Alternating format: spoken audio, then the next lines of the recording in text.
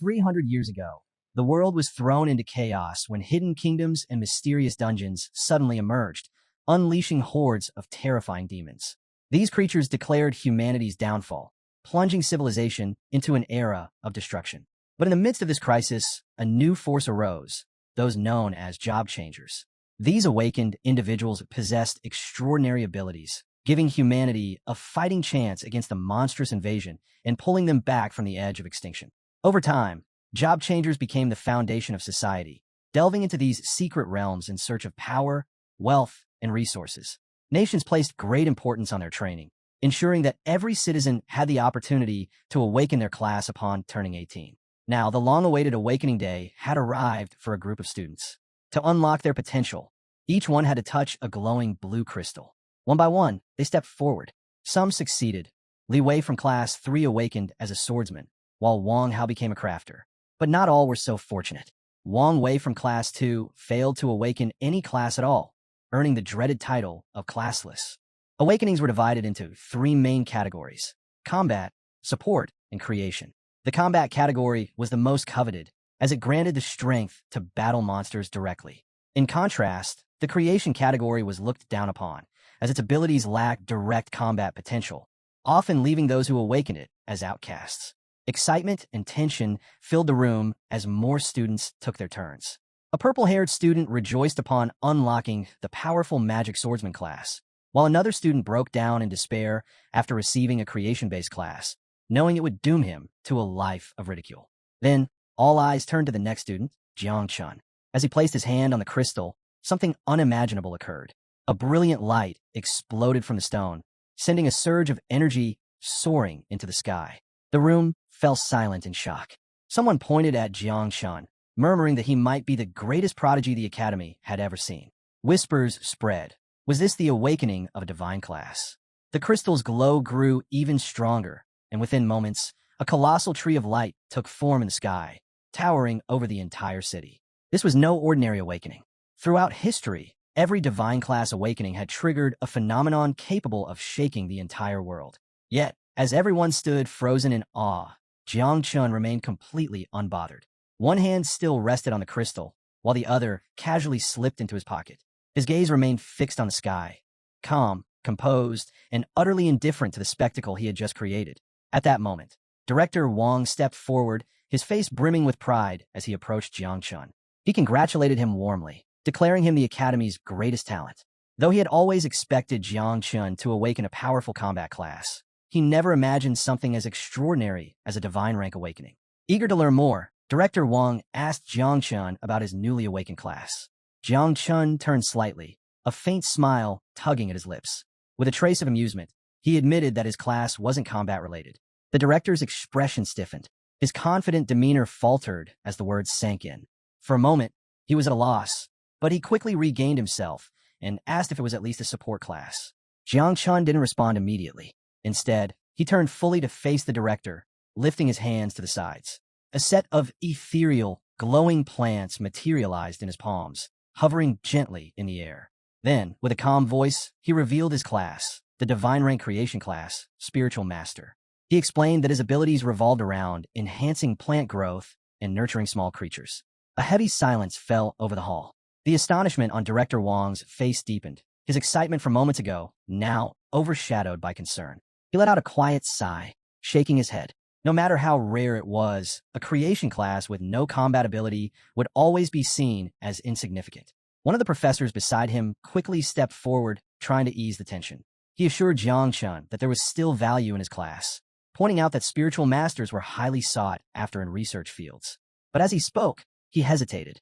The special recommendation they had planned for Jiang Chun was now off the table. Instead, he suggested an alternative, pursuing a research career. He even offered to help secure a different letter of recommendation. Before the professor could finish, Jiang Chun cut him off with a polite smile. He thanked him for the offer, then casually slid his hands into his pockets and walked away. He had no interest in their suggestions. Meanwhile, murmurs spread among the students. Laughter erupted as one of them turned to his friend, shaking his head in disbelief. What a joke, he scoffed.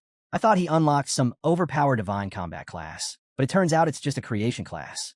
His friend smirked, raising a hand to his chin. Life's full of surprises, he mused. Everyone thought the Academy's prodigy would become a legend, but now, he's just another nobody. Jiang Chun ignored the whispers and laughter echoing behind him. With his hands still tucked in his pockets, he strode toward the exit, unaffected by the mockery surrounding him. The students continued to gossip, relishing in what they saw as a cruel twist of fate. Unbelievable, one student chuckled. Jiang Chun's been the hardest worker in the academy, always ahead of everyone. And for what? A completely useless class. Another student smirked. Meanwhile, school beauty Lin just awakened some secret combat class. She was ranked second before, but now, she might be number one.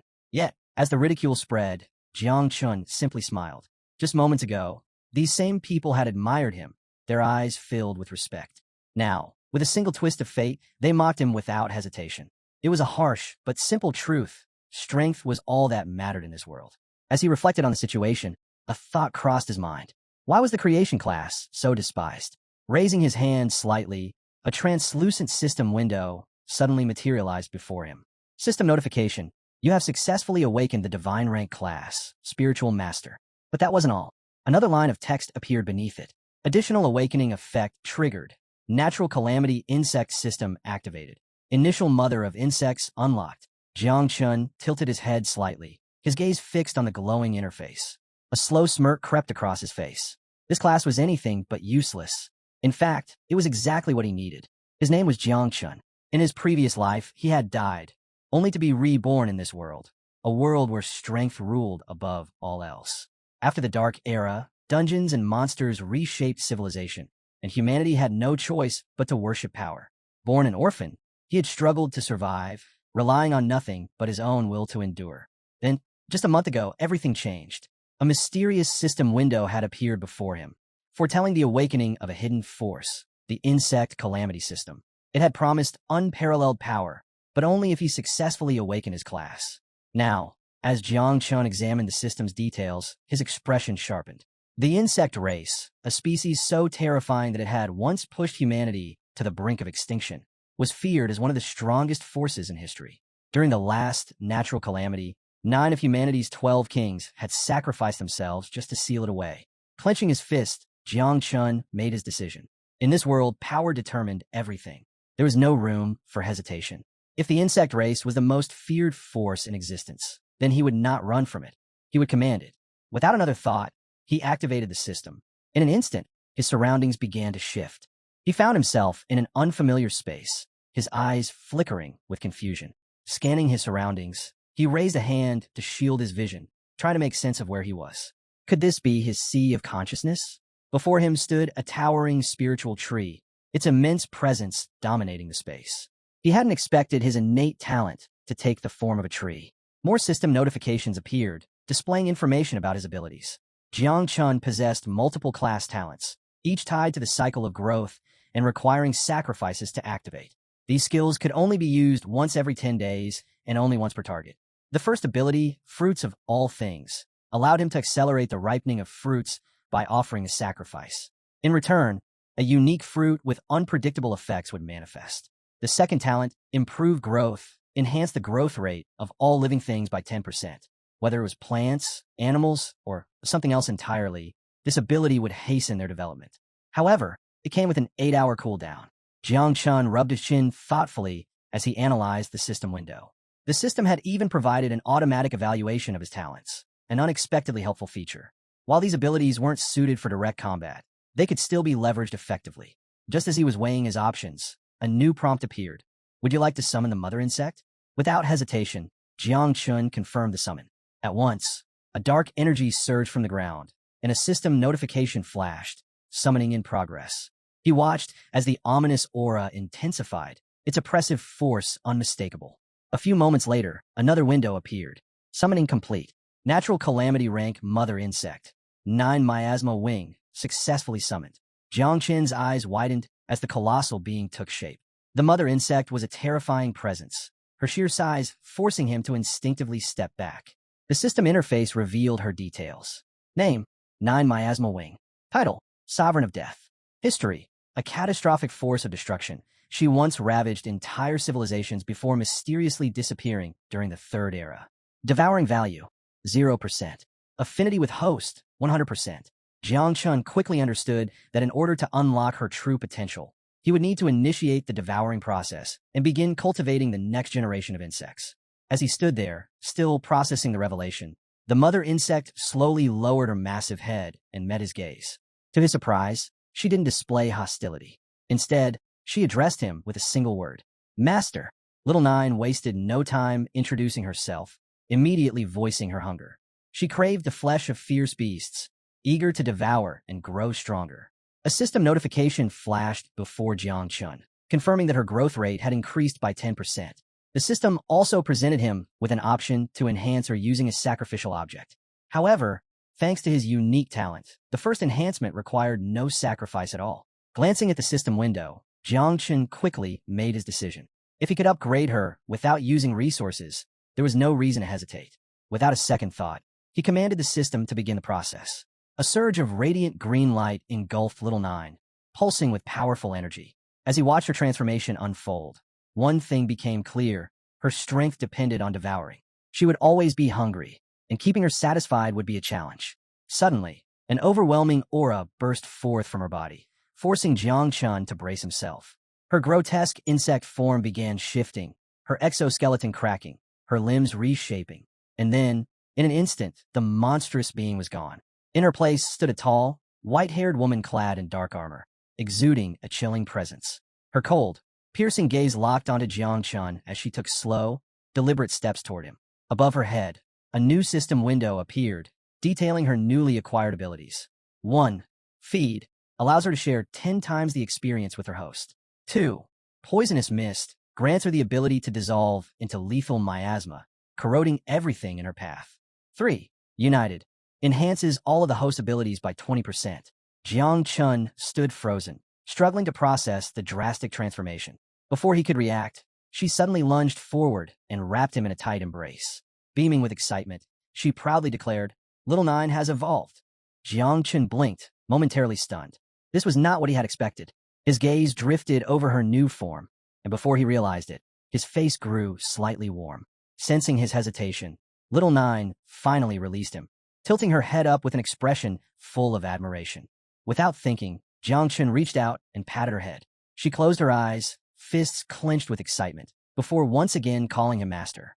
Then, with a playful yet unsettling smile, she eagerly declared, "Master, I'm still hungry. I want more flesh and blood." A status window appeared above Little Nine as Jiang Chun absent-mindedly stroked her head. Name: 9 Miasma Wing. Abilities: Poisonous Mist, Feed, Fury, Unity. Devouring value: 0%. Must be filled before offspring can be produced. Passive abilities: Experience Return, Attribute Enhancement. Jiang Chun's eyes sharpened as he analyzed the details. His spiritual master talent could accelerate Little Nine's devouring and experience gain, allowing him to grow stronger at an astonishing rate. On top of that, her passive ability boosted all his attributes by 20%. A smirk played across his lips. Who needed a combat class when he had this? Lifting his hands, he activated his abilities. At once, countless insects crawled from his palms, swarming forward like a tide.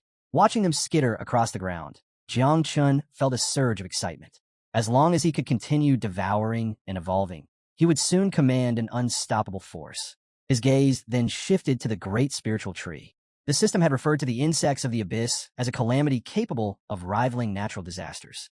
Though the full details were unclear, one fact was obvious: this power couldn't be exposed. If the world discovered the truth, he would instantly be labeled a threat to humanity. Stuffing his hands into his pockets, Jiang Chun stared at the towering tree in thought. For now, it was best to keep his true abilities hidden. He would maintain the facade of a creation class talent while secretly using Little Nine's poisonous miasma and devouring ability to hunt and grow stronger. But hiding forever? That wasn't his style. One day, he would stand at the peak, powerful enough that there would be no need for secrets. Before he could think further, the waters of his sea of consciousness trembled. Sensing the disturbance, Little Nine sprang into the air, her wings spreading wide. She scanned the surroundings before turning back to Jiang Chun with a sly grin, her golden eyes glinting with anticipation. Something was coming. A threat. A moment later, Jiang Chun snapped back to reality, his consciousness returning to the real world. And the first thing he saw made his breath hitch. A man stood before him. He was tall, towering over Jiang Chun, with jet black hair, a rugged beard, and a long scar running over one eye. His presence was suffocating, each step forward carrying an oppressive weight. Their eyes met, and Jiang Chen's instincts screamed at him. This man was dangerous. For several tense seconds, the towering man said nothing, his sharp gaze locked onto Jiang Chen. Then, in a calm but commanding tone, he finally spoke. Was the awakening phenomenon that shook the entire city caused by you?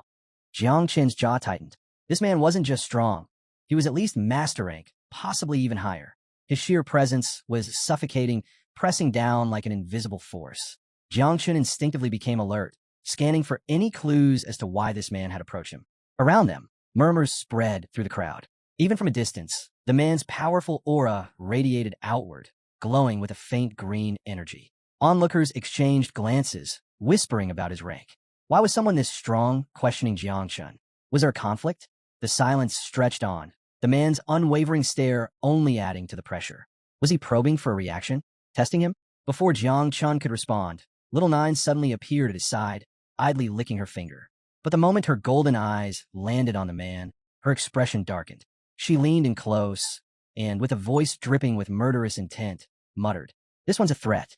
Then, as if sizing up prey, she added, "But he looks delicious." Jiang Chen's pulse quickened. Something was seriously wrong. His system instantly reacted, flashing urgent warning notifications. The insect mother had identified a high-value target for devouring. Before Jiang Chen could process the situation, Little Nine shifted her stance, preparing to attack. A surge of energy exploded outward from Jiang Chen's body. A cold, sinister force rippled through the area, sending chills down the spines of everyone nearby. The students who had mocked him earlier instinctively shielded their faces, their expressions twisting in shock and fear. "Why does Jiang Chen's aura feel so wrong?" one of them stammered. Jiang Chen clenched his fist, his mind racing. He had just realized a major flaw. When the insect mother's devouring value was too low, her aggressiveness spiked. If he didn't find monsters for her soon, she would start viewing people as prey. Yet, despite the tension, the man in front of him remained unfazed. Instead, he simply smiled. Jiang Chen's eyes narrowed. So that's it. This guy had been provoking him on purpose. But in doing so, he had unwittingly triggered Little Nine's instincts. The situation was on the verge of spiraling out of control. Taking a deep breath, Jiang Chen forced himself to suppress the insect mother's urges. A system notification popped up, confirming her temporary restraint. But this was only a short-term fix. If he didn't start the devouring process and breed new insects soon, this would only keep happening. The man kept his hands tucked in his jacket pockets, his gaze sharp as he studied Jiang Chen with clear interest. Then, after a moment, he gave a nod of approval. Despite having just awakened, Jiang Chen had already faced his test and even pushed back. That was no small feat. "You truly are worthy of a divine awakening," the man remarked. "Your future is limitless." Jiang Chen remained silent, carefully analyzing every word. A wave of relief washed over him. This man hadn't uncovered his true abilities. Taking a cautious step forward, Jiang Chen met his gaze. "Who are you?" he finally asked. The man's smile widened as he extended a hand. "Ji Gang," he introduced himself, leader of the Night Watch.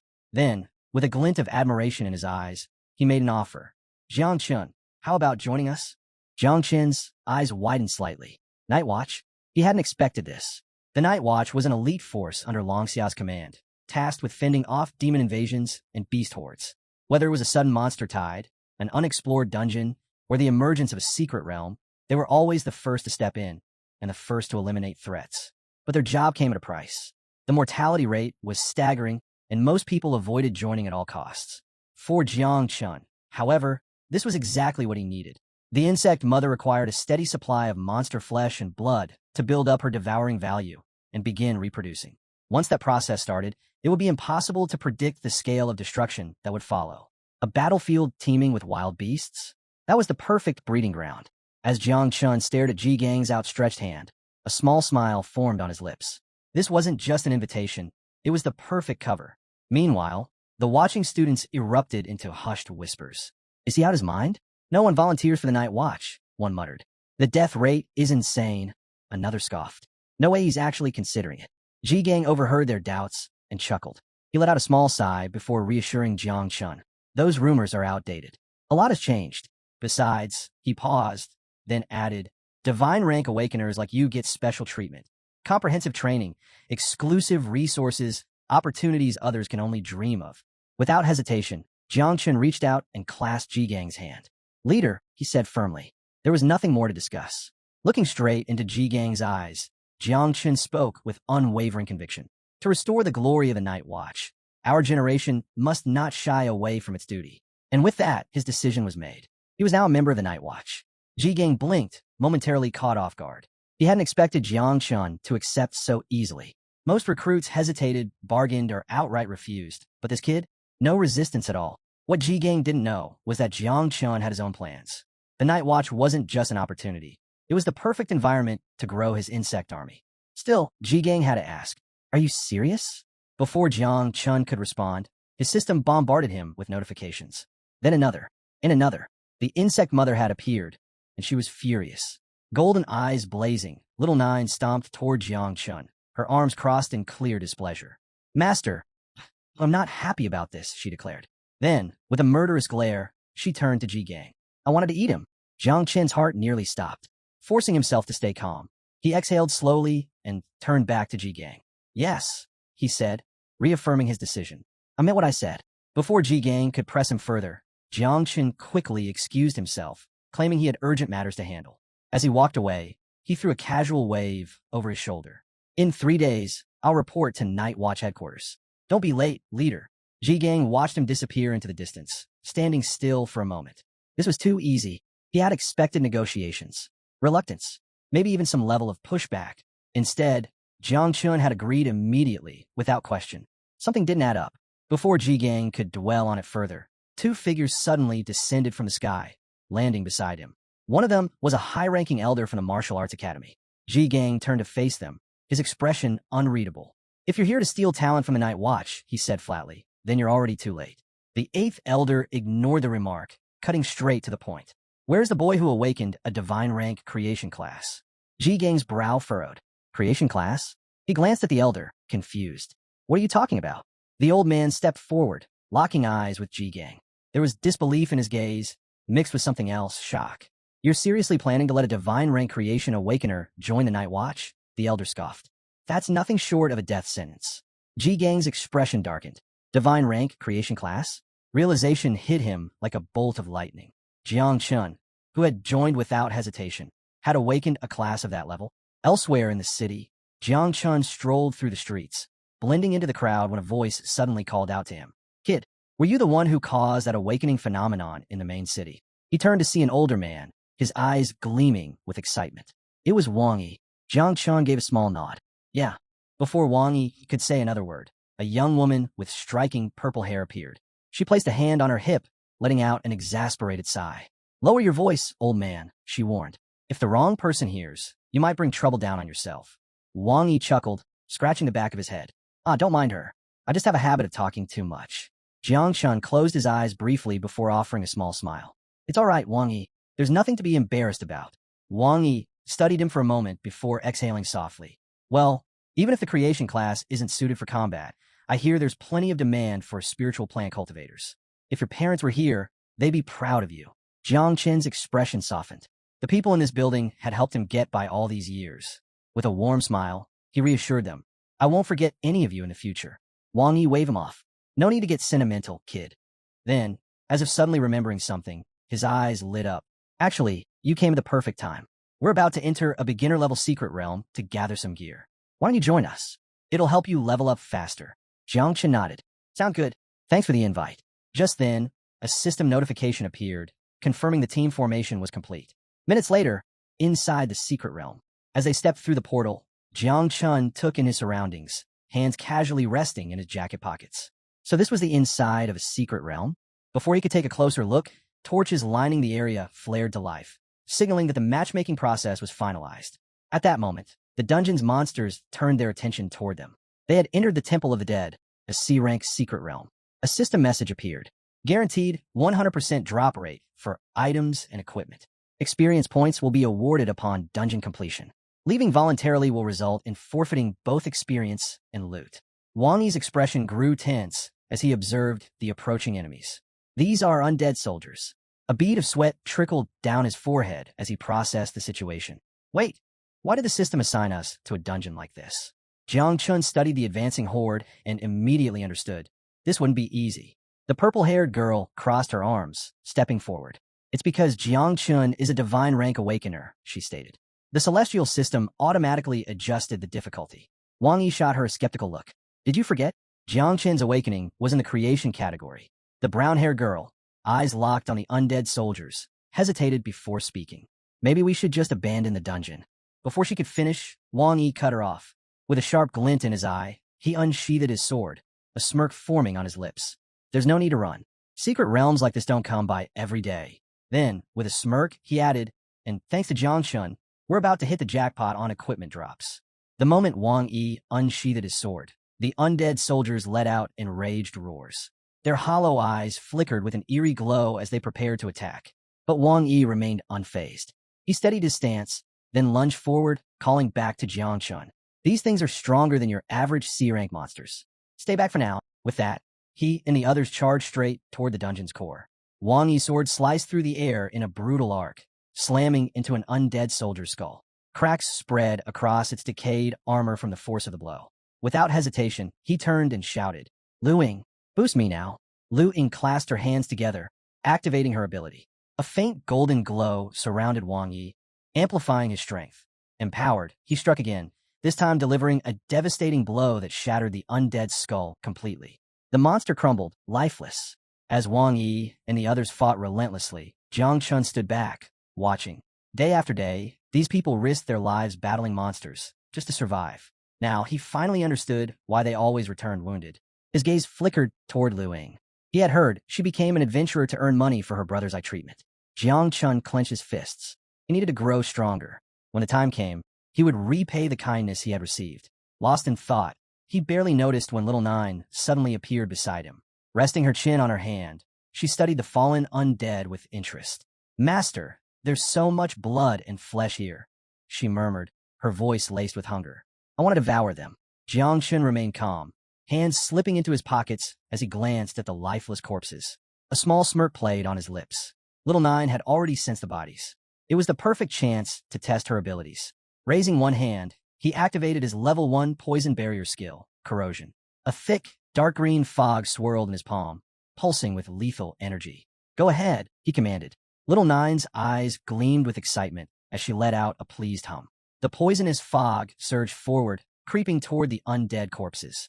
The moment the mist touched the corpses, they began to dissolve at an alarming rate. In mere seconds, the decayed flesh melted away, leaving nothing but a charred stain on the dungeon floor. Jiang Qin's gaze sharpened. This ability was even stronger than he had anticipated. A system notification appeared. Devouring successful. Devouring value +10. But there was a drawback. Since the undead were low-level monsters, the growth rate was frustratingly slow. Little Nine needed stronger prey.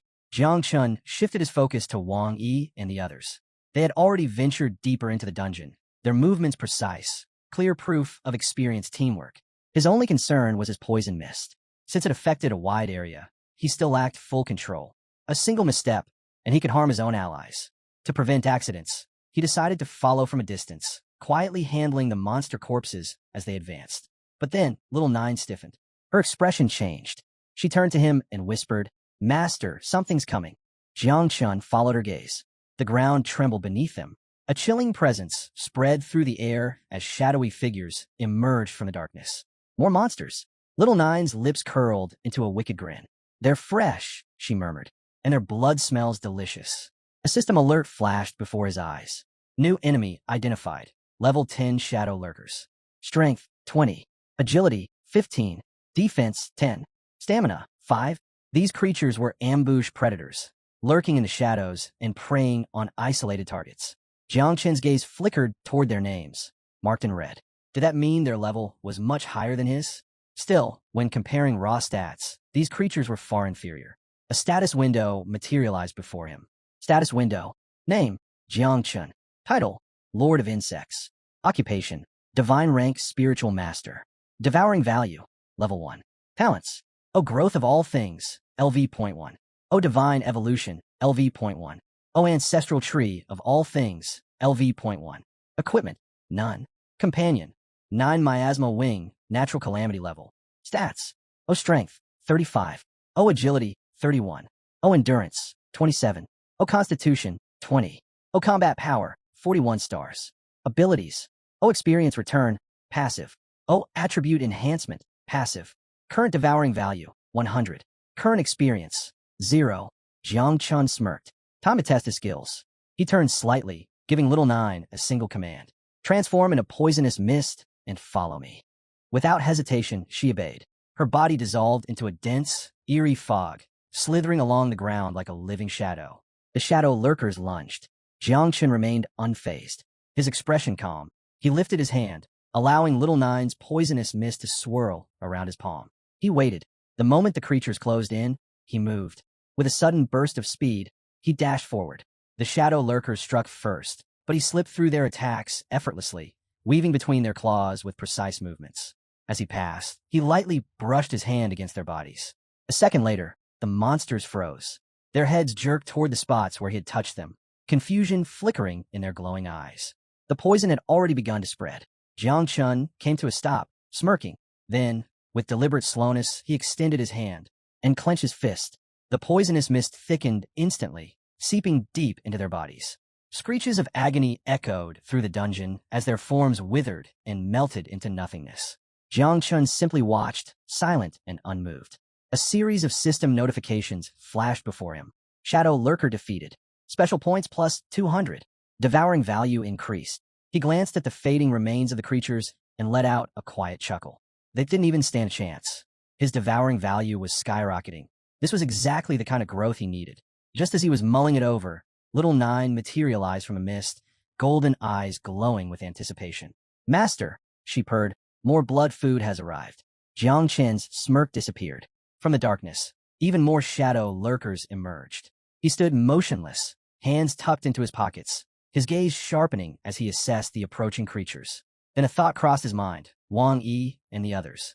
His eyes narrowed. If this many monsters were lying in wait here, how many more were lurking deeper inside the dungeon? A sliver of unease settled in his mind. He needed to check on them. Without hesitation, he made a decision. This fight needed to end quickly. Little Nine, he called, his voice calm but firm. Can you handle them? In response, Little Nine's lips curled into a wicked grin. Her form shifted, emerging from a mist, her presence radiating amusement. Extending a hand toward the incoming creatures, she let out a playful hum. Leave them to me, master. These things are nothing more than weak prey. Several minutes later, Jiang Chun arrived at Wang Yi's location. The moment he saw the scene before him, his expression darkened. Wang Yi was badly injured, blood trickling down his face. He and Lu Ying were completely surrounded. Wang Yi gritted his teeth, gripping his sword with both hands, while Lu Ying raised her arms, ready to activate her ability. But the monsters weren't letting up. They kept advancing, their sheer numbers overwhelming. Wang Yi clenched his jaw, eyes locked onto the approaching horde. They're getting stronger, he muttered. At this rate, we're not making it out of here. His grip tightened on his sword before he turned to Lu Ying, his expression grave. Find Jiang Chun and leave. I'll hold them off. Lu Ying's eyes widened in shock. What are you talking about? She protested. Before he could respond, a sudden blur of movement caught his attention. An undead soldier had slipped past their defenses. Its rusted sword gleamed as it slashed through the air, heading straight for Wang Yi's head. He sensed it immediately, but it was too fast. As he spun around, a chilling realization hit him. It was too late to block. Then, a thick, dark mist erupted. The poisonous fog wrapped around the undead soldier in an instant, corroding its body at a terrifying speed. The creature let out a ghastly screech before it melted away, dissolving into nothing. Wang Yi's breath caught. He turned sharply, stunned, and standing before him was Jiang Chun. You two all right? Jiang Chun asked, his voice calm. Wang Yi's eyes widened in disbelief. Jiang Chun? He muttered. Unbothered, Jiang Chun stepped forward. With a simple flick of his wrist, the poisonous mist surged outward. The remaining undead barely had time to react before the corrosive fog swallowed them whole. Their bodies deteriorated instantly, crumbling into dust. Silence followed. Wang Yi's grip on his sword tightened, his expression a mix of shock and confusion. Ow! His voice came out hoarse. You're in the creation class. How can you do this? Jiang Chun stopped in front of him. Energy pulsed faintly around him as he met Wang Yi's gaze with a knowing smile. I have a hidden ability called Poisonous Mist. To demonstrate, he raised his hand again. A thick, deadly fog coiled around his palm before expanding outward, consuming the last remnants of the undead in its path. But he wasn't done yet. His gaze shifted to Lu Ying and Yi Qian. Take Wang Yi and head for the portal. He's too injured to keep fighting. I'll cover your escape. The group froze. Lu Ying's eyes widened in shock. Wang Yi clenched his jaw. Even if you're a divine rank awakener. This is insane, Jiang Chun, he snapped. Lu Ying quickly nodded in agreement. You should be coming with us, not staying behind alone. As they tried to reason with him, Yi Qian remained silent, raising a hand near her lips as if deep in thought. Jiang Chun turned away from them. His aura flared, sending waves of power rippling through the air. Then, without fully turning back, he glanced over his shoulder. Relax, he said smoothly. I'll be fine. And with that, he stepped forward alone. With each step, his energy intensified, a quiet force of power as he advanced toward the approaching monsters. Just then, a system notification rang out across the secret realm. Alert! Final level conditions met. The boss of the secret realm is now being summoned. Wang Yi's eyes widened. At the same time, he watched Jiang Chun moving deeper into the battlefield, closing in on the horde of undead soldiers. His instincts screamed at him to stop the boy, but before he could speak, Lu Ying cut in. She turned to him, her expression steady yet resolute. Jiang Chun isn't reckless, she reminded him. Trust him. Wang Yi hesitated, but after a moment of thought, he sighed in defeat. With a flick of his wrist, he tossed his sword toward Jiang Chun. Take this, he said. Just make sure you return it later. Jiang Chun caught the weapon with ease, his grip firm. A smirk tugged at his lips. Don't worry, he replied. I'll bring it back. A system notification appeared. You have obtained the Novice Conqueror's Sword. Plus 25 speed. Plus 30 strength. Plus 2% attack speed bonus. Passive ability activated. Jiang Chun lifted the sword, its edge gleaming under the dungeon's eerie glow. Perfect. With this, he could extend the range of his poisonous mist. The moment the first undead soldier lunged, he was ready. The toxic mist curled around the blade as he moved, its dark energy seeping into the metal. With a swift dodge, he evaded the attack, then countered. In an instant, his sword sliced clean through the monster. The undead barely had time to react before its body corroded, dissolving into black mist. One by one, they fell. They were no match for him. After all, Jiang Chun was the best swordsman in the entire school. But then something shifted. A surge of power rippled through the battlefield. Before he could react, a far stronger presence appeared, closing in fast. A flash of steel. A monstrous figure burst forward at high speed, its blade gleaming as it struck. Jiang Chun hadn't sensed it at first, but the moment he turned, his instinct screamed. It was already too close. Thinking fast, he leapt into the air. The enemy's sword slammed into the ground beneath him, splitting the earth with a violent crack. Jiang Chun landed safely, but the enemy wasn't finished. Burning red eyes locked onto him, the monster gripping its sword even tighter. Then, in a split second, it attacked again. Jiang Chun barely raised his weapon in time. The impact was brutal. A powerful shockwave tore through his arms, sending a deep, jarring pain straight to his bones. Then, a sickening crack echoed through the battlefield. Jiang Chun's eyes widened. The Novice Conqueror's sword had snapped in half. The sheer gap in strength was overwhelming. The force of the attack sent him flying backward, but he quickly twisted midair, regaining control before landing in a sharp skid. He glanced down at the broken blade in his grip. The boss wasn't his biggest concern right now. The real problem? Explaining this to Wang Yi. Before he could process further, a system notification popped up. Boss monster, Undead King, level 15. Jiang Chun slowly lifted his gaze. And there it was. The Undead King stood before him, towering, clad in ominous black armor, skeletal fingers gripping a massive sword. Its hollow eyes met Jiang Chun's, radiating pure, killing intent. Then, its entire body trembled. In an instant, it vanished. Jiang Chun's pulse spiked. Where did it? Before he could react, an ice-cold presence appeared behind him. His instinct screamed. He spun around and froze. The Undead King was right behind him. Sword raised. Attack incoming. For the first time, a flicker of unease crept into Jiang Chun's mind. How? He muttered. How's it this fast? His body tensed. His thoughts raced. Then, gritting his teeth, his gaze hardened. He shouted one name. Little Nine. Just as the Undead King's blade came down, she appeared. With a swift motion, she caught the sword in her bare hand. Golden eyes burned with intensity as she met the Undead King's gaze. A dangerous glint flickered across her face before she turned to Jiang Chun. Master, may I eliminate him? She asked, almost too eagerly. Jiang Chun didn't hesitate. Do it. Little Nine's grin widened. Then, without so much as a flinch, she crushed the Undead King's sword with her bare hand. A massive shockwave erupted, rattling the battlefield. Extending her arms slightly, her aura surged outward in violent waves. Sensing the shift in power, the Undead King tensed. Weaponless, it had only one option left. Fight with its fists. Seizing the moment, it lunged at full speed, aiming for a decisive strike. But just as its attack was about to land, Little Nine's eyes snapped open. Her entire presence changed. The battlefield flooded with murderous intent. Then, from her back, razor-sharp tentacles burst forth. She had switched to pure offense. The undead king never stood a chance. Little Nine's tentacles lashed out like blades, cutting through its body with ruthless precision. First, she severed its left arm, then the right. Finally, with a single swift strike, she decapitated it. Without hesitation, she skewered the severed head on one of her tentacles and turned away, showing no interest in the corpse that collapsed behind her. Silence filled the battlefield. Jiang Chun stood motionless, watching in awe. A secret realm boss had just been annihilated, and yet Little Nine had remained completely unfazed. He couldn't help but smile. There was no doubt in his mind anymore. She was a monster.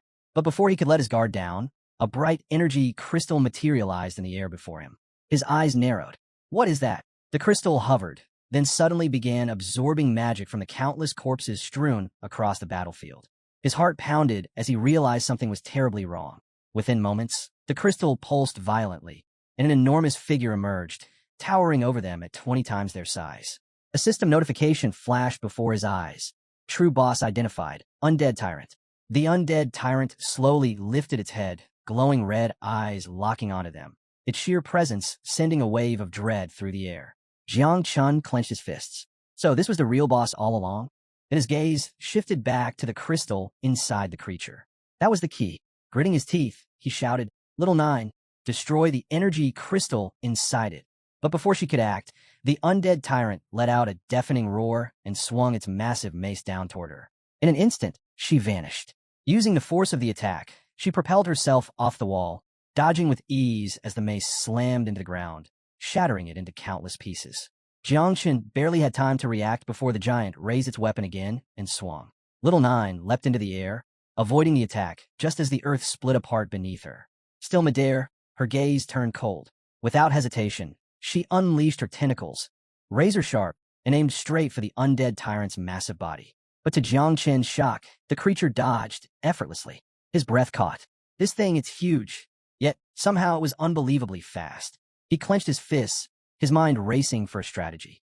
Then, his eyes landed on something.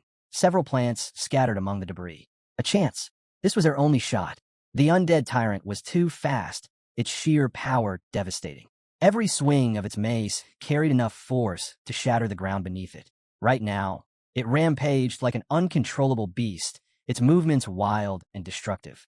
But that also meant it had a flaw. Little Nine struck again, her razor-sharp tentacles slicing through the air, but the undead tyrant spun with inhuman speed, dodging effortlessly. Using that momentum, the massive creature lunged forward, its massive form thundering toward Jiangchun like an unstoppable force.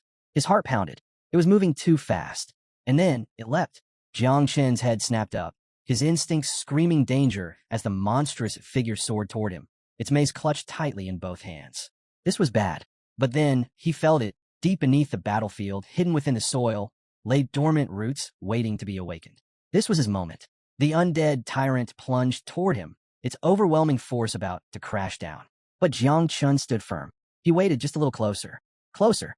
And then now, his hand shot toward the ground, and a glowing green symbol flared in his palm as he activated his spiritual master talent. In an instant, the hidden spiritual roots erupted from the earth. For massive roots surged upward, piercing straight through the undead tyrant's body, suspending it midair. The creature let out an ear-splitting roar, struggling violently, but it was already over. It was trapped. Jiang Chun stood tall, his hands still raised, radiating absolute control. His aura flared, his gaze burning with sharp determination. Without turning, he spoke, Little Nine, it's your turn. In a blink, she moved. She landed atop the immobilized beast's head, pressing one hand firmly against it while the other extended forward, claws gleaming under the dim battlefield light. Her gaze locked onto the helpless creature, her intent murderous. Understood, Master. The undead tyrant's glowing red eyes widened in realization. It knew what was coming. Panic flickered across its monstrous face as it struggled, desperate to escape. But it was too late. Before it could react, Little Nine struck. A vicious grin spread across her face as she drove her claws deep into the undead tyrant's chest. Then, with a swift flick of her tentacles, she ripped its massive body clean in half. The spiritual roots crumbled away, their purpose fulfilled, and the monster's remains crashed to the ground in a ruined heap. Jiang Chun exhaled slowly, lowering his hand as he gazed at the fallen boss. For the first time, true pride swelled within him. This battle had proven something important. His abilities weren't just for support. If used correctly, he could command the battlefield just as well as any frontline warrior. Just as that thought settled, a system notification flashed before him. Growth acceleration is now on cooldown for 8 hours. The spiritual roots gradually faded, sinking back into the earth as the battlefield returned to silence. And then, from the undead tyrant's remains, a core emerged, pulsing faintly with lingering energy. Jiang Qin's gaze sharpened. Without a moment's hesitation, he lunged forward, seizing the core before it could escape. His fingers tightened around it, and with a single decisive motion, he crushed it into dust. As the fragments scattered to the ground, he stared at his palm, his expression cold and unwavering. The battle was finally over. The silence was quickly broken by a flurry of system notifications. Congratulations! You have cleared the C-rank Secret Realm, Temple of the Undead. A moment later, the system began calculating individual contributions. After a few seconds, the final rankings appear before him. Jiang Chun, Level 0, Spiritual Master, S rank. Wang Yi, Level 12, Swordsman, B rank. Lu Ying, Level 11, Warlock, A rank. And Lin, Level 10, Boxer, B rank. With the rankings finalized, the heavenly system proceeded to generate team rewards. A glowing system window materialized before Jiang Chun, displaying several weapon options. 1 dagger, 2 scepter, 3 heavy axe, 4 light axe, 5 hammer. As the spiritual roots fully disappeared beneath the soil, Jiang Chun studied the selection screen, lost in thought. After a brief pause, he reached forward and selected the dagger. A new notification appeared. You have obtained Edmu's Swift Dagger, rank D, plus 50 attack points, plus 5% speed bonus. Bonus, 2 professional attributes related to swords. Jiang Chun turned the dagger over in his hands, testing its edge. It was sharp, well-balanced, nothing extraordinary, but solid enough.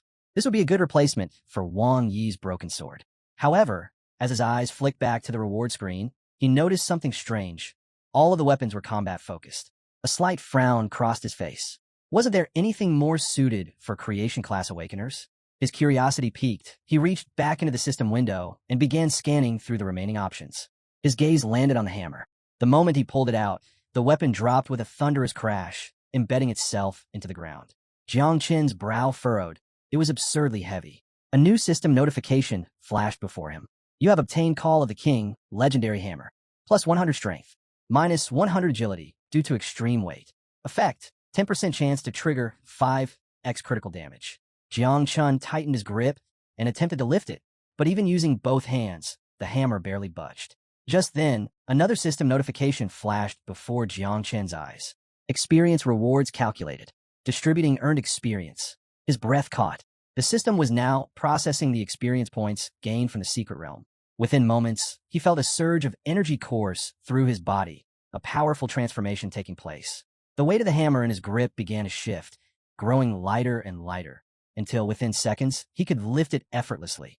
A new notification appeared. United ability activated. All attributes increased by 20%. A powerful aura enveloped Jiang Chun as his strength surged. With one hand, he casually held the massive hammer, while the other slipped into his pocket as if the weapon weighed nothing at all. He studied the hammer in his grip, testing its balance. Thanks to Little Nine's passive ability, his level had skyrocketed to level 6. And with that increase, the effects of United had amplified even further. Not only had all his attributes been boosted, but his physical combat prowess was evolving alongside his rising level. As he stood there, deep in thought, Little Nine suddenly tugged at his shirt, snapping him back to reality. She pointed at the glowing system window, eyes shimmering with curiosity, and asked if she could eat everything inside. Jiang Chun set the hammer down and met her eager gaze. After a brief moment of consideration, he shook his head. The equipment was meant for Wang, Yi, and the others to sell for money. If she devoured it all, she'd probably end up with a terrible stomachache. Hearing this, Lil Nine pouted. She placed one hand behind her back while touching her lips with the other, clearly disappointed. But her mood quickly shifted as her gaze landed on the massive corpse of the undead tyrant. Her eyes sparkled with renewed interest as she turned back to Jiang Chun, her voice filled with anticipation. Could she eat that instead? Jiang Chun had nearly forgotten about the boss's remains. The devouring value was too valuable to waste. His aura flared slightly as he turned to the towering corpse, considering her request. In the end, he gave a simple nod. It was hers to claim, after all. Without hesitation, Little Nine approached the enormous carcass. Jiang Chun observed her closely, realizing just how massive the undead tyrant truly was. If she relied on her poisonous mist to break it down, the process might take a while. But then, without warning, she stretched out her arms, closed her eyes, and murmured something about digging. Her body trembled for a brief moment before shifting. In an instant, she reverted to her true form. Now, standing in her monstrous, natural state, she locked onto the undead tyrant's remains with a ravenous gaze. Then, with a single, earth-shaking motion, she lunged forward. The sheer scale of her true form was beyond comprehension. Compared to her, the undead tyrant suddenly seemed insignificant. A chill ran down Jiang Chen's spine as he watched. With a deep, guttural roar, Little Nine sank her fangs into the corpse, devouring it with terrifying speed. The sheer force of her feeding sent powerful gusts of wind surging through the battlefield, scattering debris in every direction. Jiang Chun took advantage of the chaos, swiftly retrieving all the equipment from the system window before anyone could notice. With his hammer in one hand, he raised the other to shield his face from the forceful winds stirred by Little Nine's relentless feeding. Her deafening roar echoed through the battlefield, and for a brief moment, he couldn't help but think. If this had happened in the main city instead of a secret realm, there would have been no way to hide the commotion. As the last remnants of the undead tyrant vanished, a new system notification appeared, awarding Jiang Chun 400 devouring points. He peeked out from behind his arm, watching as the devouring value surged. As expected, consuming a boss-level creature provided a massive boost. If they wanted to push it even further, they would need to take down more monsters of this caliber. Before he could dwell on the thought, the sound of approaching footsteps snapped him back to reality. His expression tensed. Wang Yi and the others were on their way, no doubt drawn in by the noise Little Nine had caused. He quickly checked the devouring value. 8,876 points. So close to being full. Without hesitation, he rushed over to Little Nine, urging her to revert to her humanoid form before the others arrived. Grinning playfully, she nodded. Understood, Master. Jiang Chun sighed. What a waste. If only they had a little more time. Moments later, Wang Yi and the others reached them. Their eyes swept over the battlefield, immediately taking in the scattered equipment. Clear proof that Jiang Chun had taken down the boss on his own. Not wanting to draw unnecessary attention, Jiang Chun casually explained that his sword had broken during the fight, but to make up for it, he handed Wang Yi a dagger. The swordsman accepted it without hesitation, his expression shifting when he realized it was a rare item. Instantly, any concern over his damaged sword disappeared. This was more than a fair trade. Meanwhile, Lu Ying picked up a necklace from the loot and inspected it closely. After a brief pause, she remarked that it was also a rare item, something that would fetch a high price. On the other hand, Yi Qian was still in shock. She demanded to know how Jiang Chun had managed to defeat the boss by himself. Jiang Chun scratched the back of his head, offering a nonchalant answer. His poison just happened to be especially effective against monsters like this. But even as he spoke, his expression darkened slightly. The secret realm had now been fully cleared, meaning it wouldn't refresh again. If he wanted to continue increasing his devouring value, he would have to seek out another powerful boss. The desert seemed like the next logical destination. Wang Yi studied him for a long moment before letting out a quiet sigh. It was a shame. Someone like Jiang Chun, who had defeated a boss monster despite not even being level 1 yet, would be unbelievably strong once he truly started leveling up. If only he weren't heading toward the research department. Curious about Jiang Chen's next move, Wang Yi couldn't help but ask about his plans. Turning to him with a smile, Jiang Chen admitted he hadn't mentioned it before to avoid causing unnecessary worry, but he was preparing to join the Night's Watch. The revelation stunned Wang Yi. He immediately pressed for confirmation. Was Jiang Chen truly serious about enlisting in the Night Watch? Without hesitation, Jiang Chun placed a hand on his head and nodded. He would be leaving in 3 days. But before that, he intended to increase his level, which meant heading into the wilderness soon. The response sent a wave of shock through the group. Yi Qian covered her mouth, her eyes widening in disbelief, while Lu Ying reached out with a concerned expression. She warned him that the wilderness was far too dangerous, but before she could finish, Jiang Chun cut her off. Clenching his fist, he allowed a faint wisp of Little Nine's poisonous mist to seep through his palm. His voice was calm but resolute. He knew exactly what he was doing. Instead of worrying about him, they should be worrying about the real problem, the monsters lurking beyond the city's borders. Later that day, a few hours after their conversation, Jiang Chun boarded a train bound for the outskirts of the city. As it gradually slowed to a stop, the conductor's voice echoed through the carriage, announcing that all travelers heading into the wilderness should disembark. Stepping off the train, Jiang Chun pulled his cloak tightly around himself to avoid drawing attention. He paused, scanning his surroundings. Ahead, a long bridge stretched out before him, crowded with awakeners preparing for their respective journeys. The energy in the air was heavy. Some were eager, others tense, but all shared the same purpose: survival. Ever since awakening his system, Jiang Chun had noticed an unusual change in his appetite. He was constantly hungry. But what intrigued him even more was that, despite the unstable nature of his devouring value, he had discovered a curious pattern. His value increased slightly whenever he ate. Testing the theory once again, he pulled out a loaf of bread and took a bite. As he chewed, his system flickered, and sure enough, his devouring value ticked up by 2 points. Just then, little Nine materialized beside him. She glanced at the bread in his hand, grimaced, and put a hand near her mouth in disgust. Her unimpressed expression said it all. His food looked terrible. Jiang Chun smirked at her reaction. If she was this picky, he would have to find something better for her. Without wasting time, he summoned a map and unfolded it, allowing little Nine to look on as well. He hadn't expected Wang Yi to be so generous. Aside from leaving him with most of the equipment, he had also provided 2 invaluable gifts: a storage ring and a detailed map of the region. Considering that Jiang Chun was heading straight into the desert, these items would be critical for his survival. As Jiang Chun strode across the bridge, Wang Yi's warning echoed in his mind. The wilderness was deeply influenced by the heavenly way, a force that rendered all electronic devices useless. Out here, it was almost like an apocalyptic wasteland, where monsters roamed freely, constantly migrating between their nests. Even the most detailed maps had an extremely short lifespan. Without up-to-date intelligence, tracking down monsters, let alone powerful boss creatures, was nearly impossible. Glancing at the map Wang Yi had given him, Jiang Chun took note of the dominant creatures in the area. Firebirds and thunder rhinoceroses were the most common, their movements easily traceable due to their sheer size and elemental abilities. However, his eyes lingered on a particular section marked with a question mark. That was a place Wang Yi had explicitly warned him to avoid at all costs, a location believed to house an extremely dangerous nest. Instead, Jiang Chen's focus shifted to a far more suitable target: the Goblin Dungeon. It was populated with low-level monsters, had decent numbers, and, most importantly, wasn't a popular hunting ground for other awakeners. Clenching his fist with determination, he allowed a small smile to form. With a map in hand, tracking down the dungeon would be simple. Just as he was lost in thought, a sharp voice cut through the air, snapping him back to reality. "Hey, stop right there." Jiang Chen's instincts flared. Immediately on alert, he turned his head to face the speaker. A cloaked man had approached him, placing a firm hand on his shoulder with an unmistakably aggressive stance. The man's eyes were sharp, his expression unreadable, but one thing was clear. He had been calling out for Jiang Chun for a while. "You ignoring me or something?" the man demanded, his tone laced with irritation. "I just need to ask you something." His grip tightened slightly before he continued. "Have you seen a girl with golden hair around here?" Jiang Chen's gaze turned cold.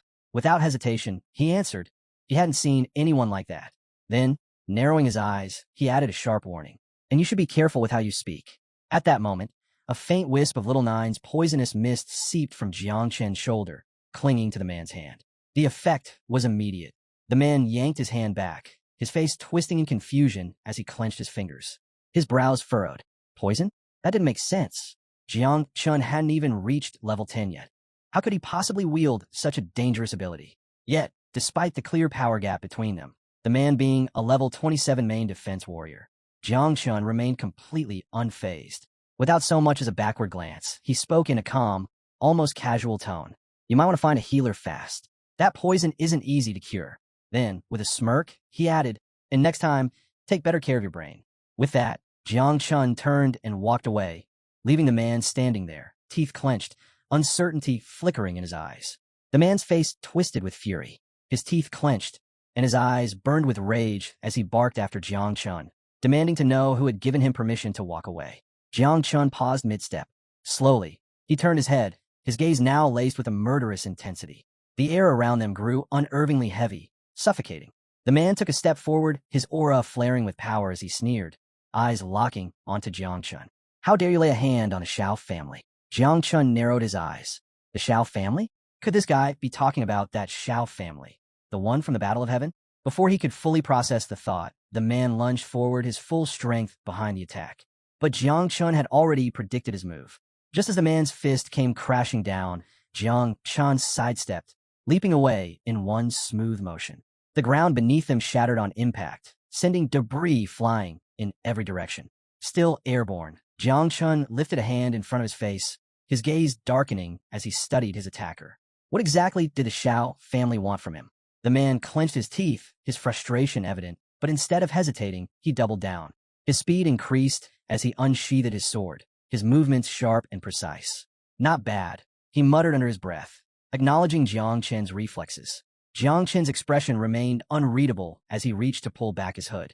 At the same time, he extended his hand to the side, summoning a swirl of little nine's poisonous mist. His voice was calm, yet absolute.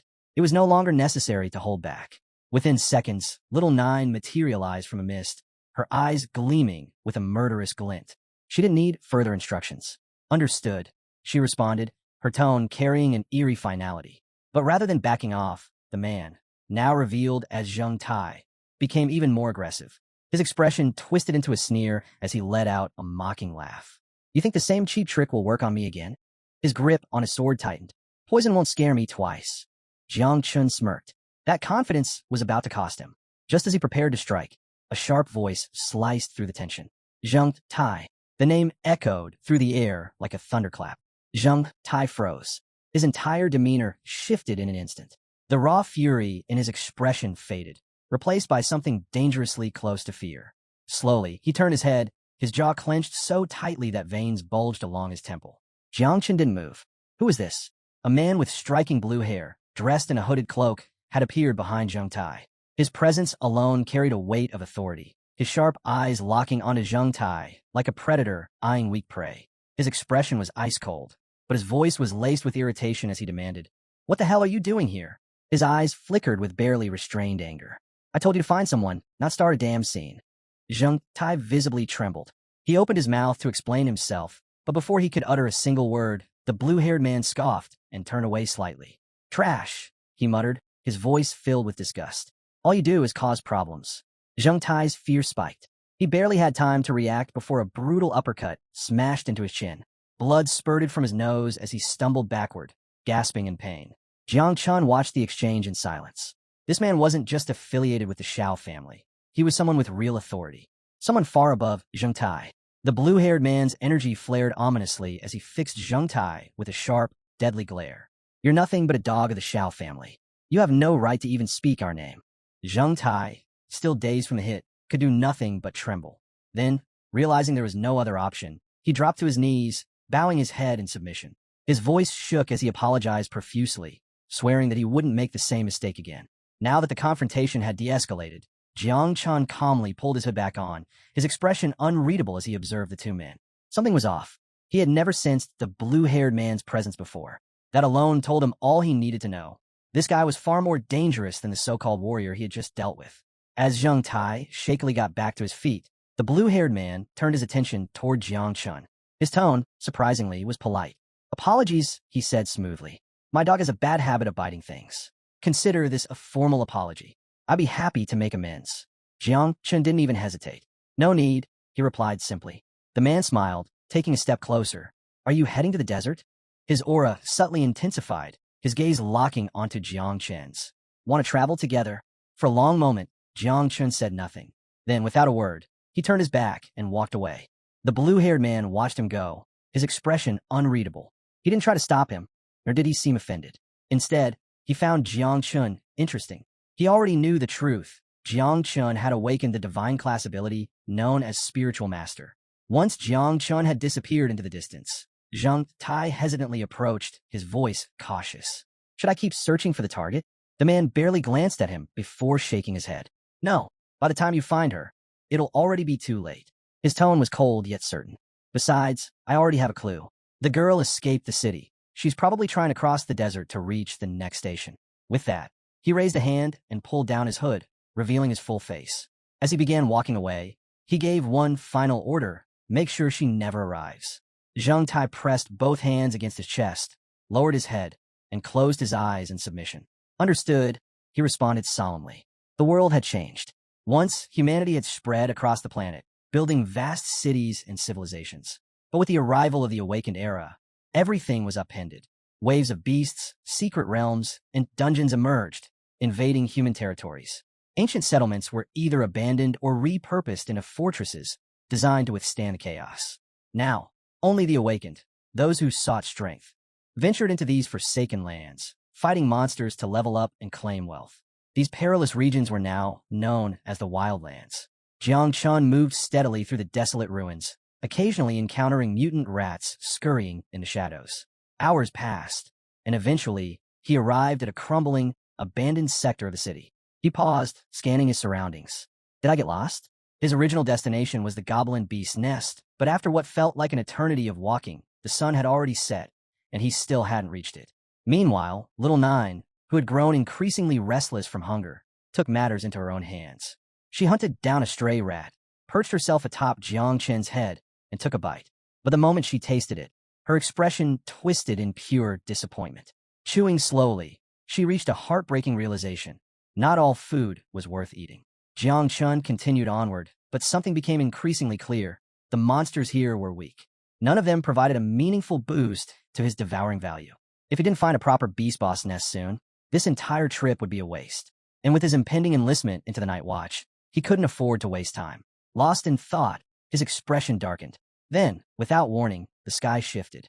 Heavy storm clouds rolled in, plunging the ruins into darkness. Within seconds, rain began to fall. Jiang Chun extended his hand, allowing the raindrops to collect in his palm. Immediately, he sensed something unusual. The rain carried traces of magical fluctuations. His eyes flickered with intrigue. This wasn't ordinary rainfall. It was proof that beast slayers had been operating nearby. A mistake in navigation had led him straight to what he had been looking for, the beast nest. Now, all that remained was hunting down a monster strong enough to finally fill his devouring bar. At that moment, something in the darkness stirred. A giant spider had been lurking nearby, and now it had sensed his presence.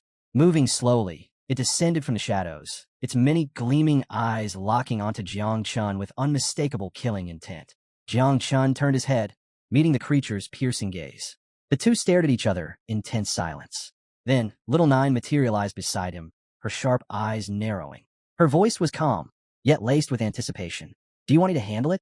Jiang Chun lifted his chin slightly, studying the monster before him. Despite its massive size, its actual level wasn't high. It was just big. Without breaking eye contact, he responded calmly, no need. As if taking those words as a challenge, the spider slammed into the ground with a heavy thud, its razor-sharp legs flexing as it prepared to strike. Its beady eyes gleamed with predatory hunger. Then it lunged, its bladed legs slashed toward him in a flurry of lethal strikes. But Jiang Chun barely exerted any effort. His movements were smooth, almost effortless. Each attack missed as he twisted and dodged with precision, weaving through the rain like a dancer. Sensing an opening, he suddenly gathered momentum and propelled himself into the air. In the blink of an eye, he was above the monster. The spider's head snapped back, its many eyes widening in pure panic. What is he doing? Before it could react, Jiang Chun clenched his fist tightly and brought it down with devastating force. Boom! The impact shook the earth, shattering the stone beneath them. The spider's massive form collapsed instantly, crushed under the sheer power of his strike. Jiang Chun remained standing atop its lifeless body, momentarily lost in thought. Then, Little Nine appeared beside him, placing a hand on her forehead as if sensing something. More monsters are coming, she warned. Her voice snapped him back to reality. He turned his head and immediately understood what she meant. The force of his attack had drawn attention. From the dark corners of the ruins, more giant spiders emerged, creeping closer. Their many eyes glowed with hunger and malice, their gleaming fangs poised to strike. Still standing atop the fallen beast, Jiang Chun calmly stretched his hand to the side. A swirl of poisonous mist coiled around his fingers as he summoned the dagger he had obtained from the secret realm. He and Little Nine locked eyes, watching the horde close in. A smirk tugged at his lips. It's time for a good meal. Jiang Chun turned to Little Nine, his expression sharp. Ready? She met his gaze, her own eyes gleaming with anticipation. Always. Without wasting another second, Jiang Chun activated Little Nine's poisonous mist and lunged forward. In an instant, he was among the spiders. His dagger flashed through the air, slicing through their bodies with ruthless precision. The mist seeped into their wounds, spreading like a deadly plague, corroding them from the inside. The battle was swift, brutal. Those that weren't immediately slaughtered collapsed moments later, their bodies convulsing as the poison did its work. By the time the last spider fell, the battlefield was reduced to a massive pile of corpses. Their levels had climbed rapidly. At this rate, they could easily level up 2 more times before making their way back.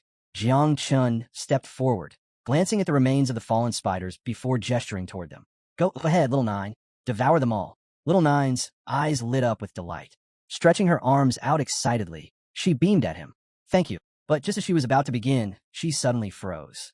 Her expression shifted as she tilted her head slightly. Her focus locked on something in the distance. Something big, powerful, and delicious is coming, she murmured. Jiang Qin's gaze sharpened. If she was this excited, then there was no doubt about it. The boss was approaching.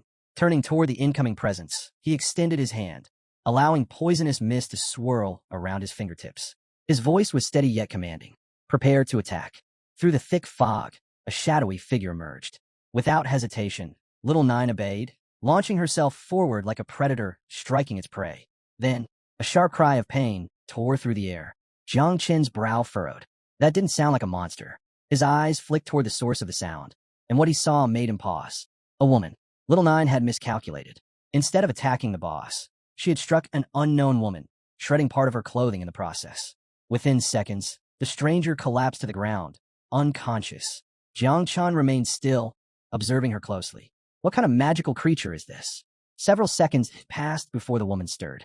Her eyes fluttered open, filled with confusion as she gazed blankly up at the darkened sky. Where am I? She wondered. Slowly, she pushed herself upright, pressing one hand against her forehead as if trying to gather her scattered thoughts. She had no memory of how she ended up in this place. Jiang Chan approached and casually sat beside her, resting his elbows on his knees. He closed his eyes briefly before flashing a relaxed smile. You're awake. The sound of his voice sent a jolt through her. Her body tensed as her mind raced. Who is he? Without a moment's hesitation, she scrambled to her feet, instinctively putting distance between them. She assumed a defensive stance, her wary eyes never leaving him. Who are you? Don't come any closer. Jiang Chun stood up as well, but remained completely calm. Facing her directly, his voice remained even and measured. Relax. I'm just a job changer. I came to the desert to hunt monsters. He paused briefly before adding, I have no intention of harming you. The woman hesitated, her sharp gaze scanning him. But then, her expression suddenly shifted. A spark of recognition flashed in her eyes. She clutched her chest with one hand while pointing at him with the other. I know you. You were the one who attacked me. Her voice carried both shock and certainty as she stared at him intently. Jiang Chun let out a small, uneasy laugh. Closing his eyes for a moment, he gave a polite smile and admitted, That was my mistake. I thought you were a monster. Hearing this, she spun toward him, her lips pursed in a pout. Seriously? How could you mistake someone as stunning as me for a monster? She huffed. That's just rude. Then, as if realizing something, her expression shifted to panic. She hurriedly ran her hands over her face, touching her nose and ears to make sure everything was still intact. Jiang Chun said nothing, quietly observing her. He had used his full strength in that attack, yet she was standing here completely unharmed. His curiosity deepened. Just who was she? Once she confirmed she was fine, she finally relaxed. With a swift motion, she raised her hand, and the golden ring on her finger glowed, releasing a faint green energy. A holographic screen flickered to life, displaying the time. The moment she saw it, her face darkened. I've wasted too much time, she muttered under her breath. Without sparing him another glance, she turned on her heel and hurried away. Jiang Chun didn't stop her, but his sharp eyes tracked her every move. Where was she rushing off to? More importantly, who was she trying to avoid? She had almost disappeared from sight when she suddenly halted. A flicker of hesitation crossed her face as she bit her nails, covering her mouth. Jiang Chun instantly sensed something was off. Without hesitation, he approached. Something wrong? He asked, scrutinizing her. Her body tensed. Still facing away, she hesitantly peeked over her shoulder, forcing an awkward smile. Oh no, there are monsters up ahead, she stammered. And since, fighting isn't really my thing, I figured I'd turn back and let you handle them. The moment those words left her mouth, her nervous act vanished. Without another glance, she casually waved over her shoulder. Well, that's that. See ya. And just like that, she bolted. Jiang Qin stood there, blank-faced. After a brief silence, he sighed. Her acting was absolutely terrible. At that moment, the rain grew heavier, and she disappeared into the downpour. Jiang Chun continued walking, shifting his focus. If there were monsters up ahead, good. He welcomed them. They were no threat to him, and each battle meant more devouring points. But there was another issue at hand. Jiang Chun turned his head slightly, his gaze darkening. Dealing with monsters was one thing. Handling other job changers? That was a different kind of trouble. The desert had always been a lawless wasteland, a place where killing wasn't limited to beasts. Many who came here weren't just hunting monsters. They were hunting people taking whatever they wanted through bloodshed and violence. His thoughts drifted back to the woman from before. Would it be worth capturing her and getting some answers? As he mulled over the idea, Little Nine suddenly materialized beside him, her expression serious as she pointed ahead. A lot of monsters are coming this way, she warned. Jiang Chen's lips curled into a grin. That's the best news I've heard all day. But his excitement was short-lived. As he turned his attention forward, his eyes narrowed in shock. From the shadows, hundreds of giant spiders crawled into view, identical to the ones he had just taken down. But towering over them was something far worse. A massive spider, much larger than the rest, loomed at the center of the swarm. Its many eyes gleamed with killing intent, locking onto him with an eerie stillness. Jiang Chen's energy flared instinctively as he analyzed the situation. This wasn't good. Fighting a few was manageable, but an entire horde? That was another story. His mind flicked back to the woman's warning. So, she wasn't lying after all. Even surrounded, he felt strangely at ease. He'd much rather face monsters than deal with the treacherous battles between job changers. Then, without warning, the swarm attacked. The air filled with ear-piercing screeches as the spiders lunged, their grotesque forms rushing toward him with terrifying speed. Jiang Chen's grin returned. Run? Why would he? These creatures were walking treasure troves of devouring points. His hands tightened around his daggers as his energy surged, a suffocating aura spilling out around him. Little Nine, he commanded, his voice calm. Release the poisonous mist. Understood. A thick, venomous fog seeped from his daggers, curling through the air like a living entity. The first wave of spiders reached him. Their fangs glistened, their jaws stretching wide, ready to tear into him. Jiang Chen didn't flinch. For a moment, he stood perfectly still, letting the mist coil around him. Then, one of the spiders lunged. In an instant, Jiang Chen vanished. Reappearing midair, he swung his blade in a single, fluid motion. The spider split clean in half. Its body dropped to the ground in two lifeless pieces, the poison seeping into its wounds before it could even react. Still hovering, Jiang Chen swept his gaze across the swarm. Something wasn't right. These spiders were faster than before.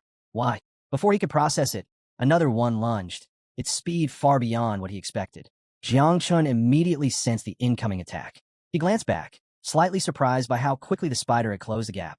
But unfortunately for the creature, catching him off guard was impossible. Just as it lunged, he moved. In a single, fluid motion, his daggers flashed through the air, slicing effortlessly through its body. The spiders remained scattered across the ground, lifeless before they could even react. Seconds later, Jiang Chen landed with a steady stance, both daggers still dripping with venomous mist. His gaze swept over the fallen bodies around him, taking in the aftermath. But something felt off. Lowering his gaze, he noticed a faint sting against his skin. A thin cut ran across his abdomen. It was barely a wound, but the fact that one of them had managed to land a hit at all was a problem. Something had changed. Suddenly, the smaller spiders surged forward. This time, they weren't just attacking at random. Their movements were precise, coordinated. Jiang Chen narrowed his eyes. They were working together. He quickly scanned the swarm, searching for the cause. Then he spotted it. A massive spider looming in the darkness, far larger than the rest. Unlike the others, its 6 glowing eyes burned with intelligence. The boss. It didn't take long for Jiang Chen to piece things together. This wasn't just another monster. This thing was controlling the swarm. And then, as if responding to its command, more spiders emerged from the shadows.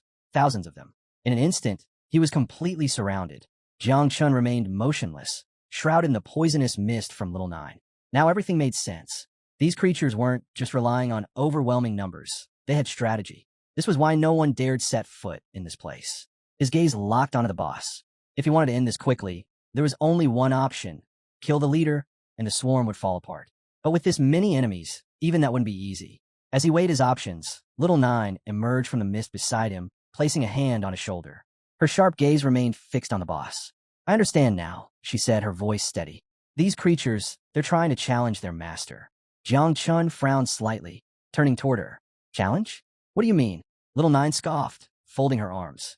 How arrogant. Without another word, she spread her arms wide, tilted her head back, and unleashed a thunderous roar. The reaction was immediate. The swarm, once moving in perfect harmony, suddenly froze in place. And then chaos. Panic set in. The spiders scattered in every direction, their formation crumbling as they desperately tried to flee. Jiang Chen blinked, momentarily stunned. Wait, they're running? Jiang Chen's mind raced. Monsters or not, these creatures were still insects. If that was the case, then, Little Nine turned to him, a smug expression crossing her face. I severed the connection between the boss and its swarm, she announced. Jiang Chun hadn't expected her abilities to work this way, but with the horde in complete disarray, their battle had just become much simpler. He tightened his grip on his daggers, a dangerous glint flashing in his eyes. Nice work, he praised. Now let's finish this. Little Nine began shifting back in her true form, her predatory gaze locked onto the boss. Understood, master. With his body still radiating poisonous mist, Jiang Chun gathered momentum and launched himself forward. In a blur, his daggers tore through the chaos, cutting down the now disorganized spiders with ease. Without the boss directing them, they were nothing more than scattered prey. And Jiang Chun, he was the predator, moving at lightning speed. He carved through the remaining monsters, his movements precise and efficient. With each slash, more spiders fell before him. The battle had shifted entirely in his favor. Then, without hesitation, he propelled himself into the air, locking onto his final target, the boss. The massive creature let out a deafening roar, its murderous gaze fixated on him. But Jiang Chun didn't falter. He met its glare with unwavering confidence, knowing this was the last obstacle in his path. More importantly, this boss held the highest devouring value. The beast attempted to defend itself, but before it could react, Jiang Chun struck. Both daggers plunged into its skull, sinking deep as Little Nine's poisonous mist infused its wounds. The boss twitched violently, but it was already over. Despite its immense size, the monster collapsed within seconds, its lifeless body hitting the ground with a resounding crash. Jiang Chun landed smoothly atop the fallen beast, his dagger still in hand as venomous mist curled around him. Staring at the lifeless corpse, he knew it was time. The moment had come to breed the swarm of insects. Just then, a system window flashed before his eyes. He had leveled up. Now, at level 14, his power evaluation had skyrocketed to 127 stars. His passive abilities and level-up effects remained active, enhancing his combat potential even further. Clenching his fist, he felt the rush of newfound strength coursing through his body. A smirk tugged at his lips. With 127 stars, his combat power was already rivaling that of a level 25 professional in the combat class. But he wasn't done yet. Glancing across the battlefield, he noticed the remaining small spiders had begun to scatter in fear. The remaining spiders weren't foolish.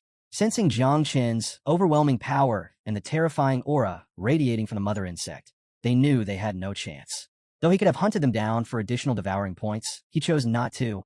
There was something far more important at hand. It was time to begin the process.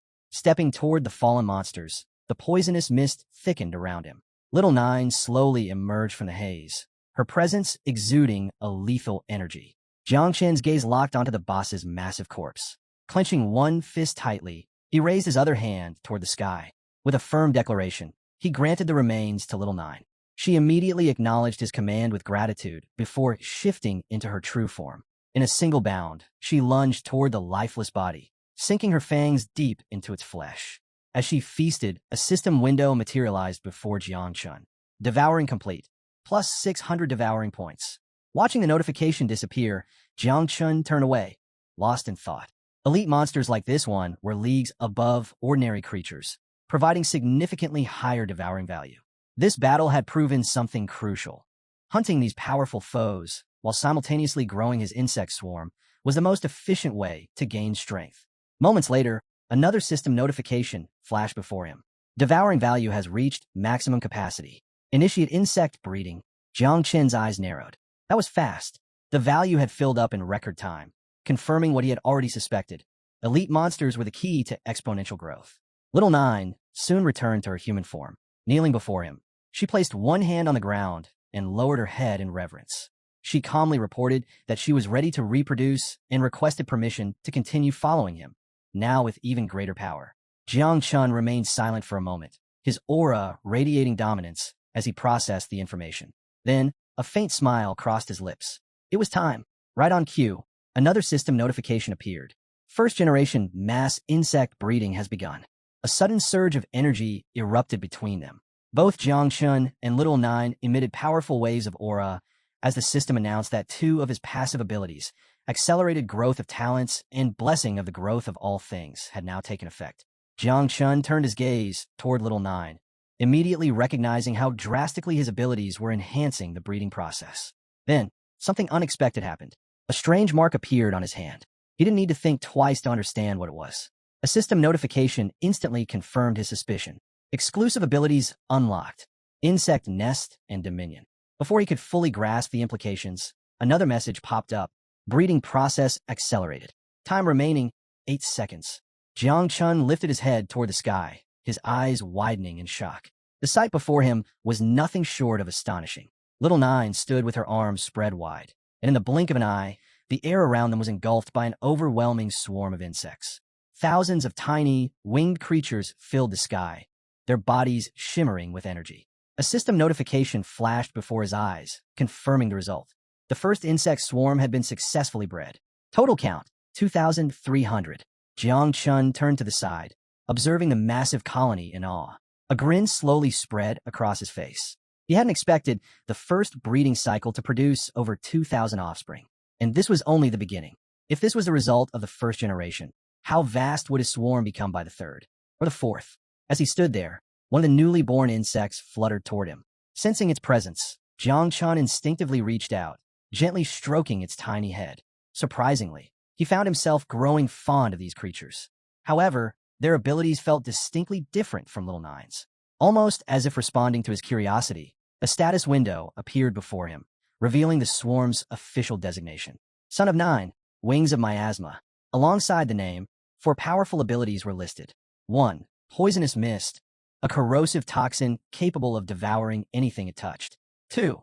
Camouflage, a skill that allowed the insects to blend seamlessly into their surroundings by reflecting light off their wings. 3. Fury, an ability that consumed devouring value in exchange for temporarily enhancing strength and speed. 4. Self-destruction, a last resort attack where the insect would detonate its body, unleashing deadly toxins and causing massive damage. Jiang Chun carefully analyzed the swarm's newfound abilities, focusing on camouflage and self-destruction. Both had immense potential in battle. With these, his swarm would be far more than just a brute force attack. They could ambush, infiltrate, and even deliver devastating final strikes if necessary. As he mulled over these possibilities, he barely noticed when Little Nine silently approached from behind. Without a word, she wrapped her arms around him in a gentle hug, her eyes closed, a soft smile on her lips. Her warmth pulled him from his thoughts. Turning slightly, Jiang Chun glanced at her, and for a brief moment, a rare sense of calm washed over him. Facing her fully, he reached out and lightly ruffled her hair. Something about her felt different now, stronger, more connected, but in many ways she was still the same. With a bright, joyful expression, Little Nine placed her hands over her chest and informed him that the insect breeding process was complete. Then, without hesitation, she clasped his arm with both hands and made an unexpected request. She wanted to rest. Jiang Chun raised an eyebrow. Rest? He hadn't expected that. Before he could ask for clarification, Little Nine's body began to fade. Startled, he looked down at his hand, watching in confusion as she completely disappeared. A system notification popped up at that moment, explaining what had happened. Little Nine had returned to the insect nest. Jiang Chun stared at the mark on his hand, then let out a small chuckle of relief. So that's how it worked. The system space was truly remarkable. It could house entire insect swarms, meaning Jiang Chun no longer had to worry about them being exposed to outsiders. With this ability, his forces could remain hidden until the perfect moment. Insect Nest was already at its maximum level, which meant it couldn't be upgraded any further. But even as it was a game changer. However, what intrigued him more was his other newly acquired skill, Dominion. He needed to test it. Extending his hand to the side, he activated the ability. Immediately, a suffocating aura erupted from his body, sending an invisible shockwave through the air. His eyes glowed ominously as the power surged within him.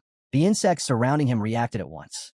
One by one, they turned toward him, their gazes filled with an eerie, murderous intent. But Jiang Chun wasn't intimidated. Instead, he met their stares with an unwavering intensity. Then, he raised his hand toward the sky. The moment Dominion was fully unleashed, the swarm responded in perfect synchrony, absorbing completely into his control. A realization struck him. Manipulating this ability was as natural as moving an arm. But what truly fascinated him was the depth of his connection. Not only could he command his insects with absolute authority, but he could also see through their senses. His perception expanded in an instant. The entire area became clear. Every shadow, every hidden movement, every lurking danger was now laid bare before him. Monsters filled the landscape, hiding in wait for their next prey. Jiang Chun turned his head slightly, observing through the eyes of his insects. A smirk formed on his lips. They were just as eager as he was. With a deadly glint in his eyes, Jiang Chun locked onto the monsters. The poisonous mist of Little Nine coiled around him as he issued a simple command. Attack! Thousands of insects swarmed forward in unison. Their first act of destruction? A nearby abandoned building. Within moments, the structure collapsed into rubble, the deafening sound echoing through the landscape. The impact was deliberate. It served one purpose: to lure the hidden monsters out of hiding. And as expected, it worked. One by one, creatures stirred from their hiding places, drawn by the commotion. Some turned their heads curiously, while others immediately began closing in, eager to investigate. Jiangchen saw no reason to wait any longer. With Little Nine's poisonous mist swirling around him, he advanced. The monsters quickly realized something was wrong. Their instincts screamed at them to run, but it was already too late. Before they could retreat, the deadly mist surged forward, engulfing them in seconds. The corrosive toxin clung to their bodies, seeping into their flesh. Agonized cries filled the air as they struggled in vain, their bodies rapidly dissolving into nothingness. The mist devoured them whole, and Jiangchen, he simply kept walking. Jiangchen walked toward the fallen creatures, his gaze locked onto their remains. With his swarm at his command, there was barely any need for him to lift a finger anymore. The poisonous mist had become even deadlier, consuming its targets faster and more efficiently. And with dominion, his shared vision with the insects ensured that no common monster could hide from him. As he watched the mist dissolve the corpses, a satisfied smile crossed his lips. Soon, he would have enough devouring value to breed even more insects. That thought reminded him. He hadn't checked how much was required for the next breeding cycle. Opening the system window, he expected to see the usual calculations. Instead, his eyes widened in shock. Something unexpected had appeared on the interface. What was this? Before he could process it, the scene suddenly shifted. Not far from Jiangchen's location, inside an abandoned warehouse, a hooded man with green hair burst through the entrance. His face was pale, his breathing ragged. Without wasting a second, he rushed forward and dropped to one knee before his leader. The tall, braided-haired man narrowed his eyes. "You're late," he said coldly. "Now, tell me, what's really going on in the spider's nest?" The green-haired subordinate swallowed hard, struggling to find his words. His voice trembled as he finally spoke, revealing the unthinkable truth. The entire spider's nest had been annihilated. A complete, merciless massacre. Not a single monster had survived. The room fell silent. Frustrated, the leader made a quick decision. If they couldn't complete their mission, they would recoup their losses another way, by robbing some unfortunate souls on their way back. One of the men beside the leader stiffened, his body tense with unease. A nervous sweat formed on his brow. Something about this situation felt off. Just as they were discussing their next move, the warehouse door creaked open. The sudden noise sent a jolt through the three men. Instinctively, they snapped their heads toward the entrance. The green-haired man tensed, his instincts kicking in as he quickly warned the others. They had an unexpected visitor. Their minds raced. Who could it be? A figure stepped forward, pushing the door open with deliberate slowness. His calm, steady voice echoed through the dimly lit warehouse. "Finally, I found some professionals." The leader's eyes narrowed. "Who are you?" The newcomer, Jiangchen. Without hesitation, he strode toward them, his movements unhurried, exuding quiet confidence. As he walked, he dropped something onto the ground with a dull thud, a severed arm. Extending his hand casually, he spoke in a composed tone. There was no need to be alarmed, he assured them. He wasn't here to start trouble, just to level up. In fact, he was even looking to trade food. The leader exhaled slightly, glancing at his men. Jiangchen was alone. That, at least, was a relief. Studying him carefully, the leader smirked and agreed to an exchange, remarking that food in the desert wasn't cheap. Then, with a casual air, he asked what Jiangchen had to offer. But not everyone was convinced. The man standing beside him tensed, his posture shifting, his stance growing more aggressive. His sharp gaze locked onto Jiangchen, his grip subtly tightening. Jiangchen remained unfazed. Stepping closer to the leader, he met his gaze directly, his expression calm. A faint smile played on his lips as he reassured them. There was no need for hostility. He claimed to have truly valuable items for trade. For a brief moment, the tense man's expression flickered, first with doubt, then with curiosity. What exactly was Jiangchen hiding? The leader, equally intrigued, gave a nod. "All right," he said, his voice laced with skepticism. "Show us these trade goods of yours." The moment those words left his mouth, the atmosphere shifted. The two men beside him subtly adjusted their grip, their hands drifting toward their swords. With eerie smiles, they slowly began unsheathing their blades. Jiangchen barely reacted. He simply tilted his head slightly, watching them from the corner of his eye, and let out an amused chuckle. As expected, he had never trusted them to begin with. Without hesitation, He activated his ring. Raising his hand, he released its contents. In the blink of an eye, several wolf spiders emerged. Their gleaming eyes locked onto the men, piercing, predatory, and ready to strike. Jiang Chun turned his back on them, his voice laced with mockery. "So do my products interest you?" The reaction was immediate. The men stiffened, their smirks vanishing in an instant. Their hands twitched, hesitating over their swords, but instead of drawing them, they instinctively stepped backward. Cold sweat trickled down their foreheads as a wave of unease washed over them. They knew exactly what these creatures were, wolf spiders. But that didn't make sense. The spider's nest had been completely wiped out. There shouldn't have been a single one left alive. Then, a terrifying realization struck them all at once. Was Jiang Chun the one responsible for the massacre? Jiang Chun, now at level 17, turned his head slightly. His eyes gleamed with an overwhelming, almost suffocating presence. A knowing smirk curled on his lips as he spoke again. "Don't think I don't know what you were planning." Then, with complete nonchalance, he strode over to a nearby rock and sat down, resting an arm on his knee. The silence that followed was unbearable. After a brief pause, he spoke again, his tone far too calm for comfort. "I'm in a bad mood right now, so I'd suggest you pick up your things and get lost." The three men didn't need to be told twice. In a blind panic, they grabbed their belongings, spun around, and bolted for the exit. As they ran, they shouted apologies over their shoulders, swearing they meant no harm and promising never to cross paths with him again. Minutes later, once the warehouse had fallen silent, Jiang Chun lazily stretched out his hand. Little Nine's poisonous mist seeped into the air, swirling around him like a living entity. He issued a single command, summon the swarm. Still seated on the rock, he lifted an arm and let the mist release 2 of his insects. The creatures fluttered into the air, their murderous gazes scanning the surroundings for any hidden threats. Jiang Chun reached for a discarded bowl nearby, sipping the leftover soup from a man who had fled. His hunger had worsened, and he realized he should have expected this. When he first obtained Little Nine, he had never considered that leading a swarm of insects would come with side effects like this. As he drank, a system notification suddenly popped up. Devouring value, 2,768/1 million. The system advised him to increase it as soon as possible. Jiang Chun frowned. Originally, he had assumed that once his insect swarm doubled, his devouring value would increase at an even faster rate. But he hadn't expected one critical drawback. The cost of the next reproduction cycle had also doubled. This complicated things. At this rate, even if he wiped out every beast nest outside the city, it still wouldn't be enough to reach the required devouring value. Even elite monsters were now just a drop in the bucket. Jiang Chun lowered his gaze, lost in thought. He recalled rumors about the Night Watch, whispers that they controlled powerful beast nests in secret realms, but none of it was made public. If he truly wanted to strengthen his swarm at an accelerated pace, there was only one option. He had to join the Night Watch as soon as possible.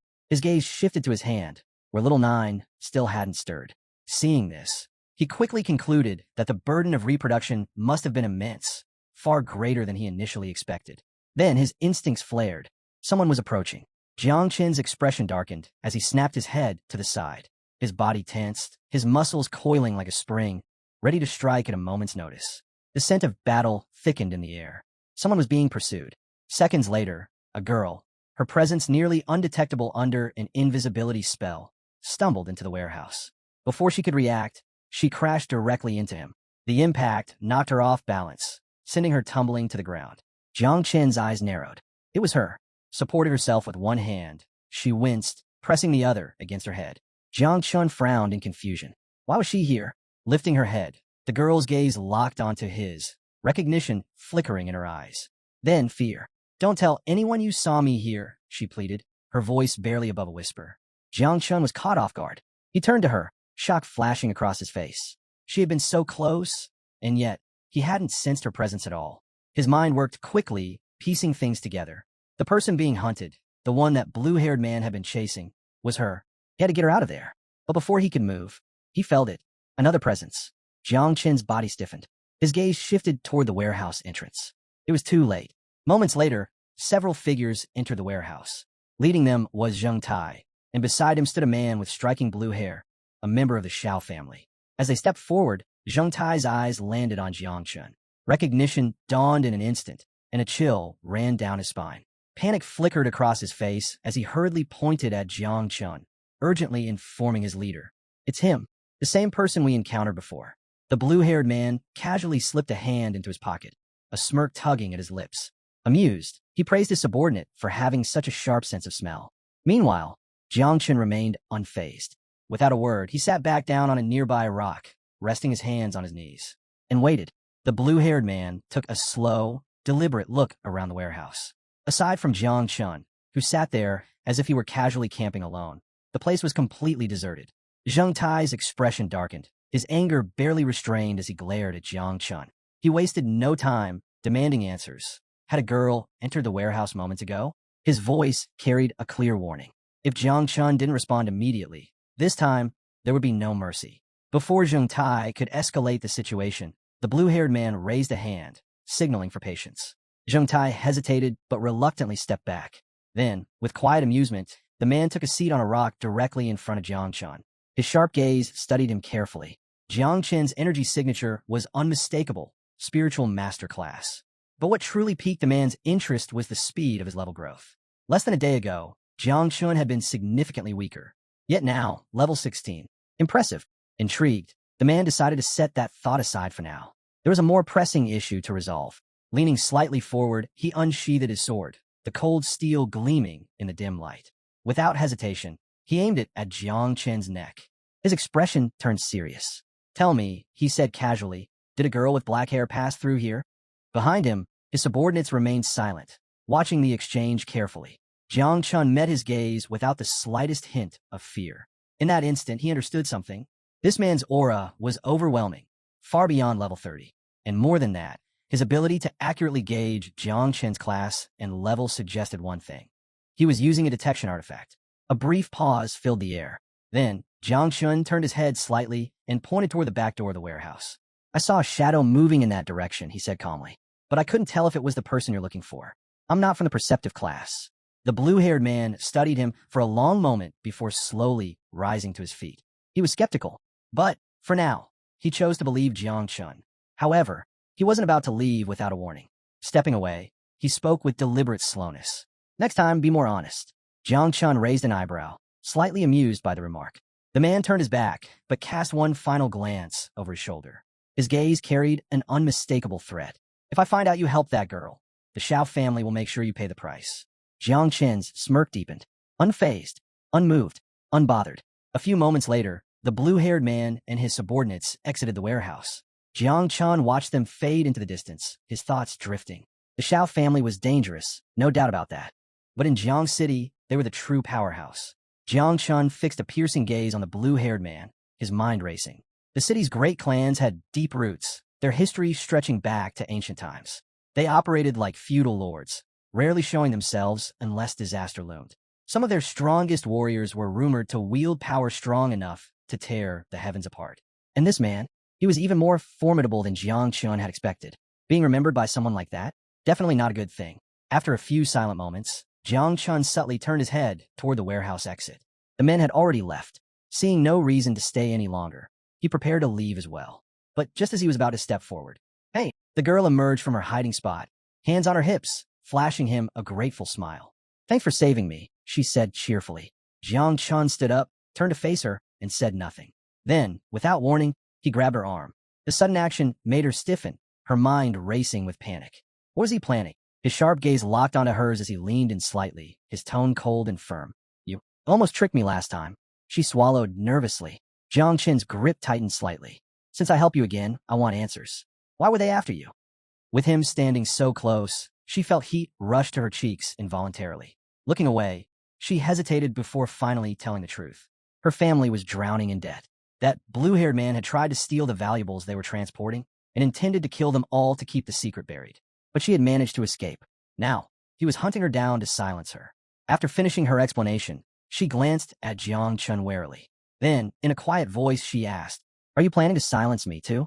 Jiang Chun let go of her arm, turned his back on her, and began walking away. Seeing him leave, she placed a hand over her chest, then slowly reached out toward him. Her voice carried sincerity. "I'll always remember what you did for me. I'll be forever grateful." Jiang Chun kept walking, his eyes closed for a brief moment, his fists clenched.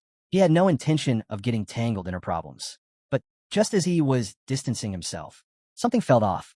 His instincts flared. He stopped. His eyes snapped open. The girl noticed it, too. Her face paled as she whispered in alarm, Someone just cast a barrier spell around the warehouse. Outside, an unseen figure gave the order. Within seconds, the shadows began to move. Jiang Chun turned his gaze toward the warehouse entrance. Escape was no longer an option, and even if the girl claimed she didn't know him, their enemies wouldn't believe her. Activating insect perception, Jiang Chun scanned the surroundings. A cold realization settled in. There was no way out. They were completely surrounded. His expression darkened as he slowly turned toward the entrance, bracing himself for the fight ahead. The girl, sensing the incoming danger, clutched her chest in fear. Then, like a storm rolling in, the blue-haired man and his subordinates reappeared. Their presence was suffocating, the air thick with unmistakable killing intent radiating from their bodies. The blue-haired man locked eyes with Jiang Chun, his expression twisted with anger. He had seen through the lie. Without hesitation, his voice came like a blade, hand over the girl. His words dripped with venom, his disgust apparent as he spat out his next sentence. "You bastard. You really thought you could deceive me." Jiang Chun stood motionless. His gaze remained fixed on the blue-haired man, his expression unreadable. Meanwhile, the girl's face drained of all color the moment she saw him. Panic set in. Fear gripped her like a vice. Her voice trembled as she finally spoke. "This man, he already stripped the Luo family of everything we owned. And yet, that still wasn't enough for him." Summoning what little courage she had left, she clenched her fists and demanded, "Why are you so determined to kill me?" The blue-haired man regarded her with eerie calm. Then, with a mocking chuckle, he responded, "Do I really need a reason?" Jiang Chen's gaze subtly shifted to the girl. "Luo family?" His eyes deepened as he studied her intently.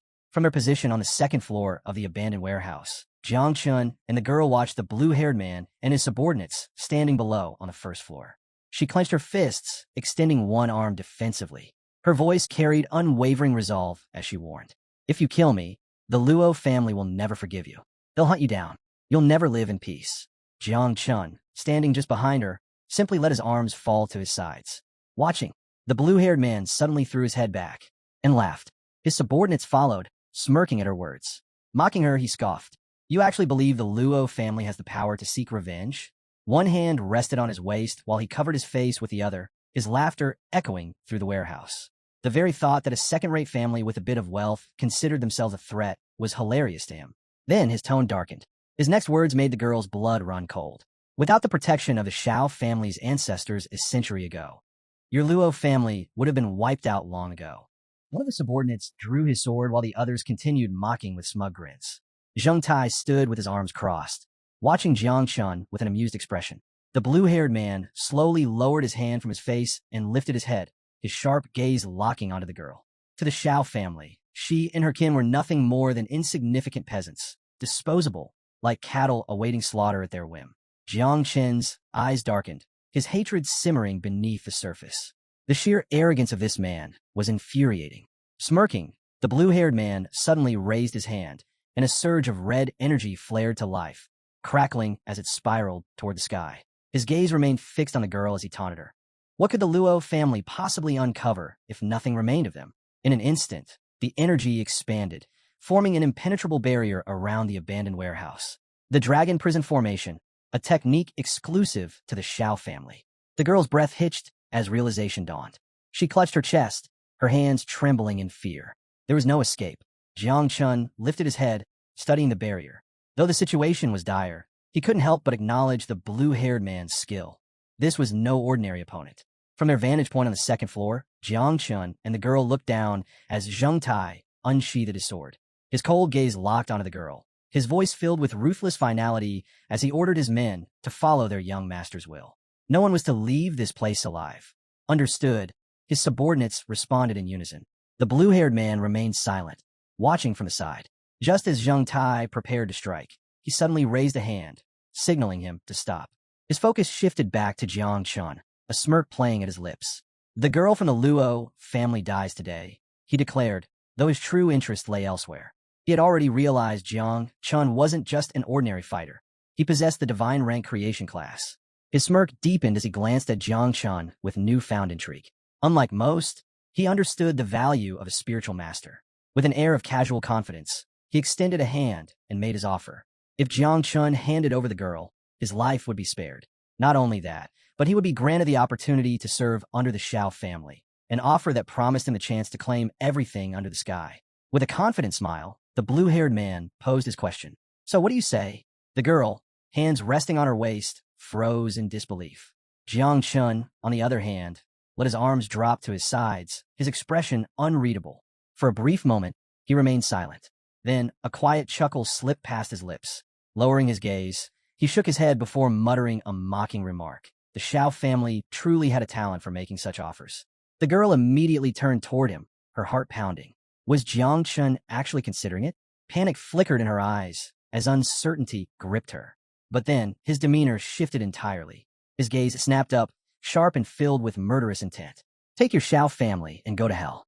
His voice dripped with contempt, his fists tightening at his sides. Almost instantly, a thick, poisonous mist began to seep from his body, its eerie aura spreading through the air. The toxic energy coiled around him like a living force, making his stance unmistakably clear. I refuse. His tone grew even colder. If you want to fight, come and get it. The girl gasped and instinctively stepped back, pressing her hands to her chest. The venomous aura curling around Jiang Chun sent a chill down her spine. She didn't understand what was happening, but one thing was clear. This was no ordinary ability. The blue-haired man's smirk disappeared, his expression twisting with anger.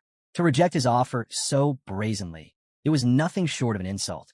His voice turned icy as he barked a single command. Kill him. Without hesitation, his subordinates launched into action. Blades were drawn, boots struck the ground, and within moments, figures surged forward, leaping through the air with deadly precision. Among them, Zheng Tai's sharp eyes locked onto Jiang Chun, his voice cutting through the chaos as he warned his comrades.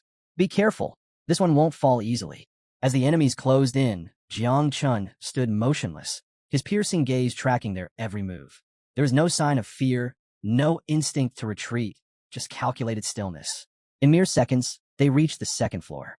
Zheng Tai's eyes narrowed as he caught sight of the poisonous mist still lingering around Jiang Chun. Wasting no time, he barked another warning. Jiang Chun was capable of using poison. A direct assault would be dangerous. Realizing that a fight was inevitable, the girl quickly took shelter behind Jiang Chun. At that moment, the poisonous mist around him dissipated. Instead, he raised his hand, and a surge of vibrant green energy crackled to life around him. His gaze locked onto Zheng Tai, unwavering as he revealed something shocking. Not only could he wield poison, but he possessed an even greater talent ability. The girl, still behind Jiang Chun, instinctively stepped back, pressing a hand to her chest. Confusion filled her mind. She had no idea what kind of ability this was. Then, without warning, green spiritual roots burst from the ground, twisting and spreading like living vines. Zheng Tai gripped his sword tightly and lunged forward, ready to strike. But the moment he glanced down and saw the massive roots surging toward him, his movements faltered. His eyes widened in disbelief. What is this? Before anyone could react, the roots coiled around him and his subordinates, trapping them in place. Panic erupted as they struggled against the sudden entanglement, their confusion mounting. Meanwhile, Jiang Chun stood firm, his hands still outstretched. With an air of calm authority, he explained, this was his ability, the evolution of all things. The roots constricted even tighter, wrapping around Zheng Tai's body with increasing force. He clenched his teeth, gripping the vines in a desperate attempt to break free. His mind raced. A divine rank class? He had known Jiang Chun could use poison, but this was something else entirely. Realizing he had no time to waste, Zheng Tai tightened his grip on his sword and, summoning all his strength, slashed at the roots. One by one, they snapped under the force of his blade. The others quickly followed suit, hacking away at their bindings. Attack the roots. They're fragile. Zheng Tai barked. The severed roots collapsed onto the ground near the blue-haired man, who idly pushed them aside, clearly unimpressed. But as his fingers brushed against them, something clicked in his mind. His expression darkened. You idiot, he suddenly snapped at Zheng Tai. This is just a distraction. But his warning came too late. While they had been preoccupied cutting through the roots, Jiang Chun had already set his next move in motion. A low hum filled the air as a swarm of insects emerged, their gleaming eyes locking onto their prey. Poisonous mist began to swirl around Jiang Chun once more as he calmly extended his hand to the side, his intent unmistakable. You're already too late. The girl, still on the ground, leaned back on her hands, her head tilting upward. The moment she saw the swarm, her eyes widened in shock. Meanwhile, Zheng Tai's subordinates remained focused on cutting the last of the roots, completely unaware of the imminent danger. Then, Zheng Tai turned slightly, only to freeze. His breath caught in his throat. Sweat gathered on his forehead, as his gaze locked onto the incoming swarm. What are those things? Before he could react, the insect surged forward with blinding speed, descending upon him and his men in a relentless assault. Reacting on instinct, Zheng Tai raised his sword to block the oncoming attack, but his confidence shattered just as quickly as his weapon. The swarm tore through the blade, as if it were nothing more than brittle parchment. He froze in disbelief, his wide eyes fixed on the broken hilt in his trembling grip. Jiang Chun had just destroyed his sword. A cold sweat formed on Zheng Tai's forehead as he took a closer look. This wasn't just poisonous mist. No, it was something far worse. These weren't mere toxins. They were summoned creatures. A sinking dread settled in his gut. Before he could fully grasp what was happening, something loomed behind him. A faint chittering noise sent shivers down his spine. His instincts screamed at him, his body stiffening as a chilling presence crept closer. He snapped his head up just in time to see it.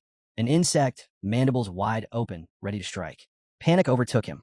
His voice broke into a desperate scream. This isn't poison, it's monsters. But his warning came too late. Jiang Chun remained still, his hand outstretched as he controlled the swarm with an eerie precision. His gaze never wavered from Zheng Tai, cold and merciless. A slow, knowing smirk tugged at the corner of his lips. He had them exactly where he wanted them. Just as the insect lunged for its prey, a sudden force crashed down onto Zheng Tai's shoulder. A foot. A voice followed, dripping with disdain. Trash. Get lost. Zheng Tai barely had time to process what was happening before confusion clouded his face. Even Jiang Chun was momentarily taken aback. Standing over Zheng Tai, effortlessly holding him down, was none other than the blue-haired leader of the Shao family. Without hesitation, the man unsheathed his sword with a single hand. Then, in one fluid motion, he launched himself forward. A fiery orange aura ignited around his body as he shot toward Jiang Chun with blistering speed. This was the first form of the king's 9 forms. Jiang Chun remained silent, his form still shrouded in Little Nine's poisonous mist. Nearby, the girl gasped, her hands flying to her mouth. Fear widened her eyes as she watched the scene unfold. Jiang Chen's head lifted slightly. In that moment, a realization hit him like a crashing wave. This man was faster than the mist. His expression tensed, his teeth clenched, and a bead of sweat traced down his temple. There was no time to think. Summoning his energy, the blue-haired man activated one of the Shao family's most formidable techniques, chasing dragons. In an instant, a massive dragon, forged entirely from spiritual energy, materialized before him. Its blazing eyes locked onto Jiang Chun, filled with pure, destructive intent. Then it struck. The sheer force of the attack obliterated the ground where Jiang Chun had stood, reducing it to rubble. Smoke and dust billowed through the warehouse, swallowing everything in a dense, suffocating cloud. The blue-haired man stood at the center of the devastation, his sword extended without a hint of hesitation. His sharp gaze remained locked on the swirling smoke, a smug grin creeping onto his face. Bastard, he muttered under his breath. He had known from the start that Jiang Chun would be a challenge. But in the end, it didn't matter. Jiang Chen's level wasn't high enough, and his speed couldn't compare. With this sword alone, he was certain he could finish the job. But then, as the dust began to settle, something changed. His body tensed. His breath caught in his throat. Because when the smoke finally cleared, he saw something that made his blood run cold. Jiang Chun was still standing. The only reason he was alive was because of the girl. She had used her hidden profession ability, Earth Eternal Shield, just in time to conjure a barrier. But the strain was clear. Her trembling hands were still outstretched, her face pale as cracks spread across the shield's surface like fractured glass. Blood trickled from the corner of her lips as she turned to Jiang Chun, her voice barely above a whisper. It hurts. Jiang Chen's eyes widened. He had never realized she was a defensive type. Meanwhile, the blue-haired man, who had all but dismissed her existence, now seethed with rage. His attack had been stopped. His teeth clenched, his gaze darkened, and without a second's hesitation, he prepared to strike again. But Jiang Chun saw his chance. Without wasting a moment, he extended his hand to the side, releasing a thick poisonous mist. Then, with a swift movement, he landed on the ground, ready to counter. Just then, a panicked voice rang out. Be careful! One of the blue-haired man's subordinates collapsed on the ground, reached out desperately. The leader barely turned his head before realizing what the warning was about. Dozens of Jiang Chen summoned insects were closing in fast. Reacting in an instant, he reached for the nearest subordinate and yanked him forward. The man barely had time to gasp before he found himself thrown ahead, used as a human shield. The swarm, too single-minded to recognize the trick, sank their fangs into the unfortunate man instead. A blood-curdling scream tore through the warehouse. The sheer force of the attack sent both bodies flying backward. When the chaos settled, the blue-haired man dropped to one knee, his sword digging into the ground for support. Blood dripped from his mouth as he coughed, his gaze lowered. From the second floor, Jiang Chun watched in silence, his expression unreadable. But inside, a single thought ran through his mind. What a disgusting bastard. Without hesitation, he had sacrificed his own subordinate. The fallen man, now lying in a pool of his own blood, let out a weak, ragged cough. His chest had been torn open, his body on the verge of collapse. Yet somehow, he was still clinging to life. The blue-haired man turned slightly, casting a brief glance at his dying subordinate. "You endured well," he muttered. Slowly, he rose to his feet and took a step forward, but not before looking back at the lifeless body behind him. "I didn't train you for nothing," he added coldly. "You were strong, but strength alone wasn't enough." Moments later, the man drew his final breath. Ignoring the corpse entirely, the blue-haired man reached into his pocket, retrieved a dragon yuan pill, and swallowed it without hesitation. He hadn't expected to be pushed this far, but Jiang Chun had forced his hand. The pill's effects kicked in almost instantly. His energy surged, a wave of power pulsing through him. With slow, deliberate steps, he advanced toward Jiang Chun, dragging his sword along the ground. The blade scraped against the stone, its sharp edge carving a harsh, grating sound into the air. Small rocks trembled and lifted from the ground, responding to his overwhelming aura. Jiang Chun's senses sharpened. Recognizing the danger, he immediately shifted into an offensive stance. Nearby, the girl remained on the ground, gripping the wound on her arm. She barely moved, her breathing shallow. The blue-haired man lifted his sword, pointing it directly at Jiang Chun. His eyes burned with pure, murderous intent. "This next strike," he growled, his voice thick with killing intent, "will take your head." Jiang Chun didn't flinch. His gaze remained steady, locked onto his opponent, his body tensed and ready.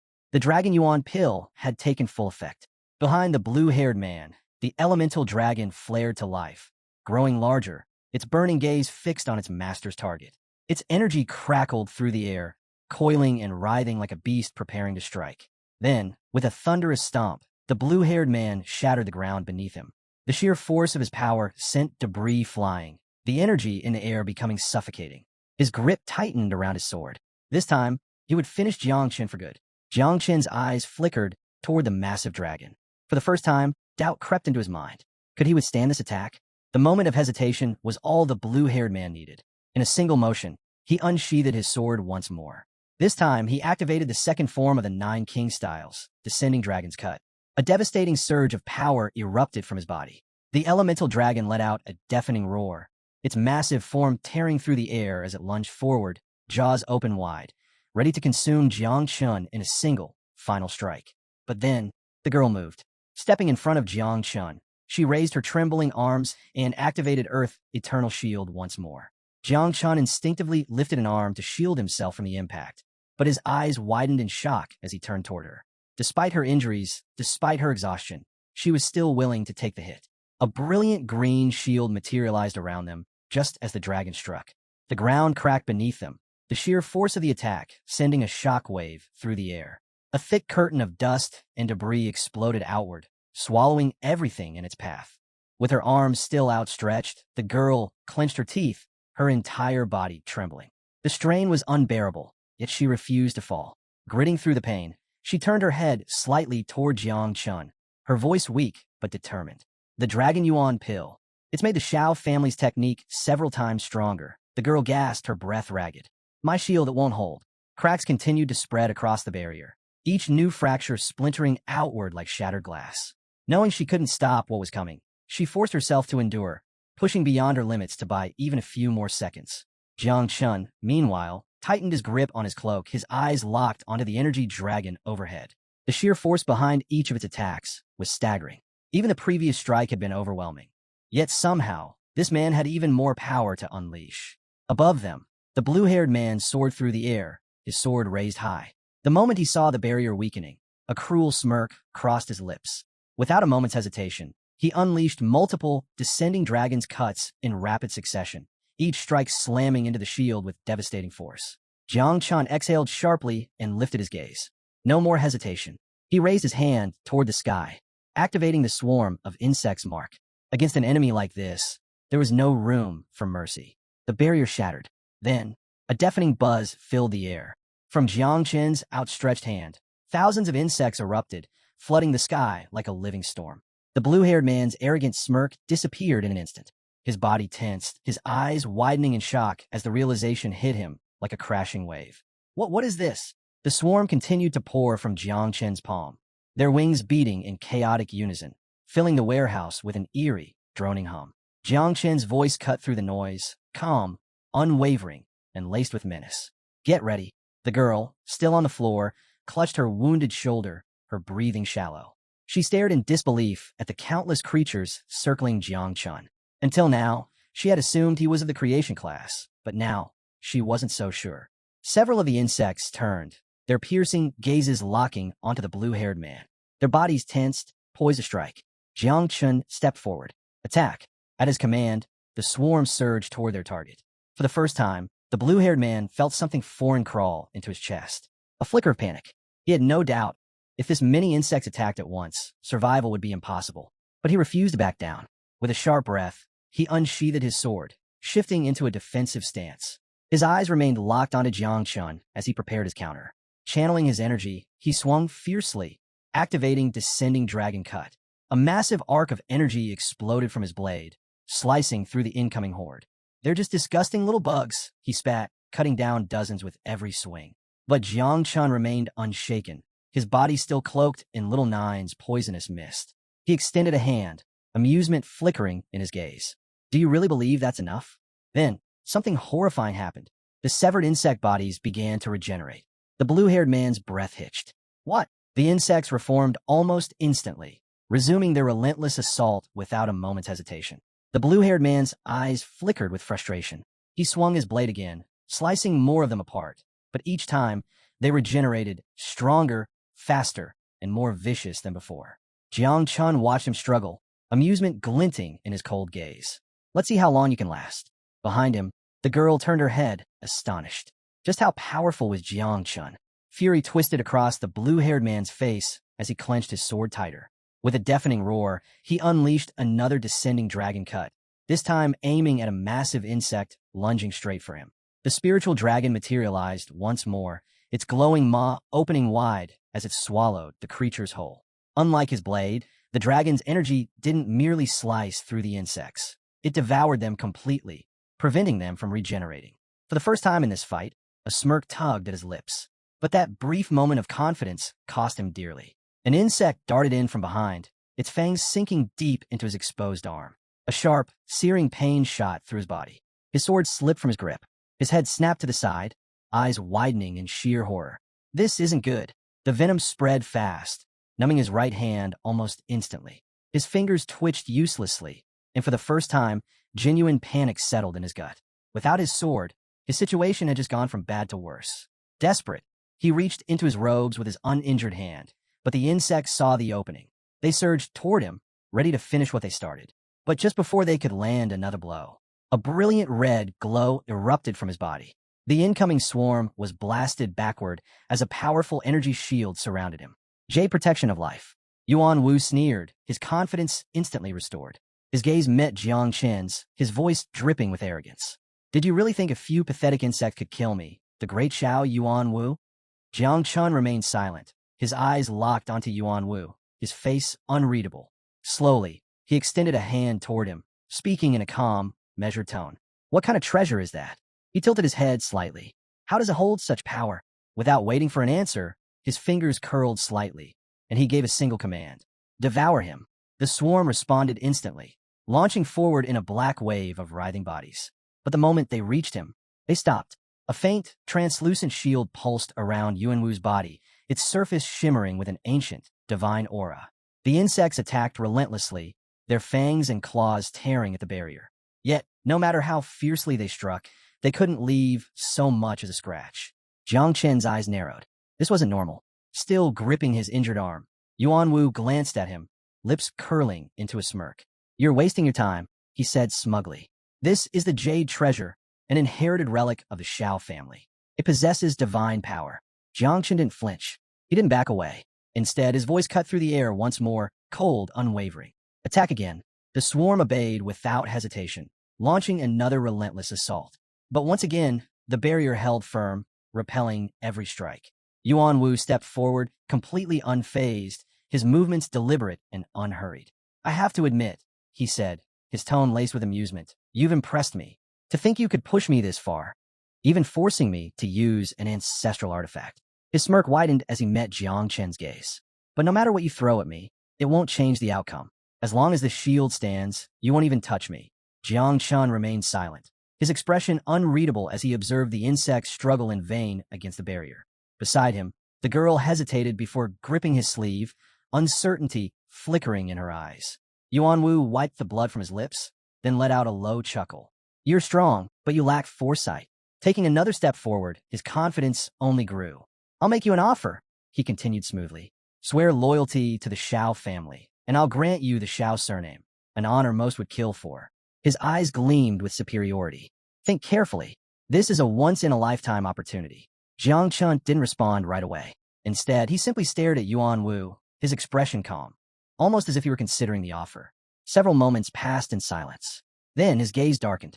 A quiet, simmering fury lurked beneath the surface as he looked at Yuan Wu, a man so intoxicated by his own power that he failed to realize the danger closing in on him. The girl glanced at Jiang Chen, noticing the subtle shift in his demeanor. Her brows furrowed in confusion. What was he thinking? Yuan Wu extended a hand, his smirk unwavering. Enough with the pride, he said. Whether you accept or not doesn't matter. Even if I spare you today, the Shao family's influence stretches across the entire nation. You can't run. You can't fight us. Eventually we will. Jiang Chen suddenly interrupted, his voice smooth yet sharp. Didn't you say something earlier? Yuan Wu frowned slightly, caught off guard. Jiang Chen's lips curled into a smirk. You said no one can investigate something if there's nothing left to find. For the first time, uncertainty flickered across Yuan Wu's face. Jiang Chen tilted his head slightly. So, tell me, what happens if you die here, leaving no trace behind? A thunderous impact shook the ground. Yuan Wu's eyes widened as he instinctively turned. From deep within the insect swarm, something massive emerged. A grotesque, towering tentacle slammed into the ground behind them, the sheer force of it fracturing the stone beneath. His breath caught in his throat. What? Yuan Wu's body went rigid, his pulse hammering in his chest. Slowly, he lifted his gaze. Towering above him, emerging from the writhing swarm, was the insect mother. She was monstrous. Her twisted, towering form cast an overwhelming shadow across the battlefield, her many eyes gleaming with a predatory hunger. The girl gasped, her knees giving out as she collapsed onto the ground, staring in sheer horror. Yuan Wu, too, felt his entire body tense, cold sweat trailing down his face. And for the first time in his life, he felt fear. Jiang Chen's expression remained cold, unwavering. His voice was calm, yet absolute. Devour him. At his command, Little Nine let out a delighted hum, her serpentine form slithering forward with eerie excitement. Finally, she purred. I'm starving. Yuan Wu's face twisted in sheer terror. A fear unlike anything he had ever known gripped him as the monstrous creature loomed over him, her writhing tentacles curling hungrily in the air. Then, with a wicked smile, she struck. Her massive tentacle slammed against Yuan Wu's barrier with crushing force. The impact sent him hurtling backward, his body smashing through the warehouse wall, shattering it into rubble. A blood-curdling scream ripped from his throat. This can't be real, he gasped, his voice trembling. What kind of monster is she? Jiang Chen, completely unfazed, responded with chilling indifference. She just finished reproducing. You, and that jade treasure of yours? You're exactly what she needs to satisfy her hunger. Yuan Wu's breath hitched. Little Nine wasted no time. Her tentacles lashed out again and again, each strike unleashing shockwaves that sent dust and debris billowing into the air. The warehouse trembled under the sheer force of her relentless assault. Yuan Wu's so-called impenetrable shield cracked. His confidence shattered along with it.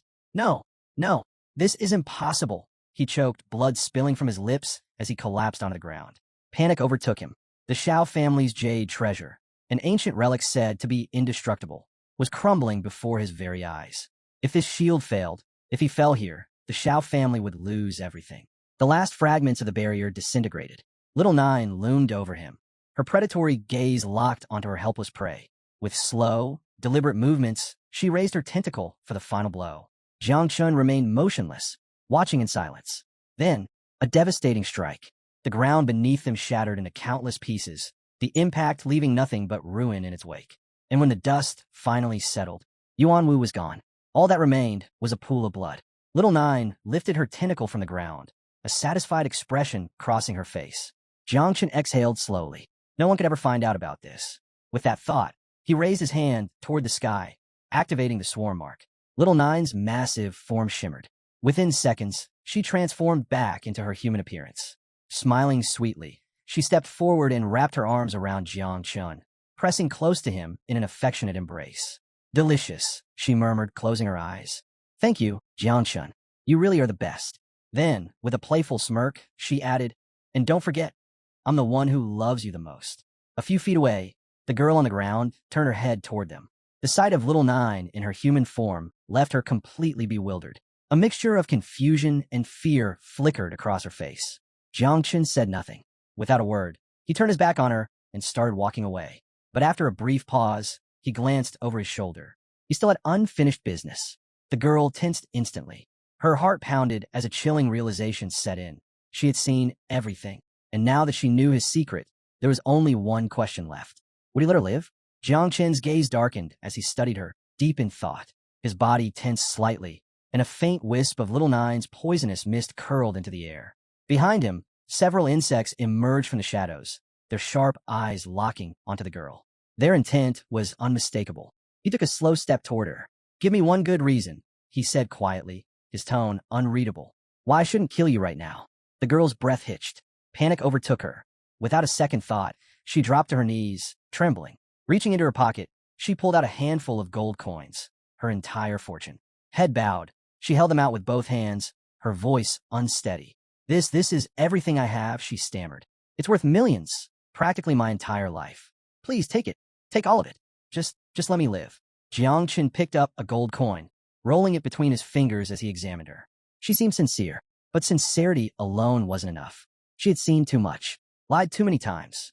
Killing her would be the safest choice. Sensing the danger, she suddenly sprang to her feet, eyes shut tight.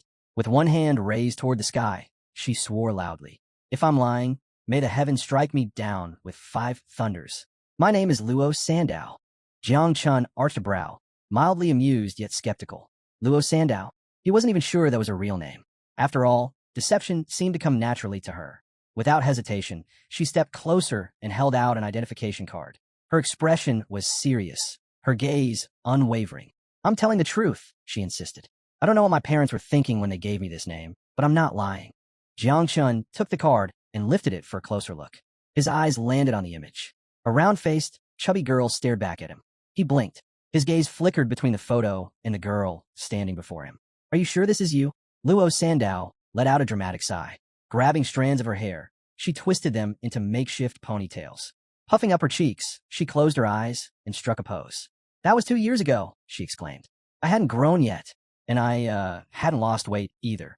Jiang Chen stared at her for a long moment. Then, a deep, genuine laugh erupted from him. He turned away, shaking his head as he laughed out loud. Even the insects hovering behind him seemed momentarily confused. Jiang Chen took a deep breath, regaining his composure. His laughter faded, and his expression turned serious as he looked at Luo Sandow once more. Still, he said, his voice calm yet firm, I can't trust you. His gaze darkened. This secret is something only the dead can keep. Before he could finish his sentence, Luo Sandow suddenly leaped forward. A portal appeared beside her as she activated her storage ring. Without hesitation, she reached inside and pulled out a scroll. Jiang Chen's eyes narrowed slightly as she approached, her usual carefree demeanor replaced by an unusual seriousness. Don't worry, she said, gripping the scroll tightly with both hands. His gaze flickered toward it. What is that? She carefully unrolled the parchment, revealing intricate markings along its surface. This is a sealing scroll, she declared. Jiang Chen's expression shifted slightly. She continued, her voice unwavering.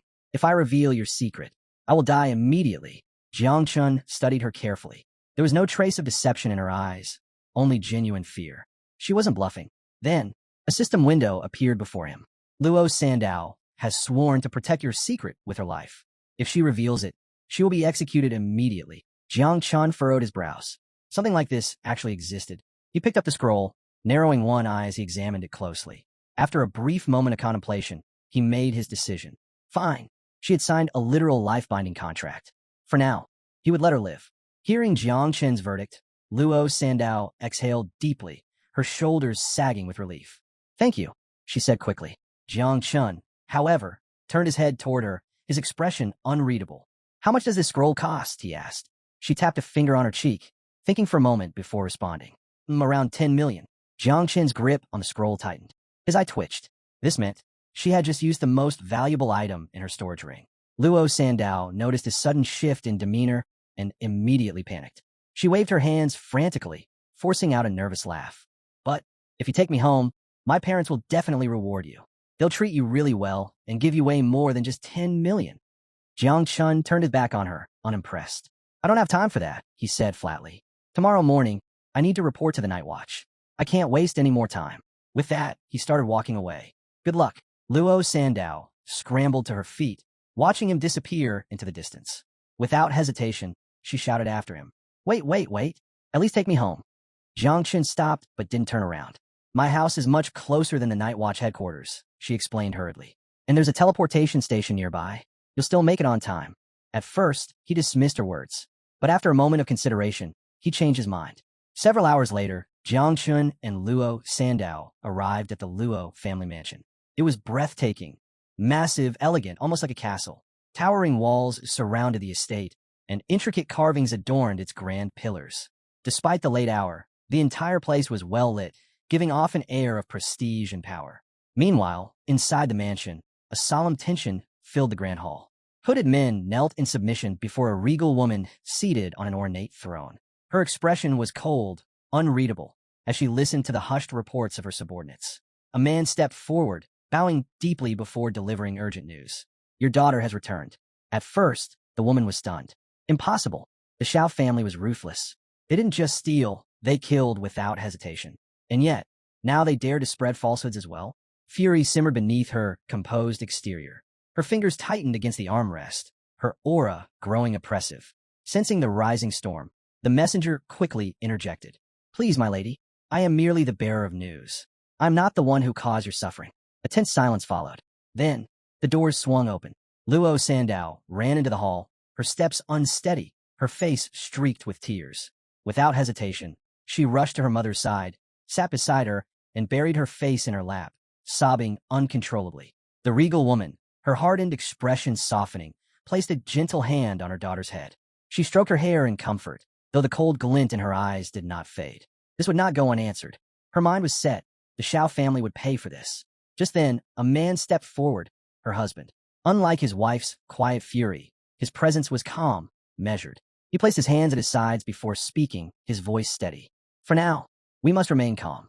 His gaze met his wife's, unwavering. "The most important thing is that Luo Sandao has returned safely." Taking a deep breath, he continued.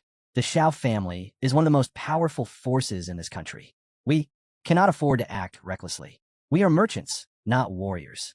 Jiang Chun stood silently to the side, watching the scene unfold. So, her real name really is Luo Sandao. Moments later, Luo Sandao's father turned toward him. With a respectful nod, he handed Jiang Chun a black card. "Take this." Jiang Chun took the card, turning it over in his hand as the man smiled, closing his eyes slightly. "This is our token of gratitude," he said warmly. "Thank you for saving our daughter." His tone grew firmer. "Do not lose this card. It may come in handy in the future." At that moment, Luo Sandao's mother shifted her gaze toward Jiang Chun. The fury from earlier had faded, replaced by a graceful warmth. With a kind smile, she spoke. "You are our benefactor. As thanks, I have prepared a meal for you. Eat, rest, and then you may use our teleportation station to continue your journey." Jiang Chun accepted the black card with a small nod, closing his eyes briefly as he smirked. "I won't be staying to eat," he said casually. But the moment he finished speaking, Growrel, a loud stomach growl echoed through the grand hall. Jiang Chun froze. A faint redness crept up his ears as he awkwardly rubbed the back of his head. With a sheepish grin, he quickly changed his mind. "Actually, maybe just a little." Luo Sandao's father chuckled, gesturing toward the dining area. "Come on in. The food will be ready in no time." Meanwhile, her mother covered her mouth with a hand, closing her eyes as she smiled knowingly. Minutes later, the finest chefs of the Luo family had prepared an extravagant feast. Jiang Chun didn't waste a second. Plate after plate, dish after dish. He devoured everything in sight at an astonishing speed. Before long, a towering stack of empty plates loomed in front of him. A passing waiter, carrying another dish, stopped dead in his tracks. His eyes widened in disbelief. Was Jiang Chun stacking his plates into a tower? Completely unfazed, Jiang Chun leaned back slightly, one hand resting on the table while the other clutched a massive cut of meat. As he continued eating, a realization crossed his mind. The stronger my insects get, the hungrier I become. Across from him, Luo Sandao watched in stunned silence, a mixture of amusement and disbelief playing across her face. Slow down, she chuckled. No one's stealing your food. Seated nearby, her parents exchanged a knowing glance, sipping their tea as they observed Jiang Chun quietly. As the meal went on, Luo Sandao found herself stealing glances at him. Without realizing it, a faint blush crept on her cheeks. Her mother, casually swirling her cup of tea, finally spoke. Sandao mentioned that Jiang Chun is from the creation class and even possesses a divine rank. She turned to her husband. That's quite remarkable, don't you think? Her father rested his chin on his hand, studying Jiang Chun with interest. Indeed, he murmured, our daughter hasn't shared much, but I have a feeling Jiang Chun isn't as simple as he appears. There's something more to him. After a brief pause, he added, and he's quite handsome too. Their eyes met, a silent understanding passing between them. If Jiang Chun had the power to challenge the Shao family, if he could protect their daughter for a lifetime, then perhaps he was the perfect match. Just then, Luo Sandao's mother leaned forward, her eyes twinkling with curiosity as she flashed Jiang Chun a warm smile. So, tell me, Jiang Chun, she asked pleasantly, do you have a girlfriend? Jiang Chun, mid-bite, nearly choked. Before he could even react, she continued cheerfully. You know, our Sandao is single too. Luo Sandao tensed instantly. She's incredibly talented, her mother went on smoothly. A brilliant businesswoman, a financial expert, and of course extremely responsible. Her father, now standing behind Jiang Chun, gave him an enthusiastic thumbs up. And her figure is quite. Wait, what? Jiang Chun turned slightly, sensing something was very, very off. Absolutely stunning, her father finished proudly. Her measurements are 36-24-36. Luo Sandao practically exploded. Dad, but he wasn't done. In fact, he added excitedly, we've even picked out names for your future children. Jiang Chun had just taken a sip of water when, puffed, he spat it out instantly. Coughing violently, he slammed his glass onto the table, his eyes wide in sheer disbelief. Meanwhile, Luo Sandao turned as red as a ripe tomato. Her hands flew to her burning cheeks as she shrieked internally. What is even happening right now? Without hesitation, Jiang Chun shot up from his seat and bolted from the dining hall. Thank you for your hospitality, he called over his shoulder, moving at full speed. His excuse? He was full and had urgent matters to handle. Reality? He just needed to escape. Luo Sandao's father watched him disappear and quickly called out, wait, we still have things to discuss. Before he could finish, Sandao rushed forward and clamped a hand over his mouth. Shut it, she hissed, her face burning hotter by the second. Her mother, however, simply turned to her daughter, her expression shifting into something mildly disappointed. Calmly, she settled back in her chair and let out a small sigh. Meanwhile, her father pried Sandao's hand away and muttered, our son-in-law just ran away. Then, with a teasing smile, he added, as his wife, shouldn't you chase after him and at least say goodbye? Sandao's entire body stiffened. Before she could argue, her mother chimed in smoothly. No need to worry, she said with a knowing smirk. He has the black card. No matter where he runs, we can track him. Sandao immediately grabbed her knees, clenched her eyes shut, and let out a frustrated scream. Just stop talking. Lowering her head, she groaned, her thoughts spinning wildly. Yes, Jiang Chun was powerful. Yes, he was ridiculously good-looking. But he was also downright terrifying. Then again, even if he was terrifying, there was no denying how strong and handsome he was. Meanwhile, within the Shao family estate, Shao Yuan Shan, the head of the family, sat rigidly in his chair, fingers digging into the armrests. His face darkened as he received the news. His grandson, Shao Yuan Wu, was dead. A dangerous fire flickered in his eyes. His voice was ice cold as he gave his order. Find out who's responsible. Immediately, his suspicions landed on Shao Zhenluo, another formidable figure within the family. Without hesitation, he instructed his other grandson to send men to investigate him. As one of his subordinates knelt before him, another figure casually stepped into the room. Shao Beihan, hands tucked into his pockets, he strolled forward, amusement glinting in his eyes. With a smirk, he lifted a hand to the side and spoke. Grandfather, let's be real here. Yuan Wu was already over 20 and had barely reached level 30 of the second transformation. His tone was indifferent as he continued. He was dead weight. Then, turning slightly, he glanced at his grandfather and shrugged. Is his death really worth mourning? Shao Yuan Shan remained seated, resting both hands on his knees as he studied Xiao Beihan carefully. After a long silence, he finally spoke. You're right. Yuan Wu was nothing special, nowhere near your level. His voice was calm, but cold as he leaned forward slightly. But in the end, he was still my grandson. His eyes darkened, a dangerous glint flashing across them. When disciplining a dog, you must always consider its owner. His fingers curled slightly as he continued, his tone sharp. I want to know, who in this country had the audacity to kill someone from the Xiao family? Xiao Beihan's smirk widened at those words. Stepping forward, he slowly raised his hand, letting a sinister, dark energy swirl around his palm. Grandfather, there's no need to trouble yourself over something so minor. He turned his hand slightly, watching the energy shift between his fingers. Once we're done wiping out the Tianjiao camp, it won't matter who did it. His smile grew sharper. I'll take care of it. Meanwhile, Jiang Chun had already arrived at the night watch office. Pushing open the heavy doors, he stepped inside. The dimly lit room was filled with figures waiting for him. Among them, Ji Gang and several high-ranking officers. Ji Gang turned, slightly surprised by Jiang Chen's arrival. Jiang Chun introduced himself as the newest member of the Night Watch, casually scratching the back of his head as he glanced around. He couldn't help but wonder why so many people were gathered. Ever the charismatic leader, Ji Gang stepped forward with a welcoming grin. He placed a hand on Jiang Chen's shoulder while dramatically extending his other arm outward. We've all been waiting for you. Jiang Chen was caught off guard by the unexpected attention.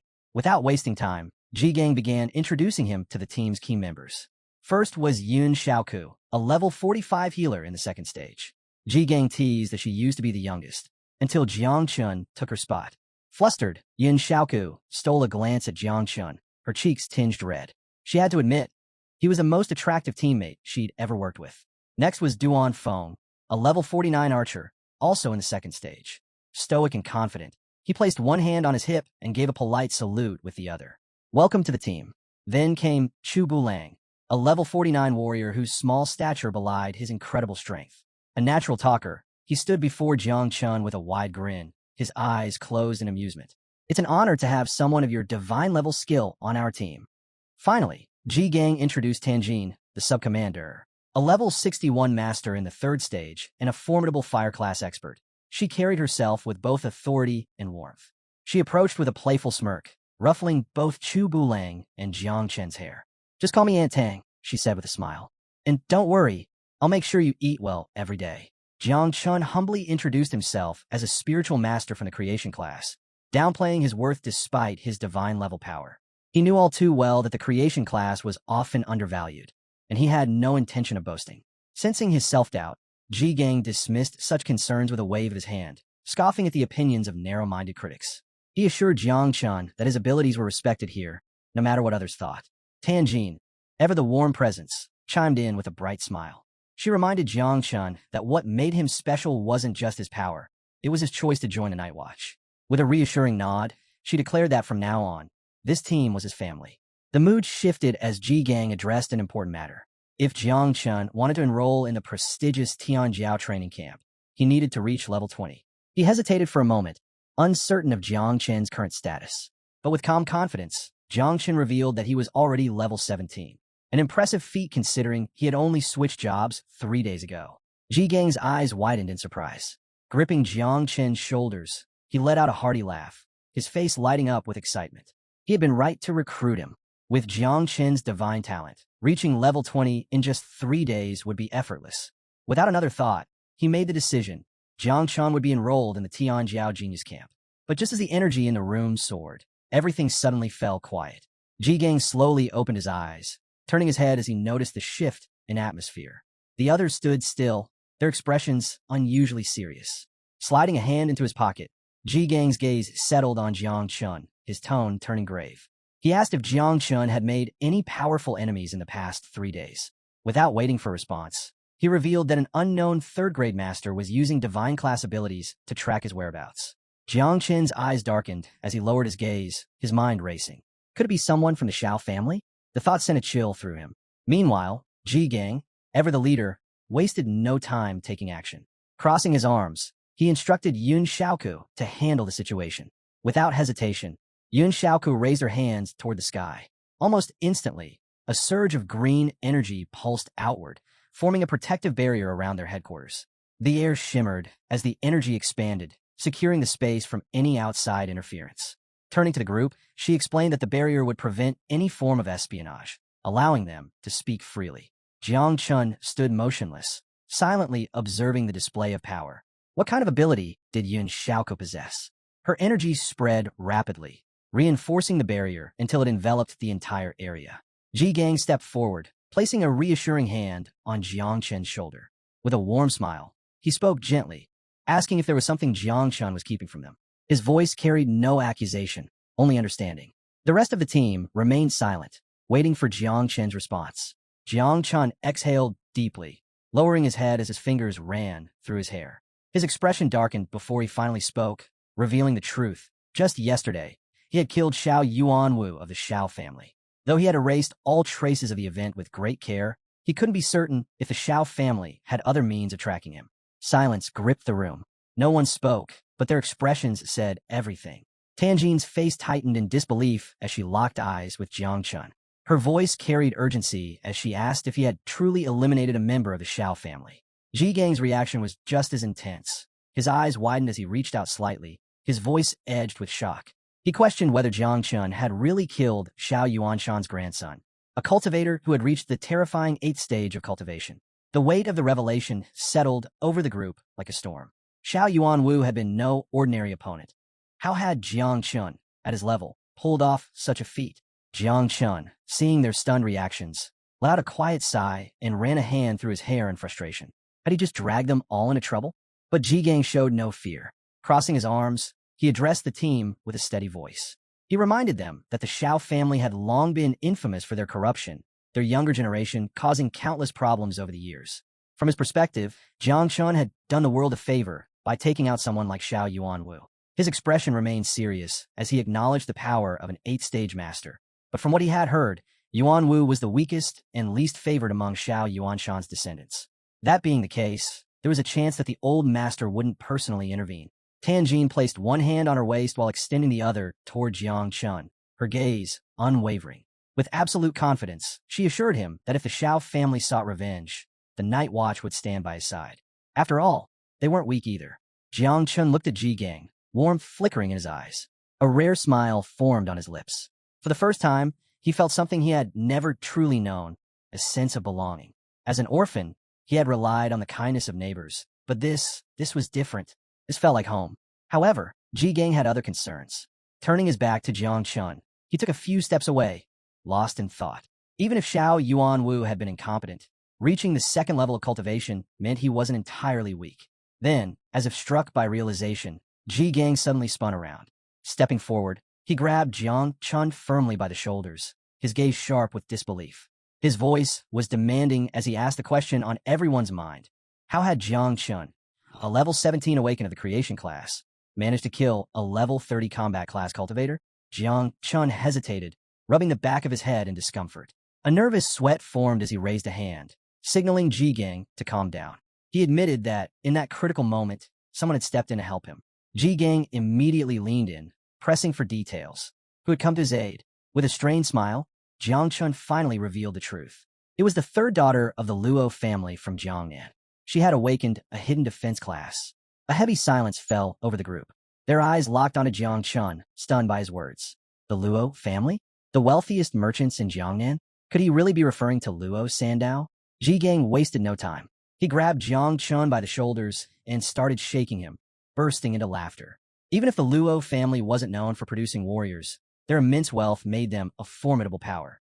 If Jiang Chun ever found himself in danger, having them as allies would be a massive advantage. Still being shaken, Jiang Chun could only sweat nervously, wondering what had gotten into Ji Gang. But then, something shifted. A powerful surge of purple energy erupted from Jiang Chun's body. Ji Gang's laughter cut off instantly. His hands released Jiang Chun as his eyes widened in shock. A single bead of sweat rolled down his face. If Luo Sandao had awakened a defense class, then she lacked offensive abilities, which meant the one who had actually killed Yuanwu was Jiang Chun. As if reading Ji Gang's thoughts, Jiang Chun raised his hand. A dark mist of poison swirled ominously in his palm, its presence heavy in the air. Without hesitation, he revealed the truth. He wasn't just an awakened of the creation class. He had also mastered a 2nd, hidden class, poison. Duan Feng, who had been silently observing from behind, took an involuntary step back, his face reflecting his disbelief. He wasn't alone. The entire group stood frozen, struggling to process what they had just witnessed. Ji Gang, however, wasn't finished. He reached out again, attempting to shake Jiang Chen's hand, half laughing as he asked just how many more secrets Jiang Chen was keeping. Jiang Chen quickly pulled his hand away, warning him that the poison mist was highly lethal. Even Ji Gang might not be able to withstand its effects. The group remained tense, their eyes locked on Jiang Chen. But before he could say another word, Ji Gang suddenly grasped his hand without hesitation. Closing his eyes, he smiled reassuringly and told Jiang Chen not to worry. He knew how to handle poisons.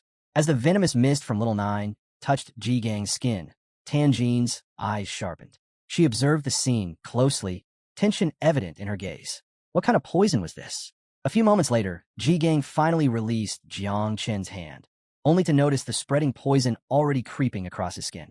His expression hardened. This was bad.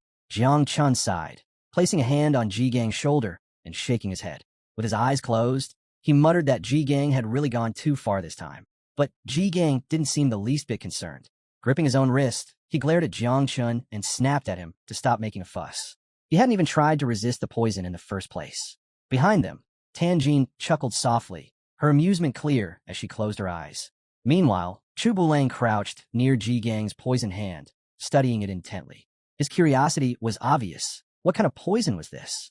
Realizing the situation was escalating, Ji Gang turned abruptly and called out to Yun Xiaoku for help. Without hesitation, she deactivated the protective barrier around her, its green energy fading away. Placing a hand near her mouth, she laughed lightly before agreeing to assist. Jiang Chen, however, felt the need to remind Ji Gang once again. This poison wasn't something to take lightly. He sat down on the couch, resting one hand on his knee while extending the other to the side, showing how the poison's effects still lingered.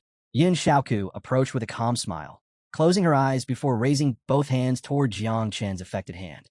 A soft glow radiated from her palms as she worked to cleanse the poison. As she healed him, Ji Gang turned his gaze toward Jiang Chen, his expression unreadable. Then, after a brief silence, he forced a smile and admitted that the poison was actually quite impressive. The more skills Jiang Chen had, the better it would be for him in the long run. Chu Bulang, who had been quietly observing from a distance, moved closer. He rested both hands on the arm of the sofa, watching Jiang Chen intently without saying a word. Once Yin Xiaoku had completely neutralized the poison, Ji Gang's demeanor shifted. His usual confidence faded into something more serious as he met Jiang Chen's gaze. He acknowledged Jiang Chen's talent, but strongly advised against enrolling in the Tianjiao camp. With the Xiao family now involved, it was simply too dangerous. The camp might offer valuable resources, but a prodigy from the Xiao family would undoubtedly be there as well. The risks far outweighed the benefits. Behind him, Tanjin crossed her arms and nodded in agreement, closing her eyes as if to seal the decision. But Jiang Chen wasn't convinced. A puzzled expression crossed his face as he asked Ji Gang what exactly he meant by resources. Still rubbing his wrist, Ji Gang patiently explained. The camp provided access to rare materials, fierce beast blood, advanced equipment, and other valuable items. But for those who ranked among the top participants, the real rewards were far greater. Mysterious fruits and scrolls leading to hidden realms. Jiang Chen's eyes widened in shock. Was Ji Gang serious? His mind raced, weighing the possibilities. If what Ji Gang said was true, then these resources were far beyond what he could obtain by simply hunting fierce beasts in the wild. Perhaps the insects could even reproduce again. That thought lingered as he met Ji Gang's gaze, his resolve unwavering. Surrounded by the faint traces of poisonous mist, he firmly declared his decision. He was enrolling in the camp. Danger didn't scare him. He had complete confidence in his abilities and knew he could protect himself. Ji Gang studied him for a long moment before exhaling a sigh. Raising a hand, he signaled for Jiang Chen to wait. He needed time to think this through. Meanwhile, in the middle of the vast West Lake, an imposing temple stood in isolation, its very presence exuding power and reverence. Suddenly, the calm waters rippled and parted as a figure approached, using immense force to carve a deep crack in the lake bed. The surrounding water trembled as the man strode forward, making his way toward the temple. This was Xiao Beihan, the grandson of Xiao Yuanshan and the undisputed strongest genius of the Xiao family. His combat prowess had reached terrifying new heights, leaving even seasoned warriors in silent awe. As displaced droplets fell around him like rain, he stood tall, gripping his sword with one hand. Without turning fully, he cast a sharp gaze over his shoulder his voice cutting through the air as he ordered his subordinates to stop their pointless chatter. Then, with a serious tone, he demanded to know if they had found what they were searching for. 3 hooded men stood before him, hands resting on their abdomens as they bowed respectfully. One of them stepped forward and spoke, revealing the crucial information they had uncovered. Young Master Yuan Wu had been pursuing a woman named Luo Sandao before his disappearance. However, she had not been alone. Traveling alongside her was a man named Jiang Chun. Beihan's eyes darkened as he absorbed the revelation. He knew the girl from the Luo family wasn't a combat-class warrior. That meant only one thing. Who exactly was Jiang Chun? One of his subordinates immediately responded. Jiang Chun had awakened a creation-class ability of divine rank, and the most recent reports placed him at the Night Watch headquarters. Another hooded figure stepped forward, placing a hand over his chest in a formal salute before adding another detail. Both Jiang Chun and Luo Sandao had recently enrolled in the Tianjiao camp. However, there was still no definitive proof linking them to Yuan Wu's death. A slow, sinister smile crept across Beihan's face. His gaze sharpened as he stared into the distance. Evidence? That was irrelevant. As far as he was concerned, those two were already guilty. What intrigued him even more was Jiang Chen's divine rank awakening. Someone like that was worth his attention. But with them already heading to the camp, there was no need for him to personally seek them out. His mind settled with cold determination. 3 days from now, he would eliminate them both at the camp. Back in Ji Gang's office, the atmosphere was thick with contemplation. He and Jiang Chun sat on the sofa, the weight of their earlier conversation still hanging in the air. Ji Gang rested one arm on his knee while extending the other to the side, his gaze carefully studying Jiang Chun. Despite already arranging for Jiang Chen's enrollment in the Tianjiao camp, Ji Gang couldn't shake his concerns. However, he had taken precautions. He had secured a strong ally for Jiang Chun, someone who could provide both protection and valuable connections. That person was Mu Hanxiu, the little princess of the Mu family. A 7th-level transformation cultivator, she was one of the camp's most formidable participants. But before heading to the camp, Jiang Chun would first accompany her on a mission, an exploration of a secret realm. Not only would this give him the chance to grow stronger, but it would also help him establish relationships with potential allies before officially entering the camp. Jiang Chun sat across from Ji Gang, his elbows resting on the arms of the sofa.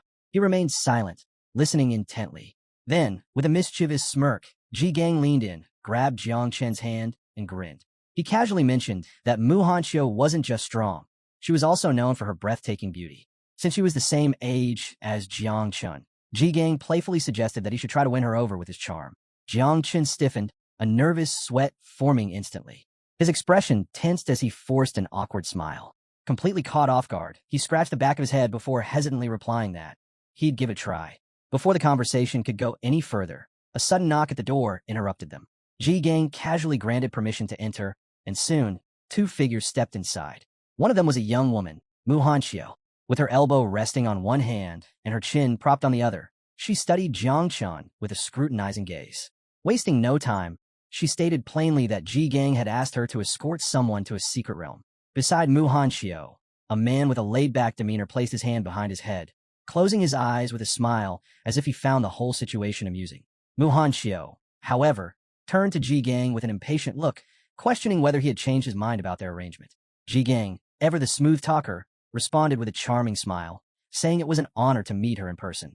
Mu Hanxiu crossed her arms, glancing at the ground in mild confusion, while the man next to her continued to stand there, his hand on his head, still smiling as if enjoying the moment. Watching their odd reactions, Jiang Chun couldn't help but wonder what exactly was going on. Both he and Ji Gang stood up. Without hesitation, Ji Gang draped an arm over Jiang Chen's shoulder, his other hand resting casually on his waist. With a confident stance, he explained his delayed response. Yesterday, he had been angry with Mu Hanxiu's grandfather, which was why he hadn't given an answer. But today, he was willing to agree to the arrangement, with one special condition. Mu Hanxiu would have to take Jiang Chun with her. Jiang Chun's expression shifted immediately, surprise flashing across his face as he tried to grasp the situation.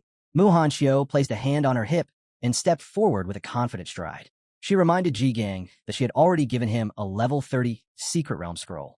Then, raising an eyebrow, she asked if he still intended to add more conditions. Ji Gang remained relaxed, giving a small shrug. Everyone has their own conditions, he replied casually. Mu Hanxiu considered this for a moment before coming to a conclusion. Ji Gang wasn't trying to push her. He was simply looking for someone reliable to help Jiang Chun level up.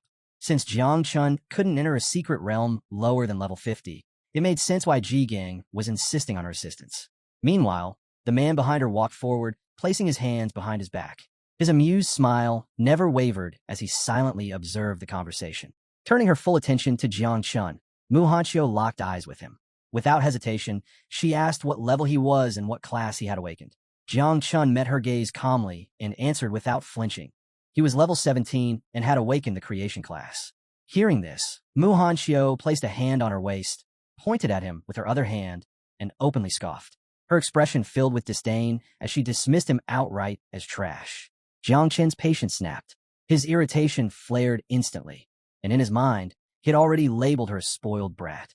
Before Jiang Chun could respond, Ji Gang's mood shifted instantly. His expression darkened, his fists clenched, and pure rage burned in his eyes. Without hesitation, he snapped, calling Mu Hanxiu an empty-headed brat and demanding that she show some respect. He reminded her that Jiang Chun had awakened a hidden divine rank ability, something far from trash. The air in the room grew tense, but before Ji Gang could take action, the man beside Mu Hanxiu swiftly stepped in. Moving quickly, he grabbed Ji Gang around the waist, closed his eyes, and with a forced smile, urged him to calm down. He explained that Mu Hanxiu's outburst wasn't personal. She was just lashing out because her boyfriend had recently dumped her. Mu Hanxiu flinched slightly at his words. She turned her head away, and for the first time, hesitation flickered in her eyes. Perhaps she had gone too far. Jiang Chun, still processing Ji Gang's unusually intense reaction, felt a mix of surprise and confusion. Since when did Ji Gang get this worked up on his behalf? Feeling the weight of the situation, Mu Hanxiu quickly turned toward Ji Gang. Closing her eyes, she extended both hands in a formal gesture of apology. Her voice was noticeably softer as she sincerely asked him to let it go. Jiang Chun rubbed the back of his head, finding the whole exchange strange. But despite the tension, there was still a mission ahead. The secret realm they were headed to was called the Village of Light, a level 30 realm with strict entry conditions. Only 5 people below level 50 could enter. The objectives were clear: eliminate all the monsters, defeat the boss, or destroy the sacrificial altar. Several hours later, the group arrived at the portal leading to the Village of Light. Duan Feng stood at the front, resting a hand on his waist as he turned to face everyone. His expression was serious, and without wasting time, he asserted his authority. This time, he would be the leader. His instructions were firm. If anyone got separated or found themselves in danger, they were to return immediately to the teleportation point. The chances of the realm becoming unstable were low, but they couldn't take any risks. If anything went wrong, retreating was the top priority. Mu Hanxiu stood with her arms crossed, listening silently. A faint, amused smile played on her lips, as if the entire situation entertained her. Meanwhile, Chu Bulang stepped toward Jiang Chun, reaching a hand toward the glowing portal. With a smirk, he closed his eyes and casually mentioned that a level 30 secret realm scroll was worth at least 1 billion. A clear reminder of just how valuable this opportunity was. Yin Xiaoku stood nearby, one hand resting on her elbow, silently observing the conversation. Mu Hanxiu, however, had other thoughts. Turning to Jiang Chun, she shot him a smug look before calling him a newbie. With a condescending tone, she warned him not to start crying once they entered. She didn't want him holding the team back. Jiang Chun simply stared at her without responding. With that, the group stepped into the portal. As they vanished into the swirling energy, Chu Bulang turned back with a reassuring grin, casually telling Jiang Chun not to worry. He'd protect him. Jiang Chun took a step forward, but despite this being only a level 30 secret realm, an uneasy feeling crept over him. Something about this place felt off. After several minutes, the group emerged into a vast, open landscape. They stood atop a lush green mountain, surrounded by thick forests and rolling hills. In the distance, nestled between towering snowy peaks, lay a mysterious village.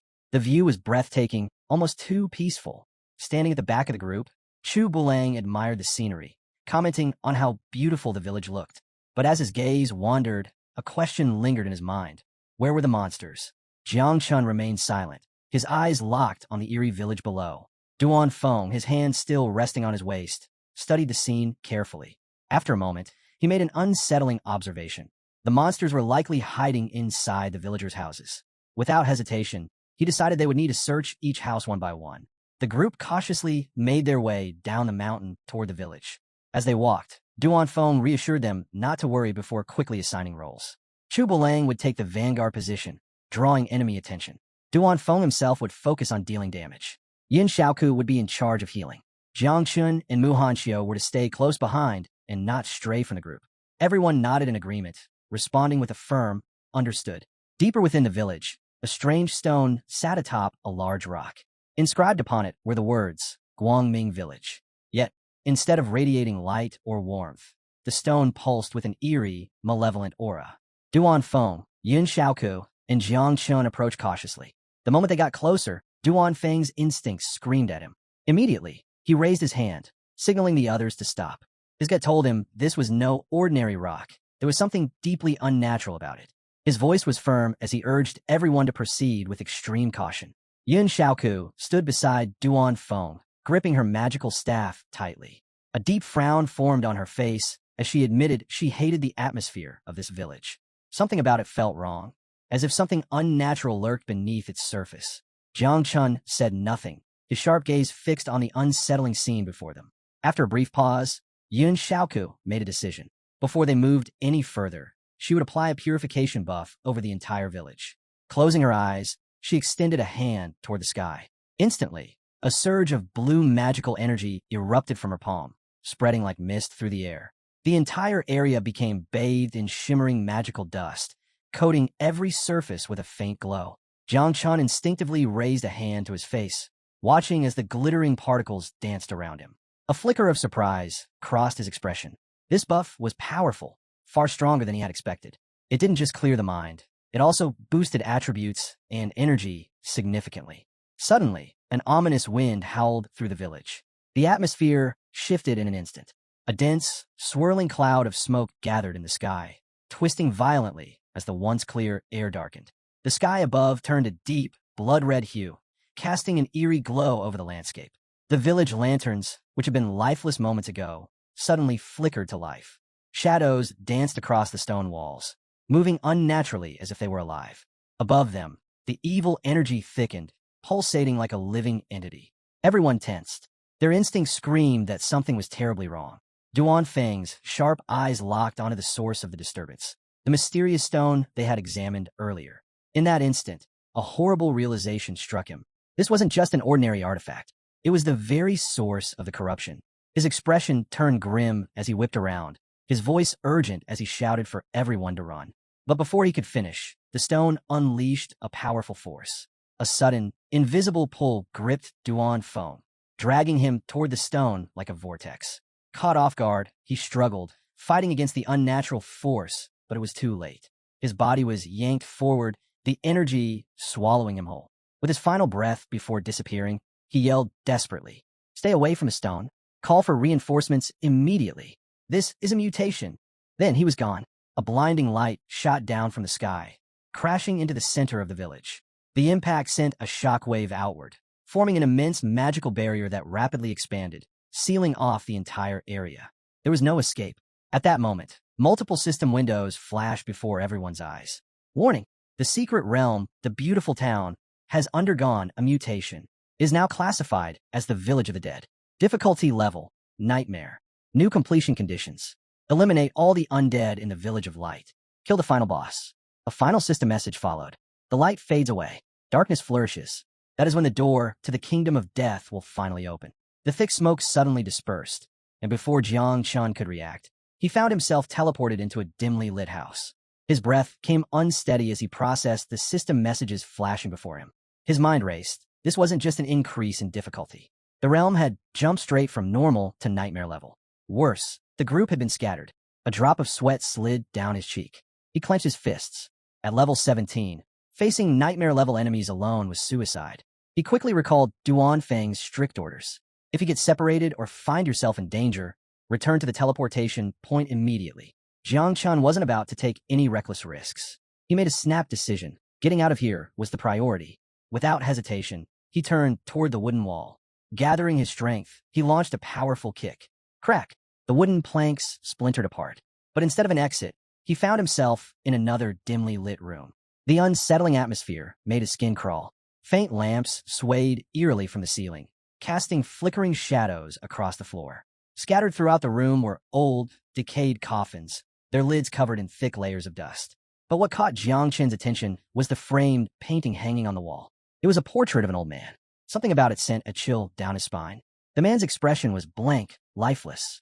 But then, the old man in the painting moved. His lips curled into a sinister smile. Jiang Chen's body tensed instantly. His instinct screamed at him. Something was terribly wrong. Is this an illusion? He wondered. Before he could react, a loud creak echoed through the room. One of the coffins shifted. The lid slowly slid open, and from within, a clawed hand emerged, its razor-sharp fingers glinting under the dim light. Jiang Chun spun around, his muscles coiled, ready to react. His confusion deepened. What the hell was happening? Then, the silence shattered. The other coffins suddenly burst open. From within, several necromancers emerged. Their skeletal frames were wrapped in tattered robes, dark energy radiating from their bodies. Their hollow eyes glowed with a haunting light as they fixated on him. The system instantly identified them. Level 30 necromancers. Abilities: charge, decapitate, corrosion. Main characteristic: immune to normal physical attacks. Jiang Chen's heart pounded. Immune to physical attacks. That meant swords, fists, and conventional weapons were useless.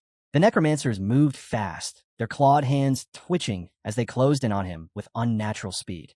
But Jiang Chen wasn't about to stand there and wait for death. His expression darkened as he raised his hand. A thick, purple mist began to swirl in his palm. The poisonous mist of Little Nine. His gaze locked onto the approaching enemies. If normal attacks don't work, then I'll just use poison. The hunt begins, Little Nine's feast. Just as the necromancers prepared to strike, Jiang Chun moved first. With lightning speed, he unleashed the poisonous mist of Little Nine, flooding the entire room in seconds. The thick, toxic fog spread rapidly, enveloping the undead figures in its lethal embrace. Without wasting a second, Jiang Chun bolted out of the house, leaping effortlessly onto the roof of a nearby building. From his vantage point, he kept a sharp eye on the house below, waiting to see the effects of his attack. Then they emerged. The necromancers walked straight out of the mist, completely unharmed. Their skeletal bodies remained intact, their eerie, glowing eyes still fixed on him. Jiang Chun frowned. So it was as he suspected, poison was still considered a physical attack, making it useless against them. He needed another approach. If he wanted to deal with these creatures properly, he had to find Yin Shaoku as soon as possible. Only a mage's magic could truly counter the undead. As he weighed his next move, a familiar presence stirred beside him. Little Nine had manifested. Clenching her tiny fist close to her chest, she stared down at the necromancers with an intense, hungry gaze. Drool trickled from the corner of her mouth as she eagerly licked her lips. "Can I eat them?" she asked, her voice filled with excitement. Jiang Chun turned to her, momentarily caught off guard. He hadn't expected that reaction. With a confused expression, he hesitated before asking, "Wait, you can devour necromancers? Wouldn't that still count as a physical attack?" Meanwhile, the necromancers advanced, their hollow eyes locked onto him with eerie determination. Little Nine's body pulsed with a dark, twisting aura. Her gaze remained fixated on them, like a predator sizing up its prey. Then, a wicked grin stretched across her face. "I can eat them. They're delicious." Jiang Chun studied her carefully before giving a slow nod. "All right, give it a try, but don't push yourself. If you get into trouble, I'll get you out." Little Nine's grin widened into something almost sinister. Without another word, she launched forward at terrifying speed, her expression twisting into something hungry. From the rooftop, Jiang Chun watched closely. She was fast. Before the necromancers could even react, Little Nine tore through them, her strikes razor-sharp and precise. She ripped them apart with an almost playful aggression, devouring them piece by piece. The battle ended in moments. Once it was over, she casually sat down on the ground, pulling her knees together and resting her chin on her hands. Closing her eyes, she let out a satisfied sigh, smiling like she was in heaven. To her, the necromancers weren't enemies. They were just a delicious meal. Jiang Chun, watching from above, couldn't help but be amazed. His mind drifted back to what he knew about Little Nine's origins. She came from the abyss, meaning she was, at her core, an undead being herself, a creature of darkness. Now that he possessed divine evolution, she would only continue to grow stronger, eventually becoming the mistress of the abyss, a being whose very essence would surpass these low-level necromancers entirely. Remembering this, Jiang Chun made a decision. Stretching out his hand toward the battlefield below, he let his body release the poisonous mist of Little Nine once more. A smirk formed on his lips as he looked down at her. If she could devour these necromancers, then it was time for the others to feast as well. A powerful surge of energy coursed through his body, making him tremble slightly. Then, in an instant, thousands of insects erupted from his body. The swarm of dark, Venomous creatures spread like a plague, descending upon the necromancers without mercy. Their movements were swift, calculated, and precise. Jiang Chun issued a single command. Spread out. Feast. But don't let the others see you.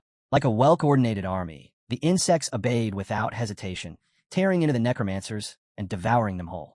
System notification. Your spiritual pets have killed 3 low-level necromancers. You have gained 15,210 points. Little Nine has devoured additional necromancers.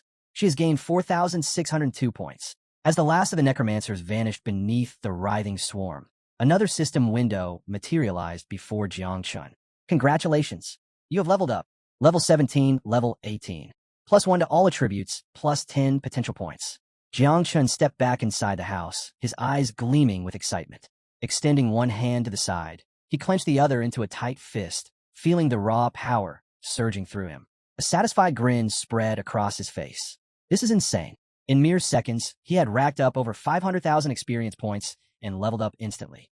This secret realm wasn't just a challenge. It was a paradise tailored for him. With the necromancers wiped out, Jiang Chun turned his gaze back toward the old man's painting. Before, the old man had been smiling, but now, the smile was gone. The old man's expression had twisted into one of sheer terror, his entire body trembling inside the frame. Jiang Chun placed his hands on his waist, smirking as he mockingly asked, "Why aren't you smiling anymore?" At that moment, Little Nine materialized beside him. Glancing outside, she casually reported, "Everything's already been eaten." Jiang Chun flashed her a thumbs up. "Good work." Then, he turned back to the trembling photo. With a sly grin, he asked, "Hey, can you eat this too?" Little Nine's eyes gleamed with hunger. She stared at the painting as if it were her next meal. The moment the old man in the painting saw Little Nine's hungry gaze, his trembling intensified. And then, bang! The photograph exploded into pieces. Both Jiang Chun and Little Nine flinched, momentarily caught off guard. A system window popped up. "Congratulations. You have successfully scared off the level 35 Elite Death Guardian. You have earned 8,701 experience points." As the shattered remains of the photograph fell to the ground, Jiang Chun and Little Nine stood there, staring at the pieces. A strange sense of disappointment settled over them. For some reason, they both felt a little let down. Elsewhere in the village, Duan Feng was fighting for his life. With a powerful swing, he smashed a necromancer across the face with his bow, sending it staggering backward. More undead swarmed toward him, their glowing eyes fixed on their prey. Teeth clenched, Duan Feng gripped his bow tightly, using it as both a weapon and a shield. He swung fiercely, striking another necromancer hard enough to send it crashing to the ground. Suddenly, one lunged at him from behind. Reacting instantly, he twisted his body and used the sharp string of his bow to slice clean through its outstretched hand. His heart pounded. If I didn't have a longbow, I wouldn't even be able to fight these things. As he continued battling, his mind drifted to the others. Most of them were strong enough to hold their own, but Jiang Chun, he wasn't even level 30 yet. Duan Feng clenched his jaw. If something happened to Jiang Chun, how would he even explain it to Ji-Gang? Just as that thought crossed his mind, a system window appeared in the sky. Teammate has killed a lower-level Spectre and an elite rank Guardian, level 35. You have earned 12,161 points. Duan Feng's head snapped up. His body froze. Wait, what? A Spectre? An elite Guardian? A level 35 boss? His hands trembled as his mind raced. Who? Who could have done this? Before he could process it, another horde of necromancers rushed toward him. No time to think, he turned and ran. As he sprinted, his mind replayed the system message. Someone was wiping out monsters instantly. And that person had to be insanely strong. At first, he suspected Chu Balang, but no, his combat stats were too passive. Then, he considered Yin Xiaoku, but while she was a mage, she wouldn't have been able to take down so many enemies this fast. Finally, he thought of Muhan Xiao. Was she this powerful? If so, then there was hope. The necromancers closed in fast, forcing him to pick up his pace. At least now, with a hidden powerhouse on their team, there was a real chance to save the others. Still, he could only hope that Jiang Chun could hold on a little longer. Somewhere else in the village, a lone figure staggered through the darkness, one hand clutching a deep wound on her shoulder. Blood dripped from the corner of her mouth, her body covered in scratches and bruises. It was Muhan Xiao. Behind her, a horde of necromancers relentlessly pursued her, their hollow eyes glowing with eerie malice. She was barely holding on. Every step felt heavier than the last. Her strength was fading fast, and even her primary ability, speed, had become useless in her current state. Her breaths came in ragged gasps. She didn't want to die. I can't die here. I still have to participate in the young talent camp. I have to revitalize my family. But no matter how much she struggled, her hope was slipping away. For the first time, she wanted to go home. Tears welled up in her eyes as she forced herself forward, her legs trembling beneath her. Then, something strange happened. The necromancers behind her stopped chasing. In fact, they turned and ran. Mu Hanchio's eyes widened in shock. What's going on? Was it one of her teammates? Did someone just wipe them out? Summoning the last of her strength, she pushed forward, forcing herself to move faster. A few moments later, she reached the end of an alley. But then, a thick purple mist began to drift around the corner. The moment she felt its presence, her heart pounded. This energy, it's powerful. A wave of relief washed over her. If this was coming from one of her teammates, then I'm saved. She just had to hold on a little longer. But luck wasn't on her side. Her legs finally gave out. She collapsed onto the cold ground, arms barely supporting her weight as more blood dripped from her wounds. Her vision blurred. This isn't good. The necromancers closed in. Their skeletal hands reached for her, their deathly aura suffocating. Panic surged through her as she stretched her hand forward, her eyes filled with desperation. Help, please. And then, Jiangchen appeared, his sharp gaze locked onto her, his expression unreadable. Mu Hanchio's breath hitched. The necromancers. They were running away from him. Her trembling hand reached for him, her mind struggling to process what she was seeing. What? How is he this strong? But the undead weren't going to wait. They lunged. With the last of her strength, she desperately reached for Jiangchen. Save me. For a brief moment, Jiangchen remained silent, staring at her with a look of deep thought. Then, just as the necromancer's claws dug into her arm, he grabbed her wrist. With one powerful motion, he yanked her away from danger. Get out of here, he commanded, his voice cold and firm. And stop interfering. Before she could even process what had happened, he threw her back. She hit the ground hard, tumbling across the dirt until she finally came to a stop. Groaning, she pushed herself up, wiping the dirt from her face. Her breathing was heavy as she lifted her gaze to him. Jiangchen, you're insane. But then, the air changed. Jiangchen, crackling through the air. Mu Hanchio's eyes widened in disbelief as she watched him extend his hand. Before she could process what was happening, a massive swarm of insects burst forth, sweeping toward the necromancers like a living tide. The undead barely had a moment to react before the swarm descended, tearing them apart with ruthless efficiency. Behind Jiangchen, Mu Hanchio sat frozen, her heart pounding. Poisonous mist coiled around him, blending with the writhing insects under his command. The sheer dominance he displayed left her shaken. Was this really the same so-called failure from the creation class? Ji Gang had mentioned Jiangchen possessed the second class, but she had never given it much thought. Until now. This wasn't just some insignificant trick. This was raw, terrifying power. A realization settled over her, and an unfamiliar warmth spread through her chest. She placed a hand over her mouth, unable to take her eyes off him. In that moment, admiration bloomed into something deeper. She was falling for him. 30 minutes later, the rest of the team regrouped, their battle with the remaining necromancers finally over. Chu Buelang slumped over, resting his hands on his knees as he struggled to catch his breath. Damn, these necromancers weren't messing around, he muttered between gasps. Duan Feng, however, wasn't as relieved. He rubbed his temple, deep in thought. Something about this whole situation felt wrong. He hadn't encountered a single necromancer since leaving that house. Why? Yin Xiaoke tightened her grip on her staff, turning toward Duan Feng. Could it be that Mu Hanchio can control necromancers? She suggested hesitantly. It was a wild guess, but considering the circumstances, it wasn't entirely impossible. They had no idea if she had some hidden ability. Nothing about this battle had felt normal. Before they could dwell on the idea, Yin Xiaoke suddenly pointed ahead. Look over there, she exclaimed. The group's attention snapped toward the battlefield in the distance. The ground was scorched and torn apart, signs of a brutal clash not long ago. Chu Buelang furrowed his brows. What the hell happened here? But Duan Feng wasn't focused on the destruction. His mind was on Jiangchen. Not far from them, the remains of necromancers lay strewn across the ground, their bodies still cloaked in a lingering poison mist. The moment Yin Xiaoke saw the scene, she froze. Duan Feng's expression darkened, a sinking feeling twisting in his gut. This isn't good, he murmured. If Jiangchen was here, we need to find him. Now, a tense silence followed before urgency took over. If something had happened to Jiangchen, there was no way they could face Ji Gang. Without wasting another second, the team split up and began their search. After several minutes of tracking, the group followed the trail through the village. As they turned a corner, they all came to an abrupt stop, their eyes widening at the sight before them. Duan Feng stood frozen in shock.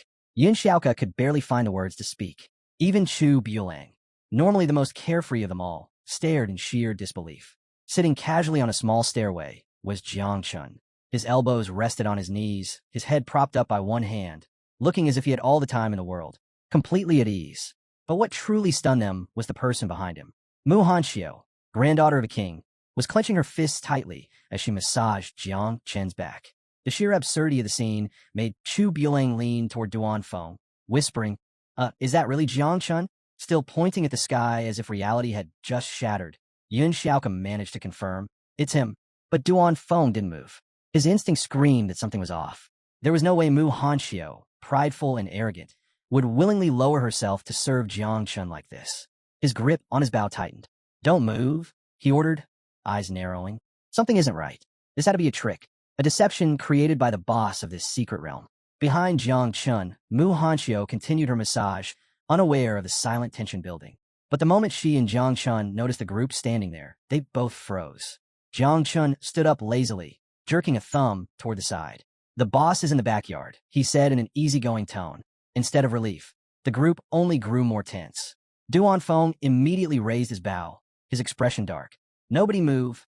Chu Buelang clenched his fists, preparing to strike, while Yun Xiaoka gripped her staff even tighter. She locked eyes with Jiang Chun, her voice firm. One question. Answer honestly. Jiang Chun and Mu Hanxiu exchanged puzzled glances, but before he could say anything, Mu Hanxiu suddenly stepped forward. Spreading her arms protectively in front of Jiang Chun, she shot the group a determined glare. If you want to hurt Jiang Chun, you'll have to step over my dead body first. Jiang Chun blinked, caught completely off guard. What's she doing? For a moment, he could only stare at her, baffled by her sudden protectiveness. Then, with a sigh, he placed a hand on her face and gently pushed her aside. Stepping forward, he met Duan Feng's gaze directly, closing his eyes for a moment before pressing a hand to his chest. With a playful smirk, he spoke calmly. I know what you're thinking. Relax, I'm not a monster. I just have a little more charm than most. The group remained quiet, their gazes fixed on Jiang Chun, unreadable. Seeing their skepticism, Jiang Chun decided to put their doubts to rest. Your boss is Ji-Gang. Aunt Tang's cooking is amazing. At those words, Yun Xiaoka immediately stepped forward, placing both hands on his chest. Are you hurt? She asked, scanning him for any signs of injury. Jiang Chun simply touched his head, closed his eyes, and gave a relaxed smile. Seeing this familiar expression, Chu Buelang let out a long sigh of relief, finally easing up. Duan Feng, however, still looked wary. Meanwhile, Mu Hanxiu, who had been hiding behind Jiang Chun, tightened her grip on the edge of his cloak, her face burning with embarrassment. Don't be mad at me, she mumbled, barely audible. I was just being obedient. Duan Feng's sharp eyes landed on her. Tell the truth and stop lying. His directness caught the others off guard. Even Yun Xiaoka raised an eyebrow, surprised by his blunt tone. But before anyone could react, Duan Feng smirked. I see. So this is Jiang Chen's real talent, winning over women. Chu Buelang snorted, shaking his head. Hopeless. Jiang Chen's face darkened. Enough already, he snapped, exasperated. Aren't we supposed to be fighting the boss? The group chuckled, finally letting go of their teasing. Yeah, let's go. A short while later, they reached the backyard of the village. Jiang Chun stepped forward, determination in his eyes, and delivered a powerful kick to the door. Bang! The heavy door swung open, revealing the battlefield beyond. The air grew tense as they stepped inside, their footsteps cautious. And there it stood. A towering figure loomed before them, its crimson eyes glowing with a murderous aura. The boss of the secret realm. Its massive form barely shifted as its cold gaze locked onto Jiang Chun. A system window materialized before them. Boss encounter, the undead god. Rank boss. Level 40. Jiang Chun tilted his head up, staring at the monstrous entity before him. The others stood frozen, stunned by the sheer size of the creature. Duan Feng's voice broke the silence, his tone serious. This is a level 40 boss. Everyone, stay on high alert. Without hesitation, he assigned roles. He would engage the boss first, drawing its attention. Mu Hanxiu was to stay close to Jiang Chun and keep him protected. Yun Xiaoka was reminded to apply buffs and watch for incoming attacks.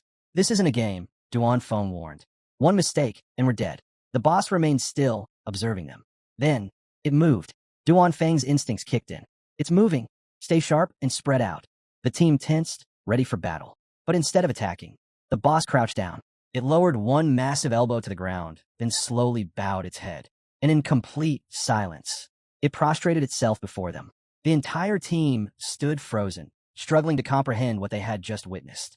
Duan Feng muttered under his breath, still trying to process the situation. What is happening? His mind raced, searching for an explanation. Chu Buelang was equally dumbfounded. Why is it begging for forgiveness? Even Mu Hanxiu, who had mentally prepared herself for an intense battle, found herself at a complete loss for words. Jiang Chun, however, remained calm. Taking a slow step forward, he extended his hand toward the kneeling boss. As he did, a familiar poisonous mist began to seep from his body, Little Nine's toxic aura spreading through the air. The rest of the team was still injured from their previous battles, so Jiang Chun decided to handle the boss on his own. This was the perfect opportunity. He smirked slightly and called out, "It's time to eat." In an instant, Little Nine materialized in her full insect mother form. Her massive form loomed over the boss, her grotesque mandibles opening wide. Without hesitation, she lunged forward, prepared to devour the creature whole. The undead god's head snapped up in horror. Its glowing red eyes darted to the side, as if searching for an escape. But it was too late. Little Nine's jaws clamped down, engulfing the boss entirely in a single, terrifying gulp. Silence fell over the battlefield. Jiang Chun watched with a quiet smile as his pet finished her meal. A series of system notifications appeared before him. Congratulations. You have slain the boss, god of the undead.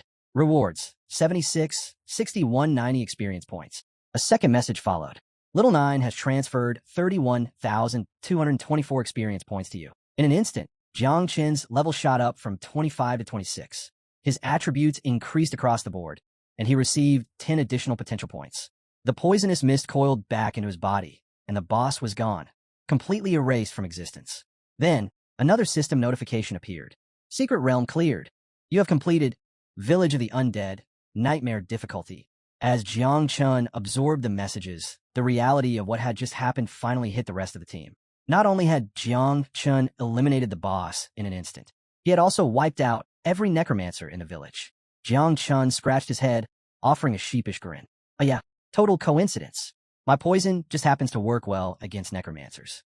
The system finished calculating their performance, and a final status window appeared. Team evaluation rankings. Duan Feng, level 49, C rank. Chu Buelang, level 49, D rank. Yin Xiaoke, level 46, D rank. Mu Hanxiu, level 36, E rank. Jiang Chun, level 26, triple S rank. A golden metal materialized in the sky, radiating a soft glow. The entire team stood in stunned silence. They had just cleared a level 30 Nightmare difficulty secret realm with a triple S rank evaluation. Then, as if that wasn't enough, the system rewarded them with a rare item. Item obtained, Dead Soul Metal. Effect, can withstand one deadly attack. Bound to player. Cannot be transferred or sold. Duan Feng's jaw nearly hit the floor. This is insane. Even their standard individual rewards had already been impressive. But now, they had also received a top-tier survival item. Something like this had never happened before. None of them had ever received such an incredible reward. And it was all thanks to following Jiang Chun. They had won without even lifting a finger. Without hesitation, the entire team stepped forward, bending slightly at the waist, hands resting on their knees. Thank you, they said in unison. Jiang Chun rubbed the back of his head, laughing awkwardly. Aha, it was nothing. But in truth, he had gained the most. Among his many rewards, the system had granted him an impressive haul. 2 skill books, a metal glove, a magic scroll, a mysterious crystal, a scythe, a necklace, a ring, a shield. As he crossed his arms, his eyes scanned over the collection.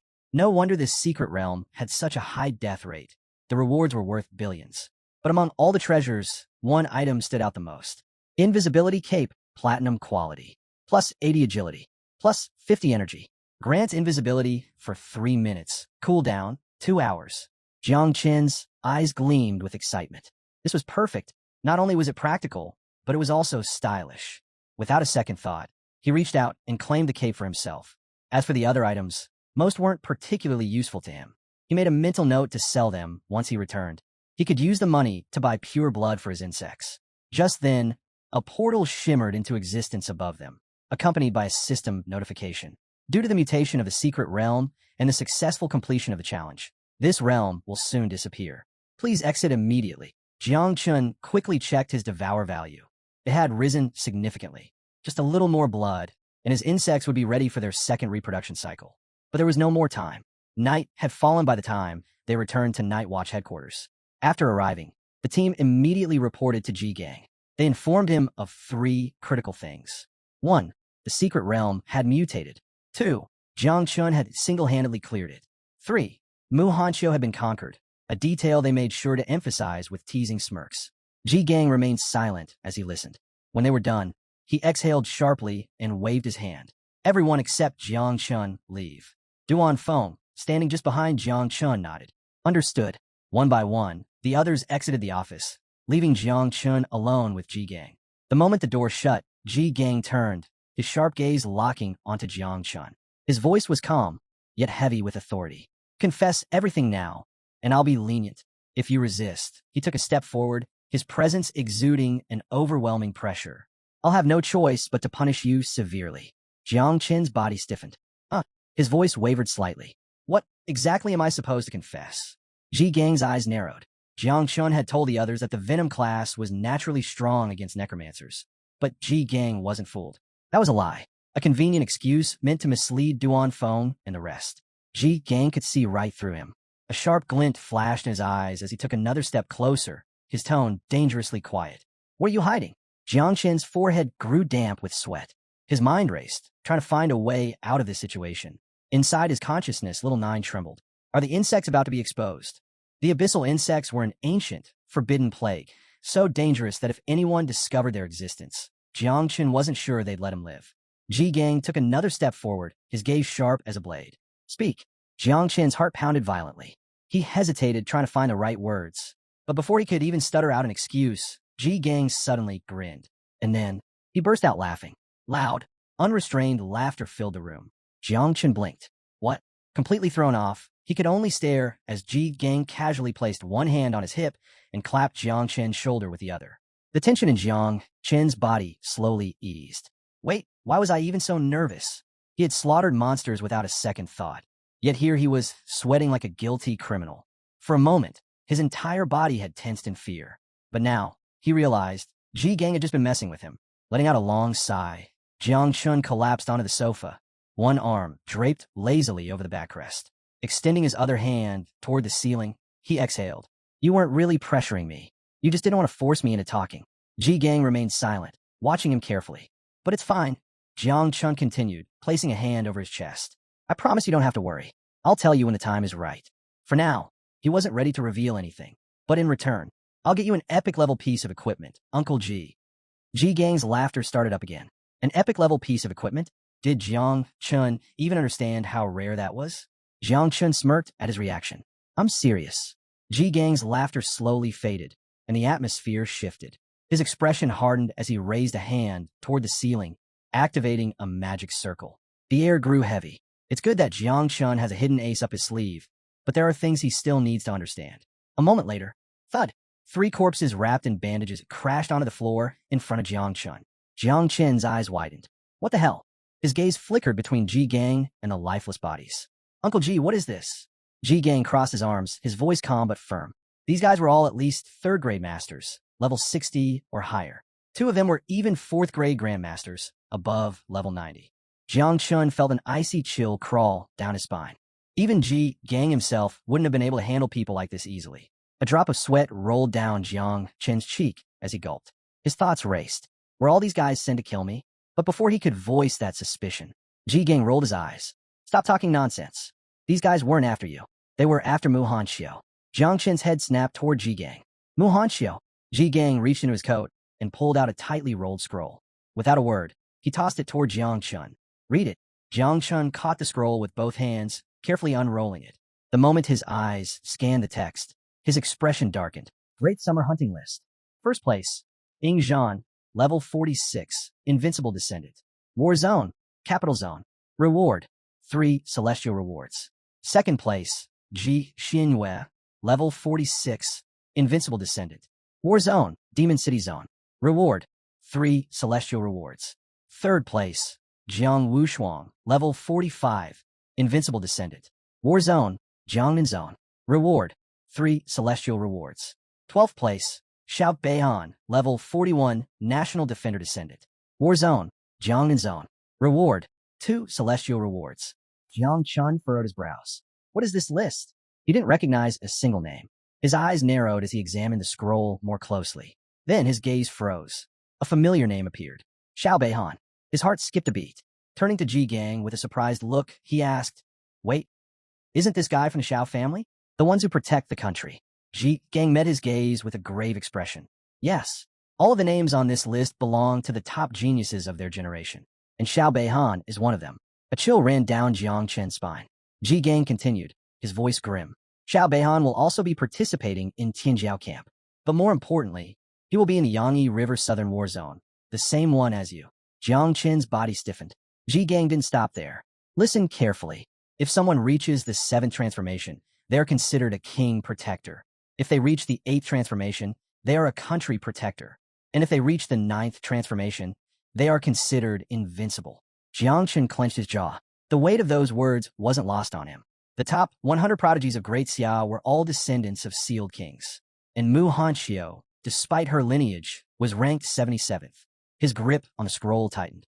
There was information about her as well. Rank 77, Mu Hanxiu, descendant of a sealed king.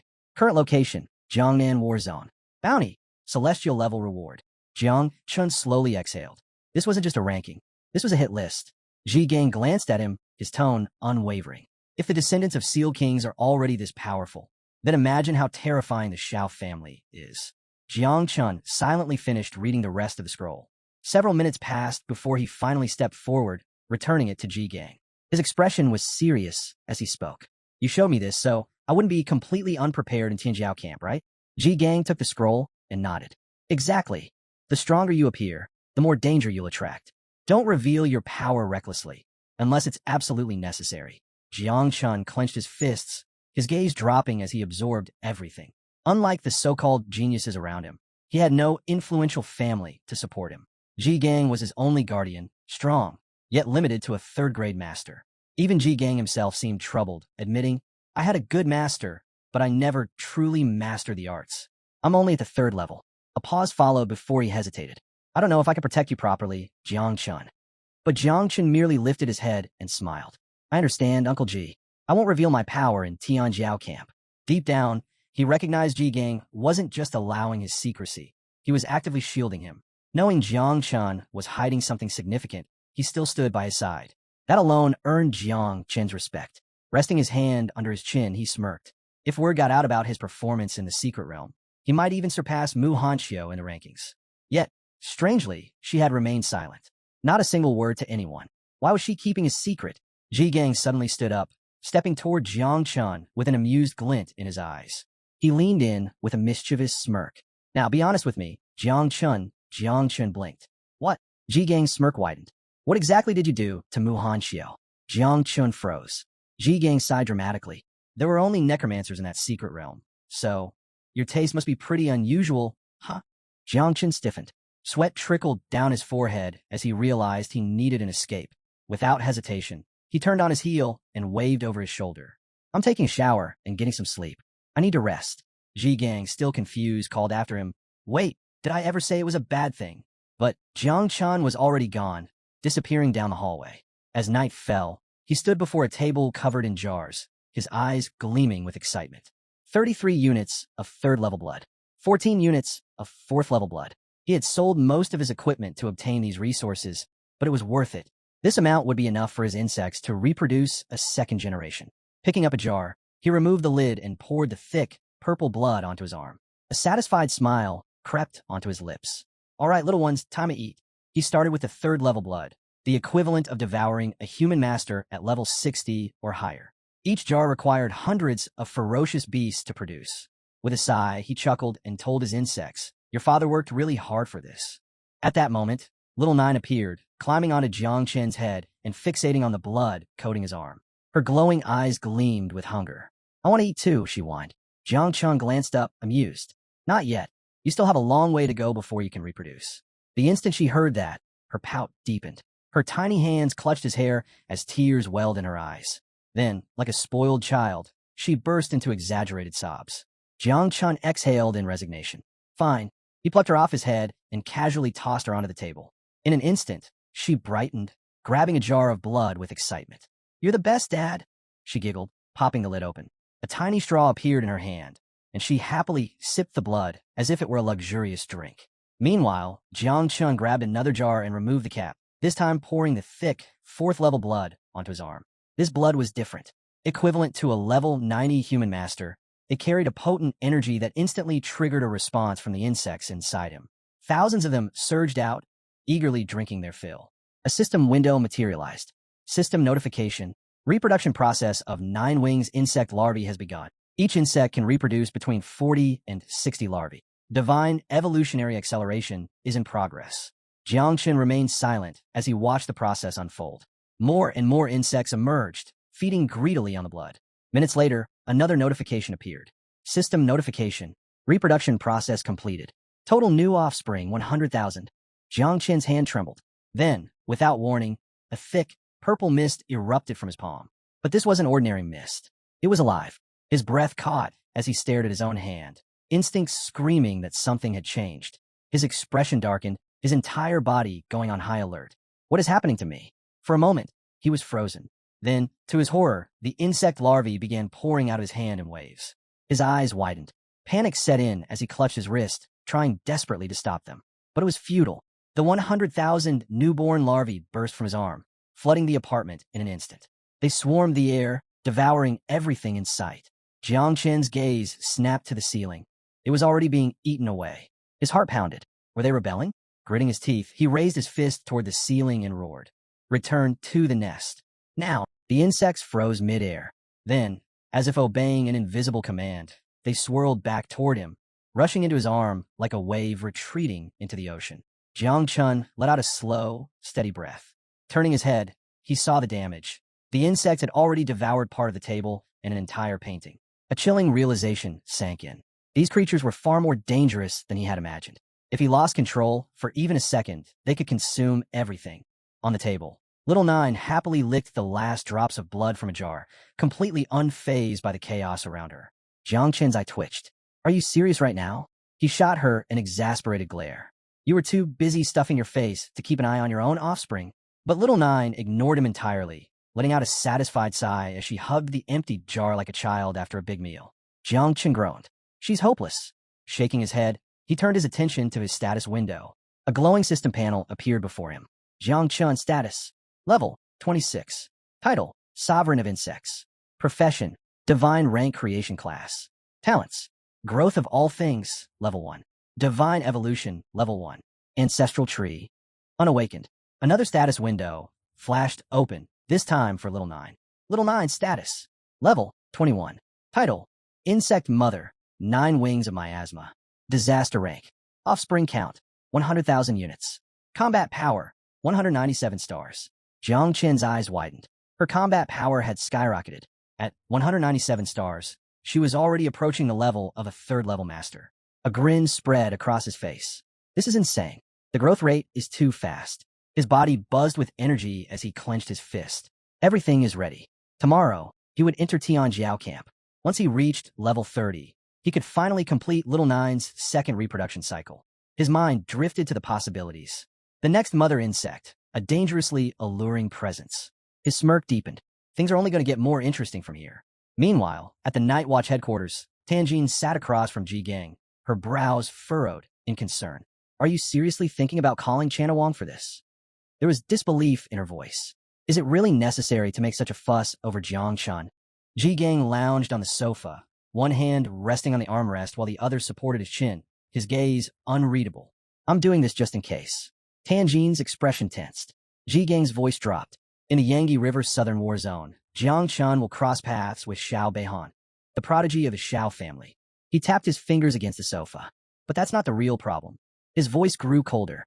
The real danger is Tianjiao camp itself. Tanjin stiffened at his words. Ji Gang's eyes darkened. There are no secrets in Tianjiao camp. His tone was heavy, almost cautious. And there's something about Jiang Chun that terrifies me. Tanjin frowned. You're exaggerating. Ji Gang shook his head. No, I don't think I am. He leaned forward, voice dropping to a near whisper. It's his poison. His expression turned grave. Jiang Chun is hiding many secrets. Tanjin's breath hitched as she locked eyes with Ji Gang. And for the first time, she saw something unsettling. Fear. A chill crept down her spine. Are you trying to scare me? She asked, her voice unsteady. Old memories surfaced, clouding her mind. She recalled the events from 600 years ago, a time when the Devourer had plunged Great Xia into chaos. To counter the threat, the kingdom had established the forbidden professions, banning and exterminating those who practiced them. Anyone found wielding these abilities was executed on sight. The thought alone sent another shiver through her body. She stood abruptly, eyes sharp with unease. If Jiang Chun really had a forbidden profession, it would have been detected the moment he awakened, she argued. You're overthinking this, Ji Gang. But Ji Gang remained silent, his hands clasped together, gaze locked on the ground. His expression held nothing but pure terror. I hope she's right. I hope I'm just being paranoid. The next morning, Jiang Chun stepped out of his apartment and made his way toward a dense forest. Holding a map in both hands, he squinted at the markings. Which way is the right one? He frowned. Had he gotten lost again? Before he could figure it out, a frantic voice pierced the morning air. Help! Someone help me! Jiang Chun turned his head, brows knitting together. Who the hell is screaming this early in the morning? He looked toward a towering tree nearby. A sword was stabbed into the ground at its base. At the very top, a white-haired man clung desperately to a branch, his entire body trembling. Please, help me. I'm afraid of heights. Jiang Chun stood still, his mind momentarily blank. Did I hear that right? This guy climbed all the way up, only to realize he was afraid of heights. Is he an idiot? Jiang Chun sighed. Whatever. He might as well help the fool before he died of his own stupidity. Raising his hand, he activated Growth of All Things Vine. Thick branches shot up from the ground, weaving their way toward the man. Just as he lost his grip and tumbled downward, the vines coiled around him, gently lowering him to safety. Once on the ground, the man collapsed onto his hands and knees, panting heavily. I was so scared, he gasped. Jiang Chun folded his arms, watching him with a blank expression. The man continued, voice still shaking. I just wanted to save a bird's nest. I thought it wasn't that high, but when I climbed up, I realized it was really high. Jiang Chun blinked. A bead of sweat rolled down his cheek. So, let me get this straight. This guy is afraid of heights. Yet he still climbed a massive tree. Just to save a bird's nest? He inhaled deeply. This man is definitely an idiot. The older man dusted off his clothes and extended a hand toward Jiang Chun, offering a pleasant smile. Thank you for saving me. Then, as if getting stuck in a tree was the most normal thing in the world, he casually added, So, what do you want in return? Jiang Chun, still struggling to comprehend this man's existence, scratched his head. Actually, I'm just trying to find my way to Tianjiao camp. Do you know the way? The man turned his back, closing his eyes as he walked away with a calm smile. Follow me. I'm heading there too. I have a task there. Jiang Chun sighed in relief. Thanks. He put a hand behind his head and fell in a step behind the old man. As they walked, curiosity nagged at him. The man carried a sword on his back instead of storing it in his system inventory, an unusual choice. Extending his hand toward him, Jiang Chun asked, Are you a job changer too? The old man chuckled and shook his head. Nope, I never change jobs. I'm just an enthusiast who loves practicing with the sword. Jiang Chun blinked. Seriously? The man's smile didn't waver. When I was young, I didn't have talent. I failed to change jobs. He turned slightly, meeting Jiang Chun's gaze. For 10 years, I fought and struggled, but I couldn't even afford to buy a bathroom in the city. Jiang Chun's eye twitched. That's an oddly specific way to describe being broke. The man continued, his tone suddenly nostalgic. At my lowest point, I ran to the mountains, found a small, abandoned cabin, climbed onto a table, and Jiang Chun's expression tensed. You were going to... The man nodded. Yeah, I was ready to hang myself. But then, out of the corner of my eye, I saw it. A sword. Jiang Chun frowned. A sword? The old man's smile returned. Something inside me changed. I decided to live. From that moment on, I trained with the sword every single day. His eyes gleamed with excitement as he continued. I practiced drawing the sword for 20 years. Then, I practiced fencing for 30 years. Jiang Chun stared at him, waiting for some profound conclusion. The man paused dramatically. And one day, I had a revelation. Silence stretched between them. Jiang Chun forced a polite nod. Yes, that's certainly something. Beaming, the old man gripped the hilt of his sword. Want to learn a special move? I can teach you right now. Before he could even finish naming the technique, Jiang Chun immediately cut him off. No thanks. The old man froze. Then, with a calm chuckle, he slowly sheathed his sword. You're a bit impatient, huh? His tone was lighthearted. It's fine. I'll wait. One day, you'll come asking me to teach you. Jiang Chun ignored the old man's cryptic remark and turned his eyes toward the sky. That's when he saw it, Tianjiao camp. His eyes lit up with excitement. Look, isn't that Tianjiao camp? He turned to the old man, expecting a response, only to find nothing. The man was gone. Jiang Chun froze, his head snapping left and right. But there was no sign of him. He frowned. Where the hell did he go? That old man was far too strange. At the entrance of Tianjiao camp, helicopters hovered overhead, their blades slicing through the air.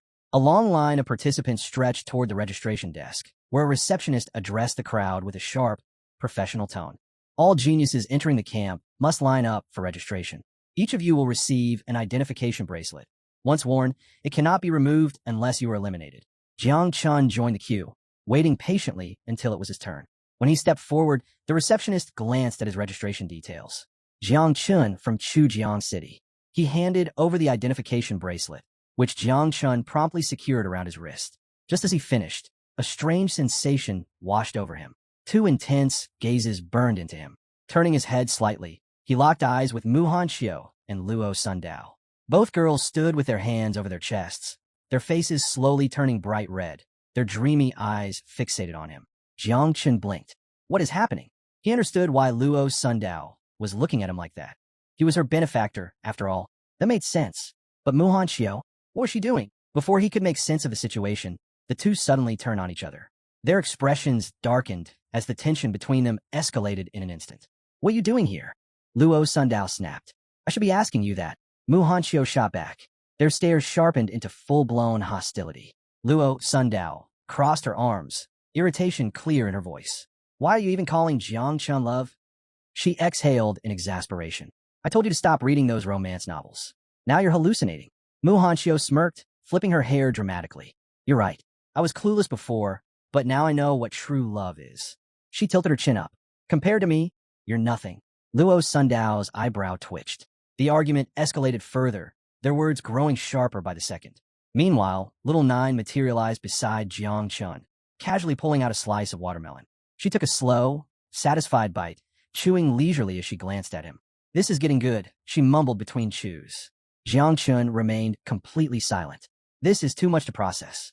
Luo Sundao, still fuming, suddenly pointed at little Nine. And why is she so close to Jiang Chun? Before little Nine could even respond, Mu Hanxiu swooped in, grabbing Jiang Chun's arm. She smirked at Luo Sundao. Jealous much? Then, mockingly, she added, stop being so narcissistic. I'm not following him.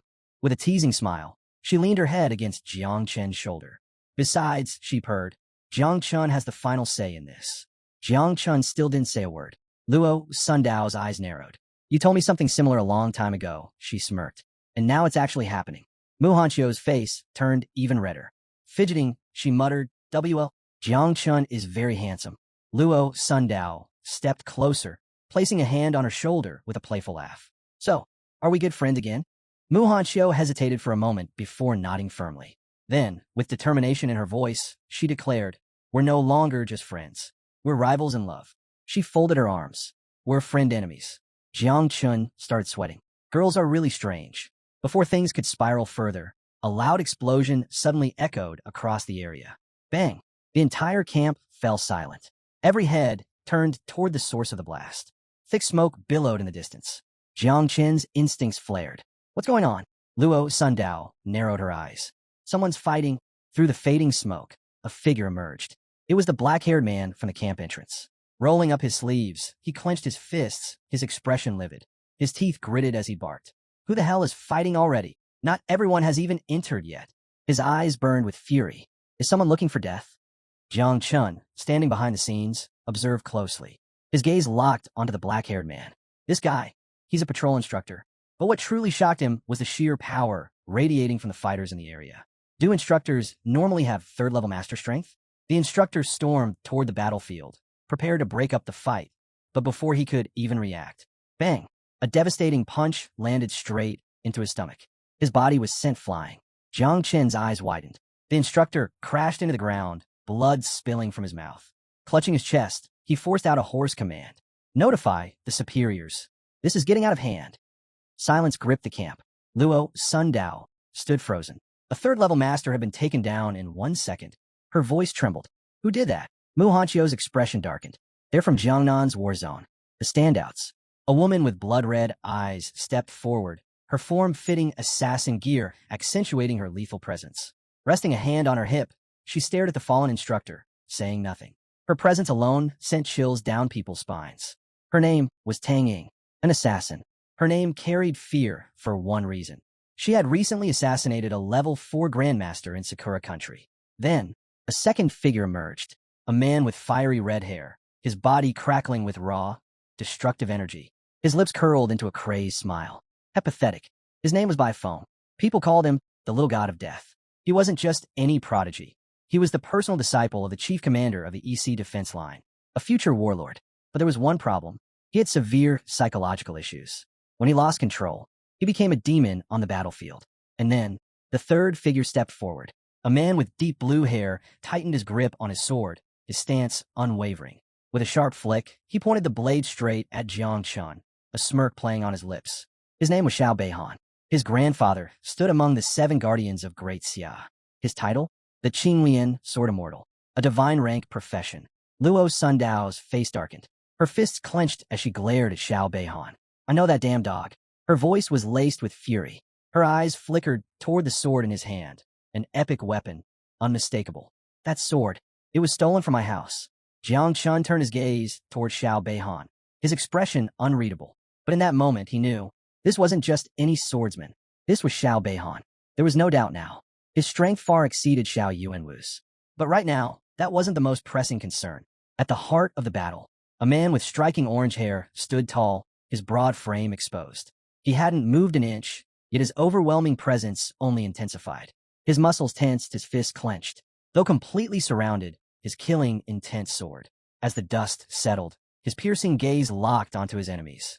Then, boom! His fist slammed into the ground, splitting it apart. Cracks tore through the earth, shockwaves rippling through the battlefield. Jiang Chen's breath caught. This guy. The entire camp fell silent. No one dared to move. Jiang Wushuang, the third-ranked, invincible descendant. Rumors claimed he possessed 3 hidden, unique professions. And now, even against 3 elite prodigies, he remained untouchable. Mu Hanxiu and Luo Sundao paled. Even Jiang Chen hesitated. Can my insect even take on someone like this? But before he could dwell on it, a shadow moved. Xiao Beihan shot into the air. Both hands gripped his sword as he prepared to strike. Jiang Chen's eyes narrowed. Not good. Xiao Beihan landed with crushing force, his blade tearing through the earth. Cracks webbed out beneath him, the ground groaning under the sheer impact. Too close. Luo Sundao was in danger. Without a second thought, Jiang Chun grabbed her by the waist and leaped, narrowly avoiding the attack. Xiao Beihan barely spared them a glance. His sharp gaze shifted, locking onto Jiang Wushuang. For a brief moment, something flickered in his eyes. Your wind fist, not bad. Wushuang said nothing. But before he could react, Xiao Beihan's attention moved again. This time, his eyes met Jiang Chen's. Recognition flashed across his face. Slowly, he sheathed his sword, only to draw it again. The tip aimed directly at Jiang Chun. A deadly aura surged around him, crackling with intent. So, you're the one who killed Xiao Yuanwu. His voice was calm, but his eyes burned with cold hatred.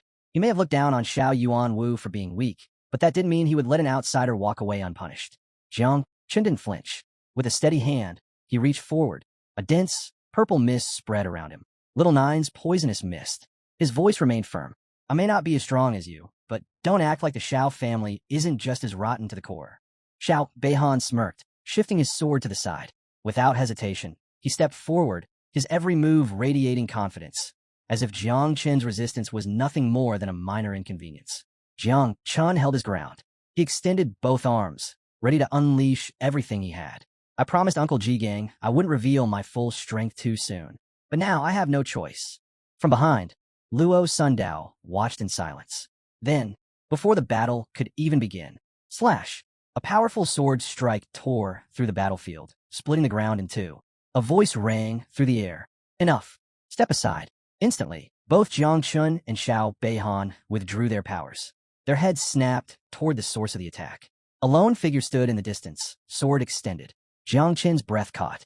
No way. It was him. The same old man he had saved from that tree.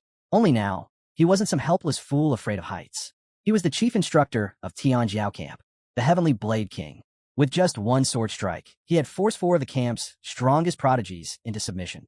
Jiang Chun broke into a cold sweat. That weird old man, is this strong? Even now, he wasn't sure if his insect had survived the shockwave. Lowering his sword, the old man gripped the hilt, his piercing gaze shifting between Jiang Chun and Xiao Beihan. Then, without a word, he sheathed his blade. At that moment, another figure stepped forward, a man in military uniform, the vice commander of Tianjiao camp, Yang Guang. With a calm expression, he spoke. All 300 geniuses have arrived. He turned toward the Heavenly Blade King. Please prepare to take the stage and lead the opening ceremony. The old man gave a small nod before making his way to the stage. All around the camp, murmurs spread like wildfire. Some newcomers trembled, their faces pale. I heard there were many Tianjiao camps in Jiangnan, but none of them ever had a king-level figure in charge. This is insane. Even from this distance, he could kill us all in a single move. Fear settled over the crowd. The Heavenly Blade King was not someone to defy. The Blade King's return, a mystery unfolds. Speculation ran rampant. A bystander muttered, "This doesn't make sense." They said the old master had gone into seclusion. Another nodded. "Yeah, why is he suddenly appearing now?" Some had overheard the instructors whispering. Apparently, the Sword King himself had chosen to come here. Could he be searching for a disciple? Someone murmured. If that were true, this was a once-in-a-lifetime opportunity. But most quickly dismissed the thought. People like us should stop dreaming.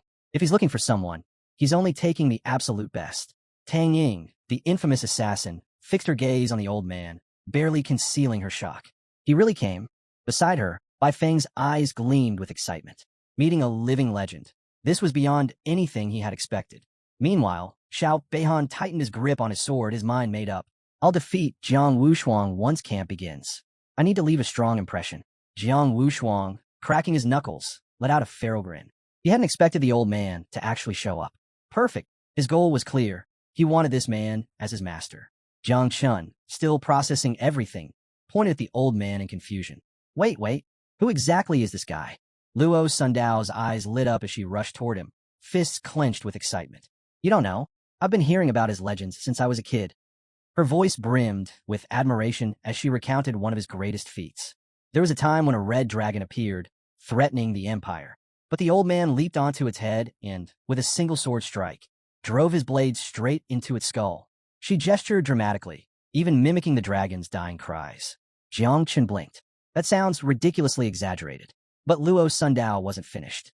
He's not even awakened, yet he can suppress a group of 7th transformation sealed kings. Some say his power rivals even an 8th transformation master from Xia Empire. He once killed a dragon in a single blow.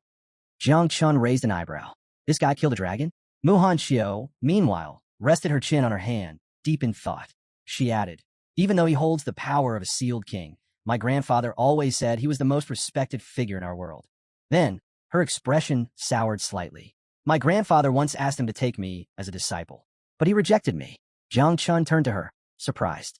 Mu Hanxiu sighed. At first, I was furious, but then I found out that even the invincibles from the Jinan Empire had been rejected. Jiang Chun glanced back at the old man, curiosity creeping in. Wait, so you're saying it's really that hard to become his disciple? Mu Hanxiu shot him a serious look. Are you joking?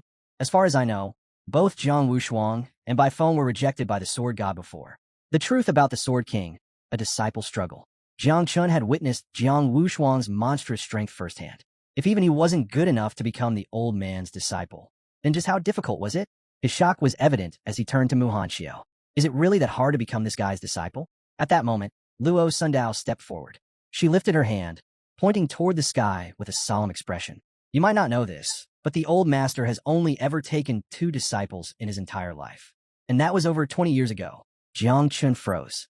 His mind flashed back to that strange old man, the one clinging to a tree in terror.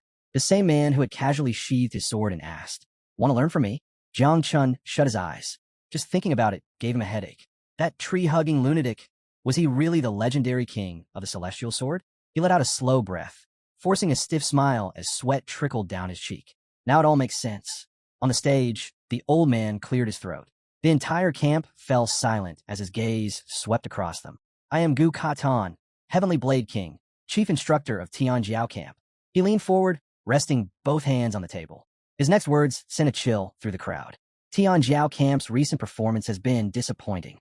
His voice was sharp. These fights, a joke. If you hold back in training, you'll die in real battle. No second chances. No burials.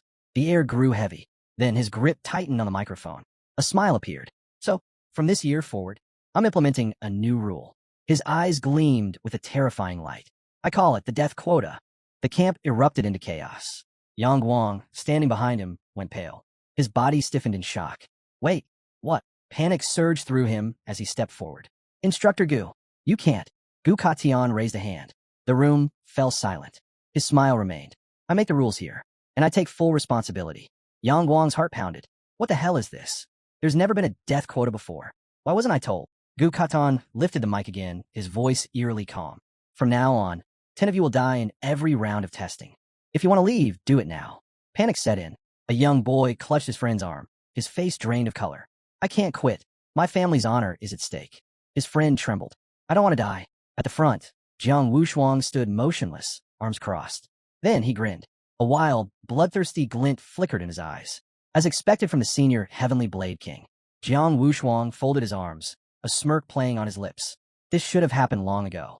Nearby, Xiao Beihan turned his gaze toward Jiang Chun, his expression unreadable, until a cold grin spread across his face. This rule was made just for you. Jiang Chun remained composed, silently assessing the situation. Xiao Beihan's intent was obvious. The moment the trial began, he would come straight for him. But there was something else Jiang Chun realized.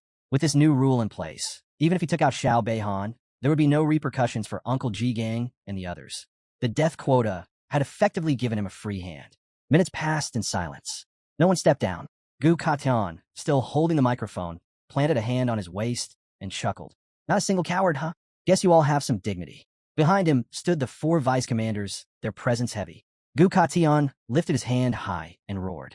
Entrance evaluation begins now. The 300 participants stiffened, awaiting further instruction. Gu Katian grasped the hilt of his sword and drew it in one swift motion. His voice rang out across the battlefield. Scattered throughout the camp are 150 advancement flags. I don't care how you get them. The test ends at dawn, day 2. If you have a flag, you move forward. If you don't, you're out. His blade gleamed under the sun as he leveled it at them, his eyes sharp with challenge. Fight how you want, alone, in groups, however you see fit. Take what's yours. Crush whoever stands in your way. Show me your hunger for battle. Then, with a swift motion, he raised his sword high. Begin. Chaos erupted instantly. The moment the test started, bodies scattered in all directions. Some, knowing their strength wasn't enough, vanished into the shadows, hoping to snatch a flag unnoticed. Survival came before pride. But Xiao Beihan had a different plan. As his body surged with blue energy, his lips curled into a grin. He drew his sword and strode forward, step by step, closing in on Jiang Chun. Jiang Chun stood still, flanked by Mu Hanxiu and Luo Sundao. Then, without looking at them, he extended his arms to the sides and gave a firm command. Find a flag. Leave him to me. Mu Hanxiu's grip tightened around his arm, her voice unsteady. Are you sure? Jiang Chun didn't answer. Instead, he took a defensive stance and gave a single, sharp order. Go. Now. Seeing the resolve in his eyes, Mu Hanxiu and Luo Sundao hesitated, then turned and ran. Xiao Beihan's blade crackled with blue mana as he let out a mocking laugh. A rookie who hasn't even reached his second transfer thinks he can play hero? His voice dripped with scorn. He wasn't taking Jiang Chun seriously. Jiang Chun's face remained unreadable. Without a word, he slowly raised his hand to the side. A thick, purple mist seeped from his palm. Little Nine's poisonous mist.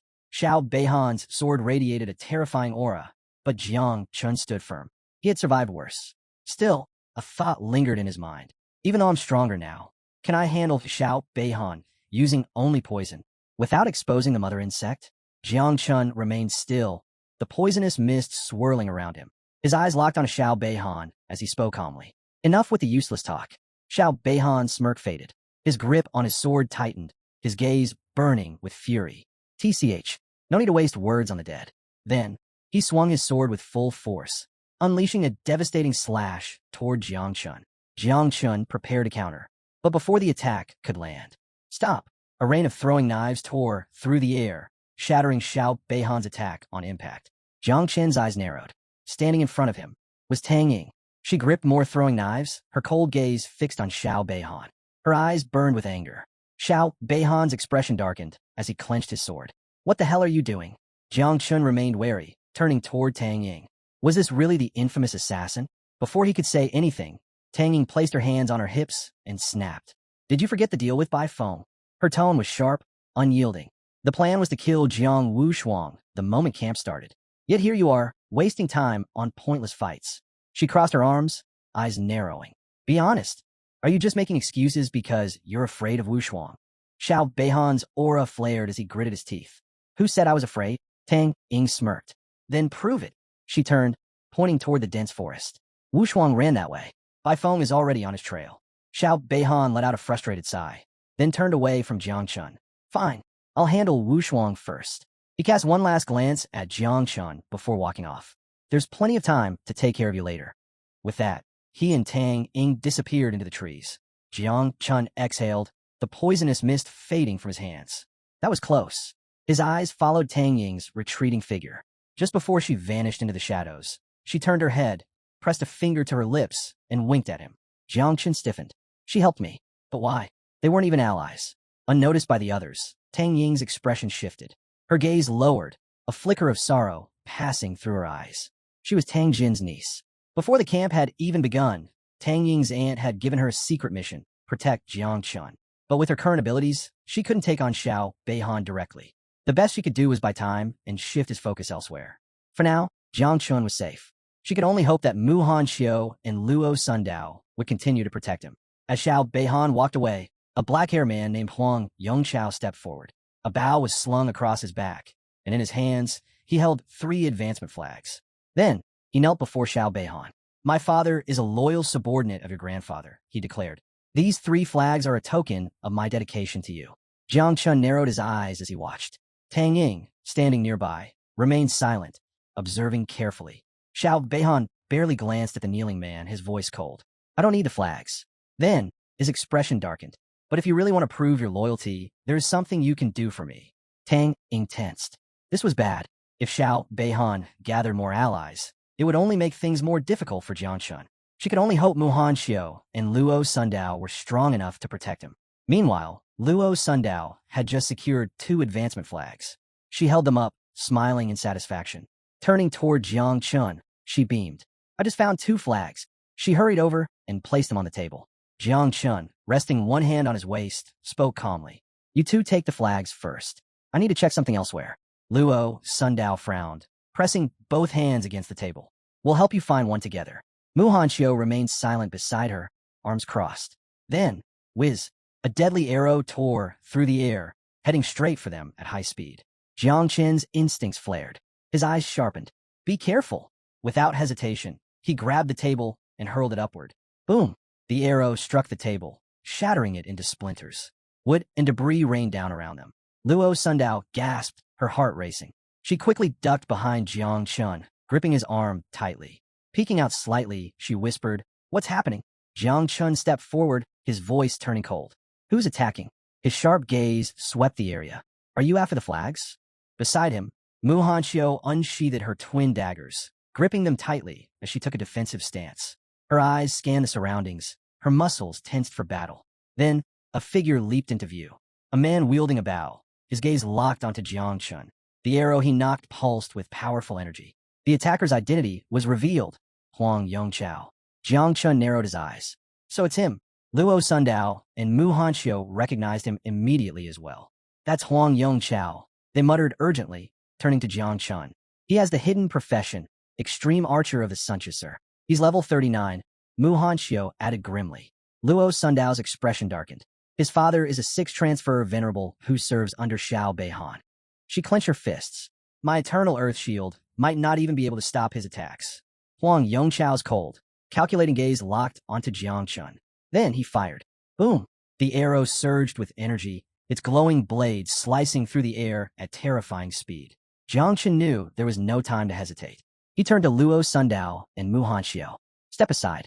Then, he leaped forward. His eyes gleamed with determination as he charged toward the incoming attack. Extending his hand, his palm released thick, dark purple mist, Little Nine's poisonous mist. His voice was low, filled with icy resolve. I can tolerate a lot of things, but if you want to take my life, don't blame me for being ruthless. His aura surged violently. After all, someone has to fulfill the old master's death quota. Luo Sundao clutched her chest, fear creeping in her eyes. Mu Hanxiu, gripping her daggers tightly, swallowed hard. Her heart pounded as she stared at Jiang Chun. What is he planning to do? Jiang Chun thrust his hand forward, unleashing a wave of Little Nine's poisonous mist. The dark purple fog surged, colliding head-on with Huang Yongchao's arrow. Boom! The arrow shattered instantly, completely overpowered by the corrosive mist. But Jiang Chun didn't stop there. The poisonous mist kept advancing, rushing toward Huang Yongchao like a living entity. Still hovering in midair, Huang Yongchao's eyes widened in horror. His grip on his bow tightened, but his entire body stiffened. This wasn't what he had been told. Wait, poison. His voice trembled. Wasn't he supposed to be a life-type awakened? Panic gripped him. Desperately, he tried to call for backup. Stop hiding. Attack together. But he never finished his sentence. The mist reached him. It coiled around his body like a living nightmare, corroding his flesh instantly. Aha! His agonized screams tore through the battlefield. Then, the swarm came. From within the mist, countless insects burst forth, devouring him piece by piece. His so-called allies? They turned and ran. Terror filled their hearts. If even a long-range expert like Huang Yongchao couldn't survive, then those with close combat professions had zero chance. They had to escape before they became the next victims. Meanwhile, Jiang Chun stood unmoving, his hand effortlessly guiding the swarm. Within moments, the insects finished their feast. Huang Yongchao's body was gone, completely devoured. Inside the monitoring room, Chief Instructor Gu Katian and Vice Commander Yang Wang observed the battle through the surveillance feed. Gu Katian's sharp gaze followed Jiang Chen's movements, taking in how easily he had killed his opponent. A grin spread across the old man's face. Impressive. He leaned back, crossing his arms. Not only a creation class user, but also poison class. Behind him, Yang Guang stood frozen, his mouth slightly open in disbelief. A second transformation prodigy, eliminated in mere seconds? His mind reeled as he tried to process what had just happened. Jiangchen wasn't just strong. He was terrifying, a complete unknown. Why didn't Shu City's Night Watch report anything about him? He muttered under his breath. As Yang Guang's thoughts spiraled, Gu Katian turned toward him, his expression serious. Go, inform the others. Yang Guang snapped out his daze. Right away. But just as he turned to leave, wait. Gu Katian cleared his throat. Yang Guang hesitated, turning back. A creeping worry settled in his chest. Was the old man regretting his decision to let Jiang Chun enter? But Gu Katan simply rubbed his chin, staring thoughtfully at the ceiling. Then, in a calm yet commanding voice, he issued another order. Bring in 10 third-level ferocious beasts. Yang Guang's eyes widened. What? Gu Katan's smirk widened, and released them separately. Then, he leaned forward, his eyes glinting with amusement. Oh, and one more thing. Place the advancement flags on the beasts. The battlefield shifts, a new challenge begins. Yang Guang turned sharply, gave a military salute, and, despite his clear confusion, responded with a firm, understood. Internally, he couldn't help but be impressed. The old man's move was brilliant. By placing the advancement flags on the beasts, Gu Katian would force the strongest contenders in a battle first. This way, those monsters would be too busy tearing each other apart before they could turn their weapons on the weaker participants. It was both strategic and ruthless. Meanwhile, across the battlefield, Jiang Wushuang stood surrounded by Tang Ying, Bai Feng, and Xiao Beihan. All three had drawn their weapons, prepared to strike. Jiang Wushuang, however, remained unfazed. His arms were crossed, his stance unwavering. He had been locked in battle with Bai Feng for several minutes now. Even though he was injured, his confidence hadn't wavered for a second. Bai Feng clutched his chest wound, his breathing heavy and labored. Jiang Wushuang smirked. I already told you. His eyes glinted with amusement. Even if you gang up on me, you still won't win. Then, with a mocking tilt of his head, he added, do you really think victory in a 3-on-1 fight is something to be proud of? Xiao Beihan gritted his teeth, his grip on his sword tightening. His blue energy surged, making his blade glow ominously. His eyes darkened with focus. Winning this way isn't honorable, but fighting strong opponents is the only thing that keeps me entertained. At that moment, a sharp crackle rang through the air as the camp loudspeakers activated. A mechanical voice echoed across the battlefield. Participant Huang Yongchao has been eliminated by Jiang Chun. For a brief moment, silence. Then, shockwaves rippled through the entire camp. Jiang Chun had landed the first kill, and not just any opponent. He had taken down a level 39, second transformation genius. The crowd struggled to process it.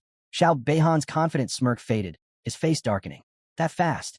Huang Yongchao might not have been the strongest, but he was still ranked among the top 50 talents in camp. Far superior to Xiao Yuanwu. And yet, he was eliminated in mere seconds. Tang Ying tightened her grip on her throwing knives, a chill running through her. This isn't right. Jiang Chun was supposed to be level 26 in the creation class, but somehow he had effortlessly wiped out a level 39 combat class prodigy. Even she, an assassin, would have struggled to take Huang Yongchao down so cleanly. Bai Feng, still catching his breath, glanced up at the sky and let out a low chuckle. Heh, looks like this year's Tianjiao camp is crawling with hidden monsters. Not far away, Jiang Wushuang tilted his head, a grin playing at his lips. Are you sure you should be wasting time with me? Shouldn't you be more concerned about that other guy, Jiang Chun? Xiao Beihan ignored him. The three warriors gripped their weapons tighter, their stances shifting, ready to strike. But before they could, the camp's loudspeaker crackled to life. Attention! 10 third-level ferocious beasts are being released onto the battlefield. Each beast carries an advancement flag. Acquiring a flag will grant additional ranking points. The top 10 contestants will receive exclusive rewards. First place will be awarded 100 million. The moment the announcement ended, Xiao Beihan, Bai Feng, and Tang Ying all stepped back. Jiang Wushuang let out a low chuckle, arms still crossed. The king of the celestial sword just gave us a new game to play. His smirk deepened. All right, I'm in. His eyes locked onto the blue flag. Meanwhile, Jiang Chun stood in the distance, absorbing the announcement. A 100 million reward? Then it hit him his insects. If he secured first place, it wouldn't just be about the money. He'd gain resources. And with more resources, his insects could evolve even faster. A giant beast falls from the sky. The battlefield shifts. Suddenly, boom, a thunderous crash shook the ground. Jiang Chun, just a short distance away, snapped to attention. His eyes sharpened. What is that? The dust settled, and standing before them, a monstrous mutant wolf. Luo Sundao, standing beside him, braced her shield. It's one of the ferocious beasts. Jiang Chun studied it carefully. His brows furrowed. A third-level beast. Nearby, Mu Hanqiu's face turned pale. Her voice trembled with urgency. Be careful. This thing is as strong as a level 90 awakened. The massive beast trembled, its enormous frame still paralyzed from the fall. Luo Sundao narrowed her eyes before turning to Jiang Chun. It's still regaining consciousness. Should we take advantage of this? Jiang Chun's gaze sharpened. Without hesitation, he stepped forward, his hands releasing Little Nine's poisonous mist. Move back. He was ready to strike. But, swoosh, a powerful slash came slicing through the air toward him. Jiang Chun's reflexes kicked in instantly. He leaped back, narrowly dodging the sudden attack. Landing firmly on the ground, he clenched his fist, his mind racing. Who just attacked me? Then he looked up. Standing atop the beast's head, gripping his sword, was Xiao Beihan. Xiao Beihan's eyes locked onto Jiang Chun as a smug smile curled his lips. Not only did you kill Huang Yongqiao in seconds, his gaze darkened. Now you're trying to steal my flag? Jiang Chun didn't waste time with words. Without hesitation, he thrust his hand forward, unleashing Little Nine's poisonous mist. If you're here to fight, stop talking. Xiao Beihan laughed. Then, he jumped high into the air, his sword raised above his head. Heaven and Earth Wind Dragon Slash. A swirling blade of wind roared through the battlefield, slicing apart everything in its path. It collided with Jiang Chun's poisonous mist, dispersing it in an instant. Xiao Beihan landed back on the beast's head, his sword glowing with a blue aura. His confidence was unwavering. No wonder you're so arrogant. His eyes gleamed as he smirked. Turns out you have the hidden poison class. He chuckled, shaking his head. Too bad for you. He raised his sword slightly.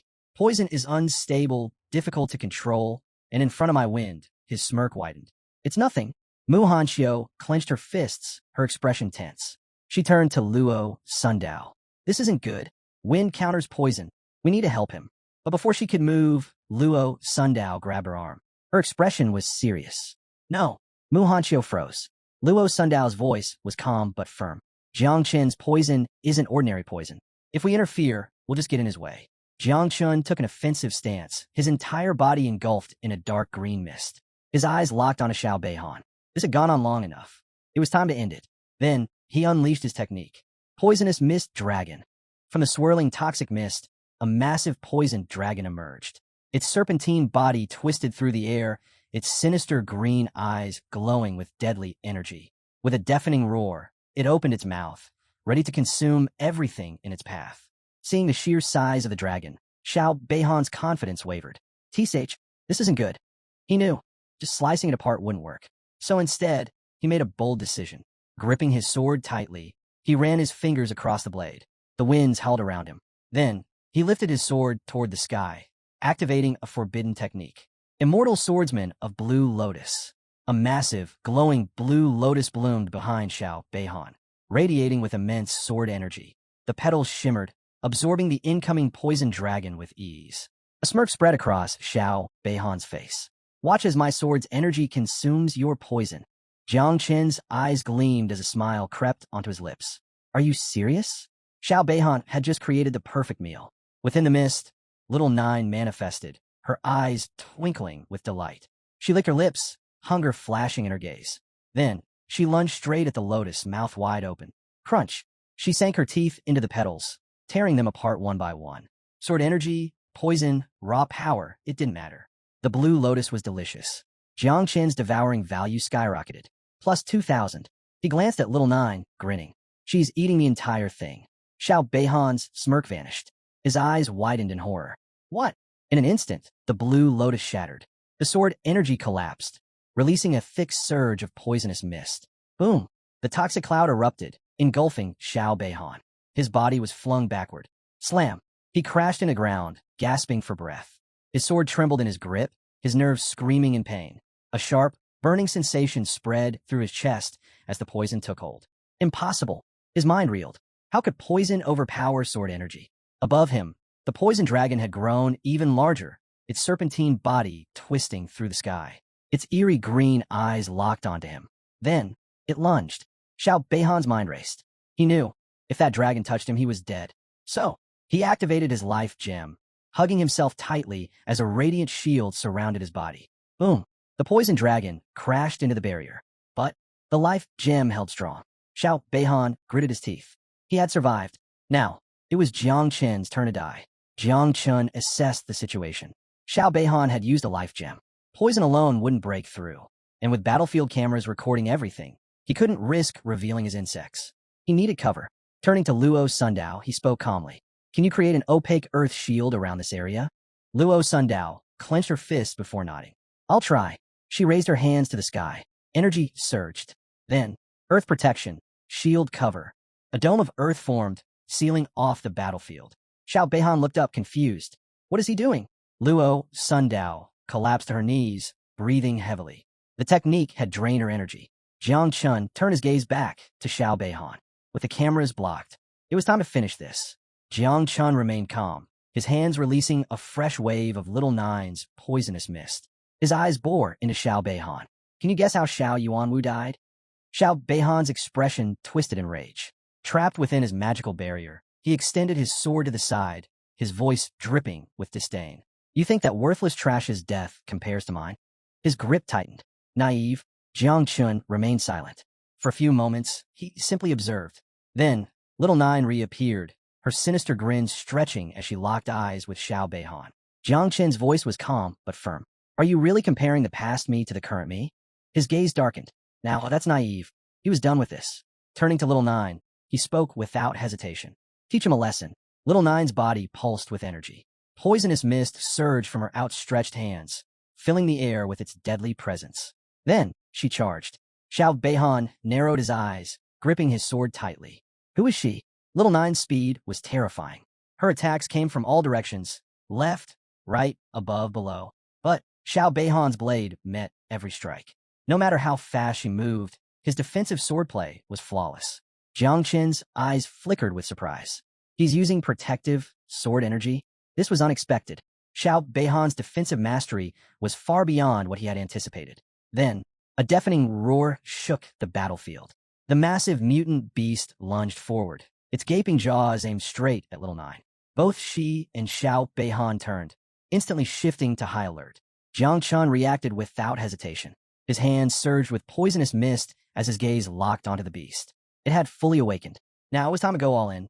Jiang Qin extended his hand, summoning two poisonous mist dragons. They slithered through the air, their glowing green eyes brimming with lethal intent. Then, he unleashed his small insect swarm. That's top-quality fierce beast meat. His smirk deepened. First to arrive, first to eat. The insects surged forward, their buzzing wings filling the battlefield with an eerie hum. Now, the battle had turned into pure chaos. Xiao Beihan's eyes darted between the converging threats. His once impenetrable sword energy had been corroded. His advantage was slipping. He could no longer keep up with little Nine. The beast let out a warning roar, turning its attention to Xiao Beihan. But little Nine was already in motion. She closed the distance instantly, her devilish grin widening. Then, she threw her full strength into a punch. Boom! Her fist slammed into Xiao Beihan's magical barrier. Cracks spread across the shimmering shield. She didn't stop. Another punch, then another. With each impact, the barrier trembled. Xiao Beihan's strongest defense was starting to crumble. Jiang Chun stood calmly, arms crossed, watching the battle unfold. He had realized something. Xiao Yuanwu had been weak because the Xiao family played favorites with their descendants. But Xiao Beihan? He was one of their true elites. Defeating him would not be easy. Yet, Little Nine's relentless onslaught was proving otherwise. Punch after punch, her attacks tore into his protective barrier. The cracks spread wider. Her gleaming eyes revealed she could smell victory. Inside the fading shield, Xiao Beihan was drenched in sweat. His breath came in ragged gasps. His panic grew. He knew, if before she had needed 3 seconds, now she needed at most 3 minutes. His grip on his sword tightened. He couldn't believe it. His life gem's protection was actually breaking. Meanwhile, inside the Tianjiao camp surveillance room, Yang Guang's expression darkened. On the monitors, a massive blue magical barrier covered the battlefield. This anti-vision shield blocked their view, preventing them from seeing what was happening inside. And he knew exactly what that meant. Xiao Beihan was at a disadvantage. Yang Guang turned sharply toward Fang Chengyuan. His voice was firm and commanding. Conduct a manual investigation. If the situation becomes too dangerous, stop the fight immediately. Fang Chengyuan, a 4th-level great master of the spatial system, pressed his fingertips together and nodded. Understood. In the corner of the room, Gu Kaitian, known as the King of the Celestial Sword, sat with one leg crossed, his chin resting lazily on his hand. His expression was unreadable, but there was a glint of curiosity in his eyes. Are they really this desperate to protect the Xiao family's grandson? Yang Guang turned toward him, hands clasped behind his back. His tone was measured but heavy. You don't understand. It's not about favoritism, it's about consequences.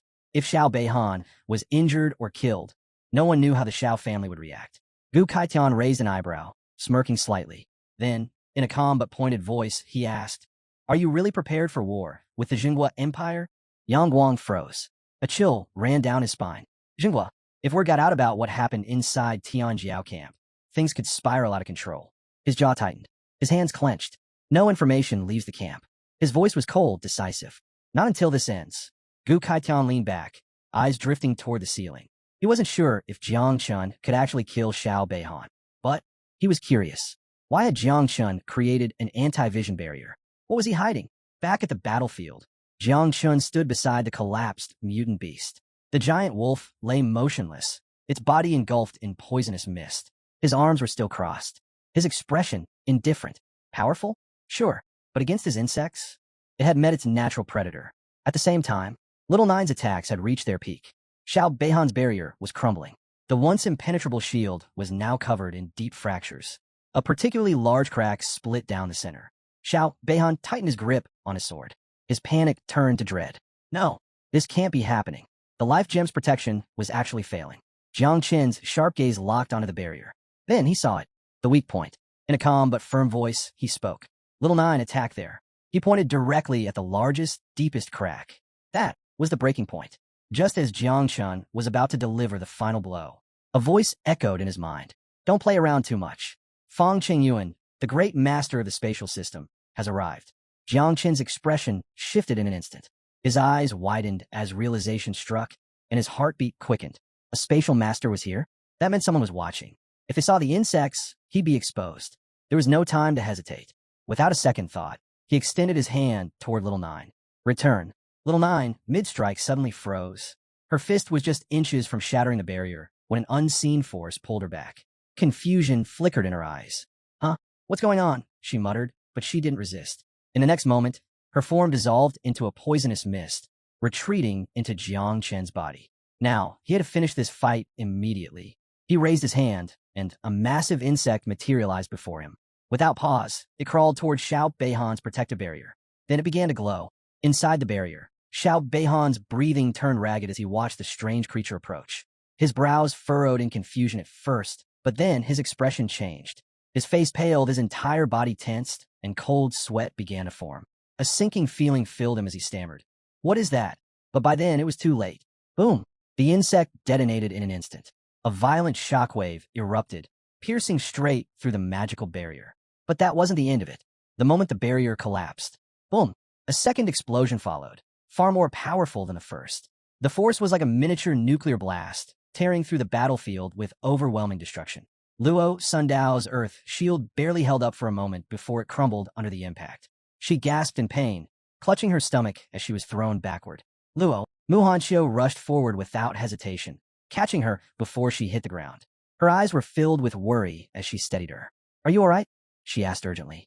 Luo Sundao forced a weak smile, struggling to regain her breath. "I'll be fine," she muttered. As the dust settled, the battlefield was left in ruins. The ground was shattered, and advancement flags were scattered everywhere. But the most telling sign of the battle's outcome, the only thing left of Xiao Beihan, was his severed arm and his sword. Jiang Chun stepped forward, scanning the remains. He bent down and picked up the sword, his expression unreadable. Then his eyes narrowed. "Did he die?" he murmured. "Or had the spatial master intervened at the last second?" He wasn't sure, but just in case, he picked up the severed arm as well. He walked toward Luo Sundao and, without much thought, tossed her the sword. "Take good care of your family's weapon," he said casually. The blade spun in the air before Luo Sundao instinctively reached out and caught it. A faint flush appeared on her cheeks as she clutched it tightly. Her voice was soft but sincere. "Thank you." Meanwhile, Mu Hanchio had finished gathering the fallen flags. She turned to Jiang Chun, her face bright with excitement. "We made it into the top 10, she exclaimed. Jiang Chun glanced at the flags in her hands. Without hesitation, he offered to split them. But Mu Hanchio shook her head. "No," she said firmly, her eyes filled with determination. "I want to see you surpass Jiang Wushuang and take first place." Luo Sundao smiled beside her, gripping the sword in her hands. "I don't need the flags either," she added. "Getting this back is enough." Jiang Chun smirked. A loud bang echoed through the room as a fist slammed onto the table. Yang Guang's face was twisted in fury, his teeth clenched tightly. Beside him, Fang Qingyuan remained still, his expression unreadable. Yang Guang's voice, filled with anger, cut through the silence. "What the hell happened?" he snapped. "Why didn't you teleport Xiao Beihan in time?" Fang Qingyuan closed his eyes briefly, as if replaying the events in his mind. When he finally spoke, his voice was calm, yet tinged with resignation. The poison was too strong. He had tried. He had barely managed to extend his spiritual energy towards Xiao Beihan. But the moment it touched the poisonous mist, it began corroding at an alarming rate. His vision had been clouded. He hadn't seen anything clearly. And then, boom, the explosion erupted.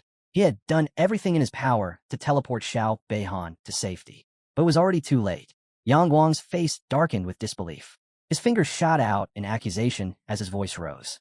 "How the hell can poison corrode mental power?" he barked. "Stop making excuses. You failed to do your job." Then, a deep, commanding voice cut through the room. "Shut up, Yang Guang." The word sent a chill down Yang Guang's spine. His body tensed, his breath hitched. Slowly, he turned toward the source of the voice. And then, he froze. Gu Katian, the king of the celestial sword. Gu Katian's sharp gaze locked onto him, filled with undeniable authority. His voice was steady, yet every word carried weight. "Do you know why you're stuck at the peak of the fifth transformation?" Yang Guang gulped, but said nothing. "It's because you always follow the powerful," Gu Katian continued. "Because you lack the heart to stand on your own." He folded his arms, his tone growing even sharper. "A moment ago, you were talking about consequences, about commanders and generals, but do you even understand what a real battlefield is?" His gaze darkened. "Even those who have reached the ninth transformation can die in battle. Xiao Beihan was no exception." Yang Guang took several steps back, his confidence shattered. His face paled as he stammered. "I wasn't talking about the great general. I only meant Commander Duan." But Gu Katian had already turned his back to him. His voice, calm yet commanding, filled the room once more. "Report everything inside the camp first. All information is to remain strictly confidential. Until tomorrow at 6 a.m., before the evaluation ends, no one, not even Xiao Beihan, is allowed to leave the camp." With that, he strode toward the door. Before stepping out, his final words echoed behind him. "I'm heading to the Southern Command." Silence settled over the room. Yang Guang and Fang Qingyuan remained frozen in place, neither daring to speak. Then, a sudden glow filled the sky outside. A system window appeared, its golden letters stark against the night. "Xiao Beihan has been eliminated by Jiang Chun." Silence. Then, shock. Every gaze turned upward, eyes wide with disbelief. The words before them felt impossible to process. Xiao Beihan, eliminated? By Jiang Chun. It didn't make sense. He was the legitimate grandson of the great general of the nation, one of the strongest participants in the evaluation. And yet, he was gone. Elsewhere, a massive boar-like beast charged forward with incredible force. But Tang Ying and Bai Feng moved swiftly, dodging the attack with ease. The beast crashed head first into the ground, kicking up a cloud of dust. Tang Ying, however, stood frozen in place, her gaze locked on the sky. Her mind struggled to process what she had just heard. Jiang Chun actually eliminated Xiao Beihan, she murmured in disbelief. Beside her, Bai Feng remained composed. His expression darkened as he narrowed his eyes. Something's not right, he muttered. Meanwhile, a white lion-like beast lunged from the shadows, its powerful claws aimed straight at a lone figure. Then, bam! A single punch sent the beast flying. Its body tumbled through the air before crashing into the dirt, motionless. Standing over its lifeless form was none other than Jiang Wushuang. Arms crossed, he tilted his head slightly, a smirk playing on his lips. Interesting, he muttered to himself. In a quiet room, the lid of a teacup was lifted slowly. A fragrant wisp of steam curled into the air. The man holding the cup took a slow sip, his expression thoughtful. He was none other than Duan Xinghai, commander-in-chief of the Jiangnan military district. Seated across from him was Gu Katian. Duan set down his cup, his voice calm, yet curious. So, have you found someone remarkable? Is that why you call me here so urgently? Gu Katian didn't respond immediately. Instead, he closed his eyes and lifted his hand toward the sky. A surge of energy pulsed from his palm as he activated forbidden listening, a powerful ability that formed a protective barrier around them, ensuring that no one could eavesdrop on their conversation. Duan Xinghai watched in silence. Once the barrier was set, the two men shifted to another room and sat down to continue their tea. Duan leaned back, crossing his legs. He took another slow sip before glancing at Gu Katian with sharp eyes. You're being cautious, he noted. That means the situation is more serious than you're letting on. Gu Katian rested one hand on the chair, the other on the table. After a brief pause, he finally spoke. His voice was calm, but his words carried weight. Can poison corrode mental strength? Duan Xinghai's hand froze midair. Slowly, he lowered his cup. His expression remained neutral, but there was a flicker of interest in his eyes. Theoretically, it's possible, he admitted, but it would be extremely difficult. He leaned forward slightly, his fingers tapping against the wooden table. Poisonous mist and miasma typically target the physical body, he explained. Mental strength, however, is different.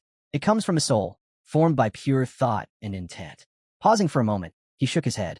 For poison to corrode something like that, his tone turned serious. I can't even begin to estimate the level of toxicity required. Gu Katan studied him closely, his expression unreadable. Then, in a measured tone, he asked, Have you ever seen someone accomplish this? Duan Xinghai placed a hand under his chin, lost in thought. His gaze drifted downward as memories surfaced in his mind. After a long silence, he finally answered, No, I once knew a poison king at the peak of the fourth transformation. He paused, his voice carrying a hint of intrigue. Even he couldn't do it. Duan Xinghai lifted his head, a playful smirk tugging at his lips. His eyes gleamed with amusement as he leaned back slightly. Are you telling me that Tian Jiao Camp has produced a poison prodigy with such terrifying power? He mused. His fingers tapped lightly against the wooden table. If someone can truly corrode spiritual energy, he paused, his smirk deepening. Then they are holding a weapon more lethal than any blade. Gu Katian, arms crossed, remained unmoved. Then, he slowly shook his head. His eyes closed briefly as he steadied his thoughts. It's too soon to draw conclusions, he said firmly. Duan stayed calm, but his instincts told him something was off. Gu Katian had always been cautious, but this time it felt different. There was hesitation, uncertainty, even, and that only meant one thing. He wasn't telling the whole truth. Duan's sharp gaze locked onto him. His voice carried a new weight. What's happening? He asked. And why aren't you telling me everything? Gu Katan met his gaze. He studied Duan for a long moment before speaking. Then, what if the poison had its own consciousness? Duan froze. Then he laughed. A hearty, amused chuckle as he reached out, patting Gu Katan's shoulder. You're joking, right? But then his laughter faded. His expression turned serious. Poison doesn't have consciousness, he muttered. Unless. His voice trailed off. His breath slowed. Then, a single drop of sweat rolled down his cheek. His mind pieced together a terrifying thought. His voice dropped to a whisper. Unless it's not actually poison, but something else entirely. A forgotten calamity. The 9 wings of miasma. Duan Xinghai's eyes darkened as an old memory surfaced. A memory buried deep within the past. He pictured an ancient ruin, a place lost to time. Ruin number 0. Inside its crumbling walls, he had once come across a record. An ancient text describing something beyond human comprehension. A calamitous creature.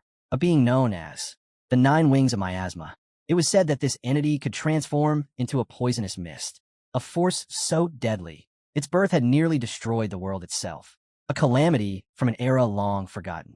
Then, another vision appeared in his mind, a small, shadowy figure, curled up, hugging her knees, a pair of glowing eyes staring from the darkness, a creature born in the depths of the nine hells, the very same existence recorded in ruin number 0.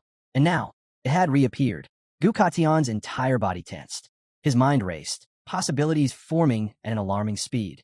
His voice, barely above a whisper, carried a grim certainty. This is bad. Very bad. Duan Xinghai suddenly threw his arms wide, letting out a loud, amused laugh.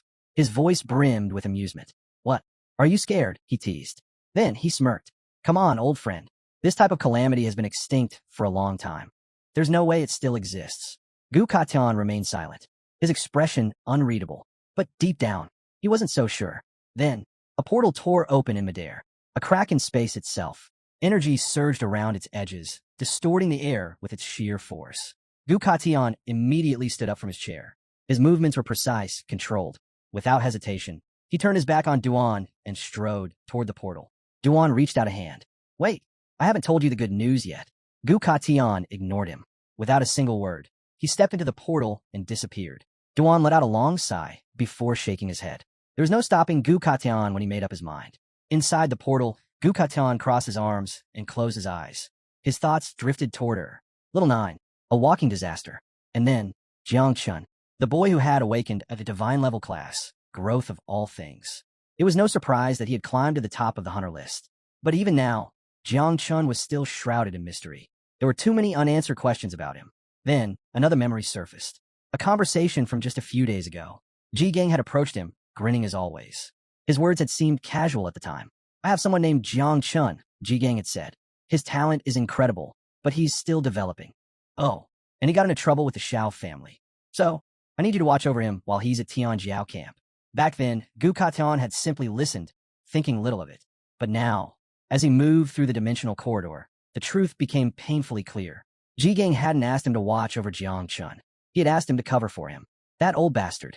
Gukation emerged from the portal, his mind set. With a single snap of his fingers, a gust of wind surged around him. The sword was a weapon of death, but it could also be used to protect. He murmured under his breath, Buddha and demon exist in the same heart. Then his eyes sharpened. I've made my decision. From now on, Jiang Chun is under my protection. But even if he had resolved to protect Jiang Chun, a calamity should never be underestimated. He needed proof, a final confirmation. Raising his hand, he conjured an arrow and released it into the sky. The arrow flew backward, cutting through space before vanishing into the horizon. This arrow carried an urgent message, a direct command to Hong Yao. Go to ruin number 0. Investigate the 9 wings of miasma. Find out the truth. Because this concerns my new disciple. Gukation stepped into the surveillance room. His gaze locked onto the screens, his mind already shifting to the next problem. With a calm yet curious tone, he asked, How's the entrance evaluation progressing? Yang Guang turned toward him, his face composed. It's nearly over, he reported.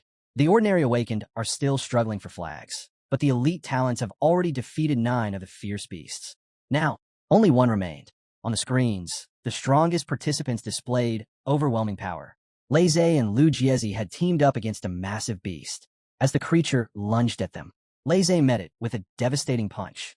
The beast slammed into the ground, its massive body going limp. Defeated instantly. Elsewhere, Tang Ying and Bai Feng worked in perfect sync. Tang Ying leapt onto the back of another fierce beast, moving with practiced ease.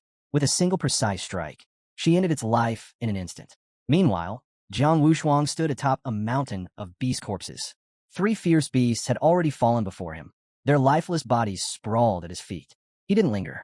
Without hesitation, he turned and began walking toward one destination. Jiang Chun. In the surveillance room, Gukation's sharp eyes remained locked on the screens. Where is Jiang Chun? He asked. Yang Guang responded immediately. He's already taken down 2 fierce beasts.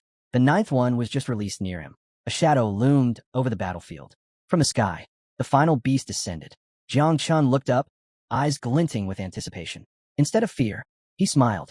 Time to eat, little 9. The beast roared and lunged forward. But before it could even strike, Jiang Chun extended his hand.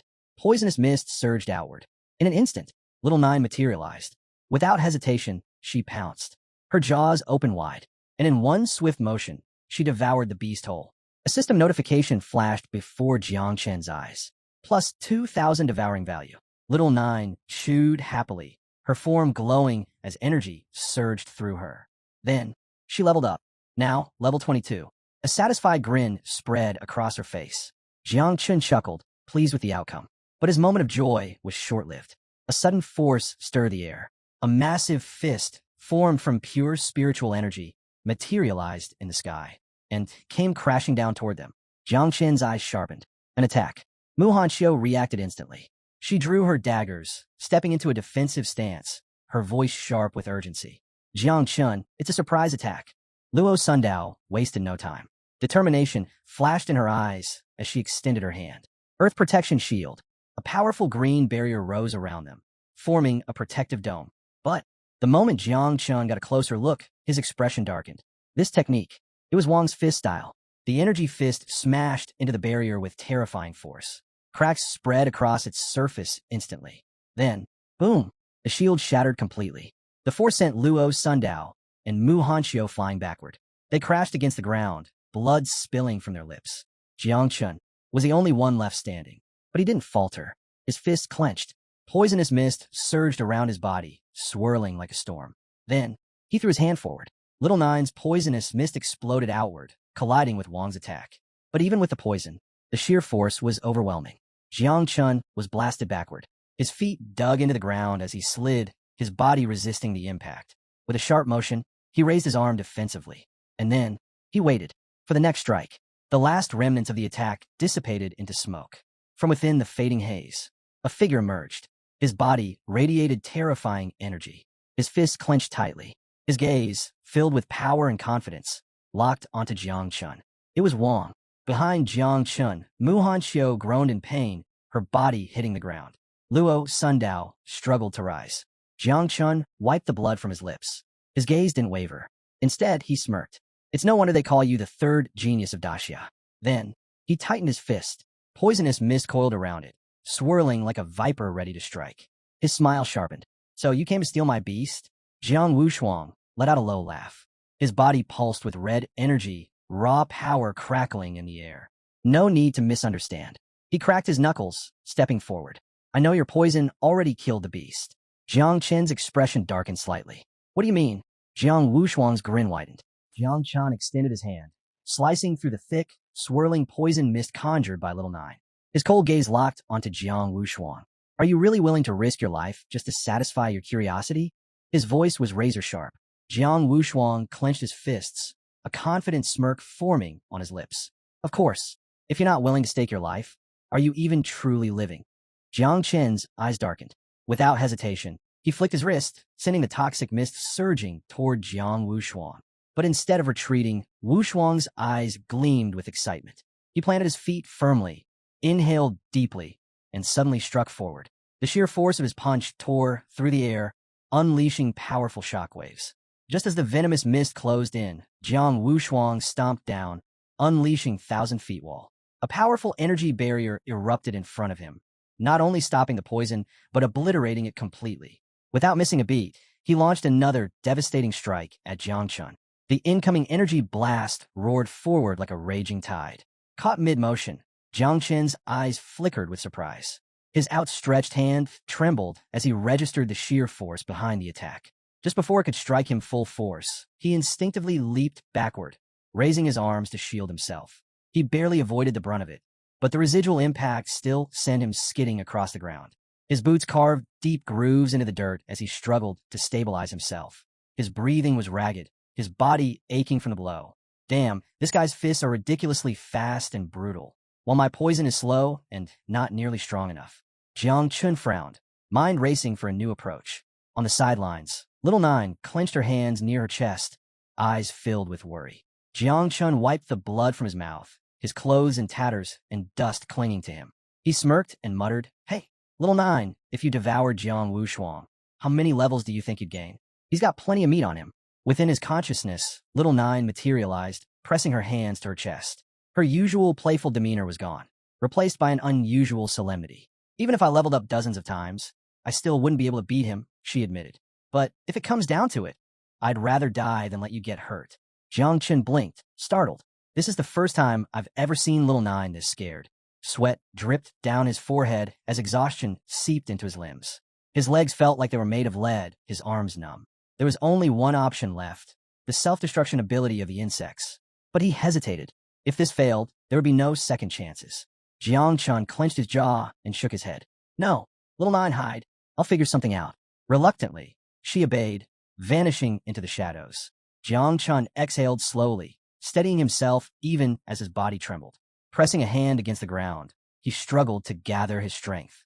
Smoke billowed around him from the impact of Jiang Wushuang's attack, briefly obscuring his figure.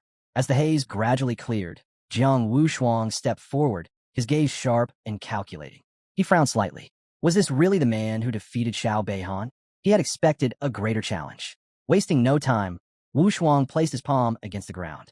His eyes gleamed with power as thick vines erupted from the earth, twisting and expanding at an alarming speed. Just as he was about to strike, the vines shifted, not attacking Jiang Chun, but forming a protective barrier around him instead. Wushuang halted, a smirk playing on his lips. Oh, so this is your divine talent. He let out a low chuckle, using a barrier to deceive your opponent. Clever. No wonder Xiao Beihan fell for it. Meanwhile, in the surveillance room, a group of observers monitored the battle closely. Fang Qingyuan turned to Gu Kaitian and reported, Jiang Chun has blocked our view again. Gu Kaitian stood behind him, arms crossed, his expression unreadable. He responded calmly, stay alert. Be ready to step in if necessary. Fang Qingyuan straightened, offering a sharp salute. Understood. Yang Wang, watching the screen, wiped a bead of sweat from his forehead. Judging by the fight, neither of them should need saving. But Gu Kaitian remained skeptical. He glanced at Yang Guang and muttered, You're only saying that to protect Jiang Chun, aren't you? Yang Guang raised an eyebrow. And isn't that a bit hypocritical? Gu Kaitian cut him off with a firm tone. Enough. Jiang Wushuang is level 46. Jiang Chun is only level 26. He's my disciple. Of course, I want to protect him. Back inside the barrier, Jiang Chun gritted his teeth and forced himself to his feet. Raising his hand toward the sky, he issued a silent command. Instantly, a massive swarm of insects burst forth from his palm, filling the air like a dark tide. Jiang Wushuang's smirk faded as he looked up, his body tensing. His expression shifted. This was different. This was Jiang Chen's true power. Jiang Chun remained silent, his eyes locked onto his opponent as more insects poured from his fingertips. The swarm hovered for only a moment before diving toward Jiang Wushuang, their razor-sharp mandibles gleaming ominously. Jiang Wushuang didn't flinch. Instead, he planted his feet firmly, golden energy pulsing around him as he activated Move Mountains and Overturned Seas, preparing to withstand the incoming onslaught. Jiang Chen's eyes flashed with determination. With a sharp gesture, he commanded even more insects forward. The swarm expanded, surging like a tidal wave toward its target. Wushuang's grin widened. Not bad, but let's see if your buds can handle this. He clenched his fists, leaned back, and then slammed both hands into the ground. The earth roared in response.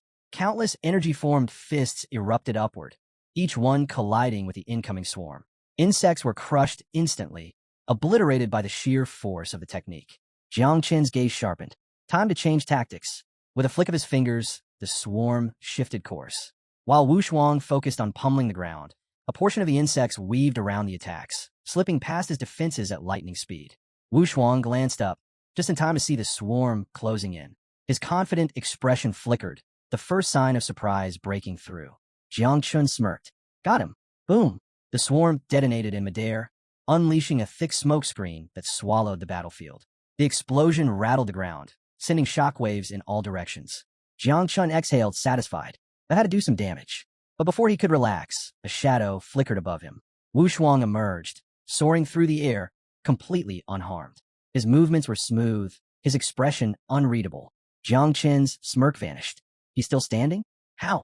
Wushuang, now plummeting toward him, let out a low chuckle. Now I get it. This must be how Xiao Beihan lost.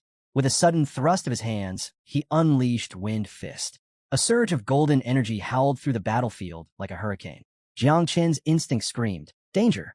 He barely managed to raise his arms before the full force of the attack slammed into him. The pressure was immense. His body shook violently, knees nearly buckling under the crushing force. His breath came in ragged gasps as he fought to stay upright. This guy, he's on an entirely different level. Jiang Chen quickly realized this Wind Fist wasn't like the one before. It was stronger, several times stronger. Even after two of his insects had self-destructed near Wu Shuang, the man remained completely untouched. Not a single scratch. His body was reaching its limit.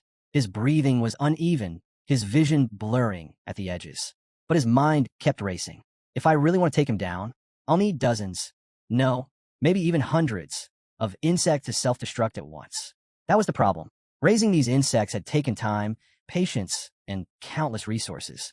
To sacrifice them all in a single gamble. Damn it. He clenched his fists. No other choice. A series of explosions erupted around Jiang Wushuang, one after another, flames and smoke engulfing the battlefield. But Wushuang, sensing the danger, swiftly maneuvered back, dodging each blast with ease.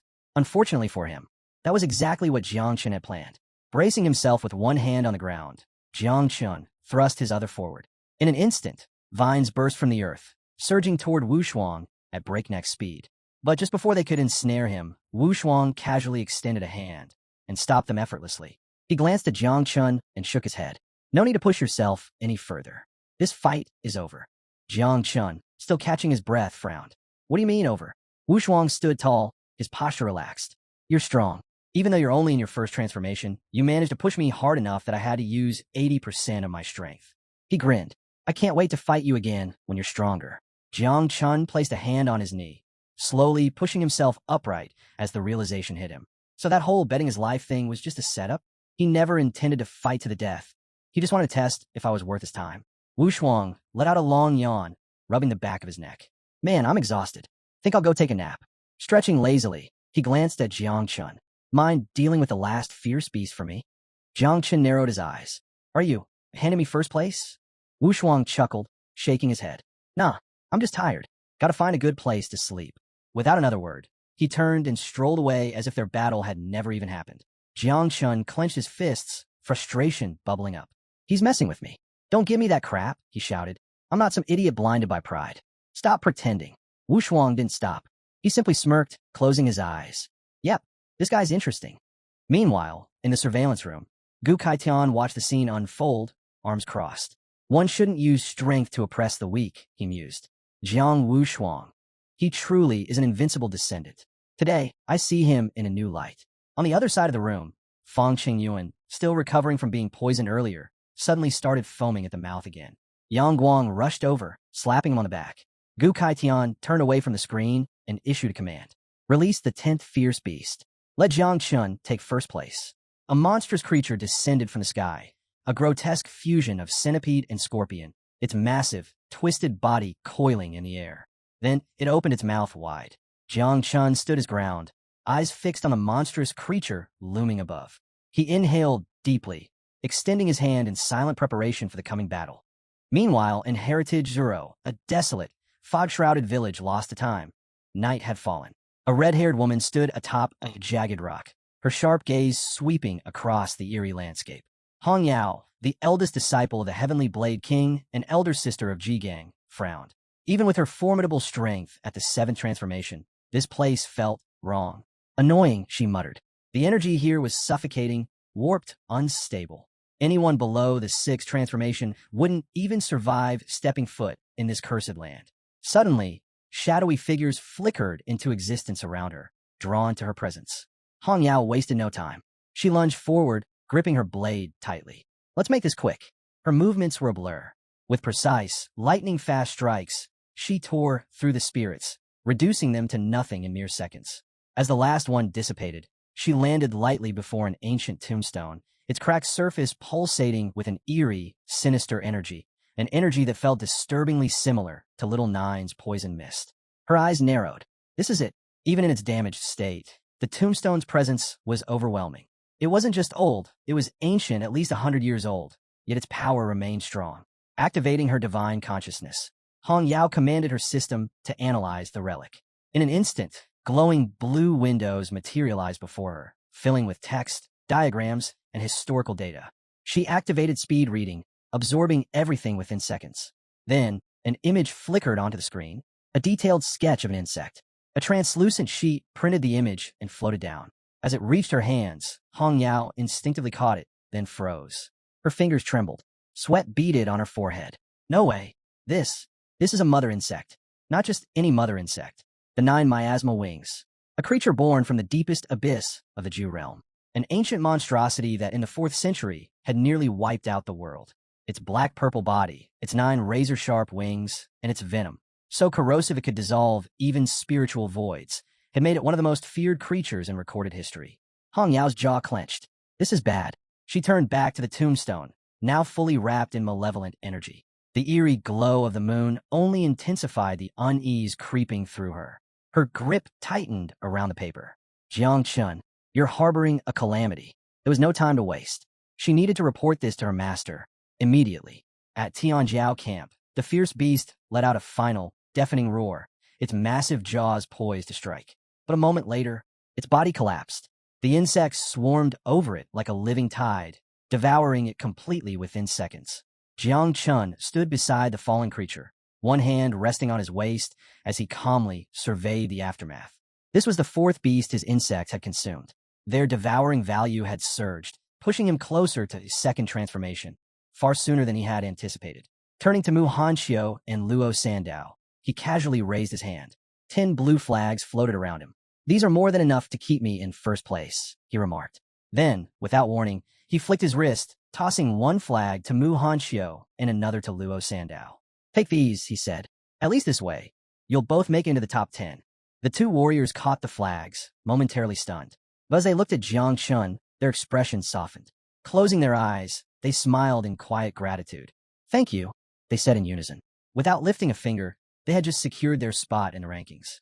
Elsewhere in the camp, Bai Feng and Tian Ying stood victorious over the corpse of a fierce beast shaped like an eagle. Tian Ying, exhausted, collapsed onto the ground beside the fallen creature. She wiped the sweat from her forehead, her chest rising and falling with heavy breaths. She let out a long exhale, a satisfied smile forming. We actually did it. Bai Feng, standing nearby, glanced toward the camp's main scoreboard. The entrance evaluation was about to end. He had no doubt Jiang Wushuang would take first place. Just then, the camp's loudspeaker crackled to life. The entrance evaluation has officially ended. All participants who have advanced report to the central square. Those eliminated must leave the camp within 3 minutes. Offenders will be executed. Jiang Chun tilted his head, slightly surprised. It's over already? It didn't take long for him to figure it out. All 10 fierce beasts had been slain. The air around him was still thick with little Nine's poison mist. He thought for a moment. Even the leftover remains of the beasts were valuable. Without hesitation, he issued a silent command. Go. Search the camp. Find whatever remains of the fierce beasts and consume everything. Avoid people as much as possible. His swarm responded instantly, scattering in all directions. Meanwhile, a team of medics arrived to retrieve the injured. Among the wounded was Xiao Beihan, strapped to a stretcher, his severed arm tightly bandaged. He was alive, but barely. Pain and fury twisted his features as he lay there, staring up at the sky. Anger burned inside him, but beneath it, a quiet relief. At least I'm leaving this damn camp. Through clenched teeth, he muttered, Jiang Chun, just wait. When I get home, we'll see how my grandfather deals with you. Gu Kaitian stepped forward, instantly commanding the attention of everyone present. With his arms crossed and an unreadable expression, he spoke firmly. Those who have advanced, follow me to the Forbidden Zone for the next trial. The announcement sent a ripple of shock through the crowd. The Forbidden Zone? No one had expected this. Not even Gu Kaitian had hinted at it before. China's 8 great Forbidden Zones were infamous, filled with untold dangers, but also priceless treasures. Some participants were eager, while others couldn't mask their unease. Entering such a place was no small feat, let alone with so many people. As the murmurs grew, Gu Kaitian calmly reached for his sword. Without a word, he unsheathed it, the blade gleaming under the light. He raised it high, his gaze sharp and unwavering. The crowd immediately fell silent. This wasn't a random decision. Hong Yao's research had confirmed it. Jiang Chun carried the forbidden calamity, the 9 wings of miasma, and only the celestial sword could suppress it. With swift, unreadable movements, Gu Kaitian swung his sword. Each strike was precise, carrying an unseen force. Then, as dawn's first light broke over the horizon, he dropped to one knee, eyes fixed ahead. The moment had come. His sword touched the ground. Then the earth itself trembled. A sudden, violent shift occurred. The very land beneath them cracked and began to rise, breaking free from the ground. Gu Kaitian had been prepared. This was the only way to counteract the time distortion. Rocks floated around him, his aura surging with raw power. Without hesitation, he activated Imperial Sword Flight. His sword, now glowing with a fierce orange light, lifted him into the air. He shot southward, straight toward the forbidden zone of Dream Lake. Meanwhile, the rest of the landmass, carrying all the participants, continued moving toward the mountains. The sheer magnitude of this feat left everyone stunned. This was the power of Daxia's first king. The entire Tianjiao camp was being transported, something only the legendary Wang Tanda had ever achieved. Jiang Chun turned to Luo, Sandao, and Mu Hanxiu, curiosity flickering in his eyes. How much do you know about Dream Lake's Forbidden Zone? Luo, Sandao hesitated before shaking his head. Not much. Mu Hanxiu, after a brief pause, finally spoke. My grandfather mentioned it once. Dream Lake is extremely dangerous. It might be the least deadly among China's forbidden zones, but it has its own unique threats. She took a deep breath before continuing. The real danger isn't from lurking enemies. It's the distortion of time and space itself. Jiang Qin's brows furrowed. Distorted time and space? Mu Hanxiu explained. Dream Lake is filled with dimensional fragments, all linked by unstable portals. Each fragment holds a space even vaster than the blue planet itself. But they shift constantly. If you get lost in there, there's no coming back. Jiang Chun stepped closer, his gaze sharp. If the space is unstable, does that mean time is affected too? She gave a solemn nod. Yes, time inside those fragments flows differently from the outside world. There's an old tale of a worker who entered Dream Lake 100 years ago, ready to risk it all. He returned just 2 hours later, transformed into a 7 transformation king. But in reality, over 2 centuries had passed. Jiang Qin's breath caught. 2 hours inside, 200 years outside. Mu Hanxiu continued. My grandfather once explored Dream Lake. He was in there for 3 days. But outside, 3 years had gone by. A bead of sweat trailed down Jiang Qin's cheek. In Dream Lake, survival wasn't just about strength. Luck played a terrifying role. Sensing his unease, Luo Sandao reassured him. Relax. If old man Wang Tanda is leading us in, that means he's already mapped out a safe path. Jiang Chun forced a small smile. Let's hope you're right. The danger was obvious, but Jiang Chun couldn't shake the suspicion that Gu Kaitian had chosen this place because of him. Under the vast, starry sky, Gu Kaitian stood with his arms crossed. Now that Hong Yao had confirmed the Nine Wings calamity, it was only a matter of time before Zio's Xena surpassed him. And once that happened, this secret wouldn't stay hidden. Dream Lake would buy him time. Time to gather allies. The next day, a group of men arrived at what used to be Tianjiao camp. But instead of a thriving training ground, they were met with a gaping void. Perched on a rock, they scanned the empty space in disbelief. The king of the celestial sword had taken everything. Tianjiao camp wasn't just any camp. It was the strongest training ground for the next generation in the Southern War Zone. Had he turned traitor? Something was off. One of them frowned. Why isn't Commander Duan here yet? Just then, a figure soared through the air. Commander Duan, with his hands clasped behind his back, he landed smoothly among them, his face unreadable. Gu Kaitian, that reckless fool. Was he really asking him to stake his life on this gamble? 2 minutes earlier, Gu Kaitian had sent an urgent message. The situation had escalated, and he was taking the younger warriors into the Forbidden Zone for their next trial. He assured Duan he'd handle any consequences. As Duan arrived, tension hung thick in the air. Warriors stood anxiously, their panic clear. The commander is here, one man announced nervously. Duan silently observed their fear, sensing their worries immediately. We arrived too late, one warrior said, desperation in his voice. What if we can't reach them in time? Another clenched his fists, voice shaking. My son is still there. If anything happens. Duan stepped forward firmly, raising a hand for silence. Enough. He spoke with authority, reassuring them. The Celestial Sword King took them for a selection test. They'll return by day's end. There's no reason to panic. Stunned silence followed. However, behind Duan's calm facade, his mind raced. Was this sudden trial truly just for that invincible prodigy? Or was Gu Katian hiding something more troubling? The realization hit Duan hard as he recalled Gu's exact words. The 9 wings of miasma. If this was truly involved, it wasn't merely a test, it was something far greater. Meanwhile, an arrow streaked across the sky, landing directly at Night Watch headquarters with a secret message for Ji-Gang. Jiang Chun carries a great calamity. As his master, I'm taking him to a forbidden zone to keep him hidden. Gather allies from the Sealed Kings. War approaches. Ji-Gang's eyes widened, dread setting in as he read. Calamity? How had things escalated so quickly? Hours later, Ji-Gang sat, lost in thought. Events replayed rapidly. Jiang Chun had slain a Hong family member, severed Xiao Beihan's arm, and now harbored a potential apocalypse. It wasn't just difficult. It felt impossible. Tianjin joined him, gently placing a comforting hand on his shoulder. No challenge is easy, she encouraged softly. But we'll overcome this. You chose to protect Jiangchun, so don't dwell on the past. Focus on what lies ahead. She paused, reassuringly adding, I spoke with my father. He's with us. Ji Gang lifted his head, processing Tianjin's words. Allies began to appear clearly in his mind. Duan, Hongyao, Gu Katian. 4 sealed kings stood with them now. Enough strength to face whatever came next. Determined, Ji Gang stood up, eyes resolute. My sister's already gone to see Master. Now it's my turn, he said firmly. I'll visit the sealed king of the Mu family and Merchant Luo. Even if I have to lie, I'll gather as many allies as I can for Jiangchun. Tianjin watched silently, recognizing the fierce determination she hadn't seen in years. Pausing at the door, Ji Gang looked back, his expression unwavering. If things spiraled further, he'd fight as he had when storming into the Shao family. This time with everything he had. Tianjin smiled faintly, seeing the fire return to his eyes.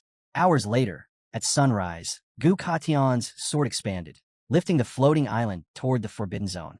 He glanced at Hong Yao beside him. What do you think we should do when we return? She casually blew a bubblegum bubble.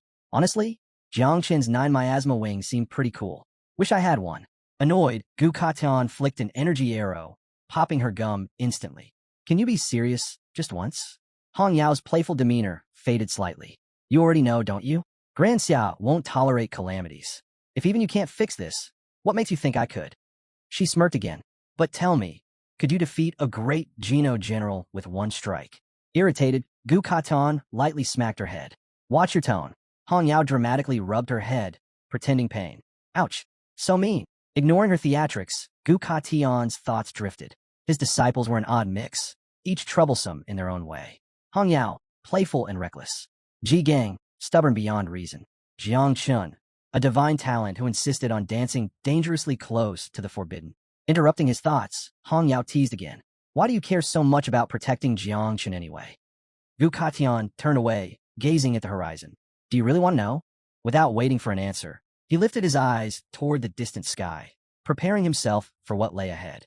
Gu Katian turned slightly toward Hong Yao, a faint smile on his lips. When I took you as a disciple, it was simply because of your red armor. I thought it looked cheerful, nothing more. Hong Yao blinked, stunned. Wait, what? He continued quietly, eyes distant. And Ji Gang, that was even more random. I mistook him for an ordinary client outside a club.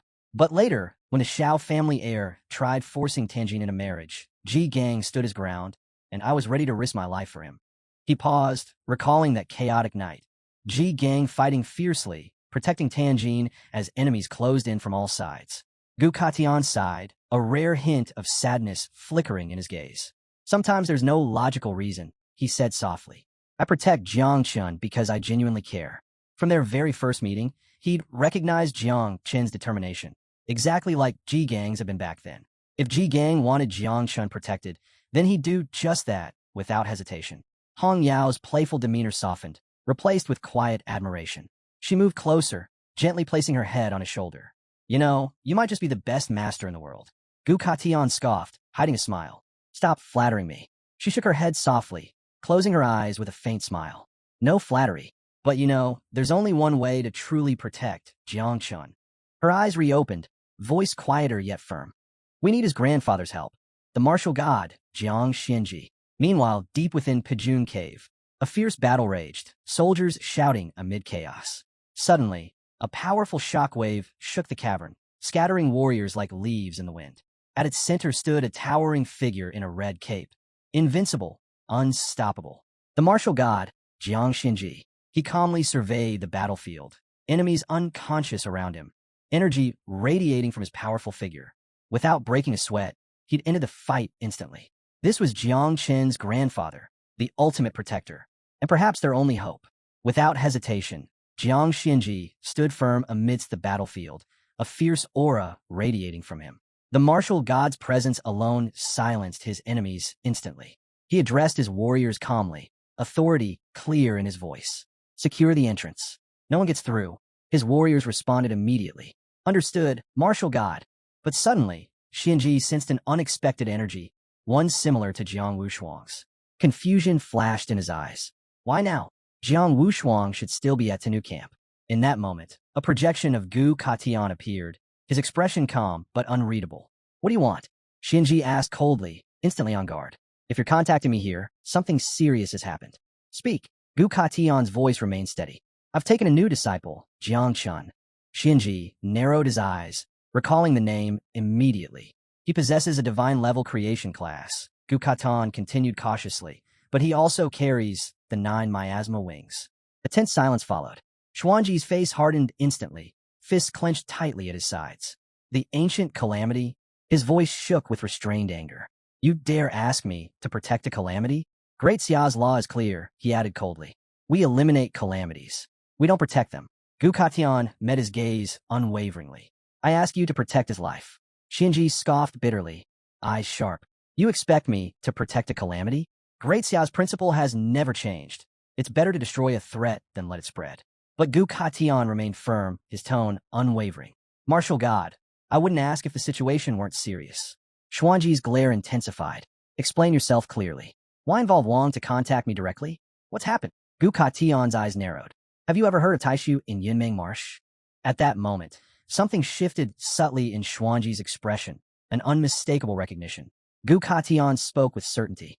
I'm the only one who knows the way to Allgrandia. I can take Jiang Wushuang there and give him an extraordinary opportunity.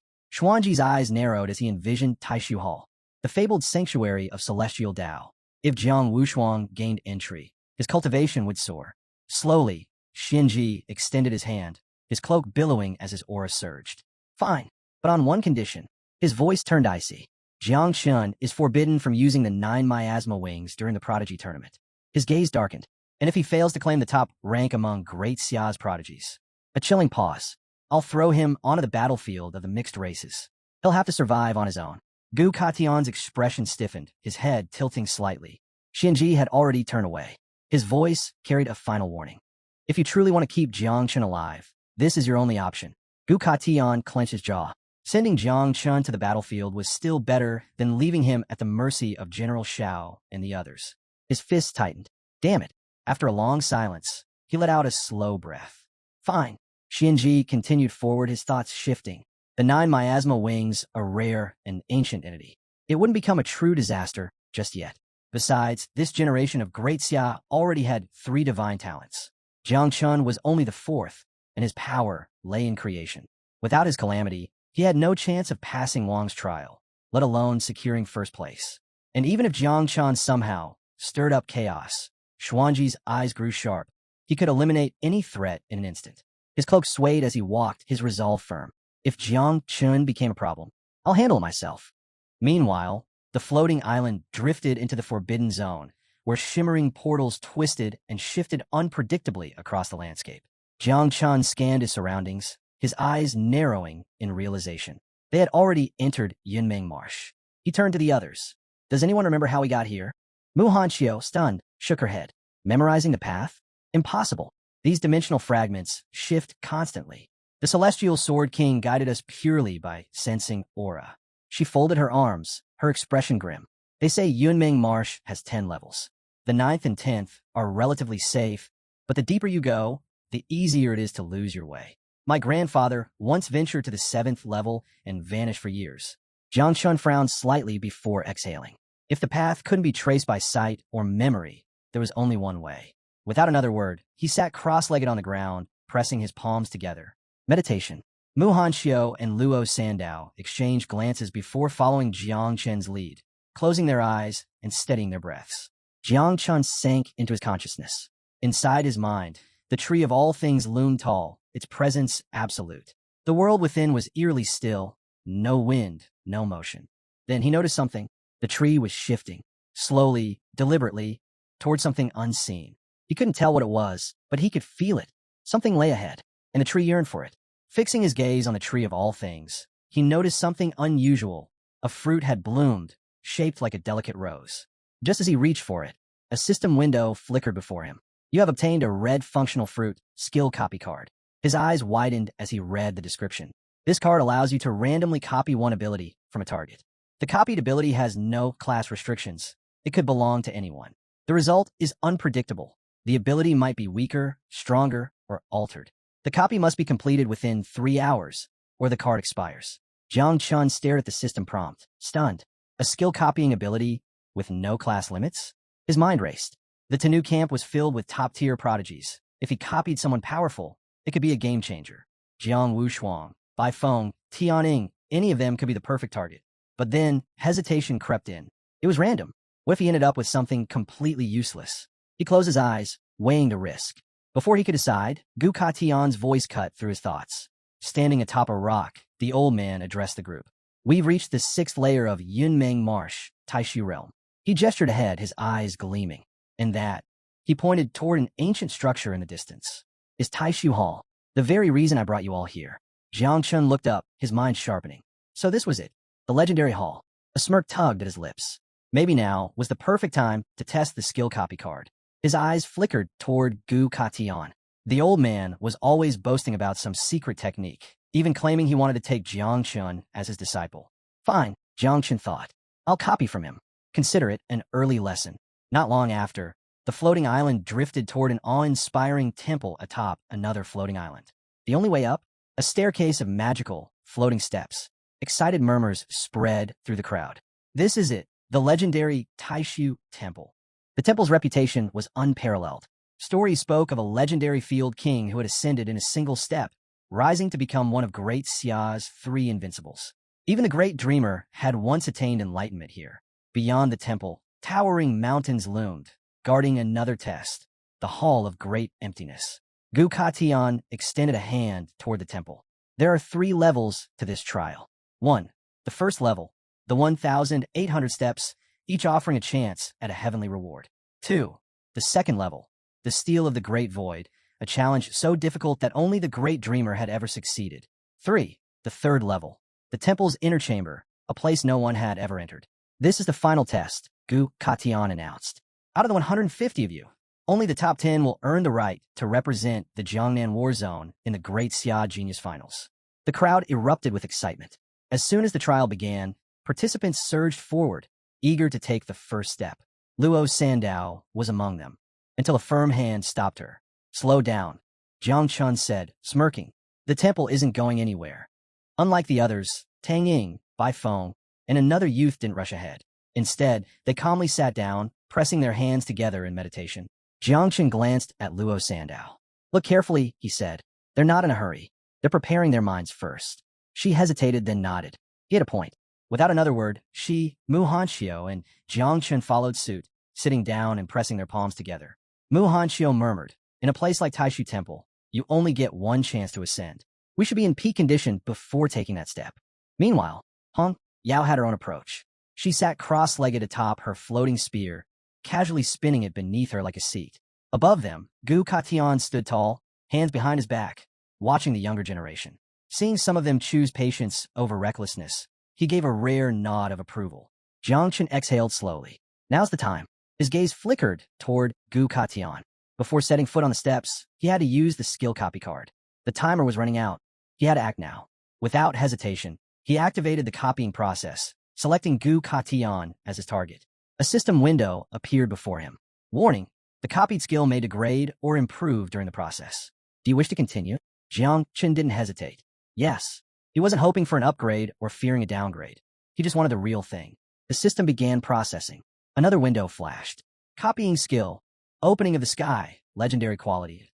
Jiang Chun's eyes widened slightly. It worked? A wave of relief washed over him. The old man wasn't bluffing. This technique was real. Just as the copying completed, a sudden pull yanked him out of reality. His vision blurred. Then, everything changed. A vast forest stretched before him, the wind whispering through the trees. He was shirtless, a sword gripped tightly in his hand. A strange realization settled in. He wasn't just standing there. He was practicing. Each movement felt both foreign and familiar, his body flowing through techniques instinctively. With every slash, his sword sliced through space itself. Leaves drifted down around him. He exhaled, steadied his stance, and swung. A single leaf split cleanly in half. Time blurred. He lifted the sword high above his head. The blade trembled, pulsing with power, as if answering his call. Then, he slashed downward. A blizzard of sword energy erupted. The ground shattered beneath his feet. Mountains in the distance split clean in half. More time passed. He caught his reflection in a stream. His hair had grown long. His face bore the signs of age. A beard framed his jaw. How much time had passed? Yet, he didn't question it. Raising his sword once more, he murmured, "Man follows the earth follows the sky follows the Tao." A progress bar in his vision reached 120%. Then, everything snapped back to reality. The skill copying was complete. A final system window appeared. You have obtained the following skills. 1. Man strength, purple quality. 2. Earth knife, purple quality. 3. Sky knife, legendary quality. 4. Great path power, shadow knife quality. Jiang Chen clenched his fist. Power surged through him. Not only had he copied opening of the sky, he had broken it down into 4 distinct techniques. Unbelievable. Still seated in meditation, he exhaled slowly, his mind racing. Hong Yao turned to Gu Katian, curiosity flickering in her eyes. Jiang Wushuang and the others have already started climbing, she noted. Only Jiang Chun is still sitting there. The best rewards come at the start of the trial. Did he fall asleep or something? Gu Katian remained silent, watching Jiang Chun closely. Minutes passed. Jiang Chun, Luo, Sandao, and Mu Hanxiu remained completely still. Gu Katian's brows furrowed. Adjusting one's mental state shouldn't take this long. Something wasn't right. Then, Hong Yao's spear trembled violently in her grip. Her heart skipped a beat. What's going on? She instinctively went on alert, snapping her gaze toward Gu Katian.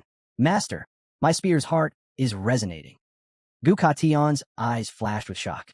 Not just your spear, he muttered. Beneath the floating island, the celestial sword itself began to tremble. Hong Yao's breath caught. No way. This is because of Jiang Chun. Her mind raced.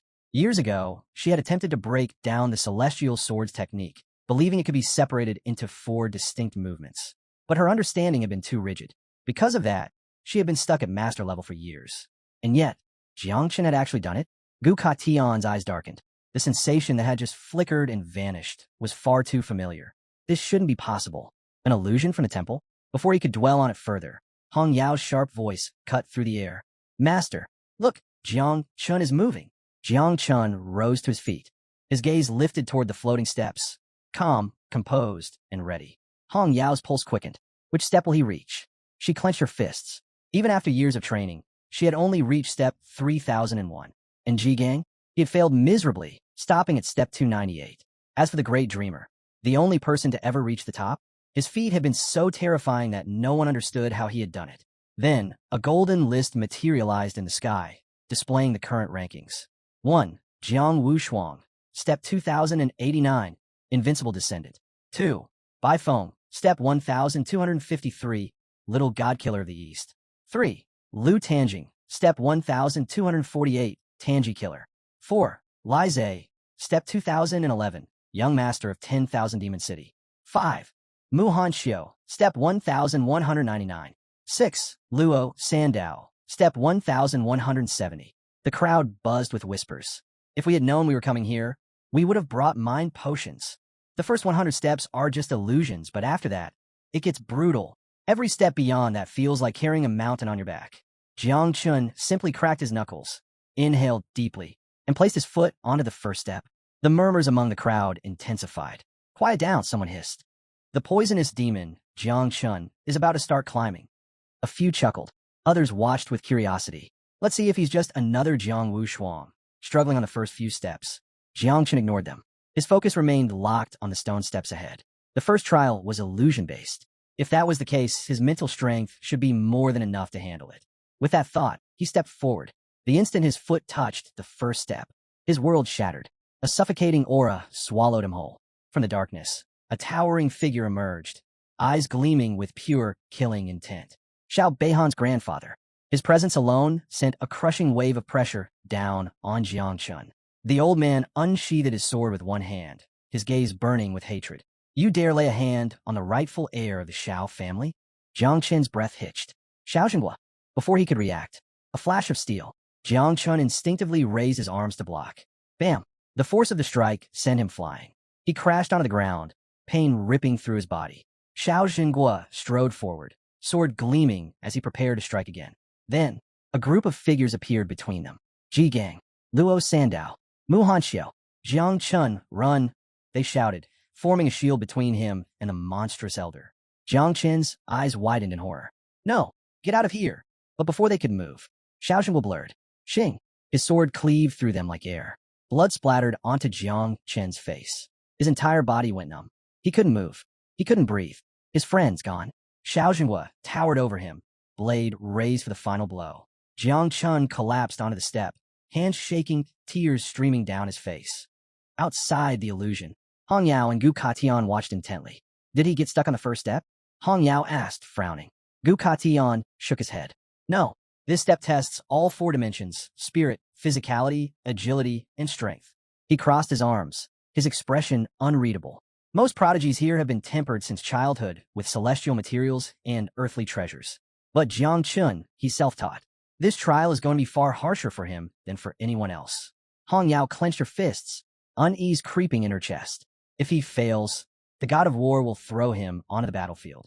Inside the illusion, Xiao Jinggua's sword lunged forward. Jiang Chun knelt on the ground, unmoving. His eyes were hollow. So this is it. He had hurt too many people. Maybe it was better to just accept it. The blade neared his chest. Then, a white branch burst through Xiao Jinggua's chest. The old warrior froze, eyes wide in shock. His form flickered, then shattered into light. Jiang Chun, still on his knees, stared blankly. What just happened? Was this all just an illusion? Xiao Jinghua vanished completely, and the illusion collapsed. Back in reality, Jiang Chun gasped, snapping back to the real world. His hand clenched into a fist. The first step had been nothing but a trick, but it felt too real. His friends had died, and instead of fighting, he had given up. Frustration burned in his chest. Never again. Without hesitation, Jiang Chun took a deep breath and stepped onto the next step. Inside the illusion, Jiang Chun gritted his teeth. This world was mocking him. Fine. If the illusions wanted to play dirty, then he'd beat them down personally. Summoning the spiritual tree, he prepared to fight back. But before he could move, 2 system windows flashed before his eyes. His instincts went on high alert. You have obtained 5 star wish fragments. Jiang Chen's eyebrow twitched. Star wish fragments? A system prompt appeared. 1,000 fragments could be combined into 1 complete star wish. If a skill was level 1 to 3, consuming 10 fragments could increase it by 1 level. If a skill was level 4 to 6, it required 100 fragments per level upgrade. Jiang Chun stared at the window, then grinned. These fragments were worth millions on the market. He had barely started the trial and was already racking up high-value rewards. Forget skill upgrades. If he sold them, he could feed his little insects for months. Now that's a real treasure. Without hesitation, he stepped onto the second step. Several seconds passed. No illusion appeared. Instead, Jiang Chun found himself within his subconscious mind. Slowly, the branches of the spiritual tree began to grow, and grow, and grow. Jiang Chen's eyes gleamed with realization. The spiritual tree, of all things, had blocked the illusion entirely. This tree is amazing. He stood motionless on the second step, watching the tree effortlessly nullify the illusion. The other geniuses, still at the base of the staircase, watched Jiang Chun with bewildered expressions. Wait, wasn't this guy struggling on the first step just a moment ago? And now he's just standing there, grinning like a fool? He was stuck for ages, barely moving. And now he's laughing on the second step? It didn't take long for them to reach a conclusion. Jiang Chun was the weakest of them all. Up in the sky, Gu Katian and Hong Yao remained silent, their eyes fixed on Jiang Chen's every move. Hearing the ridicule from the crowd, Jiang Chen's gaze flickered with determination. All right, laugh all you want. I'll show you the difference between us. But then, he caught sight of Gu Katan watching him closely. Jiang Chun instantly steadied himself. No need to draw too much attention. Right now, his focus was on catching up to Jiang Wushuang, who had already reached step 300. Hong Yao sighed. Looks like little Jiang Chun is stuck on step 2. He won't even make it past step 10. Gu Katian, however, didn't respond. His brows furrowed as he observed Jiang Chun. Something wasn't right. Shut up, he muttered. Just watch. Jiang Chun moved forward. Once again, the spiritual tree blocked out the illusion. This time, he clasped his hands behind his back, started humming a tune, and without a care, began walking up the steps. Effortlessly, as if the entire test was nothing more than child's play. The crowd fell into stunned silence.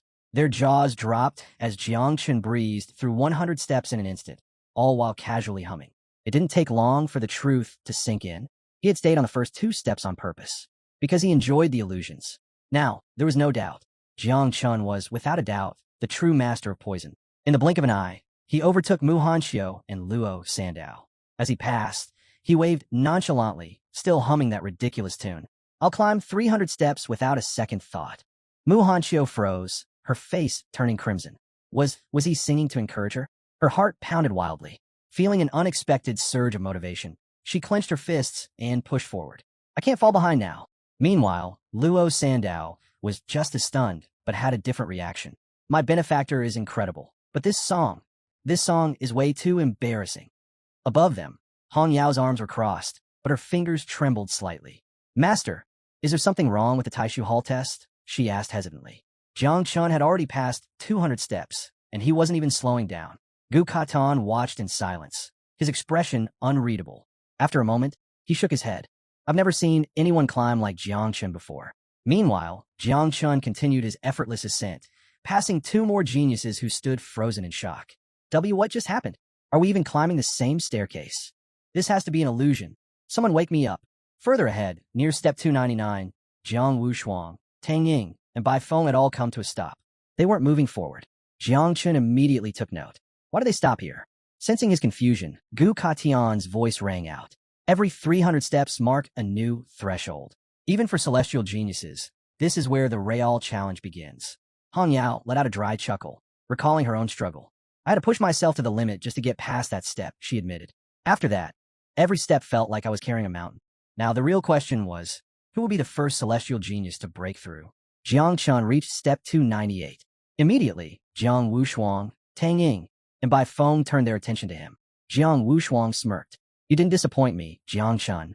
Tang Ying, seeing him arrive so quickly, felt a wave of relief and happiness. Bai Feng, however, said nothing. His gaze remained locked on Jiang Chun, unreadable. Then, Jiang Wushuang stepped forward. The moment his foot touched step 300, a powerful force erupted from his body. Suddenly, glowing chains materialized around him, binding his limbs. Jiang Chen's eyes narrowed. Chains? What kind of power is this? He possessed a divine-level class himself. Yet Jiang Wushuang's energy felt different. Could he be hiding a second divine class? He had never heard of such a thing before. Then, snap! One of the chains shattered. Jiang Wushuang's face remained calm, but his clenched fist revealed the effort he was exerting. Crack! One by one, the chains broke apart. As he stepped forward, his arms slowly spread open. A deep purple energy surged toward him, flowing into his chest. Bai Feng's eyes sharpened. A reward? Tang Ying, though impressed, wasn't surprised. After all, this was Jiang Wushuang. Wushuang exhaled, his voice steady. In the Palace of Emptiness, each section contains 180 steps, but every 300 step is different.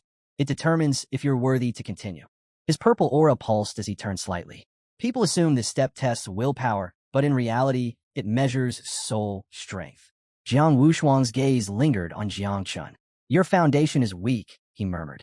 Unlike us, you weren't refined by heaven and earth's treasures from birth. Compared to our foundations, yours is flawed. He sighed before adding, you should be careful. Don't rush through barriers. Move at your own pace. Find your own way among us. Before he could finish, Jiang Chun casually stepped on a step 300. Silence. Every genius froze in place. Jiang Chun glanced around, then turned to Jiang Wushuang, his brows knitting together in confusion.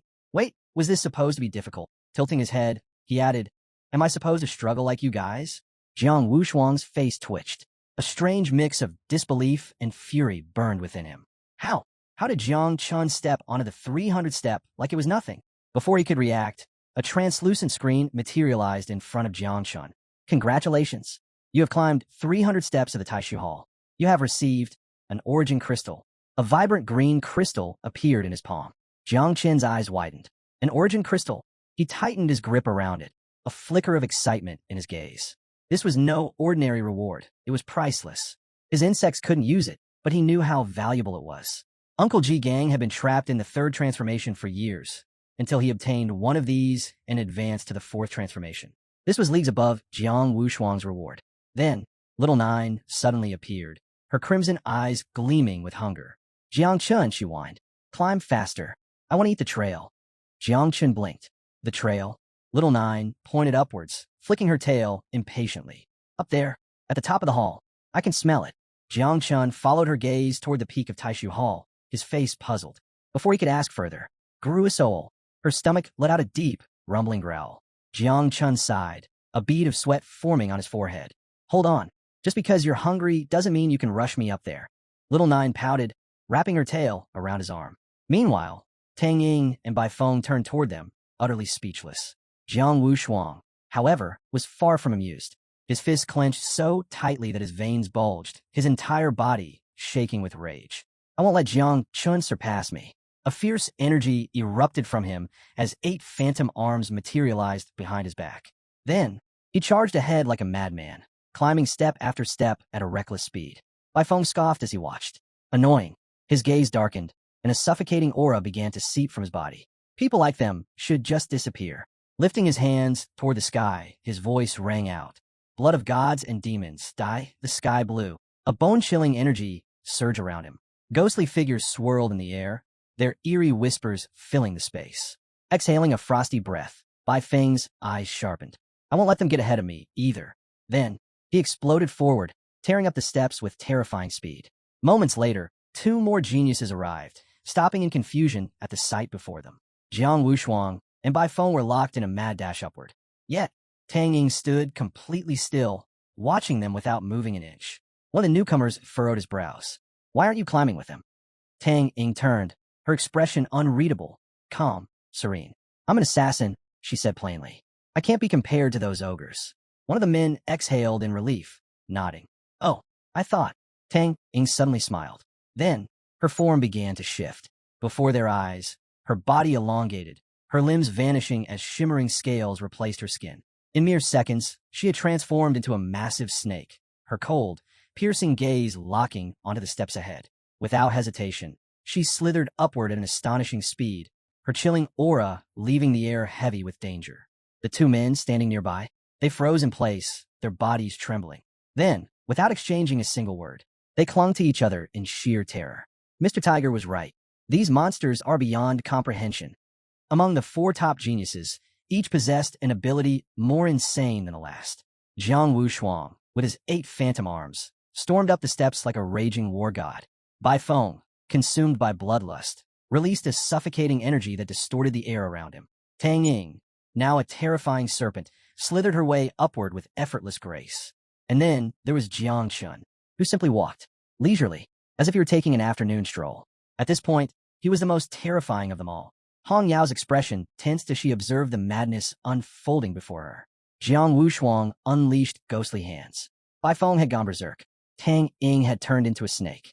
And yet, Jiang Chun was the one making them lose control. Her heart pounded. Gu Katian, watching from above, suddenly burst into laughter. No wonder, he said, his eyes shining with amusement. That's my favorite disciple. In a flash, Jiang Chun reached the top, the second person in history to ever do so. A wave of relief washed over him. Finally, he let out a slow exhale, letting his body relax. But before he could enjoy the moment, Hong Yao's face twisted in horror. Wait, what is Jiang Chun doing? Jiang Chun calmly raised his hand toward the sky. A dark mist began to swirl. Then, without a moment's hesitation, he released them. His insects, all of them. The swarm surged forward, rushing straight for the Taishu steel. Hong Yao's breath hitched. Did he just release the 9 miasma wings? The Taishu steel was no ordinary artifact. It was an ancient relic so powerful that even the invincible dreamer had once used it to gain enlightenment. And now, Jiang Chun's insects devoured it. Completely. In mere seconds. Not even a trace remained. Gu Katian's face drained of color. For once, he was speechless. Jiang Chun had absorbed the Taishu steel by himself. Something even he couldn't fathom. Meanwhile, Jiang Wushuang had climbed several more steps, only to stop. His gaze locked onto Jiang Chun, his expression unreadable, dark, full of unspoken rage. He had lost, but he refused to appear weak. Taking a deep breath, he forced himself to accept it. For now, next time, at the Great Xia Prodigy ranking, he would not lose again. Saying nothing, Jiang Wushuang turned and began his descent. Seeing this, Bai Feng and Tang Ying quickly came to a decision. This isn't worth it anymore, Tang Ying muttered. She had nearly burned herself out just making it this far. Pushing her limits any further would only damage her essence. With that, she and Bai Feng withdrew. Down below, Mu Hanxiu and Luo Sandao beamed with pride. Master is unbelievable. They had both achieved their goals, but this was beyond anything they had ever imagined. Jiang Chun had reached the top. Then, a golden ranking window materialized in the sky. Final results. 1. Jiang Chun, 1,800 stages, first place. 2. Jiang Wushuang, 623 stages, second place. 3. Bai Feng, 609 stages, third place. 4. Tang Ying, 600 stages, fourth place. 5. Lai Zhe and Liu Biji, 534 stages, 5th place. 6. Luo Sandao and Mu Hanxiu, 300 stages, 6th place. At the very top, Jiang Chun stood alone, unrivaled, unmatched. And yet, this was only the beginning. Gu Katian stood with his arms crossed, a rare smile playing on his lips. Without Jiang Chun, none of them would have made it this far. Meanwhile, Hong Yao's gaze softened. To her, Jiang Chun was truly extraordinary. This new generation was stronger than hers had ever been. But then, several minutes passed. Jiang Chun remained completely still, just standing there. Hong Yao frowned. Why isn't he moving? Everyone else already came down. Her confusion deepened as she watched him. Inside Jiang Chen's subconscious, the Taishu steel had been transported to the insect nest. Little Nine, now curled around a massive hunk of metal like a child with her favorite stuffed toy, purred in satisfaction. Her level shot up from 22 to 25, her devouring value increasing by several thousand. Jiang Chun stood there, arms crossed, watching her cling to the artifact with an amused smirk. Not only had Little Nine leveled up, but the devouring values of all his insects had skyrocketed. At this rate, the third generation would be born soon. Then, a new status window appeared before him. Taishu Steel, originally an abyssal anchor stone found at the bottom of the abyss. A condensed artifact and a fundamental essence of the abyss itself. Jiang Chen's eyes darkened. The Taishu Steel came from the abyss. His gaze flickered to Little Nine, still wrapped tightly around the artifact, her tail swaying happily. If she was the ruler of the abyss, then it made sense why she wanted it more than anyone else. It was tied to her very existence. Blink. Jiang Chun was back in reality. But the moment he returned, a dense, poisonous mist began rising from where the Taishu Steel had once been. His body tensed. What's happening? Before he could react, his vision twisted. The world around him shifted. In an instant, he found himself in an entirely different space. Then, a voice echoed in his mind. You have been recognized as the master of the Taishu realm. Jiang Chun stiffened. Master of the Taishu realm? A flood of knowledge surged into his mind. With a single thought, he could teleport to the Taishu realm from anywhere. No one could open the doors of Taishu Hall except its master. The Taishu Hall was now his ultimate trump card. Jiang Chen's fingers twitched. This wasn't just a power boost. It was a hidden sanctuary, a secret weapon, a place no one could touch. He took a slow breath. For now, this had to stay hidden. Too many eyes were watching. With a single leap, he exited the realm. The moment he reappeared, two figures grabbed him. Hong Yao, Gu Katian. Before he could react, they pulled him into the sky. Come with us. Higher and higher they flew, vanishing from sight. Down below, the remaining participants stared in shock. The Celestial Sword King took Jiang Chun. It must be about the Taishu Steel. Serves him right for acting so high and mighty. But none of them truly understood. Jiang Chun had just gained something far beyond their comprehension. Cold winds howled through the snow-capped mountains. Far from prying eyes, Gu Katian and Hong Yao had brought Jiang Chun to a remote peak. Gu Katian's gaze bore into him, heavy and unreadable. His presence alone was suffocating, yet Jiang Chun remained still, his mind racing. The Dreamer, one of Grand Xia's 3 invincible figures, was the only person who had ever studied the Taishu Steel for enlightenment. Yet, Jiang Chun had absorbed it. And now, Gu Katian wanted answers. His voice was calm, but sharp. How did you use the 9 miasma wings to absorb the Taishu Steel? Jiang Chen's breath caught. So he knew. His body tensed. Was this a trap? Had they brought him here to kill him? A bead of sweat rolled down his temple. But then, Gu Katian smirked. A rare, amused expression. Did you really think you could turn the miasma wings into poisonous mist and fool everyone? Jiang Chen's eyes widened. Hong Yao, standing beside them, chuckled softly, closing her eyes. Your face just now, so cute. Jiang Chen blinked. Wait, they're not planning to kill me? He exhaled slowly, steadying himself. Since they weren't hostile, hiding the truth would only be a waste of time. His expression turned serious. The 9 miasma wings and the Taishu Steel, they both originate from the abyss. They share the same essence. Or rather, the Taishu Steel originally belonged to the 9 miasma wings. Gu Katian didn't even flinch. His expression remained eerily calm. Gu Katian's voice was steady, yet heavy with meaning. You do understand Great Xia's stance on calamities, don't you? Then, he laid out Jiang Chen's choices. 1. Live in exile forever. Stay hidden in Yunmeng Swamp, constantly running, constantly surviving. A life spent in the shadows. 2. Return and fight. Face an entire world that wanted him dead, including those at the general and invincible level. Jiang Chen's stomach twisted. This was worse than he thought. Even the strongest figures, People who stood at the absolute peak of power would see him as a threat. His very existence was a crime. He swallowed hard, his mind racing.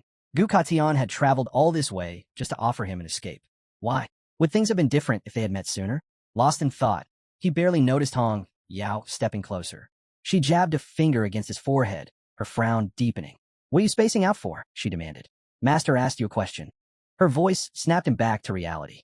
Jiang Qin's eyes sharpened. Then, without a second thought, he made his decision. "I'll return." His voice was unwavering. Even if the world called him calamity, he had only ever killed those who deserved it. His conscience was clear. There was no reason to run. For a moment, Hong Yao simply watched him. Then, a smile tugged at her lips. Gu Katan, arms still crossed, let out a booming laugh. "I expected nothing less from my disciple."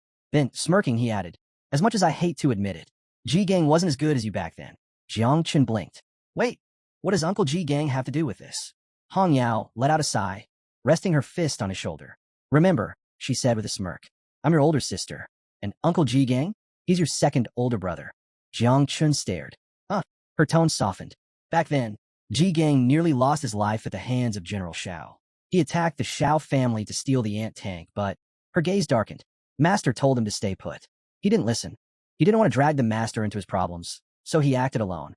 In the end, he was exiled to Chujiang City." Jiang Qin's expression shifted. So Uncle Ji Gang had his own grudge against the Shao family. Before he could speak, Gu Katian turned away, his presence calm, yet resolute. "Old grudges don't matter anymore," he said. "Whether they are invincibles or generals, as long as your will is strong, we'll face them together. When we return to Jiangnan, my sword will carve a path for you." His words ignited a fire in Jiang Qin's chest. His fist clenched. Without hesitation, he dropped to his knees, lowering his head. "Master, please accept the reverence of your disciple." In Jiangnan City, the morning sun bathed the skyline in golden light, illuminating a high-rise conference room where the region's top military leaders had gathered. At the head of the massive table sat Duan Xinghai, supreme commander of Jiangnan's war zone, his fingers interlocked as he observed the room with an unreadable expression. He wasted no time. Since all 12 titled kings of Jiangnan are present, except for Gu Katian and Hong Yao, I'll get straight to the point. The room fell into a heavy silence, the tension palpable as everyone leaned in, waiting for his next words. His gaze sharpened as he delivered the revelation. "Based on our research, Jiang Qin's poisonous mist isn't ordinary. It's the 9 miasmal wings." A ripple of murmurs spread through the generals, but Duan Xinghai swiftly raised a hand, silencing them. "According to Great Xia's taboo ordinance, anyone who awakens a calamity-type ability or controls a taboo object must be eliminated without mercy." His piercing gaze swept across the room. "What are your thoughts?" A man with fiery red hair raised his hand. Muhan Qian, grandfather of Muhan Xiao. A faint smile played on his lips as he spoke. "The 9 miasma wings have indeed caused great catastrophes in the past. However, in this era, it's unlikely to reach that level." He leaned back, his tone measured. "As long as Jiangshan is properly supervised, there shouldn't be an issue. And in the worst-case scenario," his eyes gleamed, "we can simply extract and destroy the 9 miasma wings. No need to kill the boy." Another general, Tang Wangchuan, the father of Tang Jin, raised his hand in agreement. "I support this," he said, arms crossed. His voice was firm. "The taboo ordinance was put in place 5 centuries ago when Great Xia was weak. But now, we are strong. We should approach these matters with more flexibility." As the debate unfolded, 2 generals whispered among themselves. Who was at close ties with Jiangshan from the beginning? They had heard rumors. Muhan Qian's granddaughter had grown close to Jiangshan during the prodigy camp. Then there was Ji Gang. And now, even Tang Wanchuan's daughter, Tang Jin, seemed to be involved. The realization settled heavily. The powerful families were already entwined with Jiang Chen's fate. Before Tang Wanchuan could respond, a deafening explosion shattered the tension. Boom! The doors to the meeting room blasted apart, sending splinters flying. A thick cloud of smoke filled the space, forcing the generals to their feet, hands instinctively reaching for their weapons. A suffocating presence engulfed the room. As the smoke began to clear, a lone figure emerged from the haze. An old man stood at the entrance, his presence radiating overwhelming power. His eyes burned with unfiltered hatred, and the air around him crackled with murderous intent. It was none other than General Shao Yuanshan of the Shao family. His sword gleamed coldly as he pointed it toward the room. His voice, sharp as steel, rang out. "Anyone who dares defend Jiang Chun," his killing intent surged, suffocating the air, "must be ready to taste my sword." Duan Xinghai's face turned pale. The once disciplined meeting room erupted into chaos. He clenched his fists, his mind racing. If it weren't for General Xiao interfering, I could have negotiated a solution. But now, the tide had turned against him. If Gu Katian stubbornly chose to protect Jiang Chun, he would be dragged down as well, and Duan Xinghai had no intention of sinking with him. Hours later, near the landing site of the prodigy camp, a group of figures arrived. Ji Gang, Duan Feng, and Tang Wangchuan stood at the edge of the mountain range, their expressions grim. Ji Gang's eyes narrowed as he scanned the rugged terrain, his voice dropping to a lethal tone. General Xiao has deployed the Celestial Punishment Squadron. They're lying in wait, hidden in these mountains, ready to ambush Jiang Chun. His grip on his sword tightened. Tang Wangchuan exhaled slowly, his face darkening. This is a grand setup, he muttered. They all knew. Jiang Chun and the others would return soon. Ji Gang's fingers brushed the hilt of his blade, drawing it slightly from its sheath. His gaze sharpened, his voice laced with quiet fury. If a battle breaks out, his killing intent flared. Tang Jin and I will draw our swords. His tone turned ice cold. Old grudges, new grudges. We'll settle them all today. Then, he turned to Duan Feng. The night watch of Chujiang City is now in your hands. Duan's face turned ghostly white. His hands trembled as he frantically waved them. Not again. He had barely recovered from the mess at the wedding, and now he was getting roped into another disaster. Nearby, Xiaoku stood with her arms crossed, eyes closed, her expression unimpressed. With a scoff, she placed a hand on her hip. Why are you looking at me?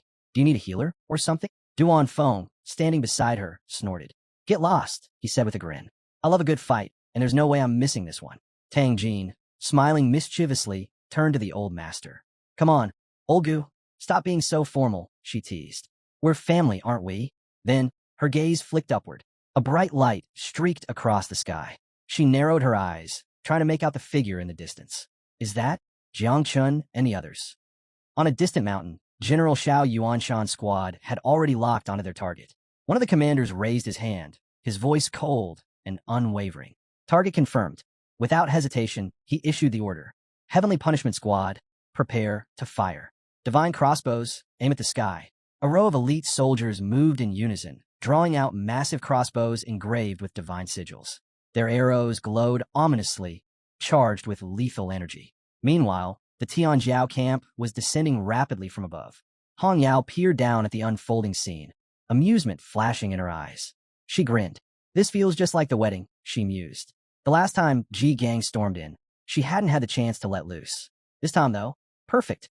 Beside her, Gu Katan remained composed, casting her a sidelong glance. At least pretend there's some courtesy before we start fighting, he said dryly. If we charge in immediately, people might start thinking our entire family is nothing but a bunch of brutes. Hong Yao smirked. His words were calm, but the aura radiating from him told a different story. A deep orange energy slowly pulsed around his body, thick with unspoken killing intent. She chuckled. Like master, like disciple. Behind them, Jiang Chun remained silent. Hong Yao arched a brow as she glanced back at him. Well, what do you think of all this? She asked playfully. No response. Jiang Chun wasn't even paying attention. His mind was elsewhere, inside the insect nest. A system window materialized before him. 9 miasma wings reproduction, complete. Mother insect level, 27. New offspring, 5.11 million. Jiang Chen's eyes gleamed. The third generation had been born, before the battle had even begun. He clenched his fists. It wasn't enough to destroy an entire nation, but it was more than enough for what was coming. A sudden tap on his shoulder snapped him back to reality. Jiang Chen blinked. Hong Yao stood next to him, smirking. Don't be scared, she teased. Even if you're not strong, you've got Master and me on your side. Jiang Chen's expression twitched. I'm not scared. He turned, pointing toward the mountains ahead. Uncle Ji Gang and the others are there. I want to see them first, and give them a gift. Gu Katian nodded. Fine, we'll pass by there later anyway. Jiang Chen's lips curled into a smirk. Poisonous mist surged around him as he leaped from the sky, diving straight toward the mountain below. Above, Jiang Wushuang watched his descent, a playful glint flashing in his eyes. Hey, he called out. Try not to die too soon. I haven't had enough fun with you yet. Standing nearby, Tang Ying let out a sharp breath. At this point, nothing surprised her anymore. Not even the revelation that Jiang Chun carried a calamity. No wonder he had taken down Xiao Beihan in an instant. Even Bang, usually carefree, furrowed his brows slightly. The second person in Great Xia's history to complete the ladder of emptiness. He better not die too soon. As Jiang Chun distanced himself, Mu Hanchio's gaze lingered on his retreating figure, her expression clouded with worry. Her master had gathered them all here, but would her grandfather come to aid them or stand aside? Beside her, Luo Sandow let out a quiet sigh. Worrying won't change anything, he muttered. This kind of war is far beyond us. The best we can do is not make things worse. That's already enough. Sometime later, Jiangchen landed where Ji Gang and the others were waiting. Seeing them, a wave of relief swept over him. They had come. Without hesitation, he stepped forward, pulling a gleaming green crystal from his inventory and handing it to Uncle Ji Gang. Remember, Jiang Shun said with a smirk, I promised to gift you a set of epic equipment. His grin widened. Didn't quite get that, but this should be just as good. Ji Gang took the crystal, turning it in his palm. His breath hitched. His eyes widened in shock. An origin crystal. This was a key to the seventh realm. Before Ji Gang could even find the words to respond, Jiang Chun continued, pulling out more treasures. To Aunt Tang, he handed a set of powerful equipment. To Duan Feng, he gifted a silk scarf. To Chu Balang, a high-grade bow. To Hanky, platinum-level gear. Each item was an invaluable treasure. Meanwhile, high above, atop a cliff, a storm of killing intent brewed. Old Xiao Yuanshan stood at the edge, fury coursing through his veins. His eyes locked onto Jiangshan like a predator fixating on prey. Behind him, the Heavenly Punishment Squad stood poised, weapons ready, awaiting his command. His voice was cold as death. Prepare. Just as the order was about to be given, a figure stepped forward. Duan Feng. Raising a hand, he signaled for restraint. Wait. Old Zhao's burning gaze snapped toward him. Fury surged in his eyes, but Duan Feng remained unshaken. More than 100 days have passed since the Tianjiao camp disappeared. Duan Feng stated calmly. Gu Katian was the one in control. We can't afford to act carelessly. Old Zhao's eyes narrowed. He hesitated. Then, slowly, his gaze dropped. A long silence stretched between them, until his rage sharpened into something colder. More dangerous. They'll just kill Gu Katian too. His voice was low, final. If he doesn't know how to appreciate what he has, then he'll die along with Jiang Chun. Minutes later, the Tianjiao camp finally arrived near the battlefield. Duan Feng's voice rang across the field like a war drum. Gu Katian, surrender and hand over Jiang Chun. His command carried undeniable authority. If a battle breaks out, the city will suffer great losses. His tone grew harder. For Jiangnan's sake, it's better to sacrifice Jiang Chun. Atop the Tianjiao camp, Gu Katian inhaled slowly. His expression was unreadable, but when he spoke, his voice was steady, filled with absolute certainty. I refuse. His words echoed with unshakable resolve. In this life, I have nothing to be ashamed of. Not in Jiangnan, not in Great Xia. His gaze burned with conviction. I brought back 150 heroes from the district. I took them to the Palace of Emptiness. The crowd stirred, a ripple of shock running through them. The parents of the young prodigies tensed at the mention of the Palace of Emptiness, a place of legends and miracles. Many powerful figures had sought strength there, only to fail. Yet Gu Katian had led their children to this sacred ground, and they had succeeded. One by one, the parents stepped forward, their voices resolute. We won't betray our own. We won't join the Shao family. Even if they couldn't save Jiangnan, they refused to stand with its executioners. Duan Feng extended his hand to the side, a confident smile playing on his lips. With these 150 heroes, Jiangnan's reputation will rise like the tide. His voice rang across the battlefield, stirring something deep within the crowd. But before anyone could respond, a terrifying presence crashed down upon them. The sea trembled. The rivers twisted and roared.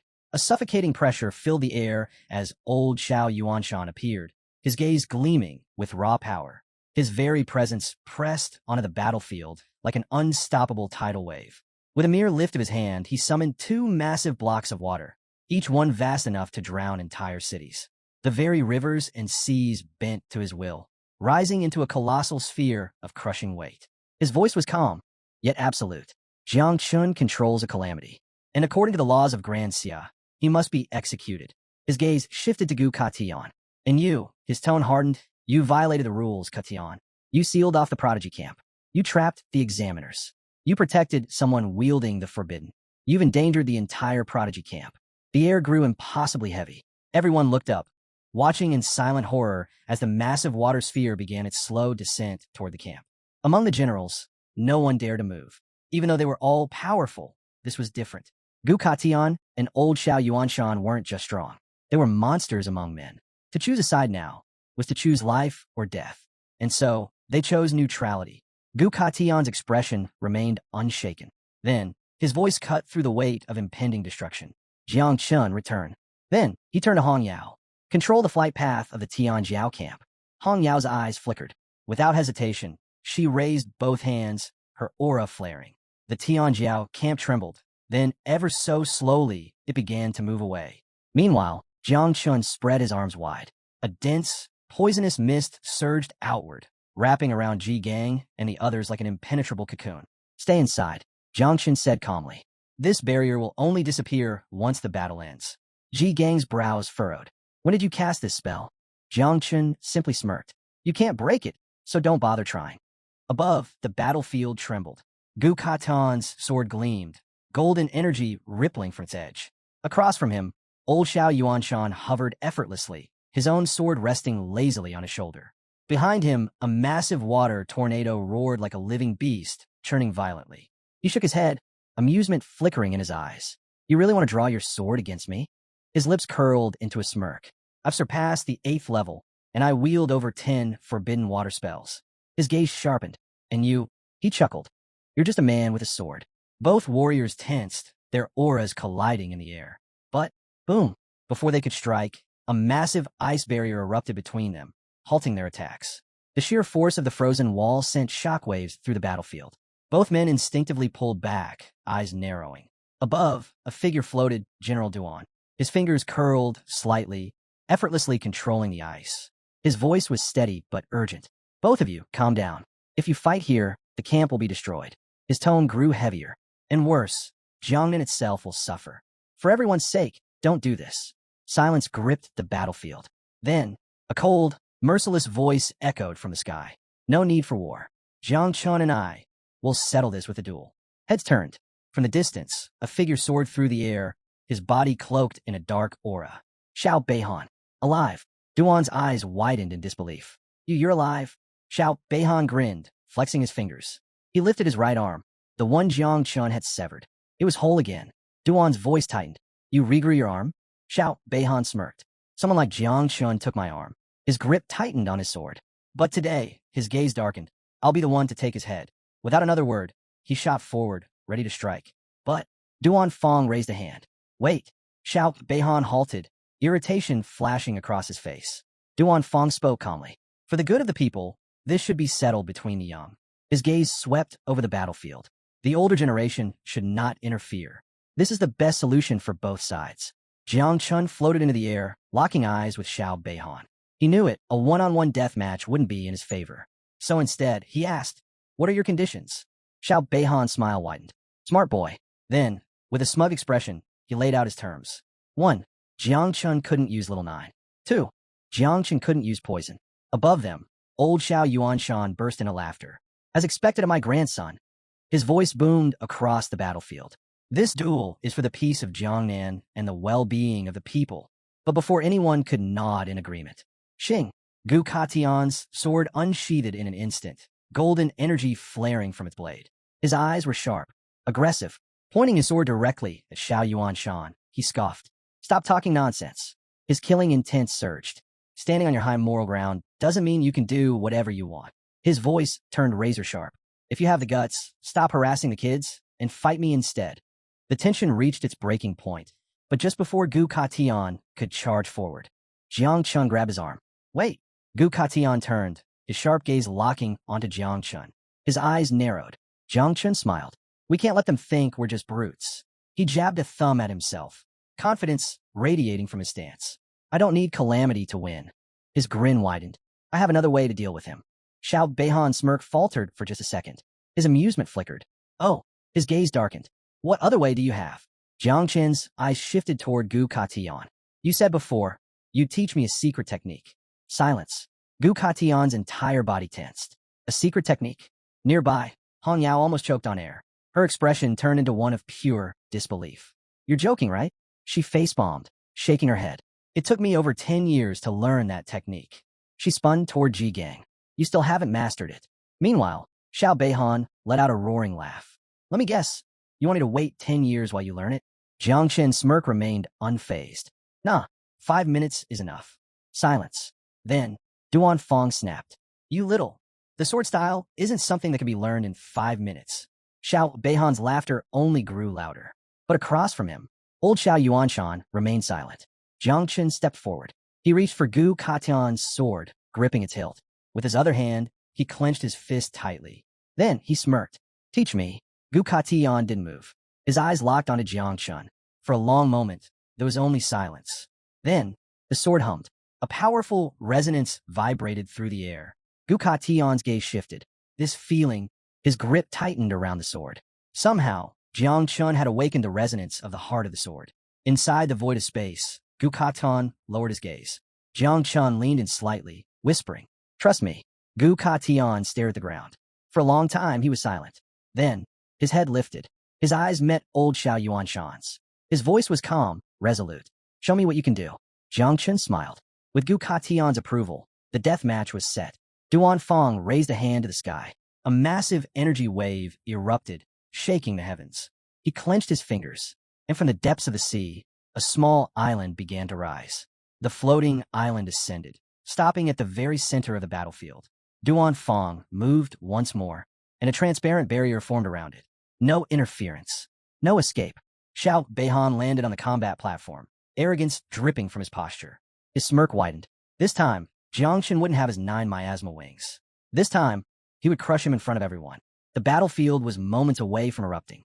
Outside the barrier, a violent impact slammed against the protective field, yet not a single crack formed. The attacker?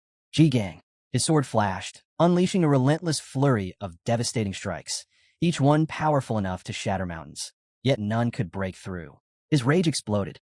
"Jiang Chen," he roared, "do not fight him." His eyes burned with fury and guilt. This was his fault. If he had never let Jiang Chen enter the camp, none of this would be happening. His hands trembled as he struck the barrier again and again. "How could you let this happen, master?" Beside him, Duan Fong frowned, confused by Ji Gang's reaction. "The master doesn't make decisions without thinking," he said firmly. "Don't doubt him now." Inside the barrier, Gu Katian slowly unsheathed his sword. Holding it with both hands, he lifted the blade toward the sky, golden light radiating from its edge. His voice was calm, yet filled with unshakable resolve. "Jiang Chen, remember, the sword of heaven is the sword of will. You must not think. You must feel. You must let the sword guide you." Jiang Chen's gaze locked onto the blade.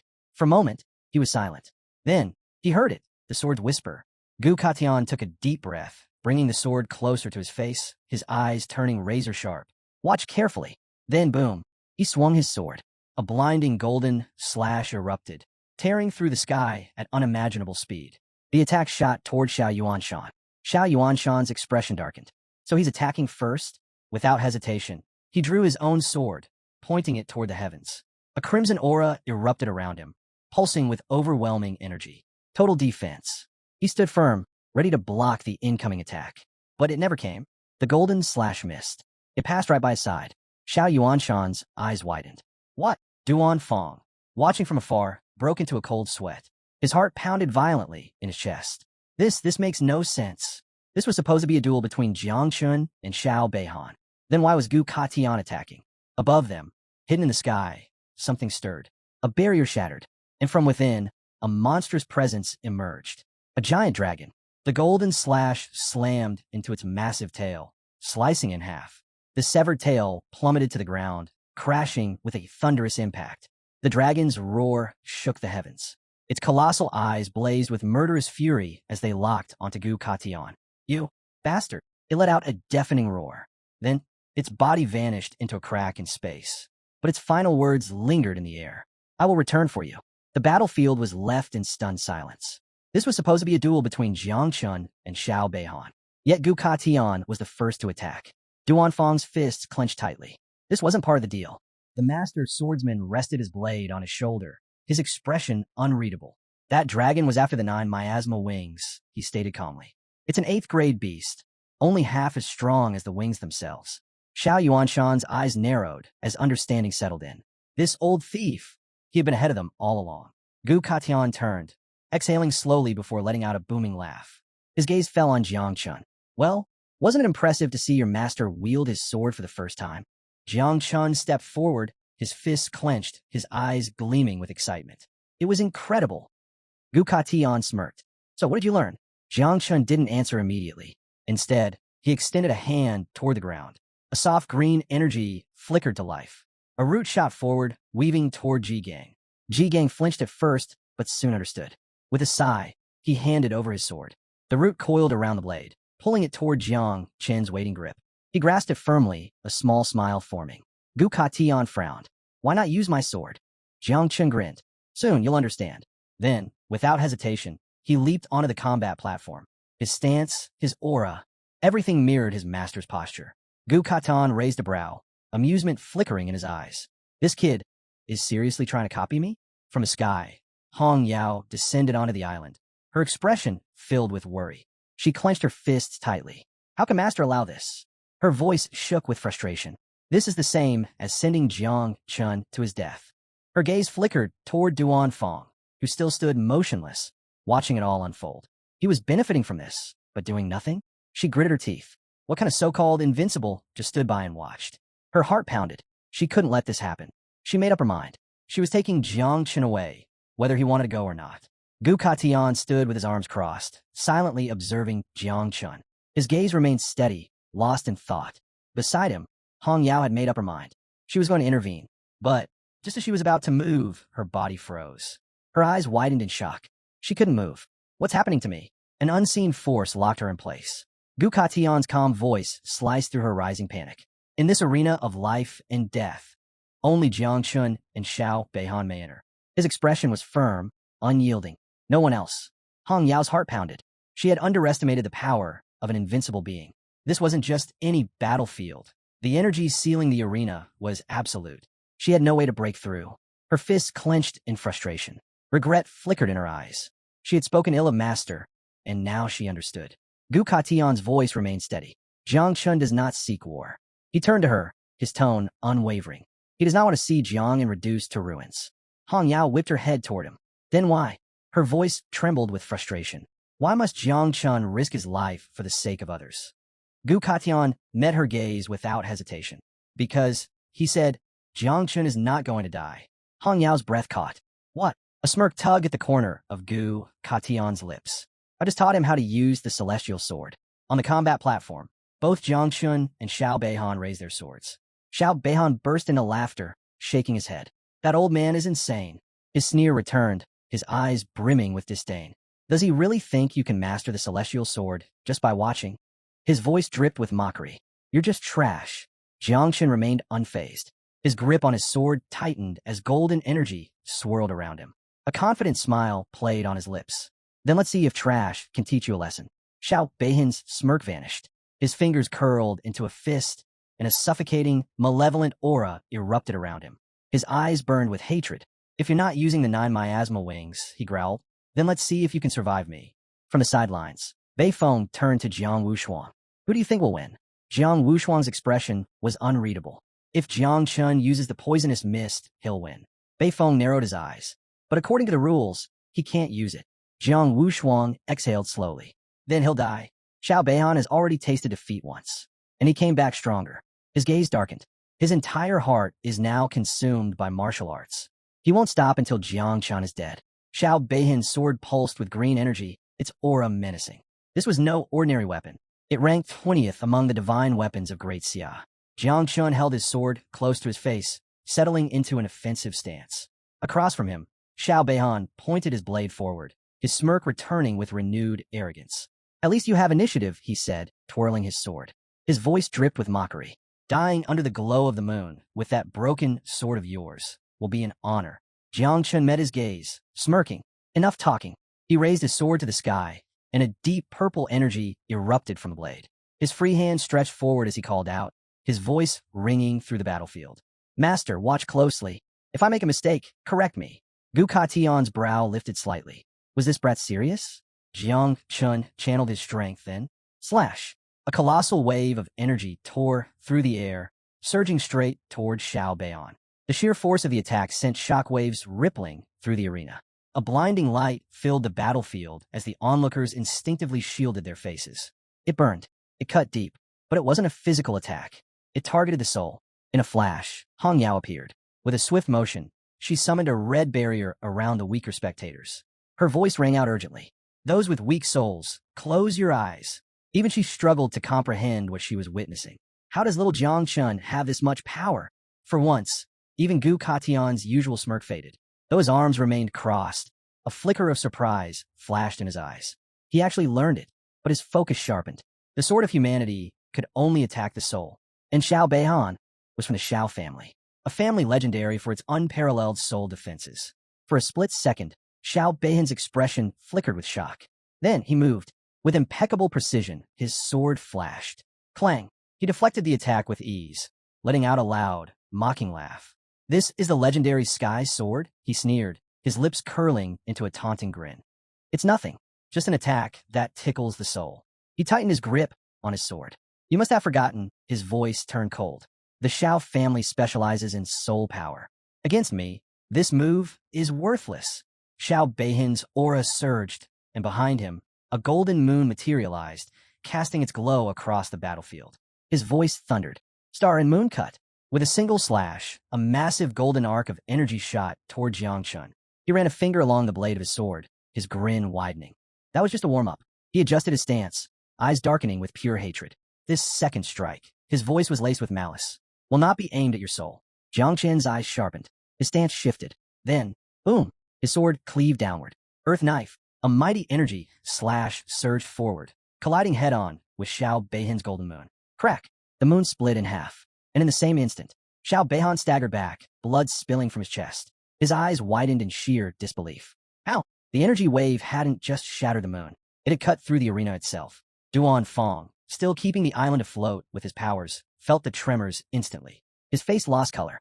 This arena, it's going to explode. The seawater rose unnaturally, swirling in the air. Sweat trickled down his brow as he clenched his fists. The second-level cultivator did this? His voice carried disbelief. Then his eyes sharpened. This was turning dangerous. I need to reinforce the battlefield. Raising both hands, he channeled his energy. The island trembled once more.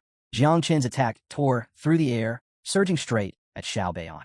But Xiao Beihan was ready. With a roar, he plunged his sword into the ground, summoning a golden barrier around himself. Boom! The impact sent shockwaves rippling across the battlefield. Gritting his teeth, sweat beading on his forehead, Xiao Beihan exhaled sharply. If he hadn't blocked that, he would be dead. His eyes flared with fury. Then he spoke. One must lift their head and look toward the northwest, where the floating clouds rest. His fingers tightened around his sword. One must lean on the blade that stretches 1,000 miles. Power erupted from his body as he activated a forbidden spell, the maximum essence. A violent surge of energy burst forth, shaking the battlefield. Suddenly, across the entire arena, every sword began to tremble. Whoosh! The weapons shot into the sky, ripped away from their owners' grasps. Cries of shock echoed through the crowd. What's happening? Some tried to summon their blades back, but none obeyed. Xiao Beihan's laughter rang through the battlefield. High above, the sky darkened. A storm of swords filled the heavens, each radiating an overwhelming aura. Still gripping his blade, Xiao Beihan unleashed a divine weapon technique. Soul Moon.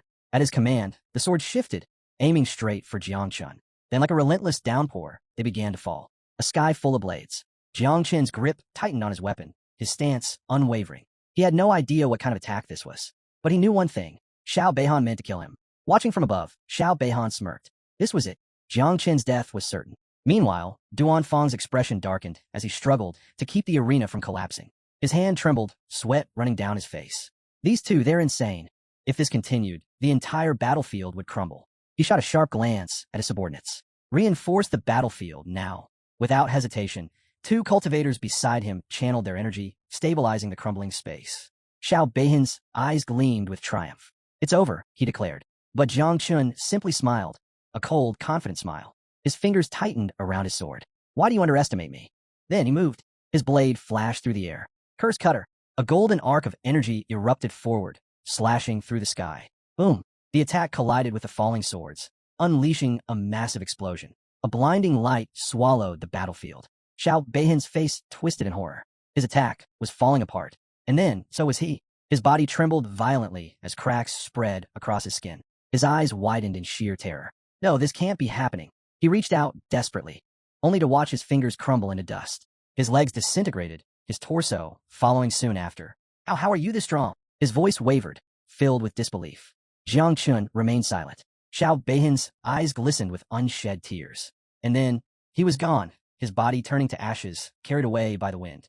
The once arrogant warrior had been erased from existence. Above the battlefield, Xiao Yuanshan, who had been watching closely, felt a chill run through his veins. His grandson, massacred, gone. His hands clenched, trembling not just with fury, but for the first time in his life with fear. Meanwhile, Ji Gang dropped to his knees, his eyes wide with disbelief. This was the dream he had chased his entire youth. And yet, Jiang Chun had reached it in mere minutes. The elites who had witnessed the battle were left shaken. Hong Yao, usually confident and composed, could only stand frozen. Her entire body trembled, sweat trailing down her face. 5 minutes, she whispered. He learned the celestial sword in 5 minutes. Her fists clenched tightly. This wasn't normal. This wasn't human.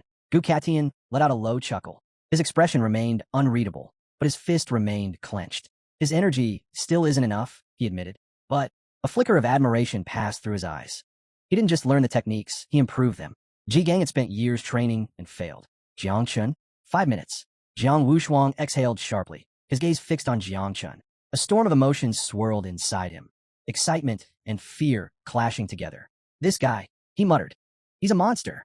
The thought of someone like Jiang Chun as an enemy. It was terrifying. Bay foam covered his mouth, his breathing uneven. Sweat dripped from his forehead. This wasn't just talent. This was insanity. Tang Ying lifted a trembling hand to her forehead, still in shock. She had seen many geniuses before, but Jiang Chun, he was in a realm of his own. On the other side, Luo Sandao and Mu Hanqiu clung to each other, tears streaming down their faces. He won. He's really that strong. The battlefield itself had changed. Jiang Chen's final attack had torn a massive gash through the island. The destruction stretched from one end to the other, leaving the land scarred and broken. High above, 2 figures hovered in the sky, watching everything unfold. They stood effortlessly in the air, their presences overwhelming. The first, a black-haired man, observed with keen amusement. His eyes gleamed as he studied Jiang Chun. Interesting, he mused. The disciple of the Celestial Sword King is quite something. A smirk tugged at his lips. Don't kill him yet. I want to use him as a stepping stone for prodigy. Beside him, a man with fiery orange hair merely shook his head, his tone casual. I never came here to kill Jiang Chun in the first place. The black-haired man kept his hands behind his back, his smirk deepening. His presence alone radiated a crushing force, one that could make even the strongest hesitate. This man was an invincible being, the god of the sword, Ji Lingxiu. His eyes locked onto Jiang Chun, his smirk widening. Even if I don't act, his gaze flickered with intrigue. Things are about to get interesting. Meanwhile, Xiao Yuanshan burned with rage. He would not stand by and do nothing. His grandson was dead, and Jiang Chun had to pay. Just as he prepared to strike, a monstrous energy erupted, surging across the battlefield. The air grew unbearably heavy. Xiao Yuanshan's instinct screamed, danger. His body tensed. He recognized this presence. The god of war, Jiang Xuanji. Beside Ji Lingxiu stood another invincible being, a man with fiery orange hair. The god of martial arts, Jiang Xuanji. He turned to Xiao Yuanshan, his tone calm but unshakable. Ji Lingxiu is right, he said. You shouldn't interfere. Xiao Yuanshan's hands clenched into fists. His mind screamed for vengeance. But Jiang Xuanji's energy only grew stronger. Then, he spoke again, his voice carrying absolute authority. If you wager your life in a death match, you must be prepared to die. Xiao Yuanshan's rage faltered. His heart sank. He knew Xuanji was right, but still, he couldn't accept it. At that moment, Jiang Chen moved. Gripping his sword, he leapt into the air. His voice rang out across the battlefield. I have a 4th technique. Get ready. Xiao Yuanshan's eyes narrowed. What? Gu Katian's face paled in alarm. Stop, he shouted. Don't be reckless. Hong Yao covered her mouth, frozen with fear. Jiang Chen had just drawn his sword against Xiao Yuanshan. Against a general. Against a legend. Jiang Xuanji, still standing with his arms crossed, raised a brow. That kid is insane. Messing with a tiger's whiskers is the same as seeking death. Ji Lingxiu, however, closed his eyes and smirked. There's no saving him now. Xiao Yuanshan's expression darkened. With slow, deliberate movements, he unsheathed his sword. His power surged, sending the sea beneath him rising into a massive wave. You dare to raise your sword against me? His voice dripped with killing intent. This is a joke. His eyes flashed with disdain. A mere 2nd-level insect challenging me? He lifted his blade, ready to end this farce. But Jiang Chen didn't flinch. His grip tightened. A violent aura exploded around him, making the very air tremble. His sword overflowed with power. Then he struck. Celestial sword technique. Defend justice, expel evil. Uppercut. With all his might, Jiang Chun unleashed 2 devastating slashes. The attacks roared toward Xiao Yuanshan like divine judgment. Then he stood still. His move had been made. Now, the world would witness the result. The battlefield fell silent. Every eye was locked onto the clash. The weight of the moment hung thick in the air. Jiang Wushuang was the first to react. His breath caught in his throat. His eyes widened in pure disbelief. He's insane. Jiang Qin's attack wasn't just strong. It was monstrous. That blow. It's comparable to a full-powered strike from a level 5 Sea King or Mountain King. Even Bang, normally unfazed, froze in place. His voice shook. He's throwing his life away. Tang Ying remained silent, sweat trickling down her forehead. Her voice was barely above a whisper. If this were the city of 10,000 demons, she swallowed hard. That monkey would have devoured him alive. Xiao Yuanshan's lips curled into a smirk. His fists clenched, and with a simple motion, he commanded the water around him. The sky twisted as countless droplets floated midair, suspended in unnatural stillness. His voice remained eerily calm, but his confidence was absolute. Even your master is no match for me. His smirk deepened. And you, he scoffed. You don't stand a chance. Then, he snapped his fingers. The water surged forward, forming a massive, impenetrable wall. Jiang Qin's attack slammed into it, completely blocked. Or so it seemed. Xiao Yuanshan lowered his arm, smug satisfaction spreading across his face. Pathetic, but then, his expression froze. Something was wrong. His instincts flared in alarm. He looked up, and his heart stopped. The sky swarmed with insects. Thousands. Millions. Descending like a living storm. Xiao Yuanshan's eyes widened. The 9 miasma wings. Jiang Qin smirked. His voice was cold. Ruthless. Did you really think I was trying to defeat you with a sword? The earlier attack, it had only been a distraction. Now that I'm no longer in the arena, he lifted his hand. There are no rules stopping me from using my real power. Xiao Yuanshan threw up his arm in defense, his breathing quick and uneven. This wasn't part of the plan. Jiang Qin's fist clenched. His grin turned wicked. Explode. Boom. The first wave of insects detonated. Xiao Yuanshan barely had time to react. Boom. Boom. Boom. A chain reaction of massive explosions tore through the sky, fire and destruction consuming everything in sight. Duan Fong and the others didn't hesitate. They turned and ran. Run. The sky itself was collapsing. The sheer force of the explosions was beyond comprehension. Trapped in the chaos, Xiao Yuanshan's eyes burned with fury. He activated his power, his aura surging. The fire turned into blood. His gaze locked onto Jiang Qin, filled with raw, murderous rage. I'll kill you. There would be no more mercy. Jiang Qin had pushed him too far. Now he would end him. You think you can challenge me and live? His voice was laced with venom. Raising his hand, a dark red aura pulsed violently around him. Then, curse of water, blood explosion. Boom. A massive wave of blood erupted forward, slamming into Jiang Qin's chest. He staggered, eyes widening in shock. Then, the blood twisted, forming a barrier around him, trapping him. Jiang Qin's brows furrowed. What is this? Then suddenly, pain. Unbearable pain. His blood began seeping out, his eyes, his nose, his ears, even from beneath his fingernails. Jiang Qin stared at his trembling hands. His pupils shrank in horror. Xiao Yuanshan was controlling his blood. And worse, it wasn't stopping. The barrier thickened, draining more and more from his body. Jiang Qin gritted his teeth. His vision blurred. His strength faded. He was dying. As the smoke from the insect explosions cleared, Xiao Yuanshan's figure emerged, untouched. His cold, murderous gaze locked onto Jiang Qin. The air grew thick with killing intent. Clenching his fist, he spoke in a chilling voice. Compressed blood. Boom.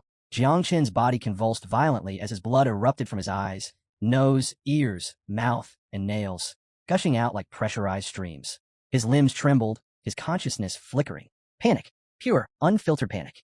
This was bad. Really bad. Ji Gang's fist slammed against the barrier, trapping Jiang Qin. Stop. His voice cracked with desperation. Regret burned in his eyes. This was his fault. If he hadn't allowed Jiang Qin into Prodigy Camp, this never would have happened. But it was too late. The barrier wouldn't budge, and he couldn't reach him. Jiang Qin was alone. Then, 2 figures moved. Hong Yao and Gu Katian sprang into action, weapons drawn, their eyes filled with determination. They wouldn't let Jiang Qin die. Not today. Luo Sandao and Mu Hanxiu followed, fear replaced by courage. Without hesitation, they charged forward, ready to fight. But, whip, pure energy lashed out, wrapping around their waists. In an instant, they were yanked back, their momentum crushed. They struggled, but the force was unbreakable. Their bodies were dragged away, landing hard on the floating island. Confused, they looked around, until their eyes landed on a man with pink hair. He stood calmly, hands on his hips. His voice was flat, but firm. Rushing him like that is just suicide. Beside him, another man, the one who had summoned the energy ropes, remained silent. The battlefield grew tense. Jiang Qin was on the brink of death. And now, only a miracle could save him. Luo Sandao crashed to the ground, landing hard. She lifted her head, and her breath caught in her throat. The gray-haired man standing before her, her father. Beside her, Mu Hanxiu, who had also been thrown back, turned and froze. The other man, her grandfather. Mu Hanxiu's heart pounded. She scrambled to her feet, desperation in her voice. Grandfather, she pleaded, please save Jiang Qin. Luo Sandao wasn't far behind. She stood up, turning to her father, her tone sharp. Do we have any treasure that can save him? Luo Sandao's father remained calm, his voice steady. No. His answer hit like a hammer. Mu Hancho's grandfather let out a heavy sigh. His gaze darkened. The forbidden curse of blood explosion. His voice was grim. Once it takes hold, there's nothing left to do but wait for death. Mu Hancho's face drained of color. Her body shook. Luo Sandao bit her lip, her fists clenched tight. Their only hope was Gu Katian and the others. But even they could only try to negotiate. And Xiao Yuanshan? He wasn't going to listen. Not after Jiang Shun had killed both of his grandsons. High above, Xiao Yuanshan hovered, his fist clenched. He continued draining Jiang Chen's blood, a cruel satisfaction gleaming in his eyes. At that moment, Gu Katian appeared. His sword was drawn, his voice firm. Stop! Hong Yao was right beside him, seething with fury. You old bastard, she shouted.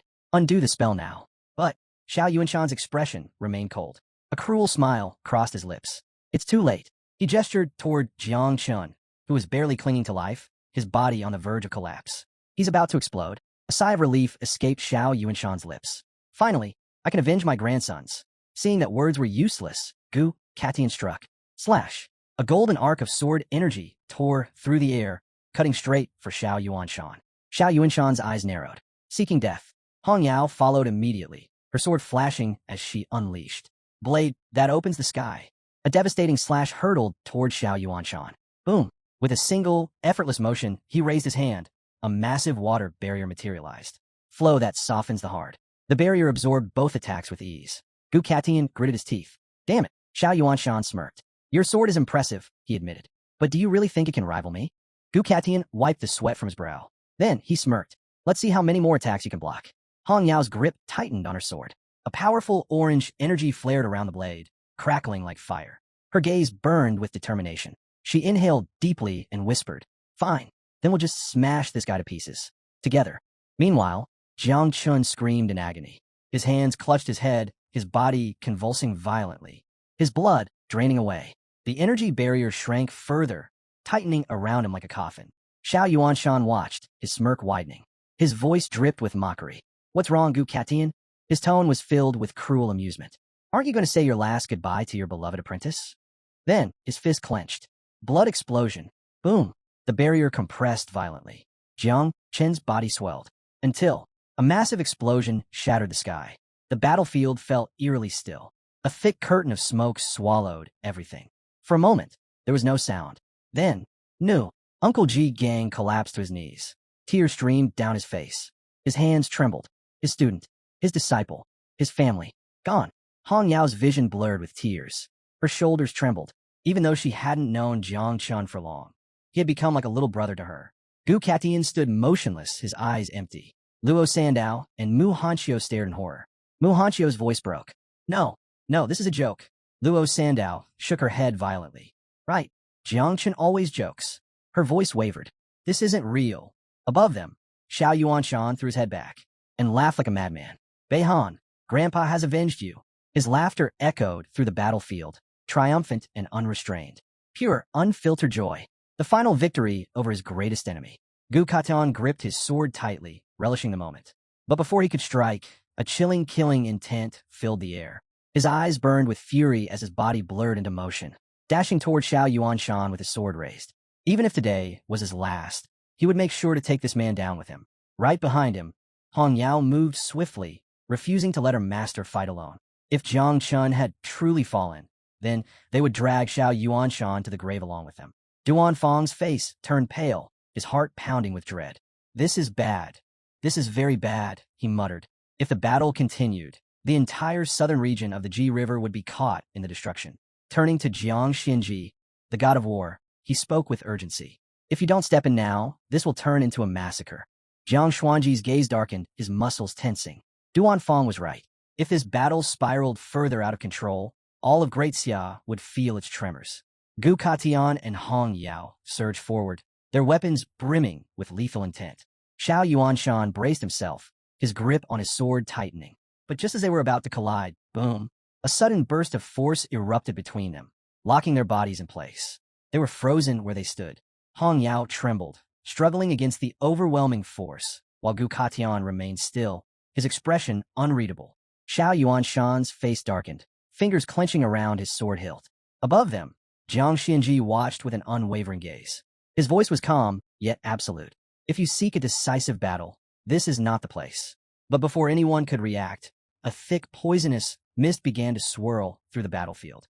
From within the haze, a voice echoed, chilling and familiar. No one is allowed to interfere. Xiao Yuanshan's eyes widened as he spun around, his mind racing. That voice.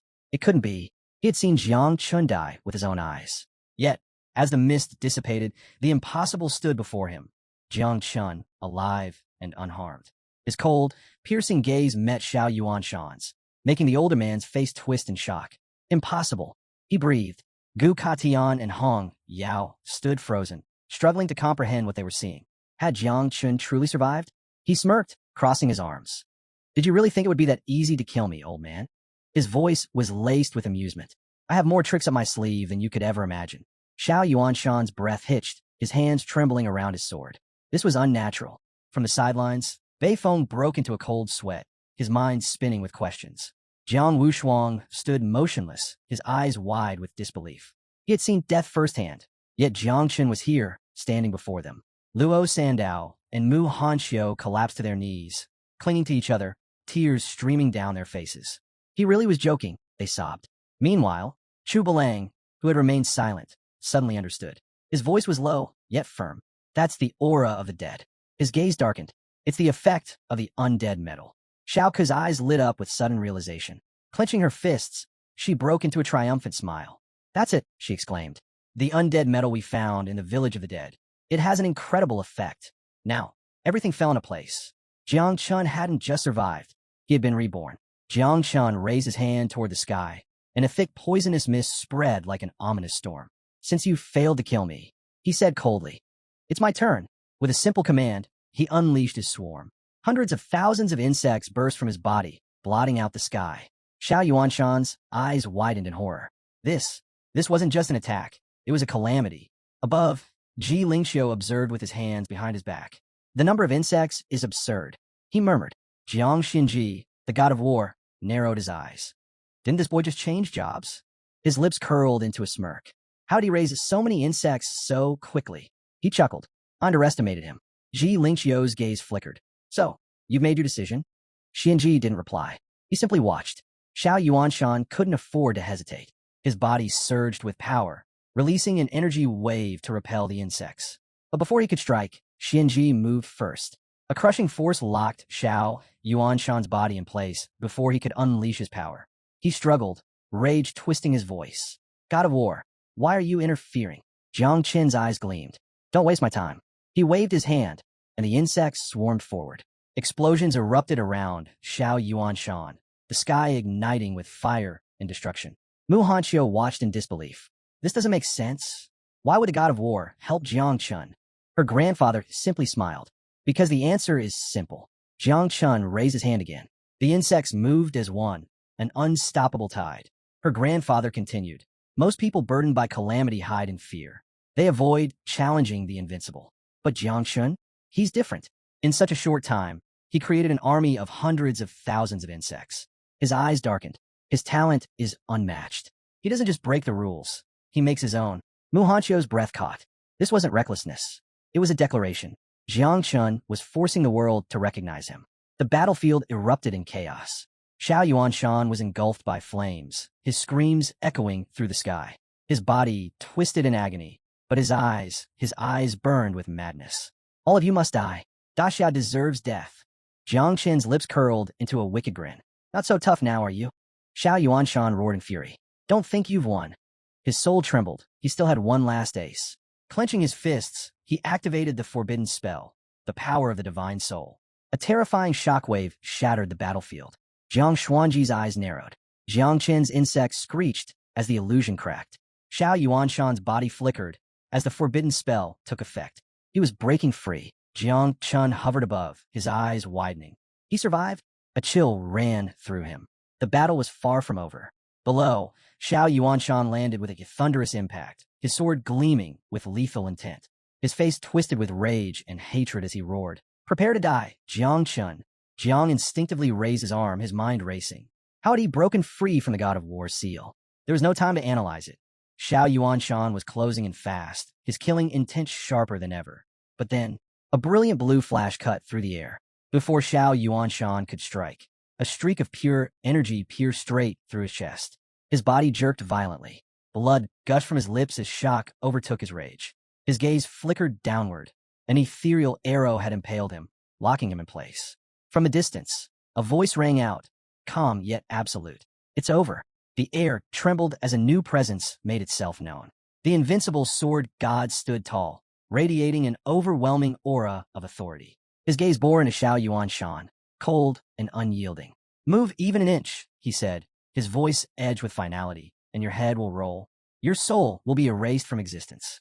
Xiao Yuanshan's mind reeled.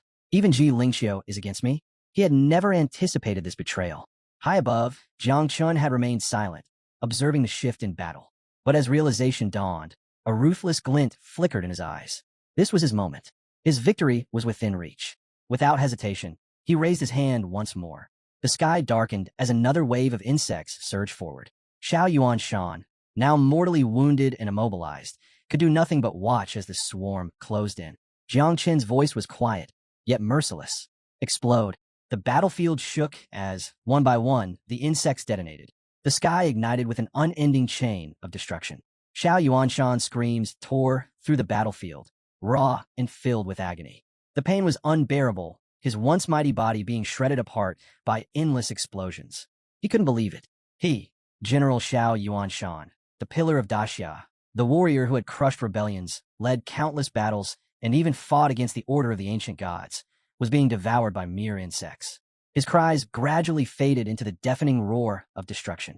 Bit by bit, his body was consumed, his powers stripped away, his very existence crumbling into nothing. His legacy, his pride, reduced to dust. A few moments later, Jiang Chun signaled for the attacks to stop. The battlefield fell into eerie silence, the air thick with smoke and the stench of blood. What remained of Xiao Yuanshan was barely human. His limbs had been devoured, his once formidable body broken, and a massive hole gaped in his chest where Ji Lingxiu's attack had struck. His shattered form slumped forward, falling to his knees. For a long moment, he simply stared at the ground, his hollow gaze lost in the dirt beneath him. Then, slowly, he lifted his head to meet Jiang Chen's eyes. His voice was weak, rasping. "Are you really going to kill an old man like me?" Jiang Chun floated down, his feet touching the charred earth as poisonous mist curled around his fingers. He let out a cold laugh. "Your body's already gone. The only thing left is your soul. And after everything you've done, you still ask such a ridiculous question?" Xiao Yuanshan remained kneeling, lowering his head. His breath was ragged, his desperate eyes flickering with something that almost resembled regret. I was wrong. The Xiao family was wrong. If you spare me, I will compensate you for everything." Jiang Chun tilted his head, amused. How quickly men begged when death was at their doorstep. But instead of answering, he turned to his companions, Hong Yao, Gu Katian, and Ji Gang, his smirk playful. "What do you guys think?" The question stunned them. Sparing the very man who had tried to kill him, who had slaughtered countless innocents. Even Jiang Xianji, who had remained silent until now, furrowed her brows. Meanwhile, Xiao Yuanshan, still kneeling, turned his gaze toward the heavens. His voice was hoarse, desperate. "War God," he called out, "if you save me, I swear, I will go to the abyss and fight until my last breath." Jiang Xianji hovered above, arms crossed, considering his words. Xiao Yuanshan wasn't just a noble. He was the general of the war district of Jiangnan. His status alone made his offer worth considering. Stepping forward, Jiang Xuanji's voice was firm, absolute. "Then answer me this. Are you willing to admit your guilt? The Xiao family has oppressed the market, seized property by force, and trampled countless innocent lives underfoot. Do you take responsibility for all of it?"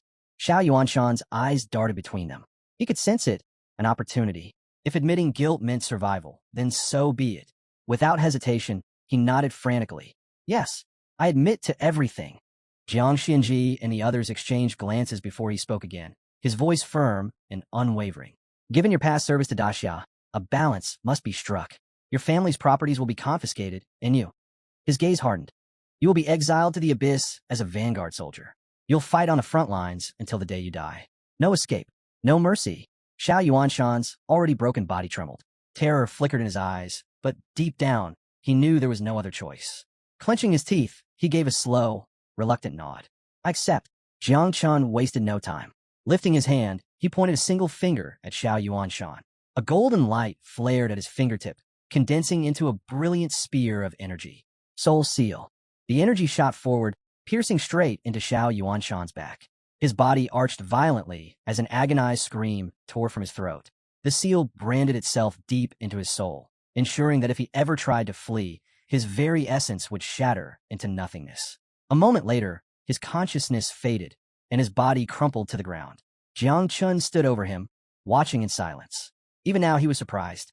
This was one of Great Xia's so-called invincibles, yet in the end, all it had taken was an illusion to bring him to his knees. With the Xiao family's threat eliminated, Jiang Chun turned away. His goal was complete. It was time to leave. As he stood lost in thought, Jiang Xianji appeared behind him, arms folded. Has this verdict calmed the fire in your heart? Jiang Chun blinked, snapping out of his trance. He hadn't expected Xianji to approach so suddenly. With a slight chuckle, he replied, "Of course. The god of war's judgment was wise.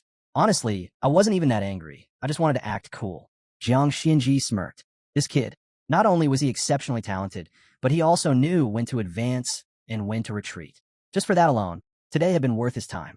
Seeing the amused look on Xuanji's face, Jiang Chun gave a slight bow. Thanks for the recognition. Before the conversation could continue, Fong suddenly rushed toward them, pointing at the sky in alarm. God of War. The poisonous mist, if it lingers too long, it could contaminate the entire region. We might be looking at an abyssal-level disaster. Jiang Xuanji's gaze dropped to the ground as he fell into silent contemplation. Meanwhile, Jiang Chun glanced up, watching his swarm of insects still hovering freely above. Yeah, this probably isn't good. Deciding it was time to act, Jiang Xianji lifted his head and snapped his fingers. A massive surge of energy erupted from his body. In an instant, a shockwave tore through the sky, wiping out every last insect and purging the lingering poisonous mist. Jiang Chun stood frozen, his eyes wide in disbelief. He got rid of everything with just a snap of his fingers? The sheer power Jiang Xianji had just displayed sent a chill down his spine. Terrifying. Above the battlefield, Jiang Xianji hovered, arms crossed, his gaze sweeping over the gathered warriors. His voice carried absolute authority as he spoke. You have all witnessed it today. We now possess the strength to suppress anything. Therefore, from this moment forward, the law restricting taboos is abolished. Anyone who possesses a taboo, yet remains loyal to the nation, shall be recognized as an ally. Those who turn against us will be our enemies. Silence fell over the battlefield. Then, Jiang Xuanji's gaze shifted, locking onto Jiang Chun with an unreadable expression. A long pause stretched between them as he carefully considered his next words. Jiang Chun felt the weight of the moment, shifting uneasily. He glanced toward Jiang Xianji, waiting for his decision. But before anyone could speak, Mu Hanchio's grandfather stepped forward. Placing a reassuring hand on Jiang Chen's shoulder, he smiled confidently and extended his other arm outward. The god of war is wise, he declared. Jiang Chun was raised with humility. His heart is brave and just. Though he carries the taboo of the 9 miasma wings, he is no threat to Daxia. On behalf of the Mu family, I am willing to take full responsibility for him. Jiang Chun turned to him, his eyes widening in confusion. Wait, what's happening? Before he could process it, another voice rang out. Tang Wang, the representative of the Tang family, stepped forward. The Tang family is also willing to vouch for Jiang Chun. Then, a messenger from the military district of Jiangnan added, the military is prepared to welcome him into our ranks. One by one, powerful figures stepped forward, pledging their support. Above them all, Jiang Xianji remained silent, still hovering in the sky, deep in thought. Luo Sundao nudged her father insistently. Come on, Dad. Everyone's taking Jiang Chen's side. Don't just stand there. Her father hesitated, visibly sweating under the pressure. But after a few seconds, his expression changed. Clenching his fists, his face turned red with enthusiasm, and he shut his eyes before bellowing, I, too, will take responsibility for Jiang Chun. Luo Sundao sighed, pressing a hand to her forehead. Useless. Absolutely useless.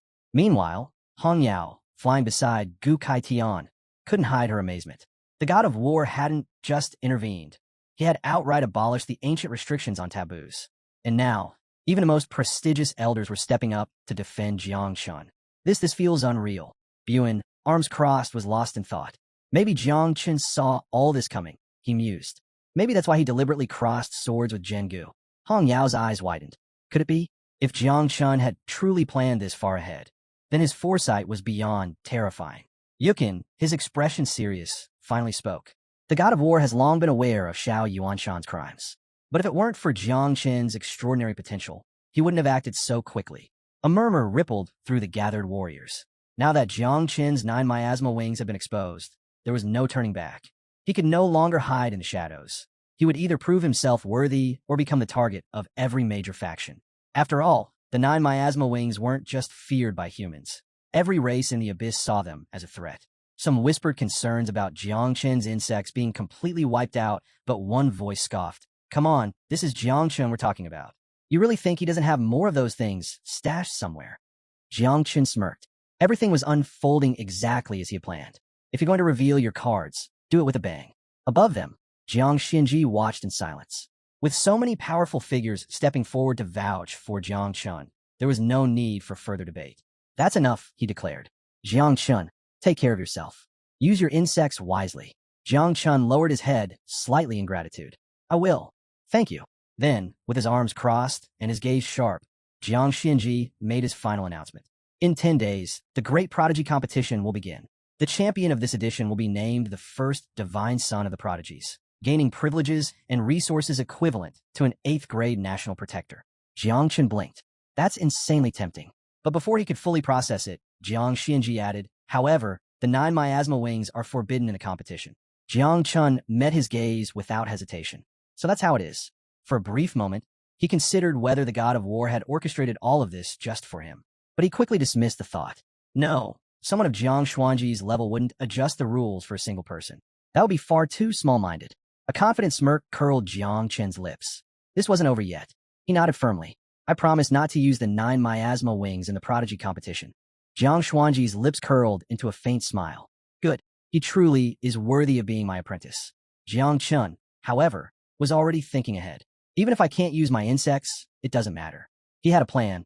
He would obtain a new mother insect while completing the second change mission. More importantly, he suspected the god of war wanted to test his raw ability without relying on the 9 miasma wings. If that's the case, I'll make sure not to disappoint him. Jiang Xinji stood with one hand behind his back, his expression unreadable. Slowly, he raised his other hand, and a faint ripple spread through the air. A massive crack in space tore open beside him, warping the very fabric of reality. His voice carried across the battlefield, calm yet absolute. It's time to clean up some unfinished business. A murmur ran through the crowd. The poisonous mist had already been wiped out, so what else was left to deal with? Jiang Xinji wasted no time. His voice echoed with authority. Great dreamer, rise and carry out your duty. The moment he spoke, a figure stepped through the spatial rift. The great dreamer, one of the 3 invincibles of Xia, appeared, clutching a stuffed rabbit in one hand. Her oversized, cat-themed outfit made her look more suited for an afternoon nap than a battlefield. A hood with cat ears covered her head, and she let out a long yawn, rubbing her eyes lazily. So many people, she muttered, barely keeping her eyes open. Her gaze swept across the battlefield, briefly pausing on the king-rank warriors. Way too much work. Silence fell over the battlefield. No one dared to speak, their minds struggling to reconcile her childlike demeanor with the reputation of one of the most powerful beings in the realm. Jiang Xinji remained unfazed. His voice carried no room for discussion. Erase the memories of everyone below king level regarding the 9 miasma wings. Once you've done that, you can go back to sleep for another year. The great dreamer's eyes snapped open, suddenly filled with excitement. She turned to Jiang Xinji, clenching her tiny fists. Wait, for real? A whole year of sleep? But just as she was about to celebrate, she froze. Her expression darkened, and she rubbed her chin. Wait, if I do this, that means I'll have to deal with the commander of the Night Watch again. A deep sigh escaped her lips. Ugh, no thanks. Too much of a hassle. She slumped her shoulders and shook her head. Pick someone else. I'm too sleepy. The battlefield fell into stunned silence. One of the strongest warriors in the land, and all she wanted was to take a nap. Jiang Xinji studied her in silence for a moment, weighing his options. Eventually, he decided on a different approach, but for now, simply gave her the order. With a tired groan, the great dreamer had no choice but to comply. She sighed heavily, then lazily snapped her fingers. A flurry of ethereal butterflies materialized in the sky, their wings shimmering with an otherworldly glow. The unexpected sight left the members of the prodigy camp speechless. They stared in confusion, trying to make sense of what was happening. Before they could react, the butterflies drifted toward them, releasing a mesmerizing magical energy. A wave of fatigue crashed over the warriors like a tide. Some swayed on their feet, their eyelids growing impossibly heavy, as if they hadn't slept in years. Others yawned uncontrollably, their resistance crumbling. One by one, they collapsed into a deep sleep, their memories slipping away before they could even realize what was happening. Hong Yao, watching in fascination, turned to the master and asked why Jiang Chun, Xianji, and the Great Dreamer were taking such extreme measures. Gu Kaitan, who had been quietly observing, finally spoke. He explained that everything was being done to protect Jiang Chun. In a place as perilous as Xia, delaying a potential disaster was crucial. He closed his eyes, conjuring a mental image of Xia's vast and treacherous lands. 8 forbidden zones, each unexplored and teeming with unknown dangers. 3 legendary caverns, constantly fought over by various races. And then, the ever-present internal conflicts, the lurking threat of the Church of the Ancient God. If Jiang Qin's existence became too public, it would only attract disaster. However, the Great Dreamer's power wasn't selective. It affected everyone below king level. That included Jiang Chun.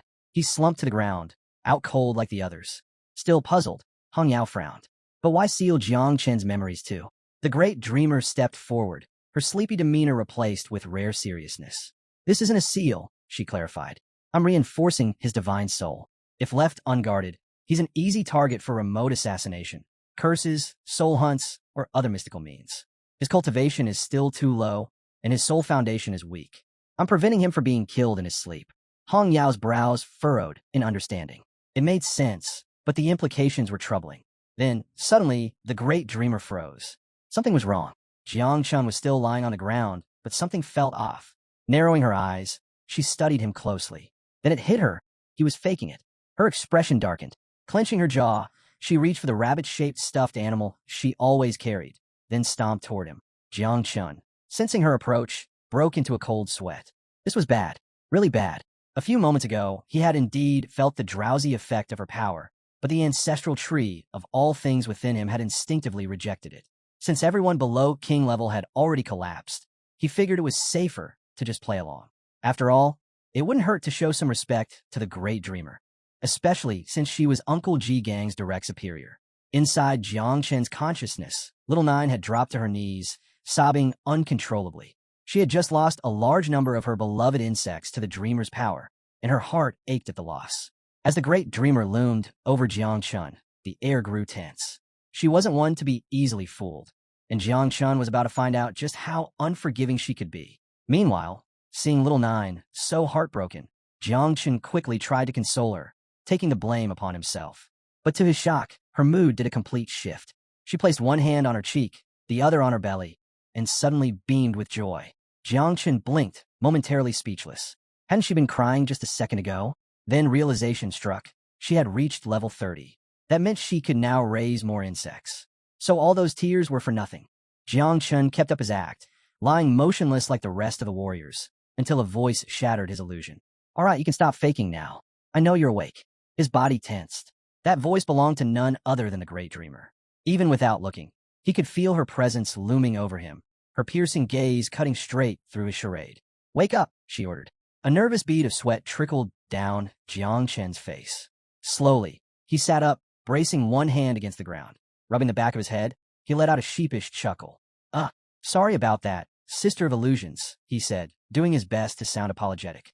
The Great Dreamer, now crouched before him with her hands resting on her knees, tilted her head in mild confusion. She placed a hand on her cheek, closing her eyes as if savoring the moment.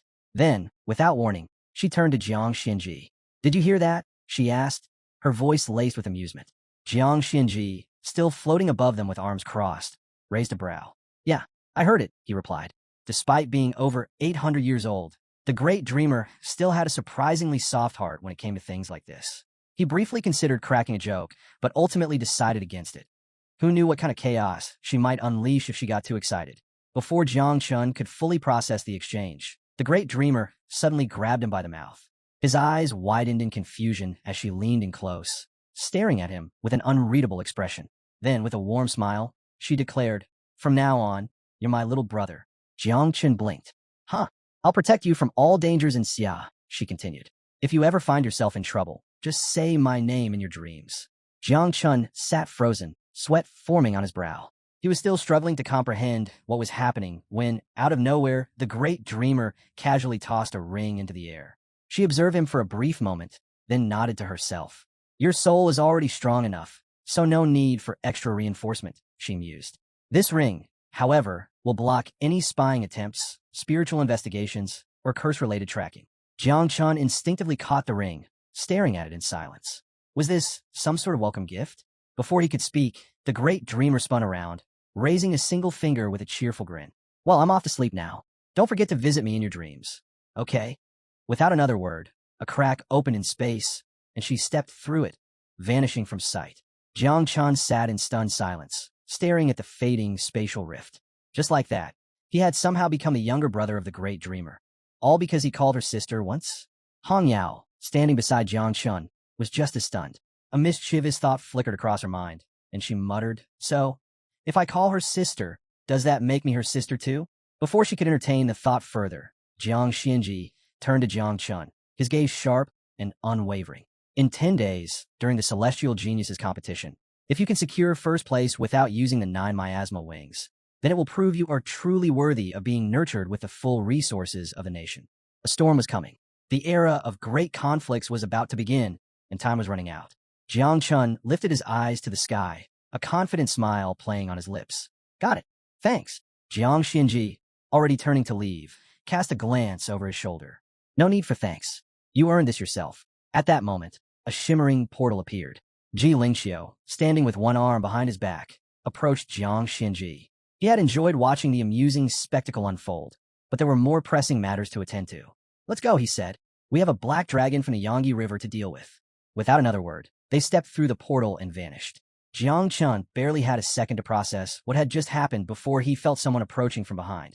He turned, only to find Mu Hanqiu's grandfather, her father, and Tang Ying's uncle standing before him, their expressions unusually serious. Tang Ying's uncle spoke first. Tang Ying is my niece from Aunt Tang's side of the family. A marriage between you two would bring our families even closer. Jiang Chun blinked. What? Before he could even form a response, Luo Sundao's father stepped forward with a firm nod. You're a bit late on that offer, he declared. My daughter is Jiang Chen's legitimate wife. The Dawaba house is even willing to offer 20% of our shares as a dowry. Jiang Chen's jaw nearly hit the floor. What is happening right now? But fate wasn't done with him yet. Mu Hanqiu's grandfather took a step forward, his grin wide and confident. That's nothing, he announced. My granddaughter is already pregnant with Jiang Chen's child. Silence. Jiang Chen's entire body went rigid. His eyes widened in pure, unfiltered shock. Excuse me. What? His mind raced at lightning speed, desperately trying to piece together when, where, and how this could have possibly happened. He was pretty sure he would remember something like that. Meanwhile, Hong Yao turned to her master with hopeful eyes. Master, do you think I still have a chance with Jiang Chun? Gu Kaitan, who had been watching the entire debacle unfold with growing frustration, finally lost his patience. With an exasperated sigh, he smacked Hong Yao on the head. Stop talking nonsense. Ow! Hong Yao rubbed her head, her face a mix of pain and indignation. Finally, some peace. By the time night fell, Jiang Chun finally made it back home. As soon as he shut the door behind him, he leaned against it and let out a long, exhausted sigh. Finally, some peace and quiet. Now he could focus on what really mattered, reproducing Little Nine's second swarm. Closing his eyes, he entered his consciousness, where Little Nine was cradling her belly with a radiant smile. She was pregnant with a new swarm of insects, and the joy on her face was undeniable. Jiang Chun stepped forward, placing his hand gently over hers. His expression turned serious as he activated Divine Evolution, a skill designed to accelerate insect reproduction. A warm glow enveloped Little Nine as she began floating slightly off the ground. Her smile widened, eyes shimmering with excitement. They're coming so many babies. The skill worked flawlessly. A system notification popped up. The reproduction process would take 1 hour, resulting in a total of 5,900 miasma wings. As he navigated through the system interface, Jiang Chun activated Second Transformation.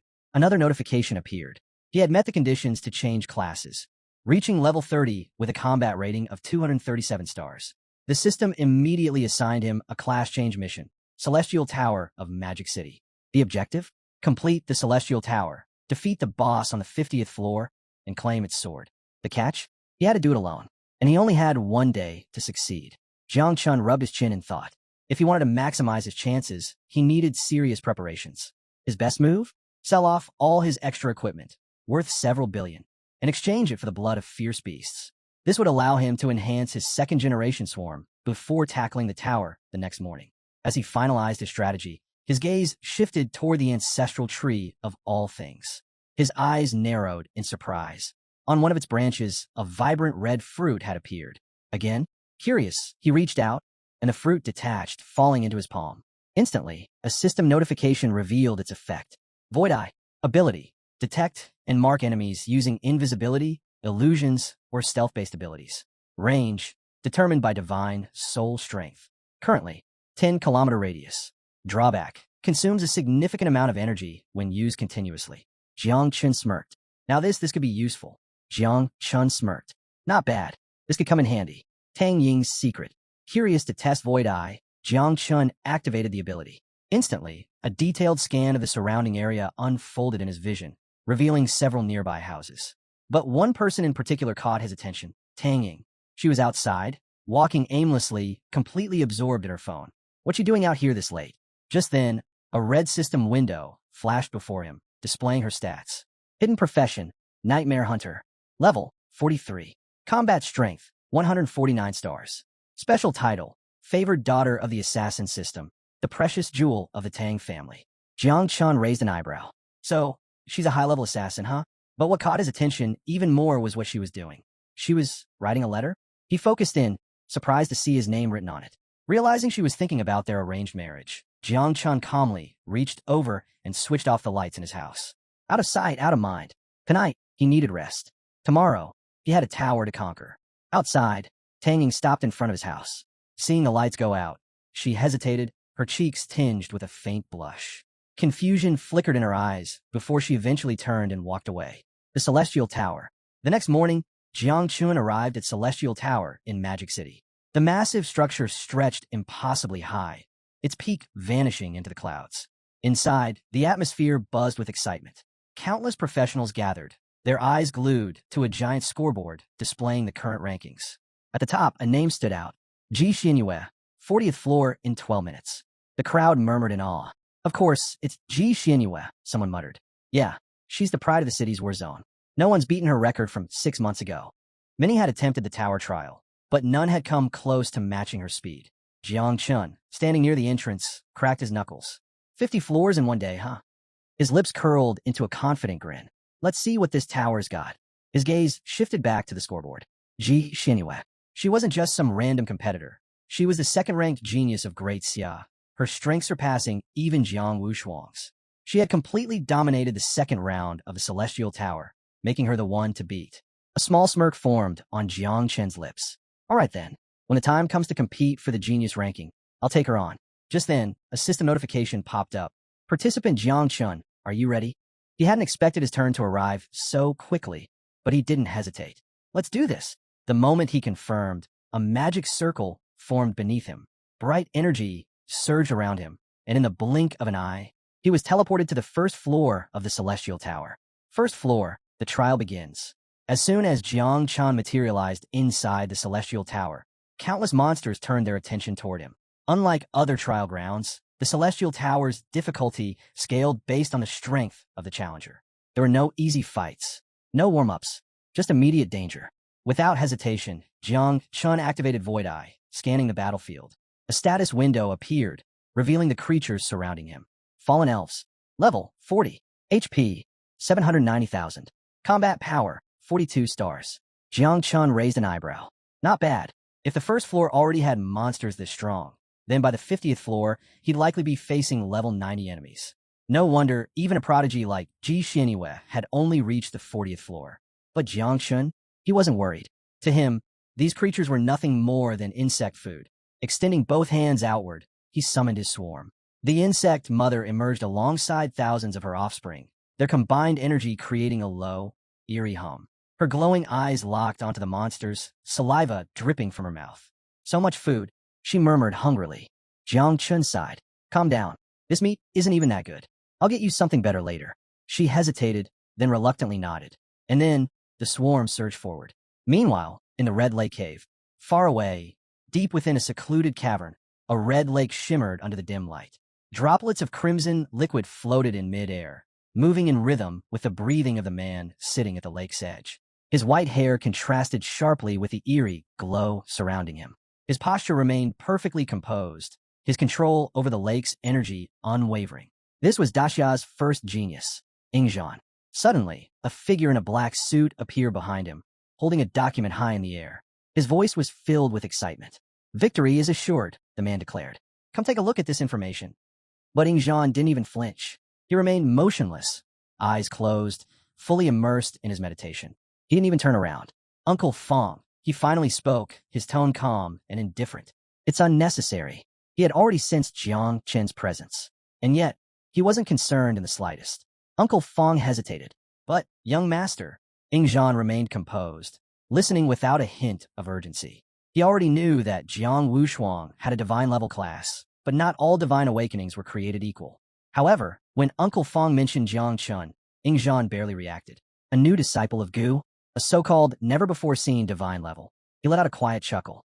It sounded like a joke. Uncle Fong, undeterred, took a step forward. He extended his hand, revealing a classified report. His voice was grim. Jiang Chun killed Xia and even drew his sword against the protector of the kingdom. Uncle Fong's eyes narrowed. And he survived. Ingzhan's usually impassive expression shifted slightly. Rising to his feet, the suspended water droplets within the cave plummeted back into the crimson lake. He took the document from Uncle Fong and flipped through its contents, his gaze sharpening with interest. Skepticism faded, replaced by curiosity. A creation class. And he accomplished all that. A red dragon emerged before him, its piercing gaze locked onto him. Yet, Ingzhan barely acknowledged its presence, his mind consumed by the revelations before him. The 9 miasmal wings, the 4 blades of heaven, the 8 transformations to purify the realm. A faint smile played on his lips. Now, this is getting interesting. Still, a trace of disappointment lingered. Jiang Chun wouldn't be allowed to unleash the 9 miasmal wings in the celestial prodigy competition. What a pity, he murmured. If he could fight at full strength, this competition might actually be entertaining. Meanwhile, in a vast training arena, a pack of dog-like beasts prowled the battlefield, their growls reverberating through the air. But their snarls were soon drowned out by the sharp twang of a bowstring. A blindfolded woman moved effortlessly among them, her golden bow glinting under the sun. This was Ji Xianyue, Daxia's second genius. She vaulted into the air, loosing an arrow that pierced cleanly through a beast's skull. Without hesitation, she spun midair, her silhouette blurring as she fired a rapid volley of arrows. Each shot found its target with unerring precision. Agonized roars filled the battlefield as the beasts crumpled to the ground one after another. Not far away, 2 guards stood atop a metal platform, watching the spectacle unfold. Their long spears rested at their sides, their postures relaxed yet vigilant. "She's terrifying," one of them muttered, already at the level of a first-level grandmaster. His companion scoffed. "You underestimate her. Don't forget Jiang Wushuang, Daxia's third celestial genius. He's taken on warriors with 5 transformations and won." The first guard fell silent, acknowledging the truth in his words. Daxia's prodigies were on another level, and soon, Jiang Chun would have to face them all. Ji Xianyue's arrows tore through the beasts with such force that their bodies shattered upon impact. Her dominance on the battlefield was undeniable. One of the guards exhaled slowly. "She's ranked just above Jiang Chun. Her strength should at least rival that of a 5 transformation master." As the last beast fell, Ji Xianyue landed gracefully. Already invincible in long-range combat, she had now begun training in close-quarters combat as well. She must be preparing to face Jiang Wushuang, one of the guards speculated. The other shook his head.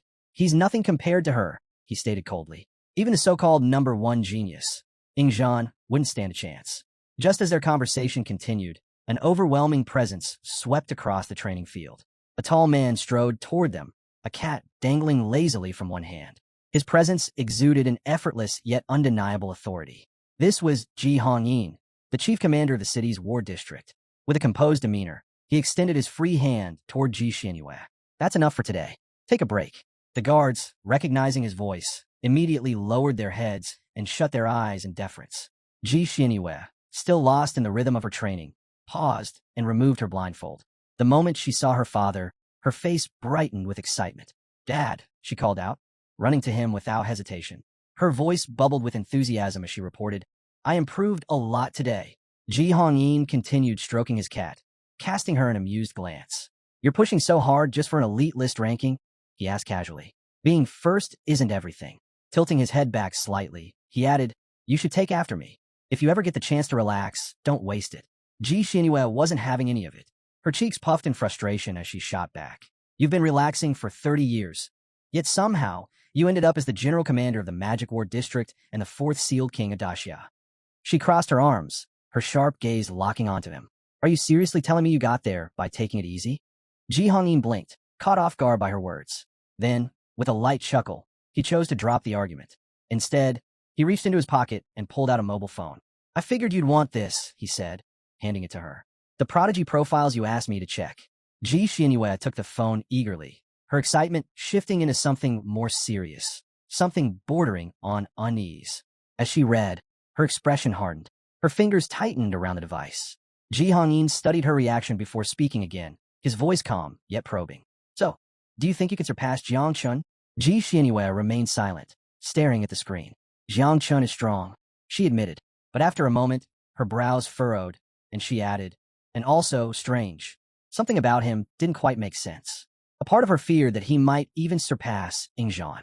Ji Hongyin, watching her closely, stroked his chin in thought. His mind drifted to the legendary sword god, Ji Lingqiu, a man well over 100 years old, yet still appearing as if he had barely aged. Turning his gaze back to his daughter, he spoke. Your great-grandfather sent me a message, he said. He warned us to be careful of Jiang Chun in the upcoming Great Prodigy competition. Ji Xinyue's gaze sharpened with resolve. She turned away from her father, her thoughts racing. If Jiang Chun was truly that formidable, there was only one way forward. She had to surpass the 50th floor of the Celestial Tower. Only then would she have a real shot at claiming first place. Ji Hongyin exhaled, shaking his head. Don't you ever get tired of being so competitive? He asked, half amused, half exasperated. Before she could respond, a family subordinate entered, bowing respectfully before clapping his fist against his palm. A silent signal that he carried urgent news. My lady, he reported, your record for the first 10 floors of the Celestial Tower has been broken. Ji Xinyue arched an eyebrow. By how much? She still remembered her time, 1 minute and 13 seconds. If Jiang Chun had beaten it, it was probably by just a few seconds, right? The guard hesitated before answering. Jiang Chun completed the first 10 floors in 37 seconds. Silence. Ji Xinyue's entire body froze. Her eyes widened in disbelief. 37 seconds? That was absurd. Even someone at her level would need at least a full minute to clear those floors. Before she could fully grasp what she had just heard, the guard checked the leaderboard again. His face shifted slightly. And now, my lady, he continued, Jiang Chun has just surpassed the 20th floor. Ji Xinyue felt like she had been punched in the gut. Shock turned to frustration. Then frustration turned to fury. She spun toward the door, her fists clenched. Jiang Chun, you bastard. You showed up early just to shake my confidence, didn't you? Trying to crush my spirit before the competition even starts? Fine. Her eyes burned with determination. Let's see who wins in the end. Without another word, she stormed out, heading straight for the Celestial Tower, ready to fight Jiang Chun with everything she had. Ji Hongyin watched his daughter storm off, a slightly bewildered look on his face. Why was she so competitive? He sighed. He had always taken life at a steady pace, never rushing, never stressing. His daughter, however, was the complete opposite. And now, Jiang Chun had completely thrown her off balance. Jiang Chun stood amid the battlefield, watching as a swarm of insects consumed the fallen beasts. Their remains vanished into nothingness. A system window popped up in front of him. Congratulations. You have broken the record for floor 20. Rewards. Spirit Arrow. A skill book available only for level 40 plus professions. Treasure map fragment of God Gi. Collect all 16 fragments to unlock a special item. Jiang Chun exhaled, placing his hands on his waist. The Celestial Tower's rewards weren't bad, but most weren't particularly useful to him. The real prize was the treasure map fragment. If he could clear the entire tower and gather all 16 pieces, he'd unlock something truly valuable. Level 21 is about to begin. Are you ready? Jiang Chun didn't pause. He pressed forward, summoning even more insects with every step. Outside the tower, awakened warriors gathered around the ranking board. As Jiang Chun's name appeared, shock rippled through the crowd. He had just shattered the record held by Ji Xinyue, the renowned princess of the Ji family. Gasps and murmurs spread like wildfire. Who is this guy? Where did this freak come from?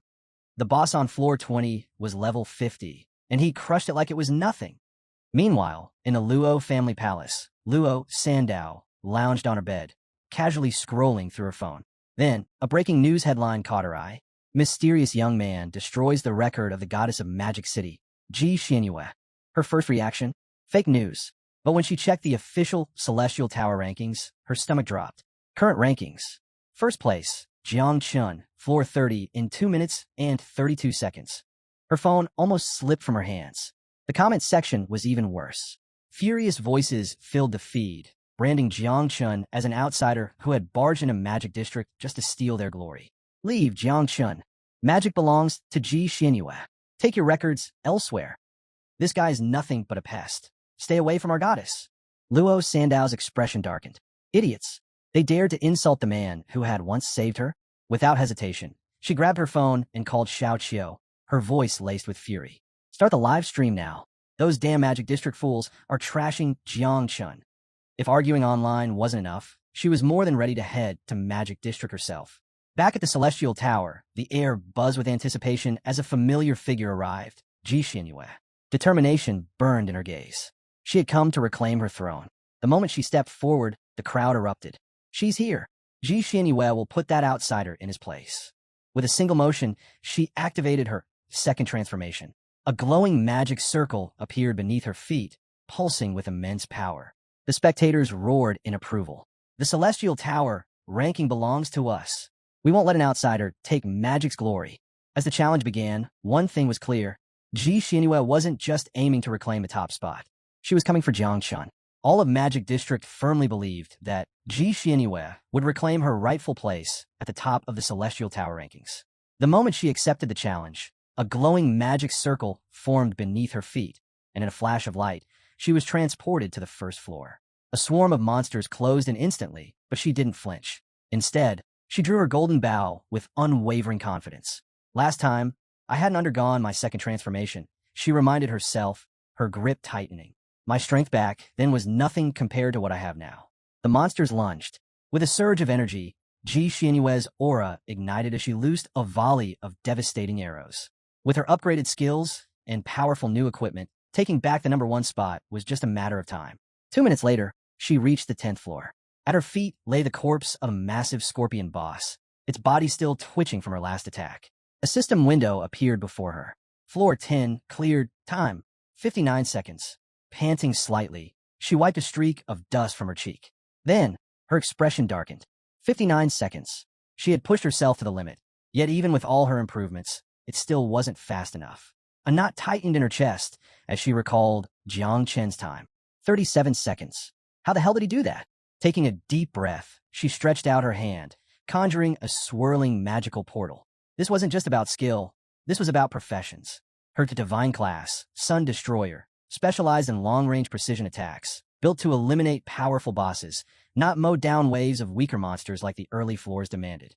Jiang Chun, on the other hand, used swarms of insects, perfect for tearing through hordes of enemies in seconds. Fine. She clenched her jaw. Let's see how you handle the real test. Instead of wasting more time on low-level mobs, she activated the portal and jumped straight to the 41st floor, where the real challenge began. From this point on, the only thing standing in her way was high-level bosses. And when it came to boss fights, Jiang Chun had no advantage over her. 5 minutes later, Ji Xianyue found herself staring down a nightmarish creature, a monstrous, octopus-like boss with countless writhing tentacles. The moment she moved, it struck with terrifying speed, its tentacles lashing out and coiling tightly around her limbs. Her body jerked into the air. Her eyes sharpened. She didn't need anyone to tell her this was bad. The beast's grip constricted, preparing to crush her completely. But Ji Xianyue wasn't one to go down easily. Summoning every ounce of strength, she activated her ultimate ability, Golden Crow's Fire Rain. A blazing arrow materialized in her hands, radiating with the heat of a miniature sun. She narrowed her gaze. Burn. She fired. Boom. The flaming arrow tore through the monster's skull, detonating on impact. The beast let out a blood-curdling shriek before collapsing in a charred heap, flames consuming its entire body. A system window flickered into view. Floor 50 cleared. Time, 5 minutes, 29 seconds. As the limp tentacles hit the ground, Ji Xianyue staggered back, placing her hands on her waist as she gasped for air. She had just set a new record for the 50th floor, but her mind was elsewhere. If she had struggled this much, then just how powerful was Jiang Chun? She had doubled her previous speed on the 40th floor, securing victory from Magic City. No matter how hard Jiang Chun tried, There was no way he could beat her record this time, or so she thought. In her mind, this was his first defeat against her, but she was certain it wouldn't be the last. The upcoming Prodigy Rankings competition would be another chance to put him in his place. Meanwhile, Jiang Chun had already stepped onto the 50th floor. The boss barely put up a fight before it was torn apart by his swarm, its body devoured within seconds. Casually opening his system window, he scanned through his progress. The quality of the beast flesh here was excellent. With this, his insects could reproduce 3 more generations. Even better, clearing the 50th floor would reward him with a powerful sword and complete his second transformation. The second insect mother was about to arrive. Just then, a small voice broke his focus. "I want to eat too," Lil Nine pouted, her voice filled with grievance. Jiang Chun chuckled, ruffling her hair. "Be good. Let the insects have this one. When we get back, I'll sell everything and get you something even tastier." With that, he activated a magic surge and left the 50th floor, returning to the Celestial Tower. The moment he stepped out, a man nearby gasped in horror, grabbing his friend's sleeve. "The princess, she's back." His friend paled and quickly hushed him. "Keep your voice down." The fear in the air was almost tangible. Ji Xianyuan noticed their reactions, her brows furrowing in confusion. Why was everyone acting so shaken? All she had done was clear the 50th floor and update the rankings. Then, a system window popped up. Jiang Chun has cleared the 50th floor in 4 minutes and 9 seconds. Her eyes snapped to the leaderboard, and the sight made her freeze. He had beaten her record by an entire minute. Her fingers clenched around a crimson pill, her teeth grinding in frustration. She refused to let Jiang Chun take the spotlight. If she had to push herself beyond her limits, so be it. This enhancing pill would burn some of her vital essence, but right now, she didn't care.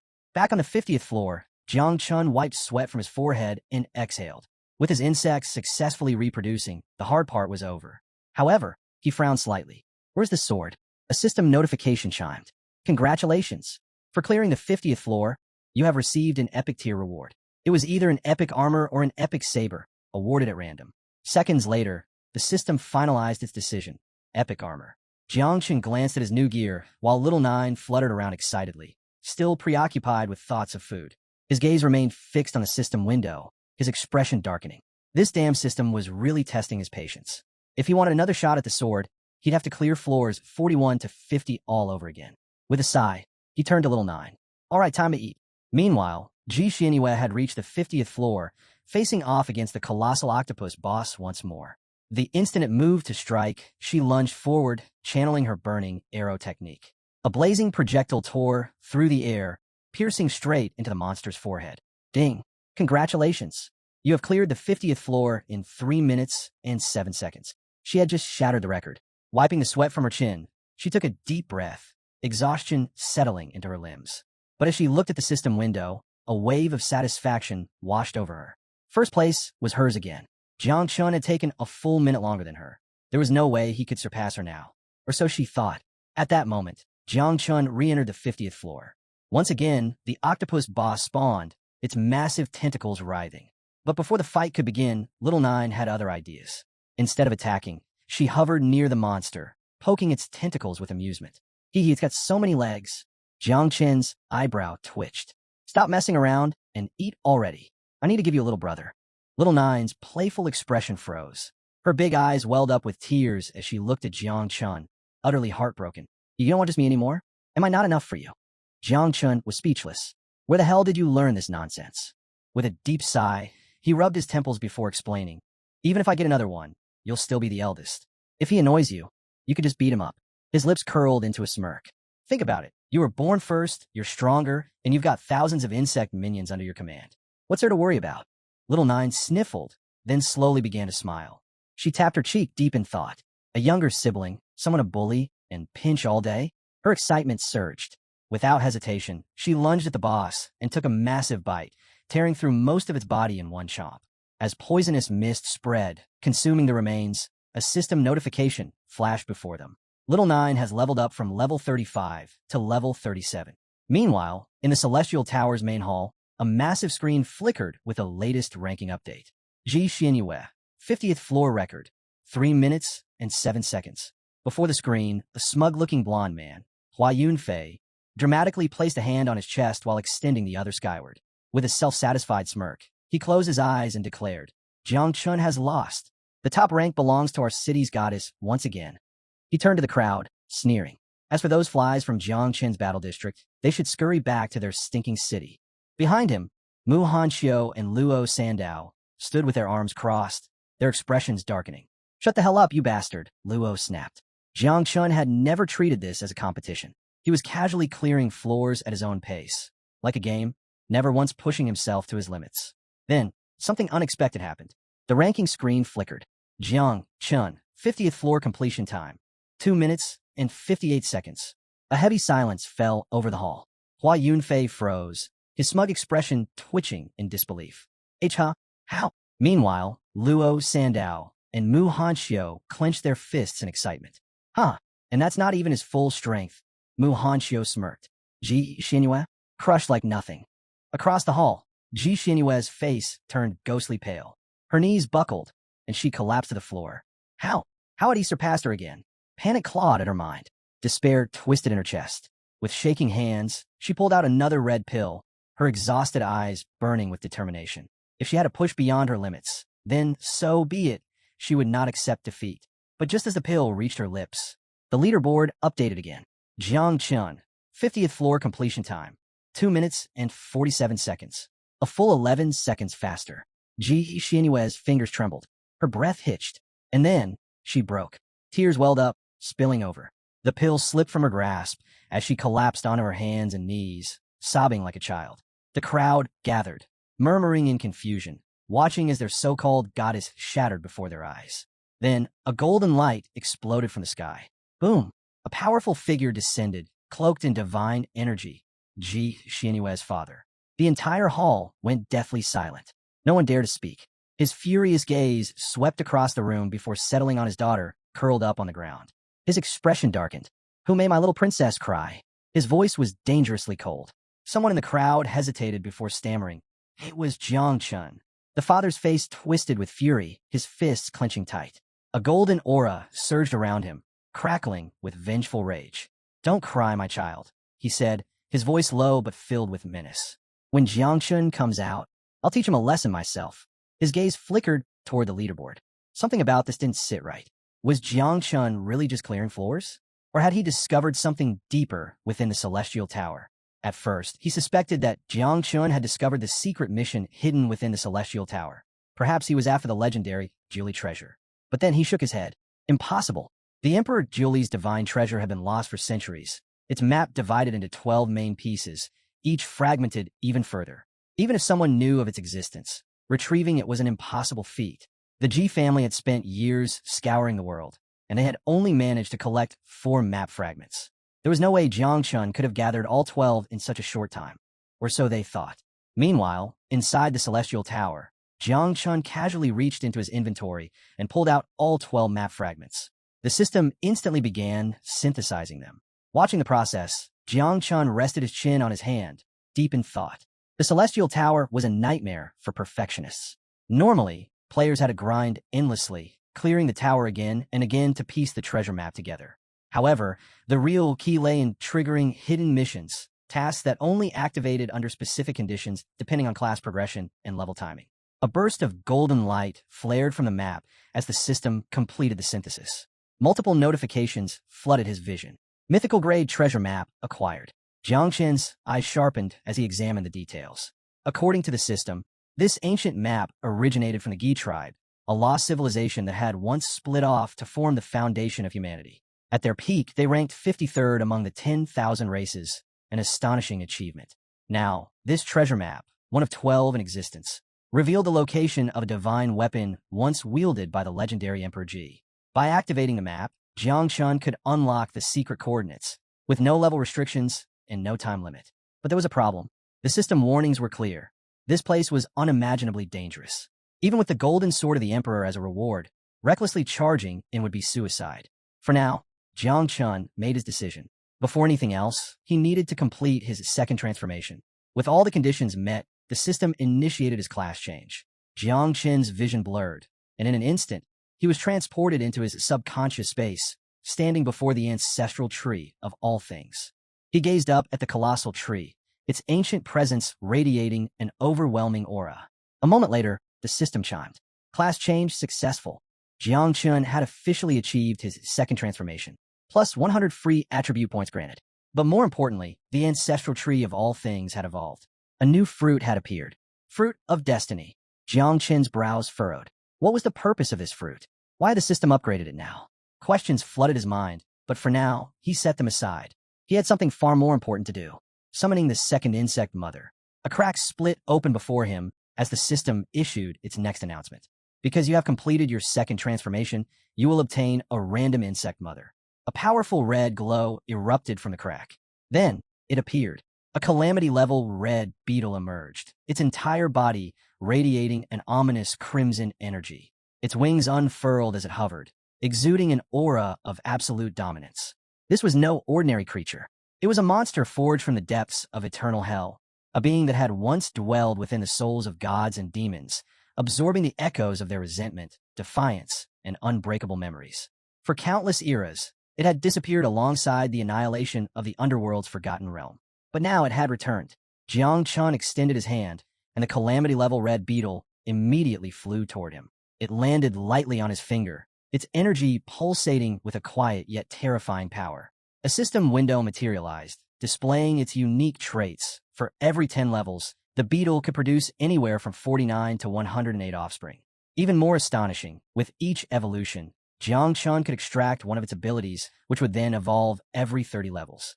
Bringing his finger closer, he studied the beetle with keen interest. It was roughly the same level as Little Nine, but much smaller in size. Its design was unlike any known insect, more abstract, like something born from legend rather than nature. Intrigued, Jiang Chun raised his hand toward the ancestral tree and activated divine evolution. A golden light engulfed the beetle. In an instant, its tiny form underwent a shocking transformation.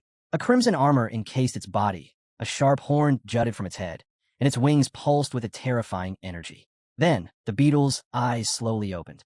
It crossed its arms and, to Jiang Chen's complete surprise, spoke. "Father." Jiang Chen blinked. "Wait, what?" Unlike the hyperactive Little Nine, this one exuded calm and composure, carrying the aura of a seasoned warrior rather than a playful spirit. Jiang Chen smirked. "All right, I'll call you Xia." He hadn't expected his second insect mother to evolve into a male, but then again, asexual reproduction followed no set gender rules. The final form was determined randomly. The system displayed Xia's status window. Plague-type insect. Offspring, 0. Affinity, 100. Special abilities, multiple. One ability immediately caught Jiang Chen's attention, Infernal Furnace. This skill allowed Xia to condense and refine vital essence, the energy of heaven and earth, the power of the sun, moon, and stars, and transform it into a source of life. Jiang Chen grinned. This was insane. If he could extract Infernal Furnace in the future, then, just by eating, he could grow endlessly stronger. With a calm and steady voice, Xia spoke again. "Father, you only need to help me complete my first life leap. If you do that, I won't have to wait until level 30 to unlock your first ability extraction." Jiang Chun raised an eyebrow. "First life leap." Xia nodded. "To complete it, I require 10 drops of divine and demonic essential blood." Jiang Chun was momentarily stunned. This guy had barely been born, and he was already demanding the blood of gods and demons. He sighed, rubbing his temples.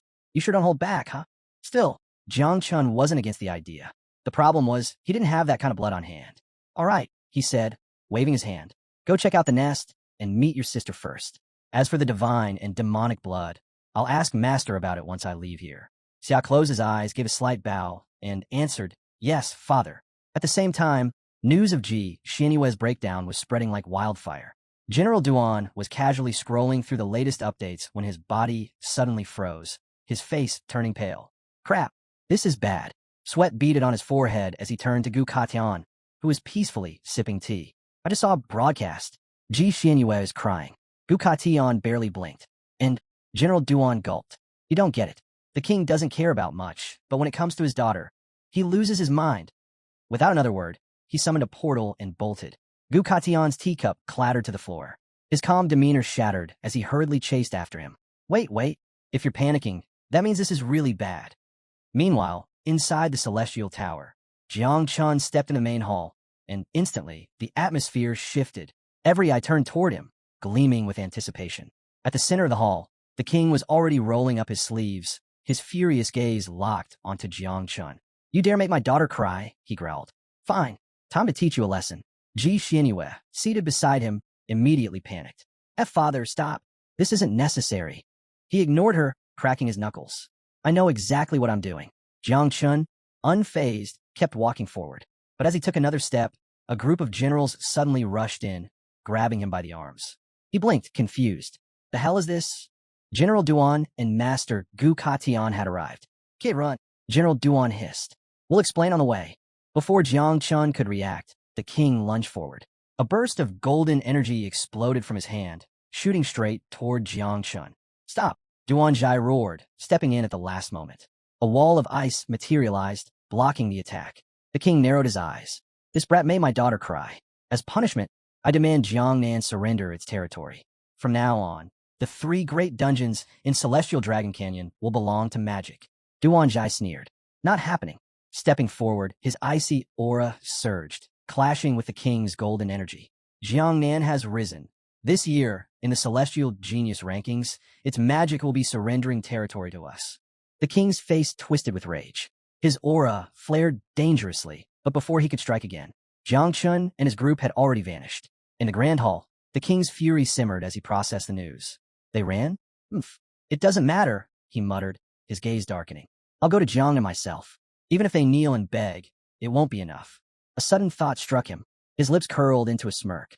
"Actually, I should just make Jiang Chun marry my daughter. That way, we can humiliate him day after day." The hall fell into stunned silence. Ji Xinyue's face flushed deep red. Father, what are you even saying?" she stammered, mortified. Whispers spread among the gathered crowd, eyes darting between her and the king. Unbothered, the king gave a firm nod. "As long as my daughter is happy, she can do whatever she wants." Ji Xinyue collapsed onto the floor, utterly flustered. But as the initial shock wore off, she clenched her fists, steeling herself. Taking a deep breath, she stood. "I should go home." With that, she turned sharply and strode away. Yet, as she left, she burned Jiang Chen's name into her mind. She wouldn't forget this. If she wanted to surpass him, if she wanted to triumph in a prodigy competition, she had to become stronger. Meanwhile, Jiang Chun, Gu Katan, and Duan barely managed to escape, only to come face to face with an imposing sight: Ji Xinyue and her father, standing directly in their path, still radiating fury. The king crossed his arms, his sharp gaze locking onto them. "What are you doing in my house?" Gu Katan exhaled slowly, closed his eyes for a brief moment, then raised a fist to his mouth and coughed lightly. "We have a request." The king's expression turned cold. "So, even the Celestial Sword King lowers himself to ask favors." He sighed, clearly unimpressed. Still, after a brief pause, he relented. "Fine. What do you need?" Gu Katian remained composed. "Jiang Chun is my disciple. He requires 10 drops of divine and demonic essential blood for his profession change mission. As far as I know, only the Ji family possesses such a thing." Duan immediately raised a finger, forcing an awkward smile. "This has nothing to do with earlier events. Jiang Chun just needs it for his profession change. And as compensation, we're willing to offer the Celestial Dragon Cannon." The king placed a firm hand on his daughter's shoulder, deep in thought. "The Celestial Dragon Cannon, huh?" He rubbed his chin before shaking his head. "That's not nearly enough, not even for a single drop of divine and demonic blood." Then, a wicked glint flashed in his eyes. "But I will agree on one condition. Jiang Chun must marry my daughter." Silence. Ji Xinyue went rigid. Her face burned crimson. Father." With an amused smirk, the king pressed on. "Think carefully, my dear. If you have Jiang Chun by your side, you'll be even more motivated to push yourself. Seeing him every day would fuel your determination, drive you to train harder, and ensure you grow strong enough to protect our city." Ji Xinyue's face burned an even deeper shade of red, her hands trembling as she struggled to find her words. What are you even saying?" Before she could process the absurdity of it all, Duan had already had enough. With a loud thud, he slammed his foot onto the table, dramatically pointing at the king. "This is ridiculous. I'm taking this straight to Mahankyu and Tang Wang Chuan. If you think you can pressure us into something like this, think again."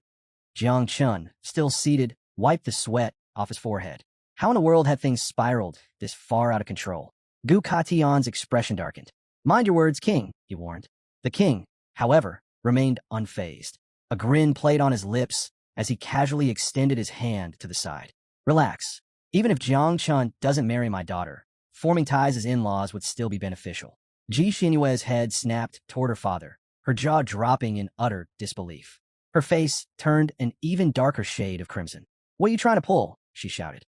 "You're not actually forcing me in a marriage, are you?"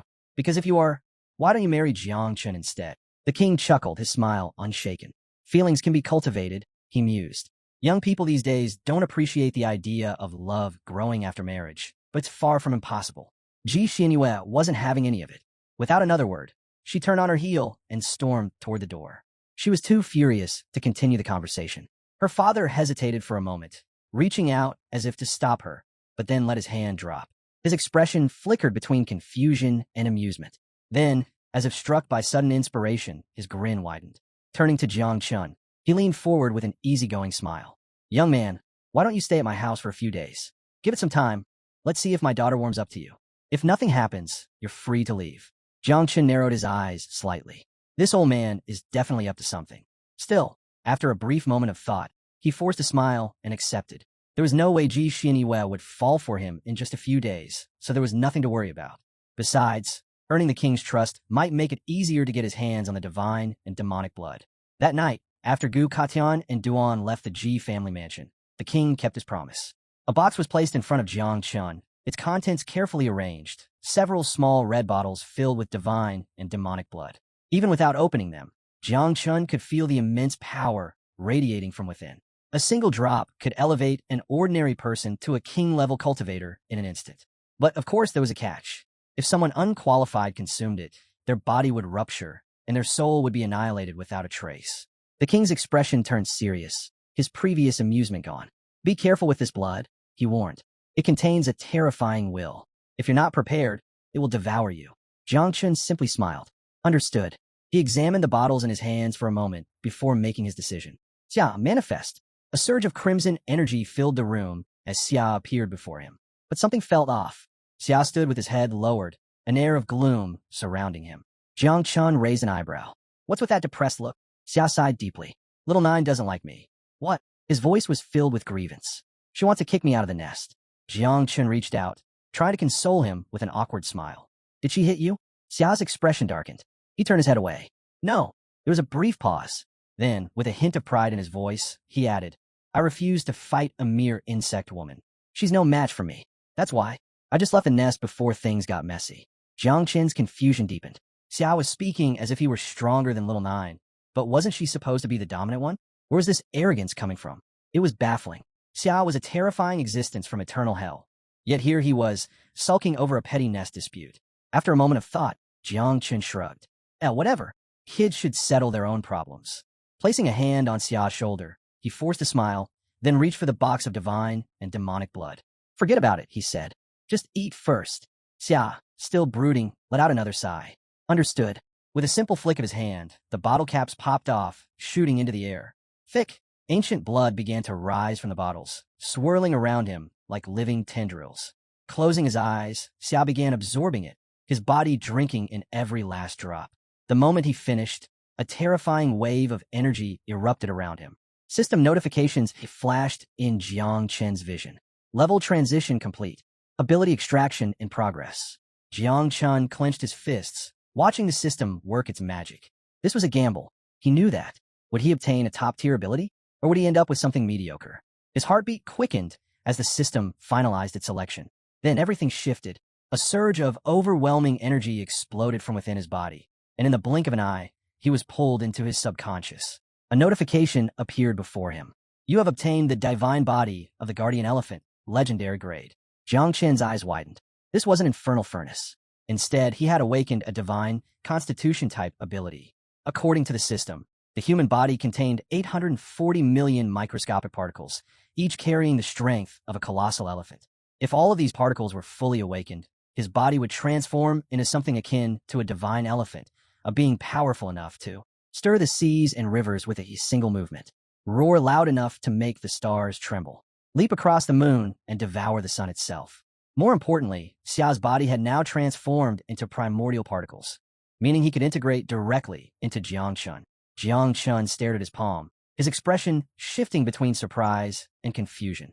Wait, is this an upgraded version of the infernal furnace? Before he could process it further, a powerful surge of energy rushed through his body. The aura radiating from him was now identical to Xia's. He clenched his fists, feeling the immense strength coursing through him. A slow smirk crept across his face. This was huge. If he played his cards right, If his insects reproduced for just 2 more generations, he could stand on equal footing with Jiang Wuxuan. But the best part? With Xia now able to merge with him, there is no longer a need for a dominance battle with Little Nine over the insect nest. A perfect solution. Just then, Xia manifested beside him, crimson energy swirling around him as he looked up expectantly. "Father, I'm hungry," he said casually. "I want some divine or demonic meat." Jiang Chen blinked, momentarily thrown off. "Did you just ask for food?" Xia crossed his arms. "I learned it from Little Nine. I figured if I acted like her, she might accept me as her brother." Jiang Chen nearly face-bombed. This guy, a terrifying existence from eternal hell, was now mimicking Little Nine just to win her over? He sighed, rubbing his temples. "I'll deal with this later." Meanwhile, in a remote mountain range, a towering temple loomed over the barren landscape. This was the temple of the cult of the ancient sacred god of Jiangnan. Inside its grand hall, hooded figures stood in perfect formation before an imposing throne. Atop it, their leader sat, exuding an air of dominance. His voice was calm but firm. "Any new information?" One of the subordinates stepped forward. "Jiang Chun of Jiangnan's war district has mastered the celestial sword. He has already developed 4 techniques. The last one, called the Wei, may even be of divine level." Another hooded figure spoke. "We've also detected unusual activity between Jiang Chun and the great state-protecting general, Xiao Yuanshan. We attempted to investigate, but even through soul-searching, we found nothing." The air in the hall grew tense. The leader's gaze sharpened. The searchers? Dead. Silence. Then, understanding flickered in the leader's eyes. The great dreamer. Only one person could erase information so thoroughly. He leaned back against his throne, exhaling slowly. Some things are better left alone. With a decisive motion, he adjusted the cult's hunting list. The top 3 remained unchanged. Moved Jiang Chunchong to 4th place. As he descended from his throne, his presence became even more suffocating, pressing down on everyone in the hall. "Raise the reward level for the top 4. Anyone who succeeds in killing them," he declared, "will receive purification from the ancient god, ascending immediately to a stellar level of 6 transformations." The cult members shivered with anticipation, but their leader's face grew grim. "Remember this," he warned. "Ranks 2 through 5 of our church were all wiped out by Ji Lingxiu." A heavy silence fell over the room. The leader clenched his fists. "We have remained in the shadows for too long. It's time to rise." Turning away, he stepped into a dark corridor. A massive presence loomed ahead, growing stronger with every step. The air thickened with an ancient, suffocating aura. In the dim glow, a monstrous figure stirred, a being with countless glowing eyes peering from the darkness. The leader inhaled deeply before dropping to one knee. "O Great One, we are grateful for your continued presence," he murmured with unwavering reverence. His voice was solemn, filled with devotion. "The time has come. A divine opportunity awaits us, one that will allow us to fulfill the will of the ancient gods." The cavern stretched out before him, filled with dense, tangled webs, creating a nightmare of twisted silk. At the center stood a terrifying figure, the Spider Queen. A slow smile crept across the leader's face. "Allow me to introduce myself," he said smoothly. "I am the 7th seat of the Church of the Ancient Gods." His tone darkened. "And this time, I am here to propose an alliance." The Spider Queen extended one of her razor-sharp legs, her many eyes gleaming with cold distrust. She loomed over the man, making her stance clear. Humans were not to be trusted. Unfazed, the man bowed his head, pressing a hand over his chest. "We are not like ordinary humans," he said. "Our bodies may still be impure, but our souls have already been consecrated to the ancient gods." His voice was filled with reverence. "We are no longer mere mortals. We are their chosen apostles." The Spider Queen remained motionless, her overwhelming presence dominating the cavern. As one of the Abyss's top 100 races, she was feared by even the most powerful demons. The man knew this all too well, but he was also certain she had already received orders to cooperate. Their goals aligned perfectly. The Spider Queen, however, had no patience for hollow words. She clicked her mandibles, her tone sharp and cold. "Enough with the pleasantries. Speak." A wicked grin spread across the man's face. His eyes gleamed with unholy fervor. "The lands south of the river are defenseless." The Spider Queen's massive form shifted slightly as she listened. "The prodigy competition will take place soon," he continued. "That'll be the perfect moment for you to lead a horde of beasts into Jiangnan City. Burn it to the ground, reduce it to ashes, and eliminate Jiangchun." The Spider Queen stepped fully from the shadows, her monstrous figure towering over him. The man raised his arms, his voice filled with fanatical devotion. "With this offering, we will pave the way for the ancient god's descent." His eyes burned with madness. And in that moment, you may claim whatever your heart desires. The next morning at the Ji mansion, Ji Xianyue stomped toward Jiang Chen's room and banged on the door. Hey, wake up, she frowned.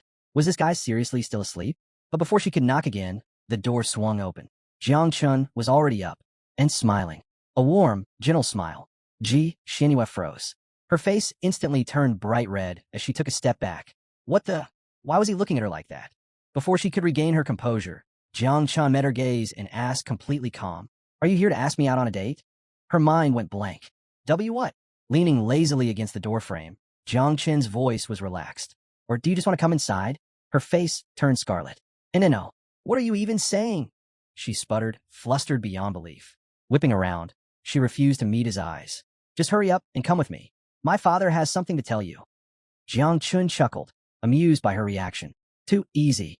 The Ji family's training field was as busy as ever.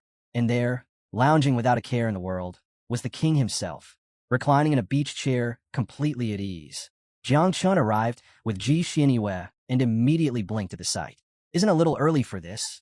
The king of lounging around was living up to his name. Stretching lazily, the king gestured to the group of men standing beside him. These are the prodigies of the city, he said casually. And in a few days, they'll be your enemies. Jiang Chun didn't even need to turn his head to feel the hostility radiating from them. Jealousy, resentment, unfiltered hatred. Every single one of them looked like they wanted to tear him apart. Jiang Chun sighed. Man, I just woke up, and I already have haters. The king smirked.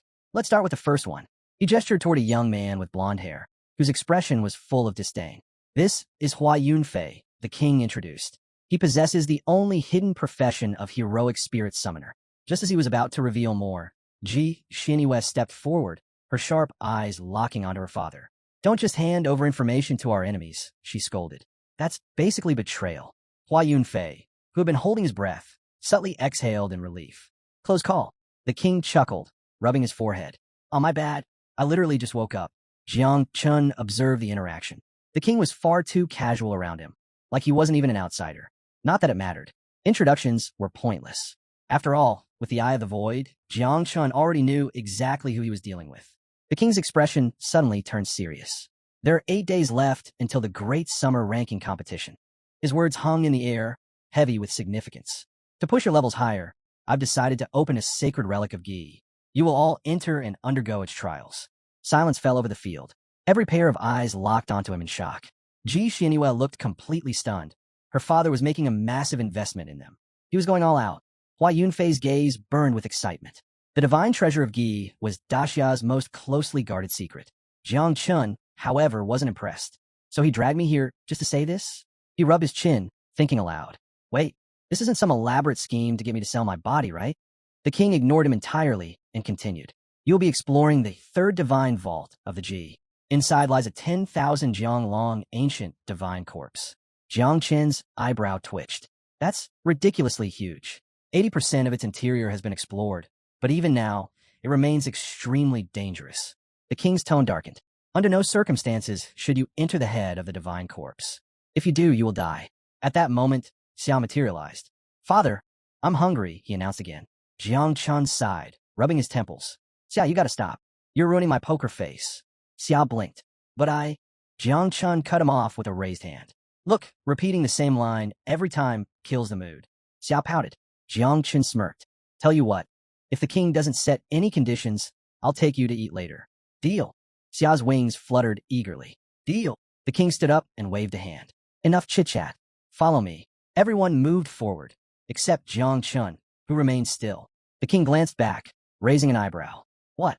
You don't want to go? Jiang Chun grinned. Oh, I'm coming. But since you didn't set any conditions, looks like Xia's getting his food.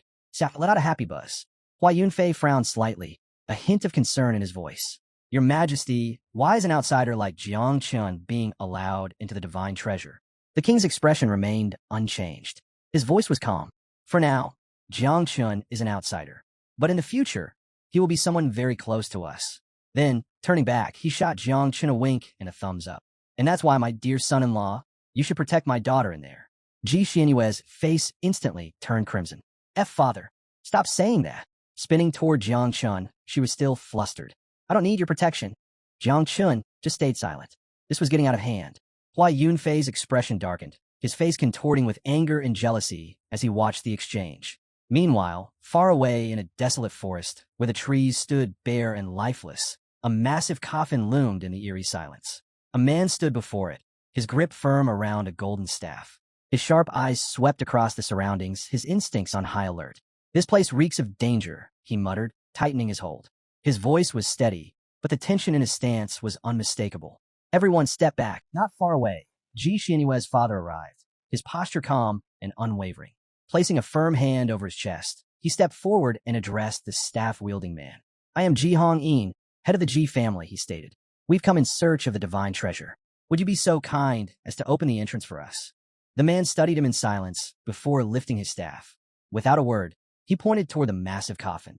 A deep crimson glow flickered from within, thickening the already oppressive atmosphere. Ji Hong-in gave a slight nod, signaling his group to move forward. Jiang Chun followed alongside the others, his keen gaze scanning the coffin. Even with the Ji family's formidable reputation, they approached this place with caution, a clear indication that whatever lay inside was no ordinary relic.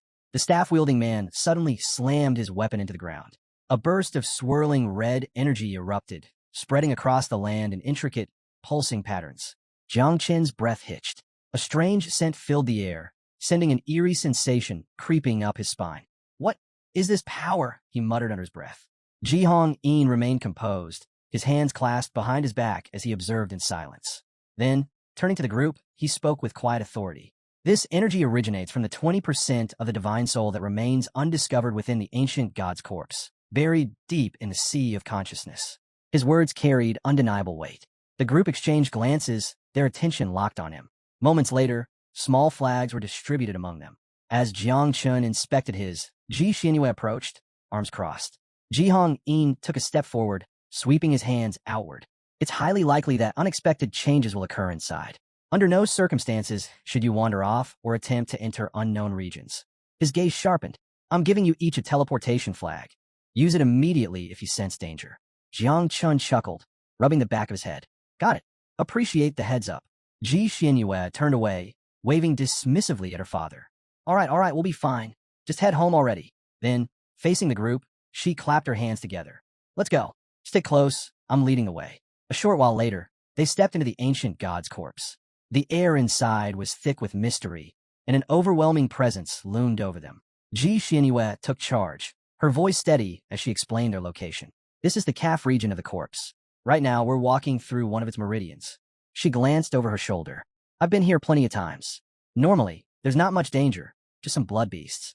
But hey, that's a plus. Taking them down will strengthen your bodies and boost your experience." Jiang Chun smirked. "Sounds like a win-win. Lead the way, boss." With that, they ventured deeper, prepared for whatever awaited them. As they walked, Jiang Chun kept his eyes on the sky above. It stretched endlessly, its vastness spanning dozens of meters. His mind buzzed with questions. Was this truly just a meridian within the ancient god's corpse? If so, how colossal had this being been in its prime? Perched on his shoulder, little Jia studied him for a moment before breaking into a sly grin. The little creature had figured it out. His father had brought him here for one reason: to feast on the remains of the ancient god. Father is the best, little Jia thought, his admiration growing. Of course, it was unclear whether that admiration stemmed from love or the all-you-can-eat buffet before him. Jiang Chen glanced at him, amused. "Go ahead. Eat as much as you want," he said, giving his son permission. "Just don't get caught." With a flicker of energy, little Jia shrank into a small beetle and scurried away, disappearing into the shadows. At that moment, a deep, guttural panting echoed through the air. A six-eyed blood beast emerged from the darkness, its breath ragged and heavy. Then, before anyone could react, an entire horde followed, their bodies shifting as they surrounded the group. Some blocked any paths of escape, while others crouched low, ready to pounce. Ji Xianyue's expression sharpened as she spun around, drawing her bow. "Everyone, stay alert," she called, her keen gaze sweeping across the battlefield. A glowing status window flickered before them, listing the beast's levels and abilities. Level 35 Blood Beasts. Blood Mist. Blood Explosion. Blood Arrow. Hua Yunfei, on the other hand, grinned ear to ear. Flames ignited in his palm as he confidently stepped forward, excitement burning in his eyes. "Finally, a decent fight," he said, voice brimming with arrogance. Without waiting for a signal, he charged straight at the beasts, eager to show off. Jiang Chun, however, barely reacted. His gaze flickered toward little Jia's disappearing form. Strange. He's not even interested in these creatures? Hua Yunfei wasted no time, unleashing a surge of fire. The flames exploded through the battlefield, consuming the beasts in a violent inferno.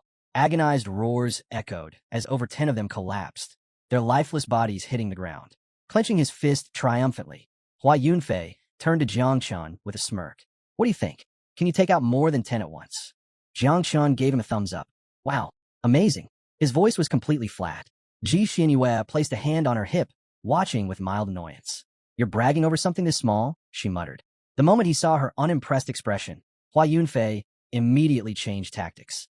He placed a hand over his chest, closed his eyes, and nodded deeply. Understood, goddess. I shall humbly follow your guidance. Jiang Chen's smile twitched. Great, he's a bootlicker too. Ji Xianyue sighed, arms crossed. Let's keep moving. The real training grounds are deeper inside. The heart section of the corpse has even stronger blood beasts. She glanced over her shoulder, her tone growing serious. Also, this ancient god didn't have a body structure like ours. It had 3 hearts. A heavy silence followed as the group processed her words. They were about to step even further into the unknown. Just then, little Jia's voice echoed in Jiang Chen's mind. Don't listen to her nonsense, he scoffed. The ancient god of Julie actually had 4 hearts, not 3. And as long as even one remains intact, it can revive. Jiang Chen's breath hitched, his entire body tensing. Wait, are you telling me that thing is still alive? A deep unease crept over him as little Jia continued. Yeah, and guess what? I just found the hidden 4th heart. It's still intact. Meanwhile, in his beetle form, little Jia had already reached the undiscovered heart. It pulsed faintly, releasing an eerie, ancient energy. Without hesitation, he started flying toward it. Jiang Chen's stomach dropped. Oh no, no. Get back here. Now, he ordered. But little Jia remained unfazed. Relax, I'm just figuring out how to eat this thing, he said, circling the heart with keen interest. Jiang Chun felt a cold sweat run down his back. This is bad. Thinking fast, he tried a different approach. If you stop right now, I'll take you to eat something way tastier. Trust me, that thing is probably disgusting. Little Jia hesitated for a brief moment. Jiang Chun didn't wait. He turned sharply, grabbing the nearest person by the shoulder, his grip firm. Stop moving forward, he said, his voice dead serious. There's danger ahead. The man blinked at him, confused. What are you talking about? Before Jiang Chun could explain, Hua Yunfei overheard and let out a mocking laugh. Danger? You mean those blood bees from earlier? He smirked arrogantly. What, are you scared? Should I hold your hand? Jiang Chun ignored him. His mind was too focused on the real threat. Everyone, use the teleportation flags. Get out of here now. His urgent tone made Ji Xianyue and the others hesitate, their gazes locking onto him with uncertainty. Meanwhile, Hua Yunfei strutted forward, still grinning like an idiot. Teleport? Over what? Some imaginary danger. He sneered. Or are you just a coward? Jiang Chun slowly turned to face him, his eyes dark with suppressed rage. He said nothing. Hua Yunfei scoffed. What's wrong? Cat got your tongue.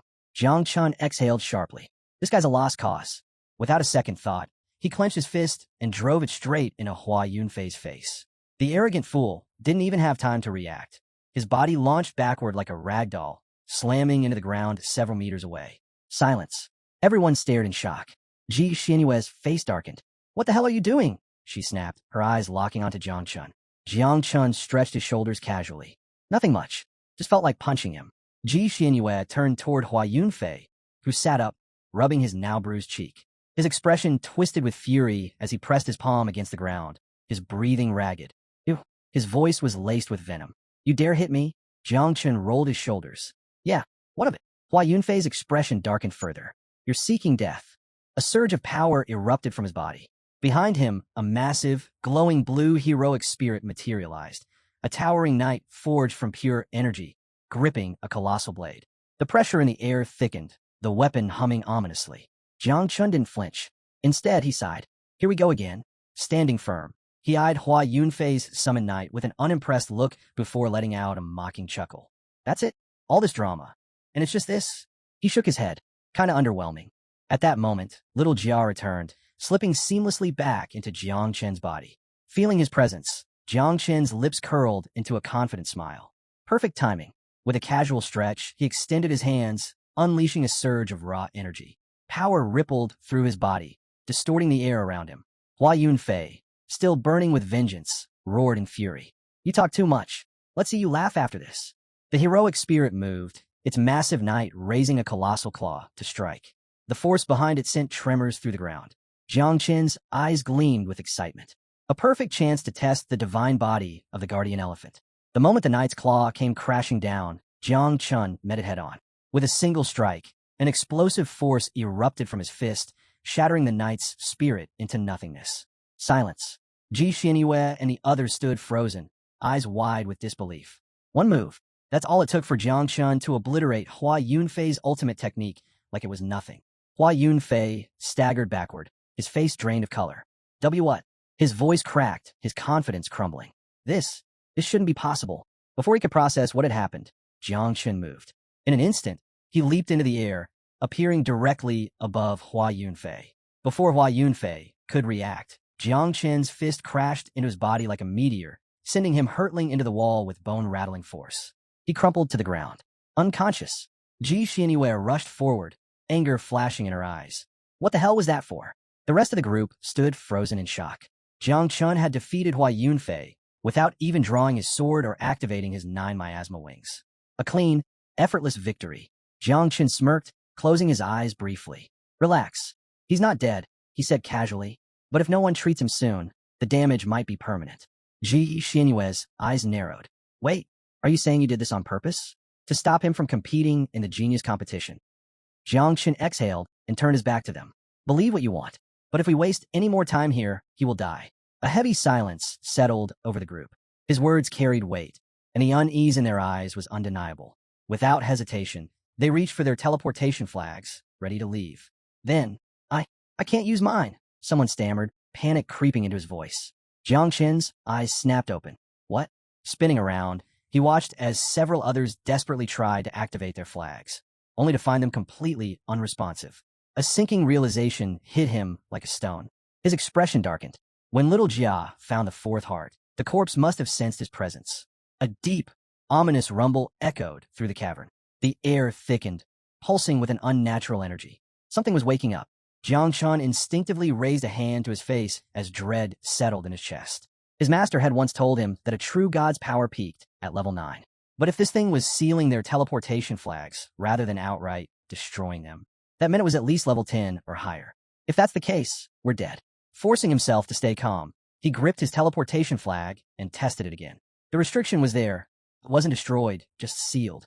That meant the god itself wasn't fully revived. It was still bound by some kind of limitation, which meant they still had a chance. His gaze sharpened with renewed determination.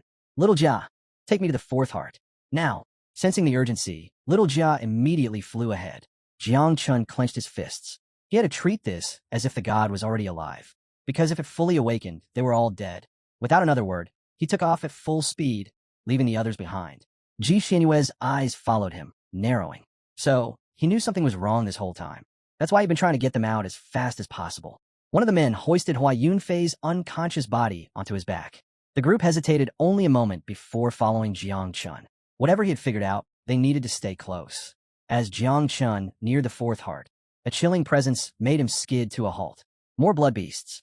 A horde of monstrous creatures materialized from the shadows, their eyes burning with bloodlust.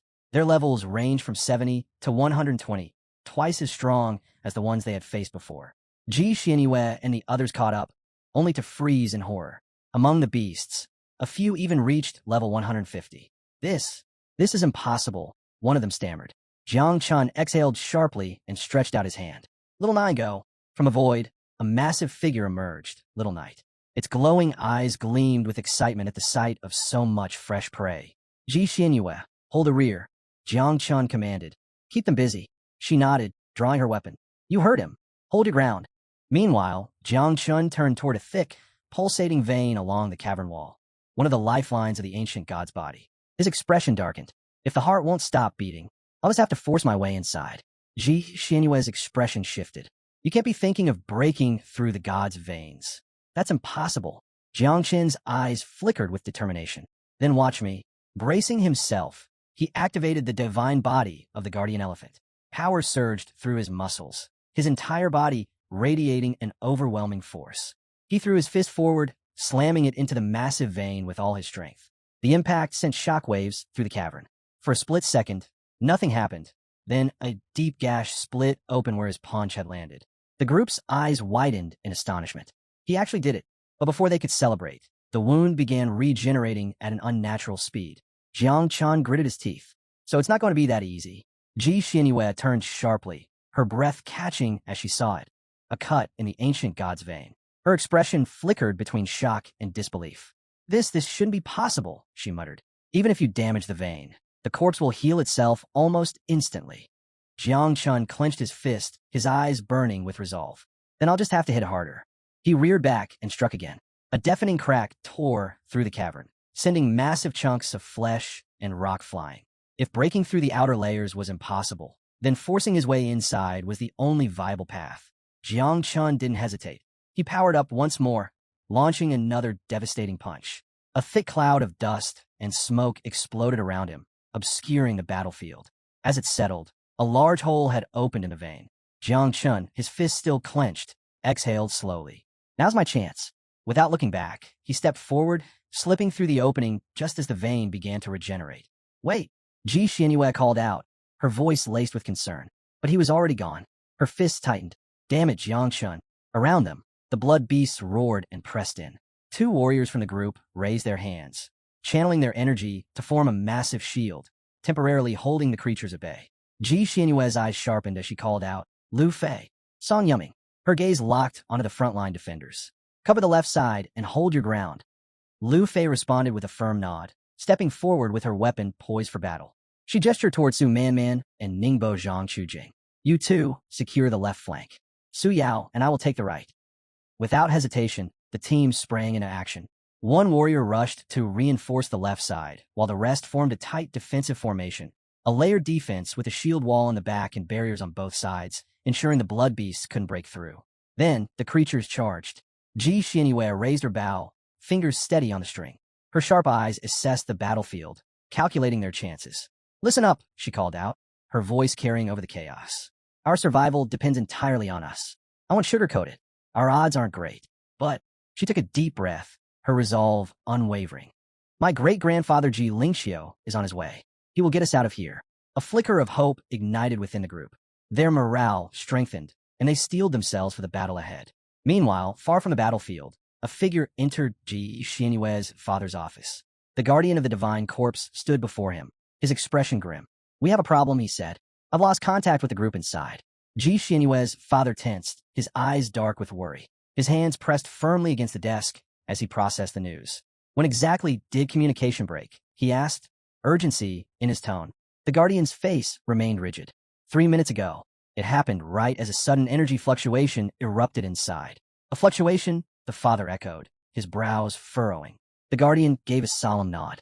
Yes, something unlike anything we've seen before. When I entered the divine residence to investigate, I discovered that the entire corpse had become completely cut off from the outside world.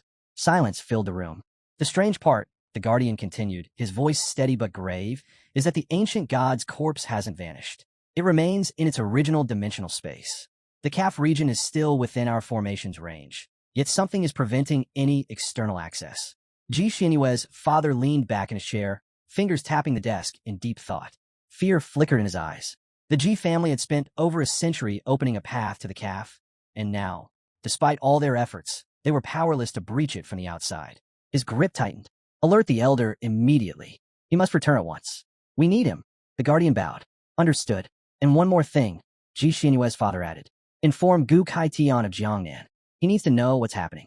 Inside the corpse's meridian, Jiang Chun stood his ground as a swarm of blood beasts rushed toward him, their crimson eyes filled with malice. Without hesitation, he unsheathed his sword, his sharp gaze unwavering. Fine, he muttered. Let's end this. With a swift motion, his blade cut through the creatures with ruthless precision, leaving a trail of lifeless bodies in his wake. Beside him, little Jia materialized, his celestial energy radiating power. Wielding the celestial sword, he moved with effortless grace, slicing through multiple beasts at once in a display of deadly efficiency. Jiang Chun struck again, his sword carving cleanly through another creature. The battlefield was quickly littered with corpses. Little Jia crouched beside one of the slain beasts, placing a hand on its back as he examined it with disinterest. He scoffed. Low-tier trash. Not even worth eating. He pulled away, shaking his head. The real feast comes later. Jiang Chun barely reacted, his mind fixed on one goal, pushing forward. He refused to let this place become his grave. Elsewhere, high above the clouds, several blue dragons soared through the sky. On a floating platform between them, a white-haired man stood, his sharp gaze locked onto a magical water sphere displaying Jiang Chen's battle. Watching the scene unfold, he exhaled in mild surprise. I never expected to find such a talent among humans. Beside him, a massive dragon loomed, its piercing gaze fixed on Jiang Chen's movements. You're not wrong, Brother Duanxiu, the beast rumbled. This boy, he's different. Duanxio's eyes narrowed. To escape disaster, I faked my death and crossed the sea, hiding my heart for generations, waiting for the new era to arrive. For hundreds of years, no one has been able to find it. His fingers curled slightly. But now, he murmured, his eyes gleaming. A mere child has discovered it. The dragon's focus shifted to the sphere, where Jiang Chen's insect had appeared. Dark, ominous creatures radiating an unsettling, destructive aura. Duanxio's voice was calm, but heavy with certainty. Jiang Chen is no ordinary brat. Those insects, they aren't just some simple creatures. They're disasters, forces of nature. And to think, he also possesses the 9 miasma wings. The dragon let out a low growl. If he keeps advancing, he might break through. Duanxio reached toward the sphere, adjusting its vision. Perhaps, but with the space sealed, he's trapped. A dead end. The two continued to watch, waiting for Jiang Chen's next move. As Duanxio observed Jiang Chen's relentless advance, a creeping unease settled in his chest. The boy was proving to be more dangerous than anticipated. Could he really reach my heart? For now, summoning more blood beasts was his only option, but even they were failing to stop Jiang Chen. If his heart was destroyed, he would lose everything, the power to shelter them, and worse, his very existence. Beside him, Nanlong conjured a swirling blue flame in his palm, its eerie glow casting flickering shadows across his smirking face. He twirled the fire between his fingers, utterly at ease. Relax, Duanxiu, he said casually. I've got plenty of power left. Taking down a mere child isn't even worth the effort. Meanwhile, Jiang Chun wiped the blood from his mouth, his sharp eyes scanning the battlefield.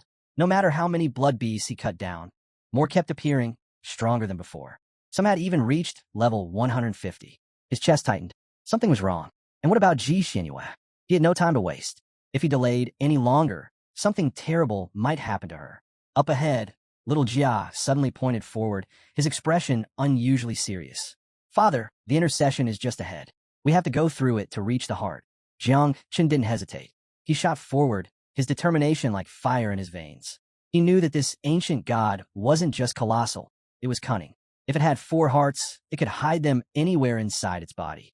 He needed to act fast. Then, something unexpected happened. The blood beast started running.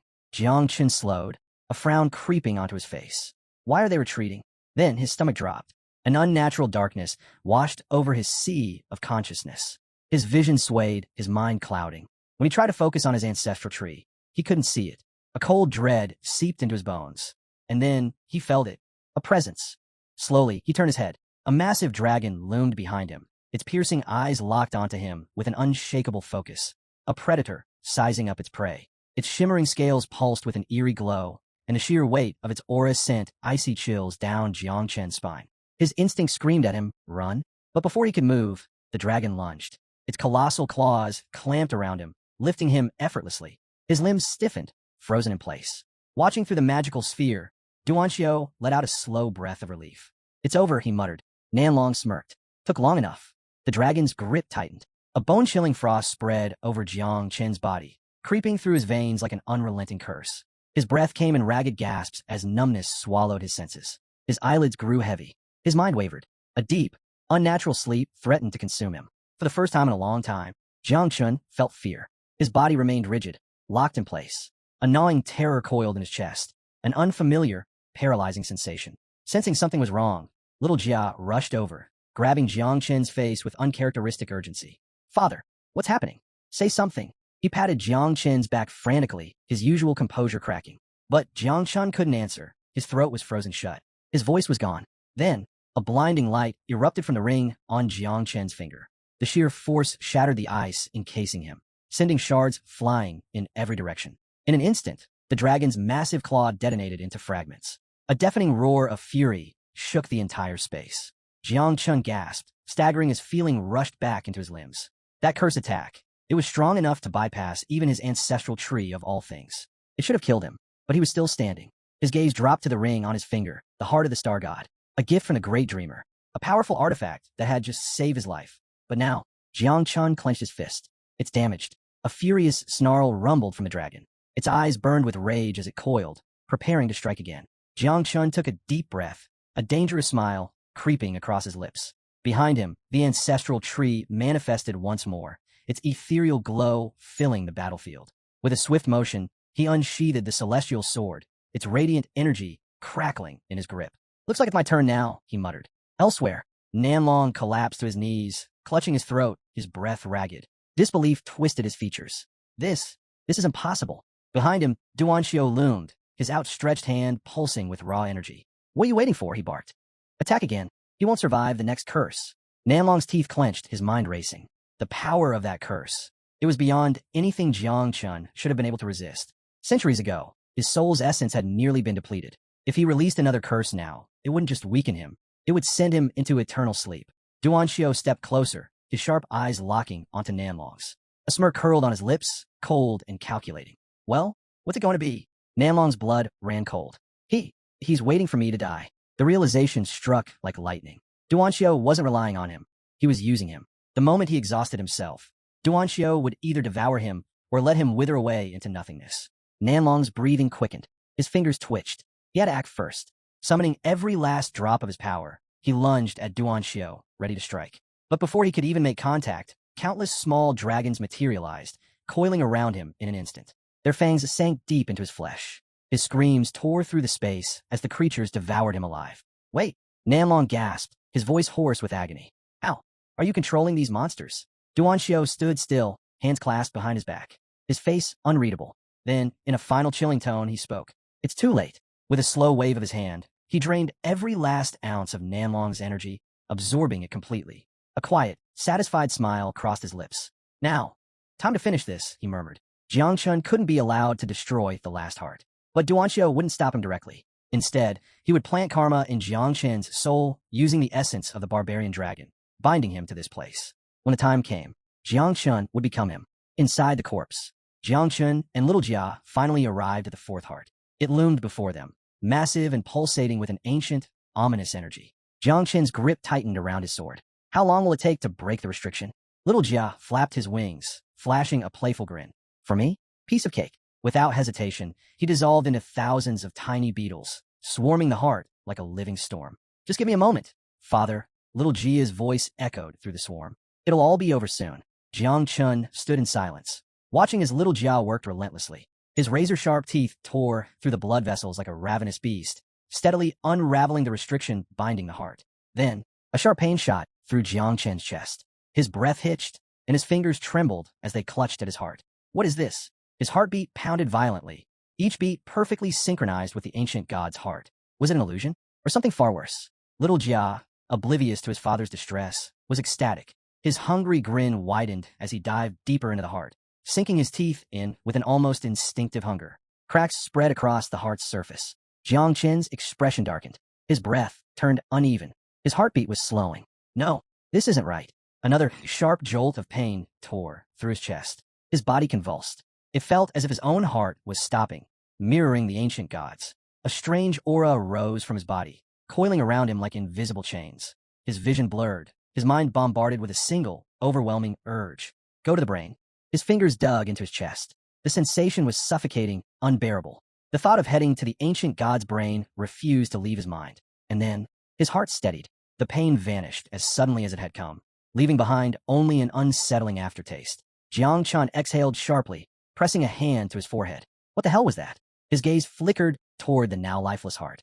A storm of unreadable emotions churned in his eyes. Was this fate's way of guiding him? Was there truly something waiting for him in the brain? Even if there was, it was too risky. First, he needed to get Ji Xianyue and the others out of here. At that moment, Little Jia appeared in front of Jiang Chun, hands on his belly, eyes closed, a satisfied smile stretching across his face. "Ugh, I can't eat anymore," he mumbled. Jiang Chun raised an eyebrow, surprised to see him looking completely stuffed. Little Jia let out a tiny burp before grinning. "I refined the rest of the heart into blood essence and stored it. We can take it with us." Jiang Chen's eyes lit up. Blood essence was incredibly valuable. and knowing little Jia had condensed it so efficiently made it even better. A small smirk tugged at his lips. Good work. Little Jia's energy surged. He had just leveled up to 30. Now he had gained the ability to reproduce 3 times. But there was no time to celebrate. Jiang Chen's expression hardened. Let's regroup with Ji Xianyue and the others first. We can decide the next step once everyone is safe. Meanwhile, dark silhouettes of small dragons twisted through the cavern, their eerie movements casting flickering shadows. Above them, in the ancient god's brain, Duanxiu hovered, his expression cold, his presence suffocating. A fireball crackled to life in his palm, swirling with ominous energy. The curse has already been planted, he murmured, his gaze locked onto Jiang Chun through the magic sphere. A slow, twisted smirk spread across his lips. Escape is no longer an option. His fingers curled into a fist, and the fireball vanished. Now that Duan Jisoo was no longer in the way, there was nothing left to stop him. A sinister gleam flickered in his eyes. Time to have some fun. Elsewhere, Duanxiu watched Jiang Chen's movements closely, his smirk deepening. It doesn't matter, he mused. Sooner or later, he'll come looking for me in the brain. His gaze glowed with anticipation. The trap had already been set. Meanwhile, Ji Xianyue's group was on the verge of collapse. Warriors fell one by one, some barely clinging to life, others wounded beyond recovery. But those who remained standing refused to surrender. A soldier stomped the ground, his voice hoarse with desperation. Hold the line. Don't give up. A fighter struggled to maintain a defensive barrier, while 2 others raised their hands, summoning another protective shield. But the beast kept coming. Ji Xianyue's breath came in ragged gasps as she tightened her grip on her bow. Summoning the last of her strength, she activated her god's arrow ability. Golden arrows rained down in a brilliant storm, piercing through the thick flesh of the approaching creatures. Behind her, the battlefield was a blood-stained graveyard. Fallen comrades lay scattered, some barely breathing, others covered in wounds, their consciousness fading. 2 female warriors slumped against a rock, their hands trembling from exhaustion. Ji Xianyue's vision blurred. Her muscles screamed in protest. She turned to check on the others, but the moment she looked back, a monstrous beast loomed above her. Its jaws gaped open, saliva dripping as it prepared to strike. Her heart pounded. No, we're going to be wiped out. Her body refused to move. Instinctively, she raised her arms, closed her eyes, and braced for the inevitable impact. A thunderous crack split the air. Out of nowhere, Jiang Chun struck, his fist slamming into the beast's face with bone-crushing force. The creature hurtled through the air before crashing into the ground, motionless. Silence fell over the battlefield. The remaining beasts stiffened, their eyes flickering with hesitation. Ji Xianyue's eyelids fluttered open. Her breath caught when she saw him, standing tall, unscathed, unwavering. Relief coursed through her. Jiang Chun met her gaze. Sorry I'm late. The survivor's despair lifted, replaced by a glimmer of hope. Ji Xianyue wasted no time, rushing to support an injured soldier, slinging his arm over her shoulder. Meanwhile, Jiang Chun raised his hand, activating the star god's blessing. A soft blue glow pulsed from the ring on his finger, enveloping the wounded. Though damaged, its healing power still held strong. Warmth spread through their battered bodies. A woman touched her neck, eyes widening as the pain faded. It's amazing. Beside her, a man stared at his healing wounds in disbelief. It doesn't hurt anymore. Even as blood beasts loomed on all sides, Jiang Chun remained composed. His lips curved into a knowing smirk. He nodded slightly. Little Nine, Little Jia, you both deserve some rest. Leave the rest to me. The battle wasn't over, but he would see it through. Suddenly, Little Nine latched onto his shoulders, clinging to him as she burst into tears. She was heartbroken. How could Jiang Chun take Little Jia along and leave her behind? Sniffling, she whined about the countless insects that had perished and demanded someone comfort her. Jiang Chun tensed, scrambling for the right words. You did great, he said carefully. Why don't you go to the town monument in the Sea of Consciousness? It'll help you recover. But Little Nine wasn't interested in explanations. Instead, she vowed to teach Little Jia a lesson, one so thorough he wouldn't know whether to cry or run. Little Jia, perched on Jiang Chen's head, trembled violently, his tiny form shaking like a leaf. Meanwhile, a warrior hurriedly erected a protective barrier, sensing the next wave of danger. But before it could fully form, bloodthirsty beasts surged forward. Jiang Chen's gaze sharpened. He pointed toward the wall, quickly assessing the recovering warriors. Their wounds were healing, but there was no time to relax. The blood beasts are coming again, he warned. Without hesitation, he made his decision. He would carve a path through the meridians of the sacred god's corpse. Follow me, he commanded. Time was slipping away. His defenses wouldn't hold much longer. He clenched his fist and turned to Little Jia. Merge, he ordered. A surge of red energy erupted around Jiang Chun as he unleashed the divine body of the elephant. Channeling his immense power, he delivered a devastating punch straight into the vein of the wall. The impact sent shockwaves rippling through the structure, and within moments, it shattered into countless fragments. Without hesitation, he grabbed the broken edges, prying them apart to widen the gap. His expression was serious and unwavering. "Get in," he commanded. The group wasted no time, rushing inside one after another. A wave of relief washed over them as they finally caught their breath, but Jiang Chun remained on high alert. "The beasts are heading for the vein," he warned. Ji Xianyue's breath hitched in surprise. The last time, it had taken Jiang Chun dozens of strikes to break through. Now, with a single blow, he had torn open a massive passage. How had he become this strong? Before she could fully process it, the beasts lunged forward. Jiang Chun reacted instantly, scooping Ji Xianyue into his arms before bolting ahead. "What are you doing?" she stammered, her face burning with embarrassment. "We need to move. The gap's about to close," he replied, his tone leaving no room for argument. Just as he predicted, the wound in the vein rapidly sealed itself, cutting off the beast before they could squeeze through. Jiang Chun continued forward, ensuring they put as much distance as possible between themselves and danger. When he was finally satisfied with their safety, he set Ji Xianyue down. Her face remained bright red, but he ignored it, turning instead to the others. "We should be safer now. Rest up," he instructed. Exhausted, the survivors collapsed to the ground, gulping in air. After narrowly escaping death, they desperately needed a moment to recover. But Jiang Chun wasn't finished. Lowering himself to the ground, he pressed a palm against it and locked eyes with Ji Xianyue. His voice was calm yet firm. "Which part of this area connects to the Ji family?" Ji Xianyue leaned against the wall, catching her breath before pointing to one side. "That's the formation's core," she explained. "If you break it, you'll reach the Ji family sanctuary on the other side." Jiang Chun gave a slight nod, but before he could act, she added a warning. "The outer defenses are much stronger than the interior, so be careful." Taking a deep breath, Jiang Chun sat down, closed his eyes, and pressed his hands together. Before making his next move, he needed to advance further. Ji Xianyue watched him in confusion, uncertain about his plan. Inside the sea of consciousness, Jiang Chun's eyes snapped open, sharp with determination. "Little Jia, get out here. It's time to reproduce." Little Jia, arms crossed and eyes shut, appeared behind Jiang Chun with a serious nod. Meanwhile, another little Jia peeked cautiously from behind the Taishu monument, his tiny body trembling. Nearby, little Nine clutched her face, tears streaming as she wailed, "This is my territory." Jiang Chun glanced between her and a nervous little Jia, exhaling in frustration. "Relax, little Nine. We're just borrowing your space. Once little Jia is done reproducing, we'll leave." Still pouting, little Jia poked his lip. "Why don't I have my own home?" That was the last straw. Little Nine's temper exploded like dry leaves catching fire. "That's your problem," she snapped. Jiang Chun, arms crossed, sighed once more. Fine. I'll buy you a home later." That seemed to satisfy little Jia. He got to work immediately, his form shrinking into a tiny beetle before the duplication process began. In an instant, his body split, multiplying at an astonishing rate. Jiang Chun sat down, focusing his energy to accelerate the process. 3 simultaneous reproductions of the infernal red shell beetle commenced. The wait time? 30 minutes. The total offspring? 324. Before he knew it, the sky above was filled with hundreds of tiny beetles, swarming in all directions. Jiang Chun stood, scanning the scene in mild disbelief. He had expected little Jia to be efficient, but this was beyond his calculations. The divine corpse was an incredible energy source. If just the heart could provide this much power, what would happen if little Jia consumed the brain? Before he could finish the thought, little Nine, still fuming, transformed into her insect mother form.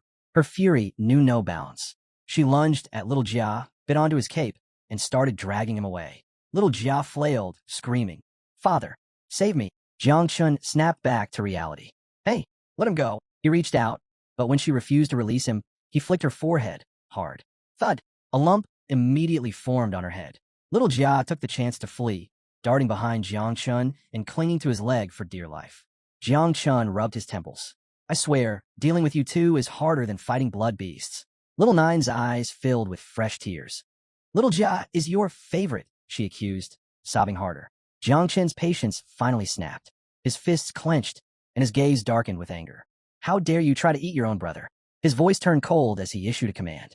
"All beetles, return to me." At once, the swarm of infernal beetles obeyed, merging back into his body. Jiang Chun placed a hand on the vein, preparing for his next move. Power crackled through his fist, the strength of over 300 fused beetles surging within him. The force at his disposal now was enough to rival the mightiest warriors. He turned to the others, his expression firm. "Stay sharp. This might be our only shot at survival." Understanding the gravity of the situation, they nodded and braced themselves. Outside the ancient god's corpse, the atmosphere was thick with unease. Ji Xianyue's father and the Ji family's grandfather arrived at the scene, their expressions grim as they took in the sealed passage before them. Arms crossed, the grandfather assessed the situation with a heavy gaze. Now that the entrance is sealed, there's no way to break in from the outside, he murmured. The only way out is from within, but that won't be easy. The children are still trapped inside. Ji Xianyue's father stiffened, panic flickering across his face. Then what are we supposed to do? The grandfather placed a hand on the ancient tomb, his expression unreadable.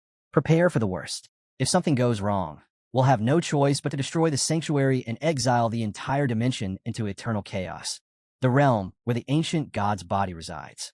His words sent a shiver through the air. Ji Xianyue's father's breath hitched. But Xianyue is still inside, he objected. Do you have any idea what that means? His existence alone outweighs billions of lives in Daxia. If whatever is inside that corpse breaks free, it will be a catastrophe beyond imagination. The grandfather's jaw clenched. He understood all too well, and the weight of it only deepened his frustration. His fists tightened until his knuckles cracked. Just then, Gu Kaitan stepped forward, his eyes blazing with determination as he rested a hand on the hilt of his sword. The god of the sword exists to serve his country and its people, he declared. But I'm just an old man now. Rank 8 or rank 9, it doesn't matter. If anyone dares to harm my disciple, I will fight to the death. The grandfather turned to him, his voice low and serious. Think before you act, Gu Kaitian. But Gu Kaitian's resolve didn't waver. He unsheathed his sword, the blade gleaming under the dim, eerie light. At the very least, I will uphold the honor of my master's name. A heavy silence fell over them. Then, knock, knock. A deep, hollow sound echoed from within the coffin. Every head snapped toward it, a cold dread creeping into their veins. The grandfather's eyes widened in horror. Impossible. Gu Kaitian's voice rang out, sharp and urgent. Don't just stand there. We need to act now. The coffin trembled violently. The knocking grew louder. Something inside was waking up. Jiang Chun exhaled slowly, finishing his meditation. Then, without a word, he rose to his feet and strode toward the wall. Summoning the full force of the divine elephant fist, he unleashed a relentless barrage of blows. Each strike sent powerful shockwaves through the air, forcing Ji Xianyue and the others to shield themselves from the sheer intensity. The group was already at their limit, bruised, battered, and barely standing. Ji Xianyue's breath caught as she registered the sheer force behind Jiang Chen's attacks. Her expression darkened. Everyone back up. If you stay too close, you'll be crushed, she warned. Seconds dragged into minutes, but Jiang Chun didn't slow down. His punches only grew stronger, the force behind them increasing with each strike. He refused to let exhaustion take over.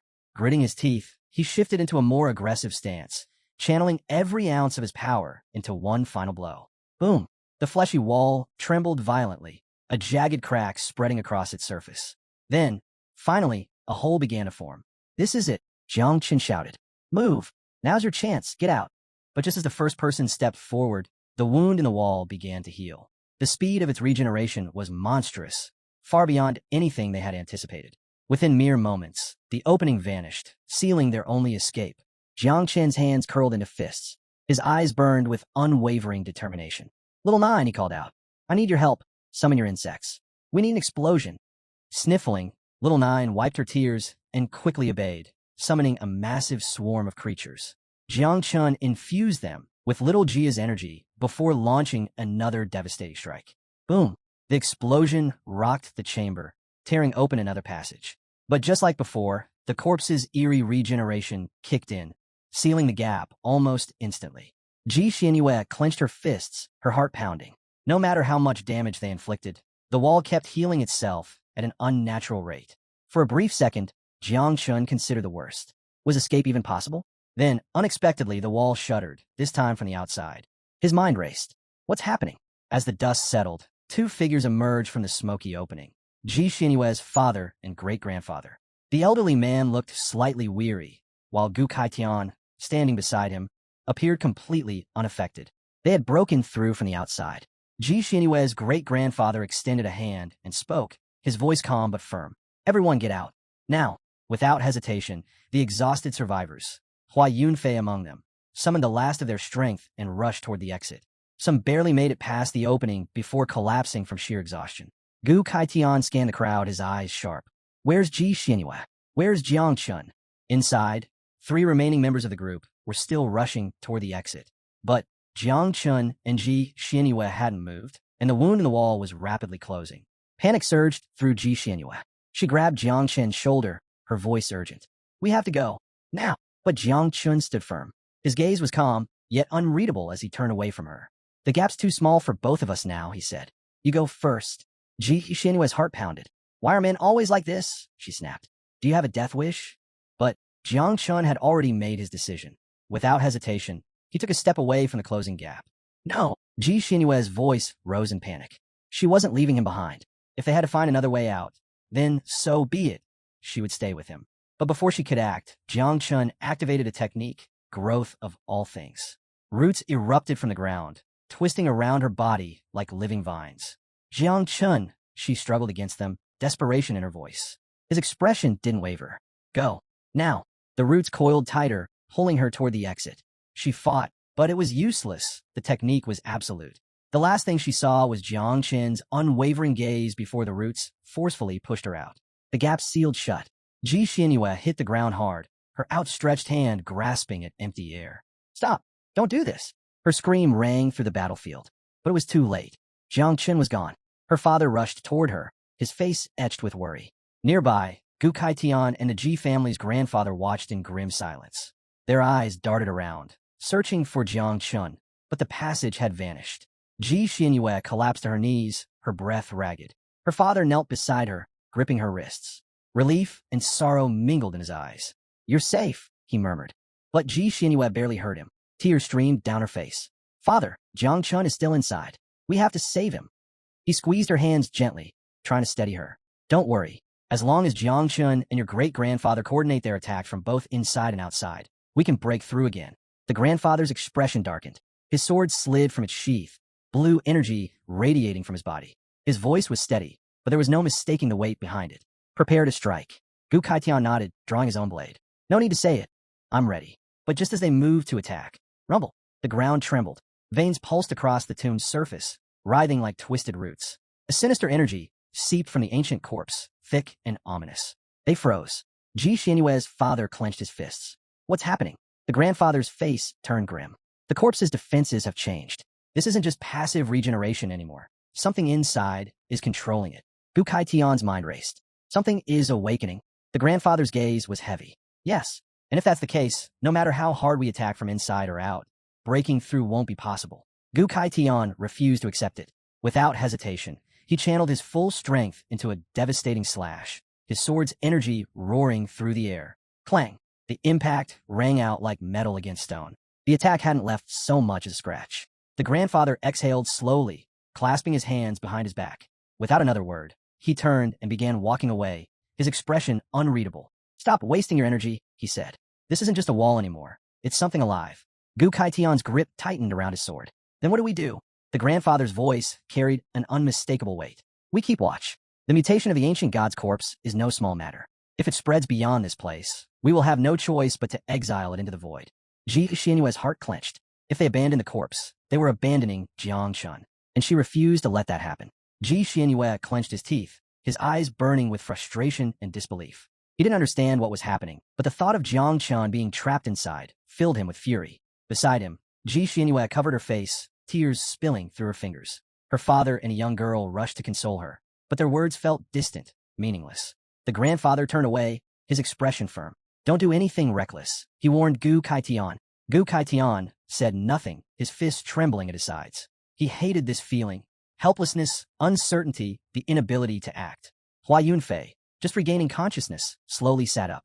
Her gaze landed on the sealed tomb, and as understanding settled in, her face darkened. The weight of it crushed her. Jiang Chun had sacrificed himself for them. But deep inside the ancient corpse, Jiang Chun had no intention of dying. His grip tightened around his sword, his aura surging with overwhelming energy. His thoughts swirled in chaos, but one thing was certain. Fleeing wasn't an option. There was something more waiting for him ahead. His gaze locked onto the ancient god's brain. An opportunity lay there, one he couldn't ignore. Without hesitation, he moved. Meanwhile, in a dark, hidden space, Duanxiu watched through a glowing magic orb, his expression twisted with satisfaction. A sinister smile spread across his face, his eyes gleaming with excitement. The fish has taken the bait, he murmured. Everything was unfolding exactly as planned. Once Jiang Chun reached the brain, Duanxiu would strike. With a fresh, living vessel, he would finally return to life, free from this wretched prison. After several minutes of navigating the eerie interior of the ancient corpse, Jiang Chun finally reached his destination. Before him loomed a colossal stone door, its surface etched with intricate carvings. The sheer presence of the door sent a chill down his spine. His eyes landed on the words inscribed on one side, each stroke sharp, powerful, exuding an aura that had not diminished despite the passage of centuries. This was left by the god of the sword, he murmured, his heart pounding. Even after all this time, the energy within those words remained terrifyingly dominant. Beyond this door lay the brain of the ancient god. Taking a deep breath, Jiang Chun pressed both hands against the heavy stone and pushed. The door groaned as it began to swing open. "Little Nine, little Jia," he said firmly. "Hide. Don't come out unless I call for you." They were his trump cards, his last hidden advantage. He stepped inside. A dimly lit hallway stretched before him, the air thick with an oppressive energy. The walls seemed to pulse as if alive, exuding an unnatural presence. Then, whispers. They slithered through the darkness, creeping into his ears, into his mind. Jiang Chun gritted his teeth, pressing his hands to his head as the whispers intensified. They weren't just voices, they were invading his thoughts, twisting his perception of reality. His breathing grew ragged, his vision blurred, his body swayed, and then the hallway vanished. In an instant, he found himself in a different space, still and silent, yet suffocatingly heavy. Above him, a figure slowly descended from the sky, a man with long, flowing white hair. Jiang Chen's fingers tightened around his sword as he looked up, confusion clouding his mind. "Who is this?" The figure spoke. "I have been waiting for you, for hundreds of years." Jiang Chen's breath hitched. A strange warmth coursed through his body, unfamiliar, yet undeniable. The man landed before him, his presence vast and overwhelming. "My name is Duan Xiao," he said, his voice echoing through the void. "I'm the ancient god." Jiang Chun remained still, his eyes locked onto the enigmatic figure. Every instinct in his body screamed at him to be on guard, yet he had no idea what to expect. Then, without warning, Duan Xiao's form began to change. His features twisted, morphed, until he looked exactly like Jiang Chun. A chilling smile crept onto his face. He extended a hand. "You are me, and I am you," he said cheerfully. "We should become one." Jiang Chen's pulse thundered in his ears. His mind raced. Was this real, or was it a trap? He didn't wait for an answer. His grip tightened around his sword.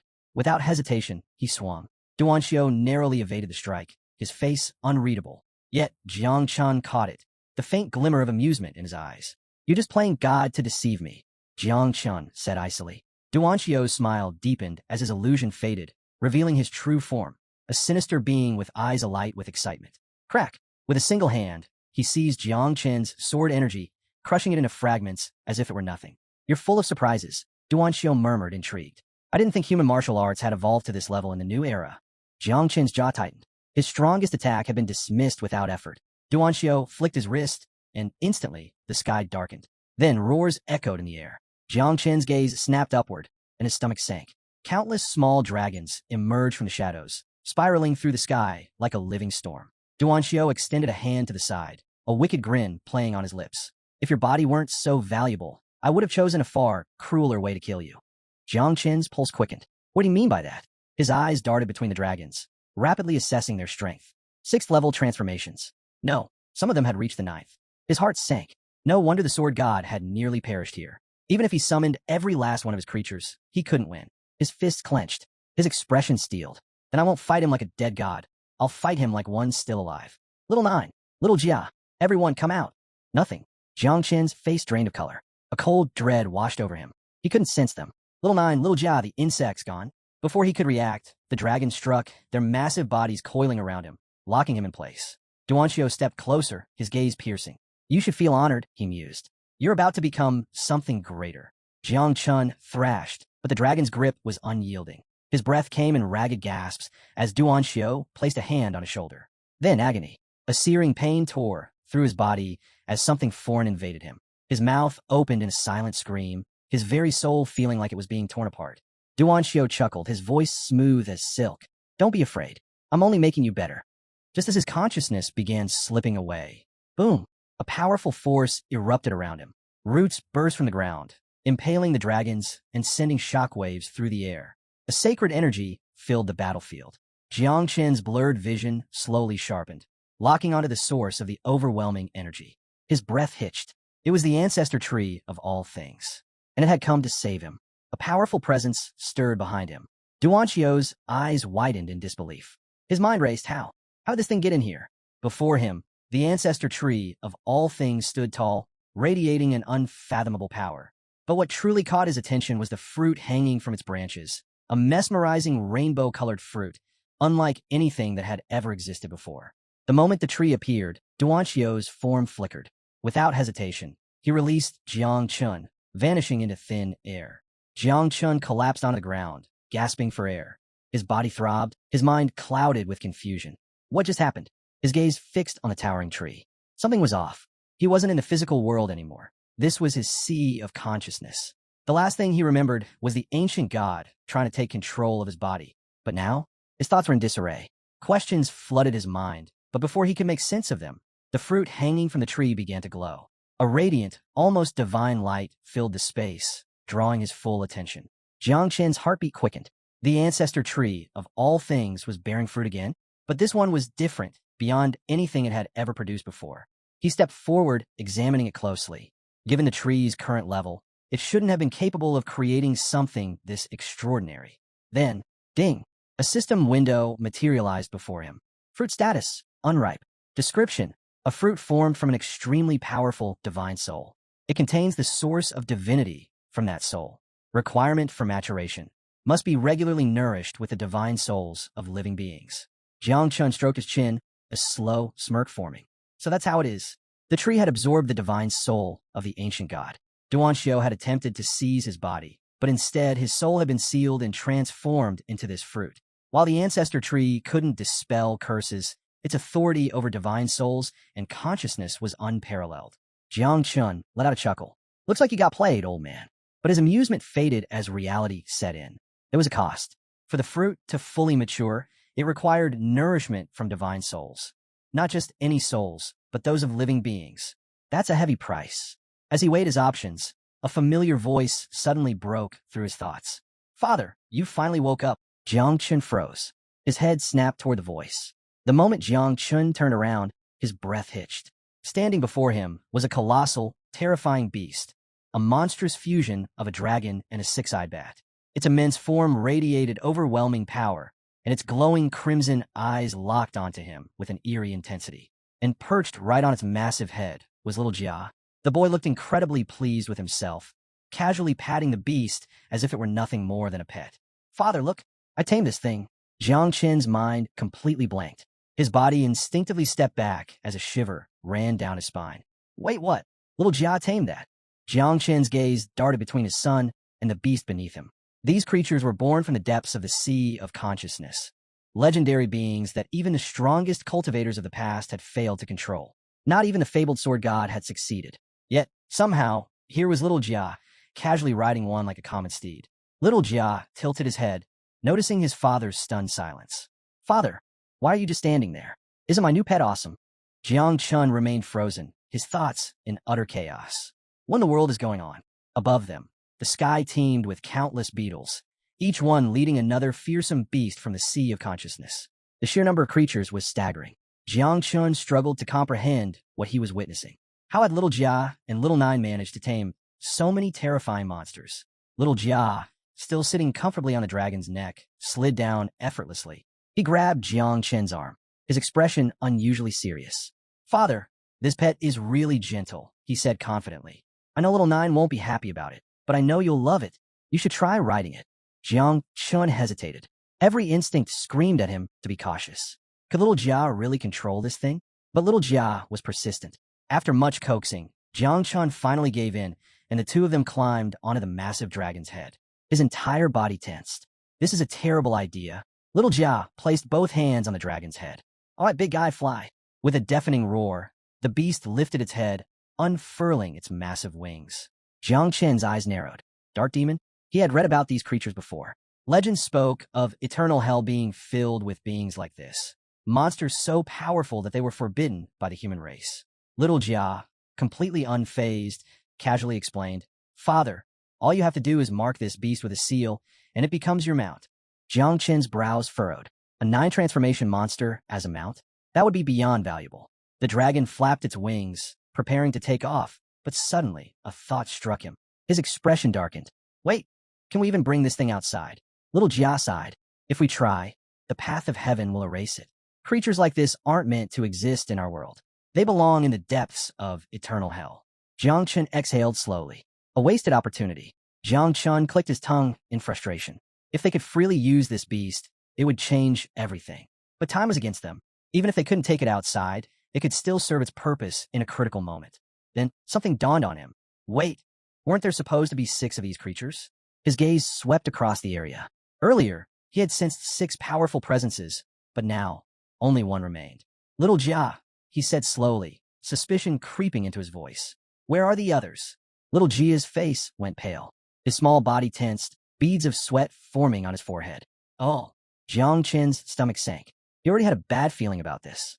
Little Jia swallowed hard before blurting out, I ate them. Silence. Even the dark demon dragon stiffened. Jiang Chun blinked, his brain refusing to register what he had just heard. You what? Little Jia scratched his head, giving a sheepish grin. Well, I got hungry, and I kinda reproduced again. Jiang Chun dragged a hand down his face and let out a long, exhausted sigh. This kid, he placed a hand on little Jia's shoulder, shaking his head in disbelief. At this point, he had no choice but to accept it. Fine, you did what you had to do. Still seated on the dragon's head, Jiang Chun exhaled deeply, muttering to himself, let's just get out of here and find some peace. Little Jia tilted his head, watching his father with a puzzled expression. Jiang Chun didn't even have the energy to explain. Sliding off the dragon, he wiped his face, but there was no hiding it. He was devastated. His son was treating priceless fortune like pocket change. 6 legendary beasts, each a treasure beyond compare, gone. Just like that, he forced himself to focus on the bright side. At least one of them is still alive. As a rational human being, he reminded himself he should be grateful for what he had. The dark demon dragon and little Jia stared at him in confusion. Father, why are you acting weird? Little Jia asked, tilting his head. Before Jiang Chun could answer, a heavy knock echoed from the massive door. His gaze snapped toward it. Gukation. Jiang Chen's mind worked fast. The divine soul of the ancient god had been sealed. The dark demon had been subdued. That meant the outer defense would be gone soon. Sensing the powerful energy outside, Jiang Chen knew the Ji family would arrive shortly. He turned to little Jia, his expression calm but firm. Little Jia, have the insects consume everything fast. Take anything valuable. We need to leave. Little Jia pouted. But father, I'm still hungry. Jiang Chen's eye twitched. This is not a restaurant, he snapped. This is a god's treasure trove. Little Jia groaned, tapping his chin with a finger, his eyes filled with disappointment. Can I at least eat next time? Jiang Chun sighed deeply. He wasn't sure what terrified him more, the sword god's descendant waiting outside or little Jia's endless appetite. Pushing aside his frustration, he refocused. He could already picture Sa Shu's great-grandfather standing outside, his terrifying energy pressing down on everything. If that old monster barged in and saw what they had done, yeah, that would be a problem. Little Jia, realizing his father wasn't joking, quickly got to work.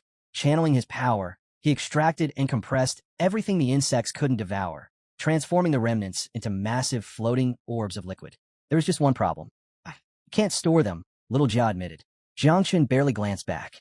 Don't worry, your sister will take care of it. Right on cue, little Nine materialized. The moment her gaze landed on the enormous orbs, her expression twisted in absolute horror.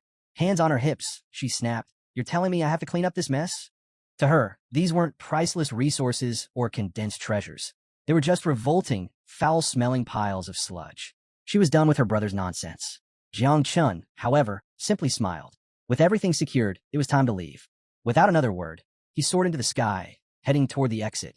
Outside the tomb, Gayan launched another strike. His blade cleaved into the corpse's protective barrier, slicing an opening through the decayed flesh. His sharp eyes focused on the wound. Something was off. It's not regenerating, he murmured. Jinu's head snapped toward the gash, his brows knitting together. The ancient god's corpse wasn't just weakening. It felt like the entire defense was on the verge of collapsing. Gayan crossed his arms, a confident smirk playing on his lips. Finally, we can go in and get Jiang Chun. But Ji Lingxiu wasn't convinced. His gaze narrowed with suspicion. Something wasn't right, and he was going in to find out what. Before anyone could move, a blur shot through the opening. Jiang Chun, his body tore through the sky, heading straight for them at full speed. His eyes locked onto his master, desperation clear in his expression. Master, take me with you. Ji Xianyue and Ji Lingxiu froze, their expressions unreadable. Then, without hesitation, Ji Xianyue sprinted forward. She threw her arms around him, gripping him tightly. Tears streamed down her face, her body trembling with relief. You're okay, she sobbed. You're really okay. Jiang Chen's eyes widened in surprise. He hadn't expected this reaction, but despite the warmth of the moment, his mind remained sharp. This wasn't the time for reunions. Even Gu Katian, standing nearby, felt a rare sense of peace upon seeing Jiang Chun alive. But Jiang Chun didn't hesitate. He pushed Ji Xianyue aside, his expression dark and urgent. Leave. Now. There's no time. Ji Xianyue's tears froze mid-fall. Her heart pounded in confusion. Jiang Chun, what's going on? She saw in his eyes fear. Jiang Chun turned to his master, Gu Katian. His gaze was sharp, unwavering. If we don't leave now, he said gravely, we're all dead. Gu Katian's expression hardened. Jiang Chun wasn't someone who panicked. If he was this serious, then something was very, very wrong. Without a second thought, he nodded. Get on. Jiang Chun leapt onto his master's sword, and with a flick of Gu Katian's fingers, they shot through the sky like a streak of lightning. As they vanished into the horizon, Jiang Chen's voice rang out behind them. I'm never coming back. Ji Xianyue felt her heart drop. What? Her mind spun with emotions. Did Jiang Chun hate her? Meanwhile, her father's face twisted in rage. His voice thundered across the battlefield. I granted that brat divine and demonic blood, and this is how he repays me. He doesn't even know how to treat a lady properly. Ji Xianyue's fist clenched. She spun around, eyes blazing with fury. How dare you insult Jiang Chun? She snapped. He risked his life to save me. Her father froze. A heavy silence followed. Closing his eyes, he rubbed the back of his head, suddenly feeling a bit awkward.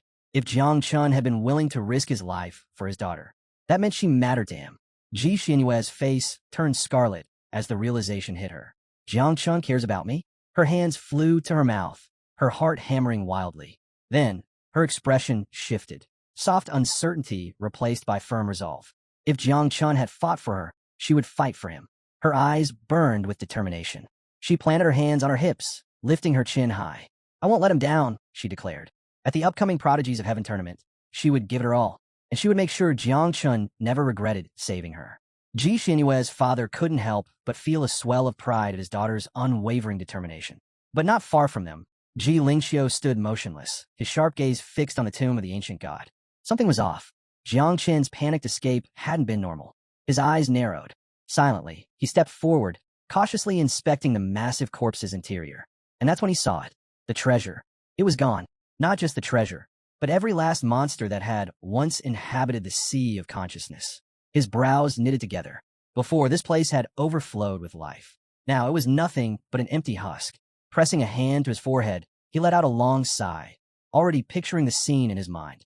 Jiang Chun, clinging to Gu Kaitan's sword, fleeing at full speed like a thief caught red-handed. That brat. Ji Lingxiu's fist clenched. Not only had Jiang Chun looted everything, but he hadn't even left one monster behind. When he first entered the tomb, he had barely survived facing 5 terrifying beasts. Creatures so powerful that even he had struggled against them. And yet, Jiang Chun had somehow escaped from level 9 monsters without a scratch. He stepped forward, tracing his fingers along the corpse's withered veins. One thing was certain. Jiang Chun was far from ordinary. Despite knowing Jiang Chun had robbed him blind, Ji Lingxiu chose to accept it. But what Jiang Chun didn't realize was that he had completely underestimated his power. Far above, Gu Katian's sword cut through the sky, carrying both master and disciple across the vast expanse. Gu Katan, his face unreadable, finally turned to Jiang Chun. Did you really take everything from the sword god's tomb? Jiang Chun scratched the back of his head casually. Yep. Gu Katian let out a deep sigh.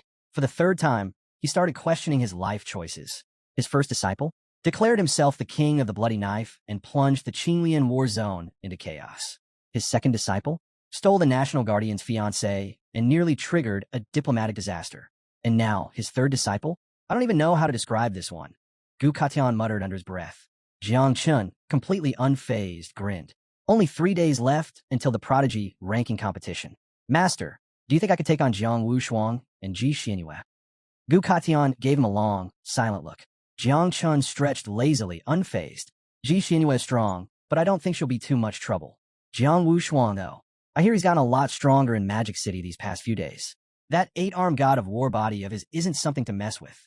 Gu Katian's eyes narrowed slightly. Jiang Chun was confident, but this tournament wasn't going to be easy. Far away, in another part of the continent, a different storm was brewing. At the heart of Red Lake, a lone figure stood atop the water, his presence radiating overwhelming pressure. Injan, the undisputed #1 celestial genius of Jiang Chen's generation. His talent? Unmatched. For the last 800 years, no one in Xia had come close to his level. A powerful aura swirled around him as he slowly raised his hand, his piercing gaze locked onto it. Most prodigies reach spiritual maturity at 18, awakening their professional class. But Injan, at 3 years old, he had already activated his class, recognized by none other than the divine weapon itself, the human emperor's sword. At 9, he wielded the legendary blade. At 12, he conquered a forbidden zone and walked out alive. At 15, he vanished into the military region of the capital, undergoing 3 years of absolute seclusion. Now he had returned, and he wasn't just aiming for the prodigy rankings. He was aiming for the throne of the strongest. Jiang Chun had always known that Injan awakened his class at an unusually young age, but something wasn't adding up. For someone hailed as a once-in-800-years genius, his level was barely at the 3 transformations. That didn't make sense. Gu Kaitan, arms crossed, offered an explanation. It's because he doesn't rely solely on the system. He also cultivates the supreme techniques of all celestial races. Jiang Chen's eyes widened. All of them. Gu Kaitian nodded. Far above Red Lake, Injan wiped his chin, his sharp gaze reflecting the moonlight. His blood of the murderous emperor was nearing full awakening. Soon, he would step into an entirely new realm of power. But at that moment, only one question consumed his mind. Where is Jiang Chun? Meanwhile, Jiang Chun and Gu Kaitan soared through the night, the sword beneath them slicing through the air like lightning. Jiang Chen's mind churned with thoughts. He stretched out his hands, as if trying to grasp the answer floating just beyond his reach. Master, he asked, could I cultivate the techniques of all celestial races? Gu Kaitian remained silent, his gaze locked on the endless horizon. Finally, he sighed. That, he said, voice heavy, is a question even I cannot answer. He folded his arms. Many have tried to walk that path. Almost none survived. The techniques of different races clash with the heavenly Tao itself. He paused before adding, but Injan, he was the only one in centuries to succeed. Jiang Chen's gaze dropped to the world below, his mind deep in thought. Even if he had Injan's talent, even if he wanted to walk that path, who could teach him the techniques of all the races? Not even Gu Kaitian, a master of legends, had that knowledge. Injan was different. His bloodline traced back to the human emperor of Great Xia, the one who had once led an army against the 10,000 races, capturing countless powerful beings. But times had changed. Now, the martial god, Jiang Shui, no longer waged war against the races. He simply guarded the entrance to their realm. Gu Kaitian's fingers flickered with energy, and their sword accelerated, cutting through the night like a streak of lightning. If you take first place in the prodigy ranking competition, he said, I'll use my authority to transfer some elite units from the capital to your side. Jiang Chen's eyes lit up. That was huge. For the first time that night, a grin stretched across his face. Sometime later, night had fully fallen. Jiang Chun returned to his apartment in the city, stretching his arms as he finally let himself relax. He lifted his palm, watching as little Jia's energy flickered across it like glowing embers. He smirked. The journey to the ancient god's corpse had been beyond worth it. His insects had evolved, not just in number, but in strength. Tonight, Little Nine's offspring and Little Jia's red beetles would reproduce again. But just as he was about to rest, a familiar presence stirred within his divine consciousness. Jiang Chen's body went rigid, his heart hammering in his chest. Slowly he turned, and there it was. The ancestor tree of all things had appeared once more. His eyes widened, but something was different this time. Hanging from its ancient branches was a new fruit, one unlike anything he had ever seen. A glowing green fruit. Jiang Chen's breath caught. His instincts screamed at him. This wasn't just any fruit. He stepped forward, reaching out. The moment his fingers brushed against it, the fruit detached, landing gently in his palm. A system notification flashed before his eyes. New fruit acquired, green lightning fruit. Effect, grants the user a chance to awaken a unique hidden profession, sovereign of electricity. Abilities unlocked. Lightning bolt, allows the user to transform into an electric current and teleport within their own electrical field. Jiang Chen's breath hitched. A unique hidden profession? Enlightening teleportation. His grip tightened around the fruit. This was huge. The electrical field currently spanned 50 meters, allowing him to ignore obstacles and move instantly within its range. The second ability, Ray Fusion, let him absorb electrical energy into his very cells, storing it like a living battery, ready to release a devastating attack at will. The third ability, Divine Judgment, turned his palm into a conduit of pure electricity, unleashing a blinding, thunderous current on impact. Jiang Chen's lips curled into a grin. With this fruit, I can awaken a second profession. He wouldn't just be a divine-level spiritual breeder anymore. He was about to become a dual-class job changer, a sovereign of electricity. lightning, and insects, two unstoppable forces in one body. Before he could fully process the sheer power boost, a sudden system alert snapped him back. Ding! Breeding cycle complete. Jiang Chun blinked. Then his eyes went wide. The red armor beetles had produced 30,000 offspring. The 9 miasma wings had reproduced 12 million hatchlings. Wait, 12 million. Just then, boom, an explosion erupted behind him, and the sky darkened as a storm of tiny beetles flooded the air. Little Nine's voice rang out, furious. Little Jia, you did it again. She floated midair, her whole body trembling with rage. Little Jia, hovering smugly, tilted his head. I was just following my instincts. Jiang Chun burst into laughter. His entire body radiated raw power. The surge was unreal. Between the newborn hatchlings and the sovereign of electricity, his stats had skyrocketed. A status screen appeared before him. Jiang Chun current stats. Level, 36. Transformation, second. Title, Insect Sovereign. Professions, O Divine, Spiritual Breeder. O Sovereign of Electricity, New. Talent classes, O First Talent. Universal Growth, Divine Evolution, Ancestor Tree of All Things. O Second Talent. Hidden Lightning, Lightning Fusion, Divine Judgment. Sword Skills, Human Sword, Earthly Sword, Heavenly Sword, Great Tao Sword. Calamities, O Insect Mother, Little 9. LV.36, Progeny, 12 million insects. O Little Jia, LV.32, Progeny, 30,000 insects. Attributes, O Strength, 409. O Agility, 428. O Energy, 379.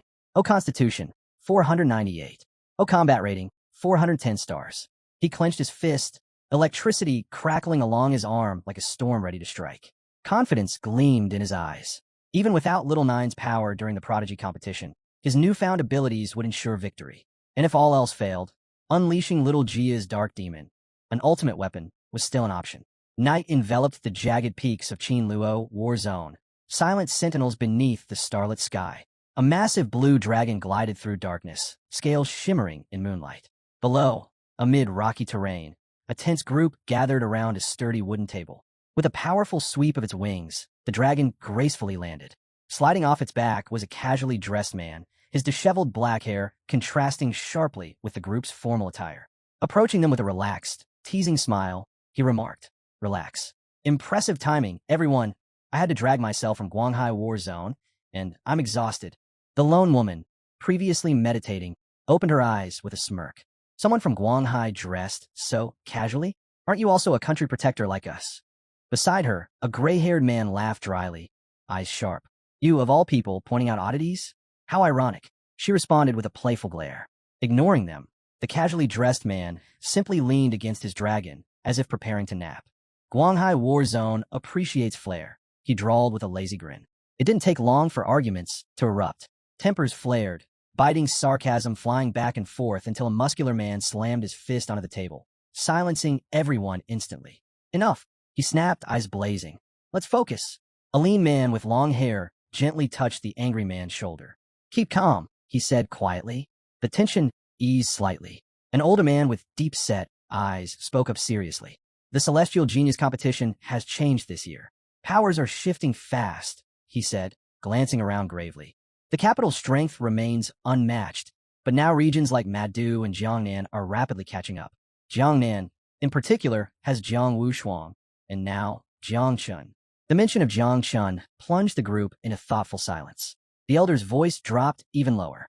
"Jiangchun surpasses many of Demon City's geniuses. Our previous alliance with Jiangnan against Madu and the capital no longer exists. This year, Jiangnan is standing alone." The gray-haired man leaned forward, smirking knowingly. "Perhaps it has something to do with Xiao Yuanshan getting banished to the underground abyss," he suggested mockingly. "Interesting coincidence, don't you think?" The woman smiled casually, as if discussing trivial matters. "Then what's our strategy? Should we unite to eliminate Jiangnan first? Let's admit it, we didn't exactly succeed against the capital last time. Perhaps aiming for second place is wiser." Her blunt suggestion resonated around the table, prompting thoughtful nods. The older man sighed heavily. "We'll decide democratically. All in favor of joining forces against Jiangnan, raise your hand." Without delay, the gray-haired man raised his hand. "Wuxiang War Zone agrees." Xinghe from Tianfu War Zone quickly joined. "I'm in." The muscular man from Qinlian's 9th War Zone followed suit, scowling darkly. Gradually, everyone agreed, except one person, all eyes fixed upon Yun Zhantian, who lounged lazily in his summer attire. He casually cleaned his ear, yawned deliberately, and flashed an arrogant smirk. "Are you all finished?" he asked scornfully, eyes glittering with open disdain. Yun Zhantian stared at the ground briefly, his lips twisting into a confident grin. Suddenly, he stepped forward and slammed his palm onto the table, causing it to shake violently. His voice echoed across the peaks, filled with absolute certainty. "I didn't come here to negotiate alliances," he announced clearly. "I'm here for one reason only, to inform you that Guanghai War Zone will claim victory at this summer's Daxia Genius competition." Silence blanketed the group. Only the gray-haired man reacted, eyes burning with anger as his fists clenched tightly. "Have you lost your damn mind?" he growled. "Do you even hear yourself?"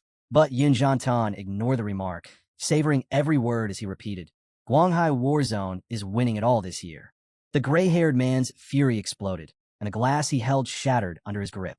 Across from him, Xinghe opened her eyes sharply, dropping her usual playful facade as hostility filled her expression. Yun Zhantian just laughed, completely unbothered. "Anyway, this was amusing, but I've got other business." He spun around casually and vaulted onto his dragon's back.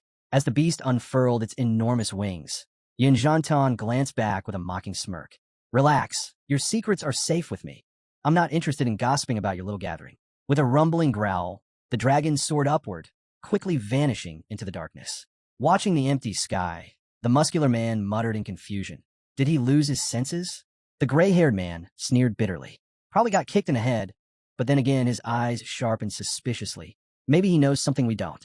A tense silence fell, uncertainty hanging heavily. Finally, the old man lifted a fresh glass, his expression determined. Whatever he thinks he knows won't matter. If the four great war zones unite properly, Jiangnan will fall. Far away, at the outskirts of Chujiang City, shadowy figures gathered atop a cliff. Men in dark cloaks knelt respectfully before a tall man in a flowing red cape, the formidable leader of the Church of the Ancient God. Standing at the cliff's edge, his gaze pierced the city below as he spoke coldly. "How fares the divine sun? Have there been any unusual developments?" One of the kneeling followers quickly spoke up. "There's no need for worry, my lord. Our divine son has already infiltrated Guanghai War Zone as their greatest prodigy. Yun Zhantian, Guanghai's national protector, fully trusts him."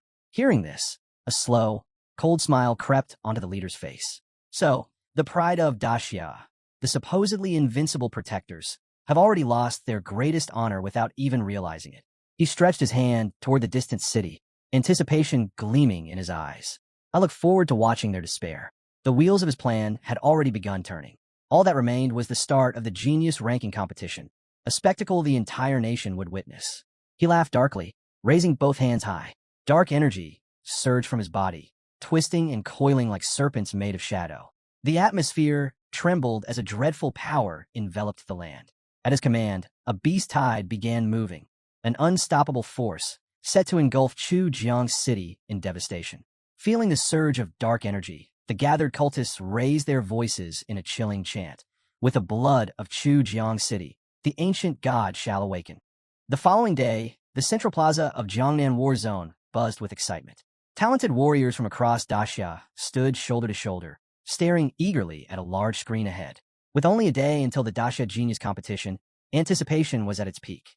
At the center stood Duan Xinghai, hands clasped behind him. His sharp gaze scanned the crowd as he addressed them clearly. For those unfamiliar, or who simply weren't paying attention, I'll quickly run through the rules again. Jiang Chun, who hadn't been around earlier, listened carefully, knowing the explanation was partly aimed at him. Activating the screen, Duan Xinghai's voice turned serious. There are 80 participants, all celestial geniuses representing the 8 great war zones. The competition will be held in 2 phases, the team survival round and the individual ranking battles. A quiet buzz filled the crowd, but Jiang Chun stood silently, carefully absorbing every detail. For the team survival round, each war zone's team will enter a secret realm located in Qinluo. Your primary goal is straightforward survival. The 4 war zones with the least surviving participants will be eliminated. The plaza filled with tense whispers about the brutality of the rules. Duan Xinghai's eyes narrowed, emphasizing his next words. This first round emphasizes teamwork above individual power. No matter how powerful you are, if your teammates fall, you fall with them. A faint smirk formed on Jiang Chen's lips. Interesting. Duan Xinghai continued. And remember, there's no hiding allowed. Stay still too long, and lightning will strike your location. The battlefield's boundary shrinks every hour, and anyone caught outside is immediately eliminated. Jiang Chen's eyes brightened eagerly. Lightning strikes? Perfect. His new abilities would thrive under those conditions. Just imagining it caused small sparks to flicker across his fingertips. Noticing the static around Jiang Chun, a nearby warrior nervously edged away, eyeing him warily. Duan Xinghai spoke up again. After the survival round, about 30 participants will advance to the individual battles. The rules there are simple. If you win, you move forward. If you lose, you're out. He paused, scanning the crowd carefully. But first, each team must choose a captain. Instantly, chatter erupted among the young warriors, whispers growing louder as eyes subtly turned toward Jiang Chun. Pretending not to notice, he kept a neutral expression until two familiar figures popped up behind him. Luo Sandao and Mu Han Xiao, grinning mischievously, dramatically shaped their arms into a large heart, shouting loudly, "We nominate Jiang Chun as captain." Heat rose in Jiang Chen's cheeks as embarrassment washed over him. These guys, he groaned quietly, covering his face with one hand. Another friend stepped forward with a playful smirk, matching the heart gesture. "I vote Jiang Chun as captain too." His last companion simply smiled warmly, giving Jiang Chun a thumbs up. "Definitely. You're our best shot." Finally, Jiang Chun couldn't suppress a laugh.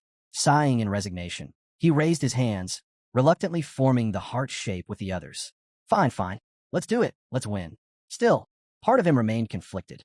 Being captain was an honor. Yet, why did they all choose him? Not far away, Bai Feng calmly spoke up.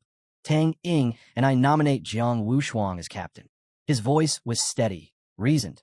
Though Jiang Chun was undeniably powerful, Jiang Wushuang had a steadiness that inspired trust.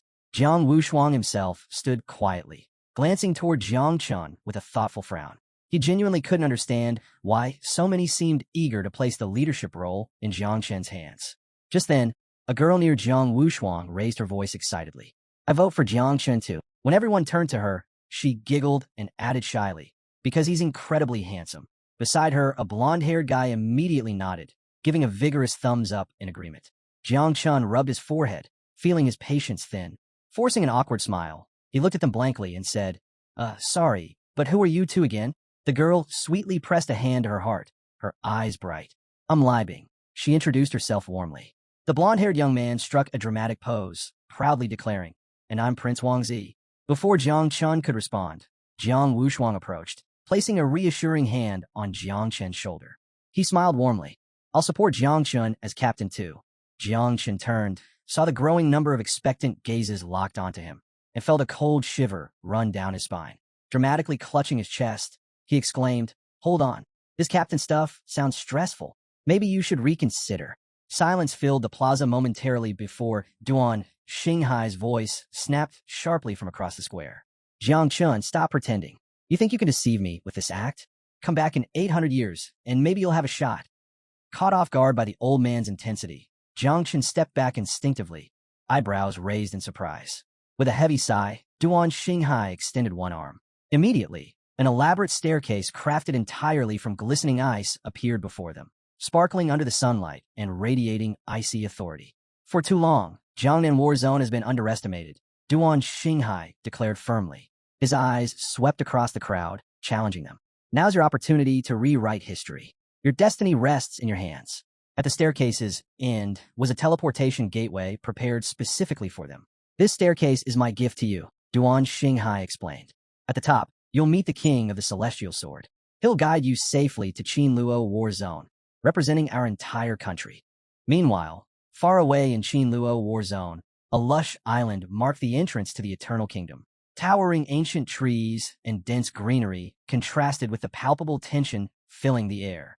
Commanders from each of the great war zones sat gathered, silently awaiting the arrival of the competitors. Among them, Ji Xinyue's father sat thoughtfully, his chin resting on his palm, observing closely. Next to him, Gu Kaitian stared intently at a large projection, eager to see Jiang Chun and his team arrive. Moments later, the teleportation gate flashed with light, and Jiang Chen's team stepped forward onto the island. Luo Sandao immediately nudged Jiang Chun excitedly, grinning broadly. "Hey, did you notice? Tian Daowang himself is seated right in front, among the Warzone Guardians." Jiang Chun glanced sideways, calmly observing the crowd. "Makes sense," he murmured casually. However, his gaze soon landed on someone else, causing him to frown slightly. Ji Hongyin, the sealed king himself, was present. A lingering question nagged at Jiang Chun. Why is someone of his status here? Mu Hanxiu, standing quietly behind, lowered his gaze thoughtfully, clearly troubled by something. At that moment, Ji Xinyue approached timidly, her cheeks flushed bright red. Avoiding Jiang Chen's eyes, she awkwardly explained, the reason I'm here is because Magic City War Zone doesn't currently have a national protector. My father's handling things temporarily. Before Jiang Chun could even react, Luo Sandao and Mu Hanxiu instantly stepped forward, their faces darkening dramatically as they formed a protective barrier around Jiang Chun. Careful, Luo Sandao warned in an overly dramatic whisper. She's the enemy captain. She's definitely here to recruit. Or worse, kidnap. Our Jiang Chun. Mu Hanxiu hissed suspiciously. Trapped in the ridiculousness of the situation, Jiang Chun stood frozen, utterly bewildered. What are these guys even doing? He opened his mouth to speak, but found himself speechless, torn between laughter and embarrassment. Before he could resolve the confusion, a thunderous sound split the sky. An enormous flying warship emerged, descending majestically from the heavens. Its overwhelming aura silenced the crowd.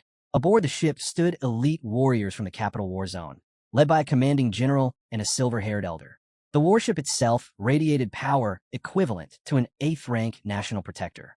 Then, with an imposing, almost arrogant grace, a figure leaped from the warship, landing effortlessly. His mere presence exuded dominance, his eyes piercing like blades, radiating absolute confidence. Injan, the legendary prodigy, the renowned star of the capital. Jiang Chun raised an eyebrow, impressed. Not bad at all, but the awe of Injan's arrival was quickly overshadowed. Another massive tear opened in the sky, heralding an even more astonishing entrance. Bursting through the void came a gigantic, multi-headed golden dragon, its sheer presence awe-inspiring.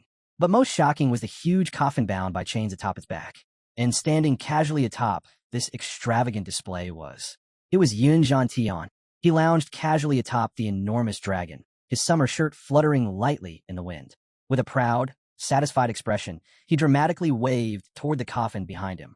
Ladies and gentlemen, behold, the rebirth towards death. At his words, the chains holding the coffin snapped abruptly, sending it crashing down onto the dragon's back before smashing onto the ground below. Fractures instantly spread across its surface before the coffin shattered, revealing the formidable warriors of Guanghai War Zone standing proudly within. At their center was a tall, long-haired figure radiating calm authority. Yin Zhantian spread his arms wide, grinning arrogantly. This year's championship belongs to us. Get used to it. With all the teams assembled, a massive portal shimmered into existence. Warriors began stepping forward confidently, some eager, others cautiously studying their rivals before entering the gateway. The brutal first round was about to begin. Of the 8 great war zones competing, only 4 would advance. Every hour, the Secret Realm's battlefield would shrink, forcing inevitable confrontations. To further raise the stakes, those who stood still too long would face merciless lightning strikes. One by one, the teams entered the portal. Jiang Chen's group went last. Stepping through, they appeared in an ancient, ruined forest filled with the crumbling remnants of forgotten structures. Immediately after their arrival, the portal vanished behind them. No turning back now. Instantly, the entire group turned expectantly toward Jiang Chun. So, Captain, someone prompted eagerly. What's our first move? Jiang Chun blinked in confusion. Huh? Seeing his stunned reaction, Bai Feng stepped forward calmly and gestured to the area around them. Only the strongest 4 zones advance. With such tough competition, we must strike first if we want to survive. His words sent a wave of silence through the group, everyone absorbing the seriousness of the situation. Suddenly, Mu Hanxiu turned sharply, glaring at Bai Feng. You dare speak that way to the captain? She snapped, eyes blazing with frustration. Show some respect. Before a heated argument could erupt, Jiang Chun gently placed his hand on Mu Hanxiu's head, calming her. With a quiet sigh and a faint smile, he shook his head lightly. Relax. Bai Feng has a point. We need to plan. Reaching into his storage, he began pulling items out. The team relaxed visibly, anticipating some incredible strategy. Eyes shining brightly, they watched him eagerly. Then Jiang Chun took out a sofa, and some fresh meat, then vegetables, and finally, a grill. He sat down comfortably, clasping his hands over his knees, and looked at his teammates calmly. All right, he said, smiling warmly, let's begin. Absolute silence. Luo Sandao, Bai Feng, and Tang Ying stood frozen, jaws practically touching the ground as they stared at Jiang Chun. It took only moments to fully comprehend that Jiang Chun was genuinely setting up a barbecue, right there on the battlefield. Casually skewering meat as if nothing was unusual, Jiang Chun ignored their stunned expressions, humming lightly to himself. Mu Hanchio's voice cracked first. Trembling in disbelief, she finally snapped. Are you serious right now, Jiang Chun? We're about to fight for our lives, and you're grilling meat. Luo Sandao quickly joined in, urgently nodding. Exactly. We need a strategy, not snacks. Tang Ying turned away, hiding her face behind her hands in shame. I should have known he'd do something like this. Jiang Chun glanced up briefly, unfazed. Relax, he said calmly, turning the skewers over the fire. I heard the rules. If we don't move, lightning strikes, right? The warrior beside Baifeng looked dazed, muttering weakly, is he serious? We're doomed. Baifeng stared at Jiang Chun incredulously. You realize we'll be struck by lightning if we don't move, right? Jiang Chun just shrugged lazily, eyes sparkling with confidence. Lightning? He chuckled softly. Perfect. It'll recharge me. His teammates exchanged bewildered looks, convinced their captain had completely lost it. But suddenly, Jiang Wushuang stepped forward, eyes brightening with admiration. Wait, he's actually onto something, Jiang Wushuang said thoughtfully, causing everyone's heads to whip toward him in shock. Luo Sandao stammered, horrified. You can't be serious. Wushuang smiled warmly. Think logically. If we're hungry and exhausted, our combat power plummets. Jiang Chen's thinking strategically. He's keeping our strength up. To everyone's astonishment, Wushuang calmly sat beside Jiang Chun, assisting with skewering meat. Slowly, doubt faded from the team's expressions. One by one, they reconsidered, nodding thoughtfully as if Jiang Chen's logic suddenly made perfect sense. Luo Sandao folded his arms, nodding approvingly. Of course, brilliant. Another teammate chuckled excitedly, crossing his arms. It's a genius move. Jiang Chen's tactics are unmatched. Soon, the entire team was convinced, praising Jiang Chen's foresight enthusiastically. Jiang Chun blinked, glancing around incredulously. He had expected resistance, but now even he was confused. With a helpless sigh, he just shook his head and handed out freshly grilled skewers. This bunch really is hopeless. In reality, Jiang Chun had simply wanted barbecue. There was no hidden plan or masterful strategy behind it. Watching the intense faces of his teammates, he realized with an inward sigh. They'd completely misunderstood his intentions. Lost in his own confusion, Jiang Chun barely noticed Mu Hanxiu stepping closer, giving him a knowing nod. Ah, so that's your game, she whispered conspiratorially. Jiang Chun blinked, puzzled. Huh? My what? She smiled warmly, eyes shining with admiration. You don't need to hide it. I get it now. You're brilliant. He stared blankly. Wait, what exactly did she get? Nearby, Jiang Wushuang watched intently as flames flickered over the cooking skewers. He nodded thoughtfully, increasingly convinced of Jiang Chen's genius. This method, it reminded him of something he'd read about, an ancient legendary tactic known as Feast Before the Storm. It had surfaced only once, centuries earlier, in a legendary competition recorded in history. Inwardly, Jiang Wushuang marveled. To risk such an audacious move, knowing all eyes were on him, it was a testament to Jiang Chen's fearless confidence. Yet, doubt flickered briefly in his heart. What if other teams caught on to this bold tactic?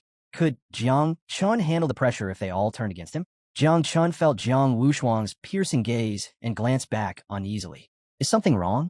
Snapped from his thoughts, Jiang Wushuang shook his head gently. No, nothing at all.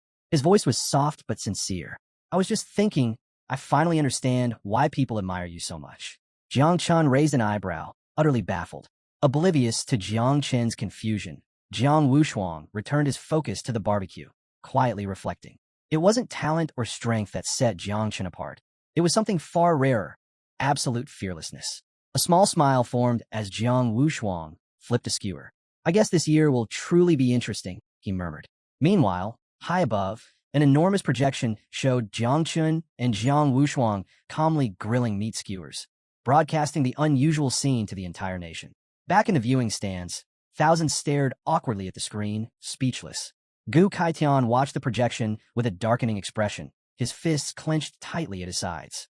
While everyone else was preparing for war, Jiang Chun was casually grilling meat. His frustration boiled over internally. Is this really Jiangnan's genius? Is he treating this as a joke? A harsh, mocking laugh echoed across the viewing area, immediately drawing everyone's attention. A red-haired man lounged arrogantly in his seat, smirking openly. Well, Jiangnan sure has outdone itself this year. His taunting voice caused Xinyue's father's eyes to narrow dangerously, anger flashing behind his calm exterior. Gu Kaitan also turned sharply, shooting a glare full of contempt at the red-haired man. At that moment, a memory flashed through Gu Kaitian's mind. Decades ago, a legendary genius from the capital had used a similarly casual strategy, one that appeared careless yet resulted in an unforgettable massacre. The name still inspired dread: Tian Daowang, the demon of the battlefield. A warrior who once baited teams into thinking he was vulnerable, only to obliterate them all single-handedly. No one had ever dared repeat that tactic, until now. But could Jiang Chen really replicate such a ruthless legend? Xinyue's father placed a firm hand on Gu Kaitan's shoulder, quietly urging, "Don't lose your temper. It's too early to judge." Gu Kaitian let out a frustrated sigh, reluctantly holding back his anger. Just then, someone else scoffed loudly, stepping forward boldly. "Have you heard? Qinluo War Zone is teaming up with the other 3 great war zones. If the capital isn't careful, they'll be caught off guard." The red-haired man's arrogant grin widened further, his arms crossed casually. "Who cares? A bunch of weaklings can't threaten the capital's elites." Before anyone could argue back, the large screen flickered, revealing the secret battlefield's map. A clear strategy was emerging. The 4 war zones had formed an alliance, their intent clear. Jiangnan was the target. The red-haired man erupted into laughter again, eyes gleaming with anticipation. "Finally, they're learning. This is about to get very interesting." Meanwhile, deep within the secret realm, an elite group quietly advanced through the forest. Suddenly, their leader paused, narrowing his eyes sharply at the distant clearing. "I found them," he whispered coldly, his voice filled with deadly intent.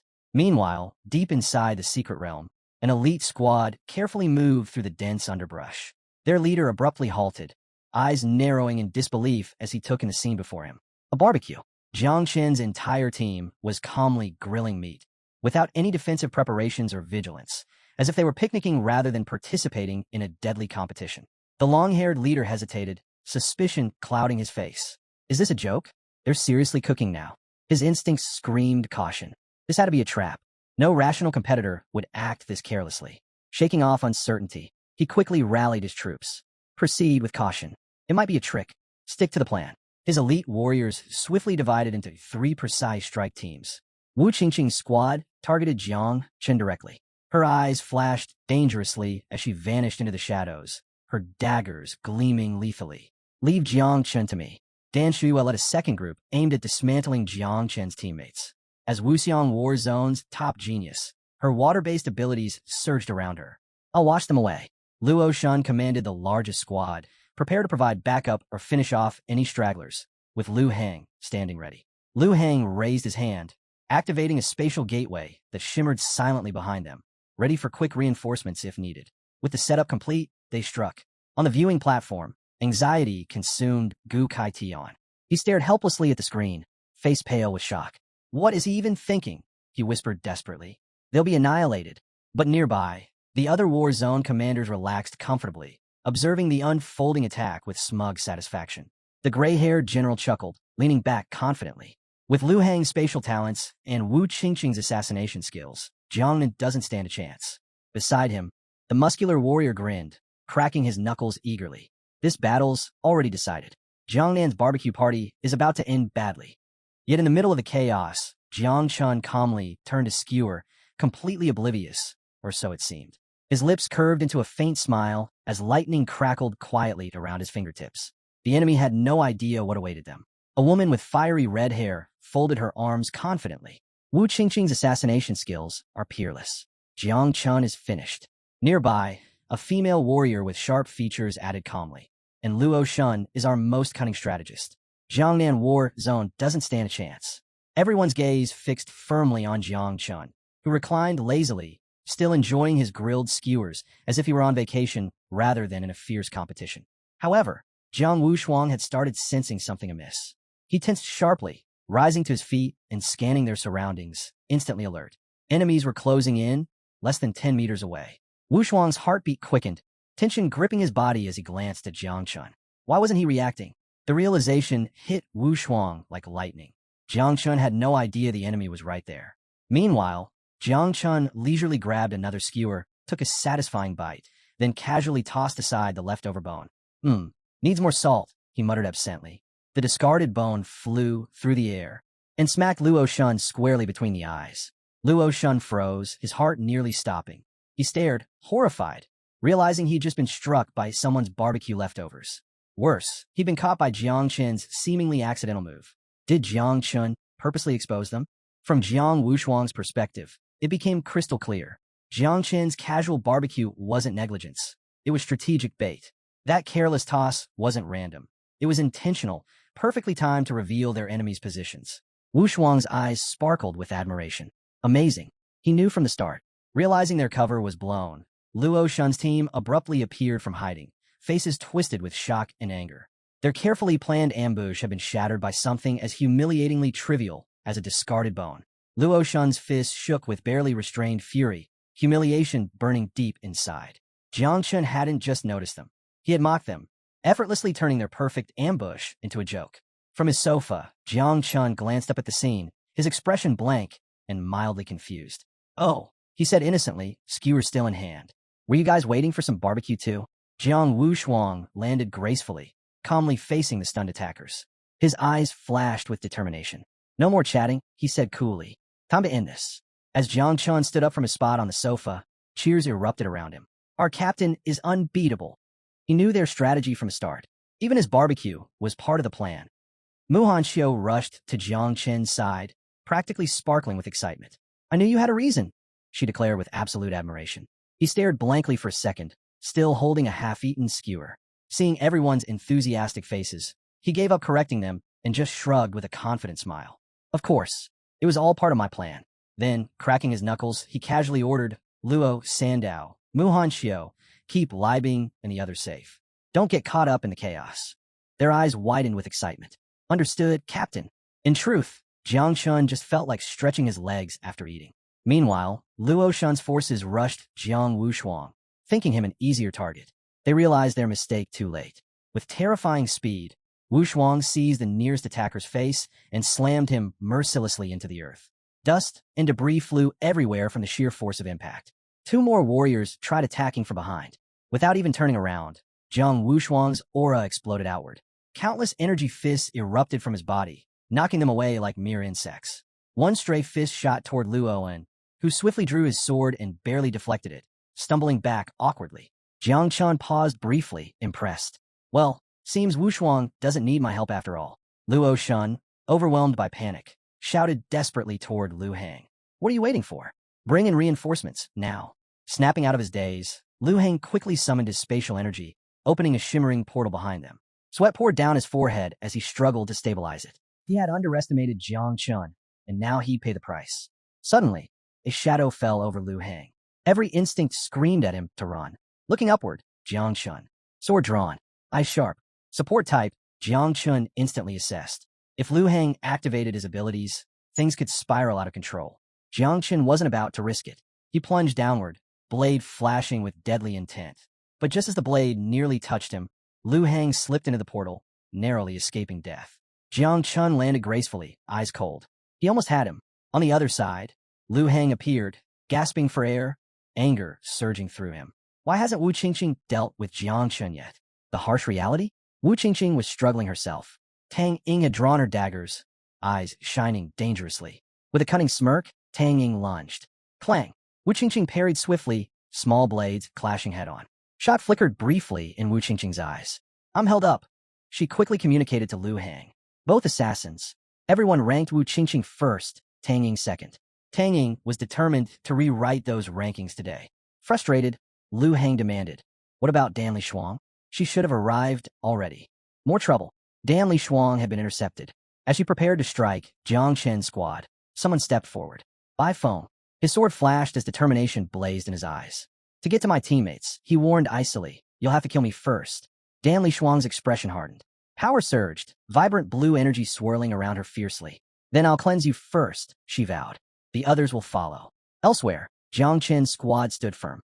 Luo Shun's forces collided with them, but Jiang Chun had two skilled warriors positioned precisely to counter every threat. Following Jiang Chen's command, Luo Sandao dashed toward Li Bing, who knelt, bow tightly gripped.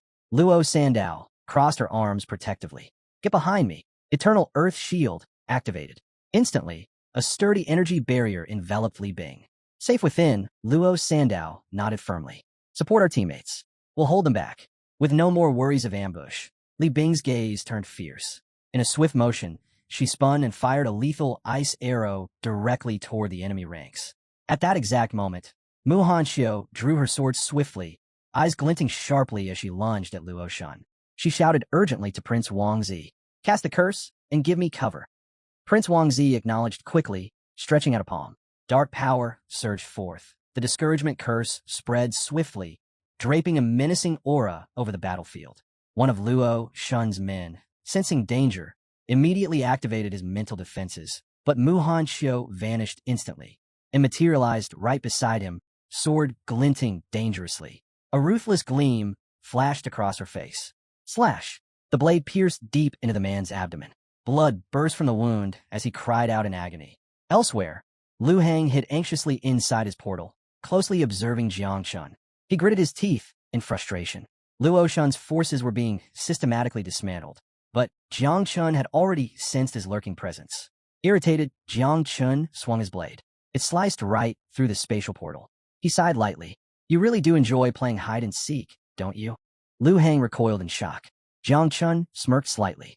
"Fine, let's play your game." Lu Hang tried desperately to retreat, but Jiang Chun's pressure disrupted his teleportation abilities entirely. At that instant, two warriors attempted a surprise attack from behind. Jiang Chun sensed them effortlessly. Without even turning around, he tossed his blade casually over his shoulder. The sword pierced straight through both enemies' chests, returning fluidly to his grasp like a boomerang. He tilted his head playfully. Guess I can multitask, finding rats and taking them out at once." Across the battlefield, Luo Shun coughed violently, blood dripping from his wounds. He scanned the fight desperately. Jiang Wushuang stood untouched, unharmed. Bodies littered the ground around him. Luo Shun's eyes widened in horror. 8 warriors had attacked simultaneously, yet none landed a single strike. Jiang Wushuang stretched leisurely, cracking his knuckles. "Maybe bring 9 more next time?" Luo Shun clutched his shoulder, morale collapsing completely. Their formation had broken apart. Jiang Wushuang was invincible, and Jiang Chun moved freely. If this continued, they'd be finished. But suddenly, dark clouds rolled swiftly overhead, casting the battlefield into shadow. Thunder crackled ominously. Luo Shun tensed. Was this the end? Then, he noticed something crucial. His eyes lit up with renewed hope. This storm wasn't natural. This was a power of calamity. Relief surged through him as lightning charged within the clouds. "Dan Li Shuang." Luo Shun roared desperately. "Do it now." Dan Li Shuang nodded sharply, extending her arms as bright blue energy radiated outward from her body. But Bai Feng tightened his grip fiercely on his sword. With incredible speed, he charged forward, blade aimed directly at Dan Li Shuang. She quickly raised her hand, forming a protective barrier just in time to block his strike. Jiang Wushuang's expression sharpened immediately. In an instant, he saw Luo Shun's true strategy. "Everyone, take down Dan Li Shuang now." Jiang Wushuang shouted urgently. Luo Shun's lips curved into a smug smile. He pressed his palm to the earth. Dark, sinister energy pulsed outward. "It's already over," Luo Shun whispered triumphantly. Jiang Wushuang felt his body shudder violently. Overwhelmed by the force, he dropped painfully to one knee, pressing a hand to the ground, teeth clenched fiercely. He'd underestimated his enemy. With Jiang Wushuang immobilized, Bai Feng shifted quickly, eyes locking onto Dan Li Shuang. Luo Shun knew his illusion could hold Bai Feng briefly. Mere moments, but moments were enough. Once Bai Feng broke loose, Jiang Nan's defeat would already be sealed. "Finish it now," Luo Shun commanded. Instantly, Dan Li Shuang unleashed Water Dragon Dance. A storm of divine and demonic forces surged around her, crashing violently toward Bai Feng. Barely deflecting the wave with his sword, he was thrown backward, forced to retreat rapidly. Dan Li Shuang's eyes lit with determination as she raised her hands upward. Activating her ultimate spell, Blue Sky Water Serpent Dragon, blue mystical runes glowed brilliantly, branding Jiang Chen's team with vivid markings on their foreheads. Jiang Chen stood calmly, sword resting on his shoulder, confusion flickering in his eyes. What were these strange marks? Before anyone could react, the heavens erupted. A massive lightning dragon took shape, eyes radiating terrible judgment as it stared down, immobilizing Luo Sandow and Li Bing with pure terror.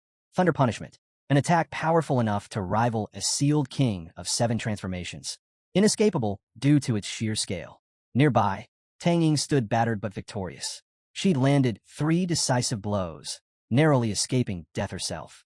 Opposite her, Wu Qingqing stumbled, one arm severed, deep wounds slashed across her chest. With a bitter smile, Wu Qingqing limped toward Lu Hang's portal. It doesn't matter that you won, she mocked weakly. Losers vanish from the celestial geniuses' rankings. Only the strongest survive in Great Xia's memory. Jiang Chen's team stared hopelessly at the sky, marked and awaiting the devastating strike. Frustration twisted their faces. Victory had slipped cruelly away. Bai Feng's anger erupted, his aura surging as he prepared another attack. But Dan Lishuang was already moving. Activating her spatial escape, she stepped into the portal. Glancing coldly at Bai Feng, she delivered her final words. You're already purified.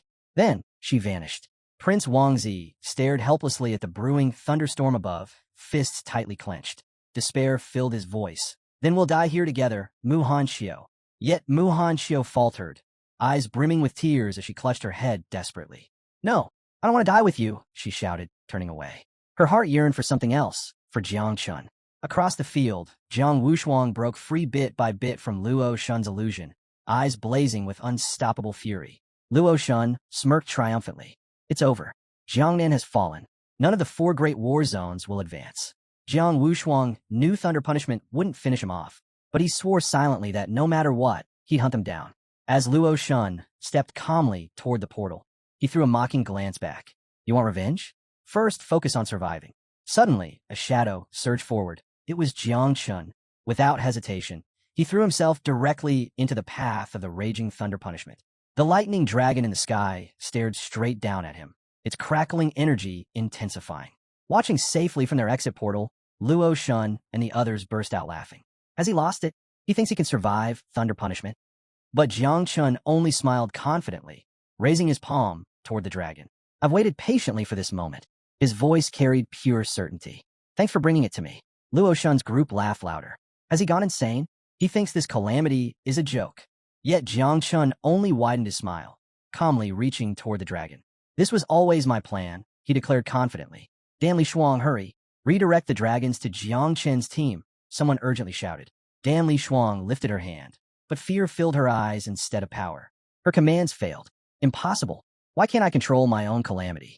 Jiang Chun landed lightly, his body now charged and brimming with electrical power. Sparks danced fiercely around him, lighting up the battlefield. Everyone froze, eyes locked on him in disbelief. This time, Jiang Chun said coldly, rising higher into the storm, lightning crackling around him, the ones who will lose are you. Silence filled the battlefield. Shock, fear. No one had imagined this could happen. Jiang Chun smiled coldly, eyes glittering as electricity surged around him. All right then, let the hunt start. With a swift movement, he activated Sky Blade, Thunderblade, lightning crackling fiercely around his fingers. He lifted his sword calmly. Let's test it out. Which is faster, my thunder or your portal? Luo Shun's men scrambled to escape, diving desperately into the portal. But Jiang Chun merely flicked his wrist. Lightning exploded forth, slicing effortlessly through space itself. Before the enemies could blink, their bodies fell in shattered pieces. Luo Shun stood frozen, panic overwhelming him.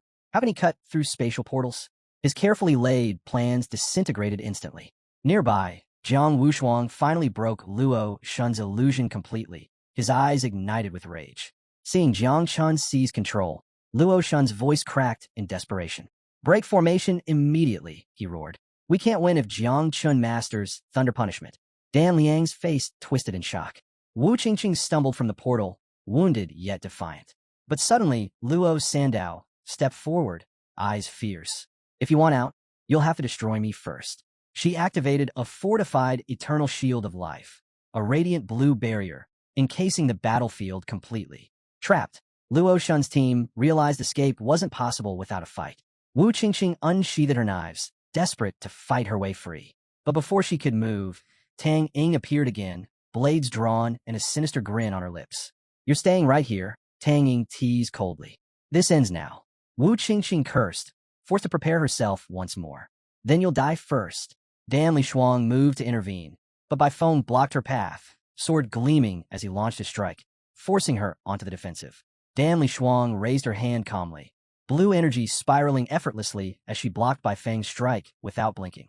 You, she scoffed quietly. You're beneath my notice.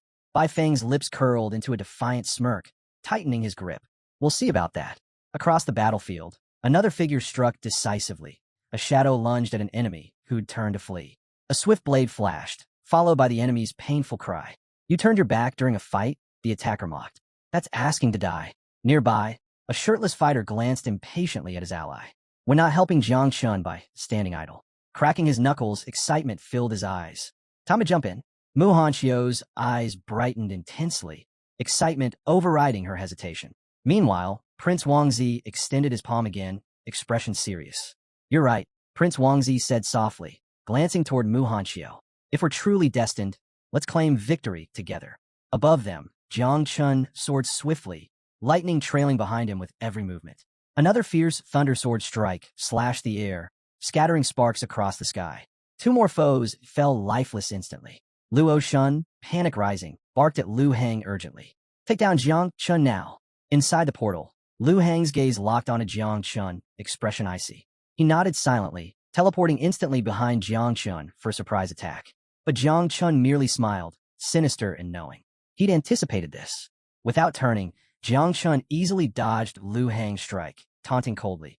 Every jump you make means another ally dies. Want to keep going? Lu Hang's composure cracked. Jiang Chun's speed was impossible to match. Seeing his ally waver, Luo Shun's expression hardened. Quickly, he activated his ability, sharpening his perception to track Jiang Chun's swift movements, syncing with Lu Hang's awareness. But Jiang Chun had already foreseen this. Thunder surged around him as he accelerated even faster, leaving both Luo Shun and Lu Hang stunned and helpless. Lu Hang staggered, dread overwhelming his confidence. He's moving too fast. I can't keep pace. At that moment, Luo Shun realized with terrifying clarity the battle was slipping from his grasp. Suddenly, a chilling voice echoed from behind Lu Hang. You're nothing but a rat scurrying through shadows. Unfortunately, you're not quick enough this time. Lu Hang froze, heart pounding. Jiang Chun behind me. Fear seized him instantly. Escape was impossible. In a single, fluid movement, Jiang Chun summoned Skyblade, Thundersword. Lightning surged forth, slicing ruthlessly into Lu Hang. Lu Hang gasped, blood spurting from his mouth, his eyes wide with shock. It was already over. Casually, Jiang Chun rested his sword on his shoulder, smiling faintly. I should leave some scraps for Jiang Wushuang. Wouldn't want to steal all his fun.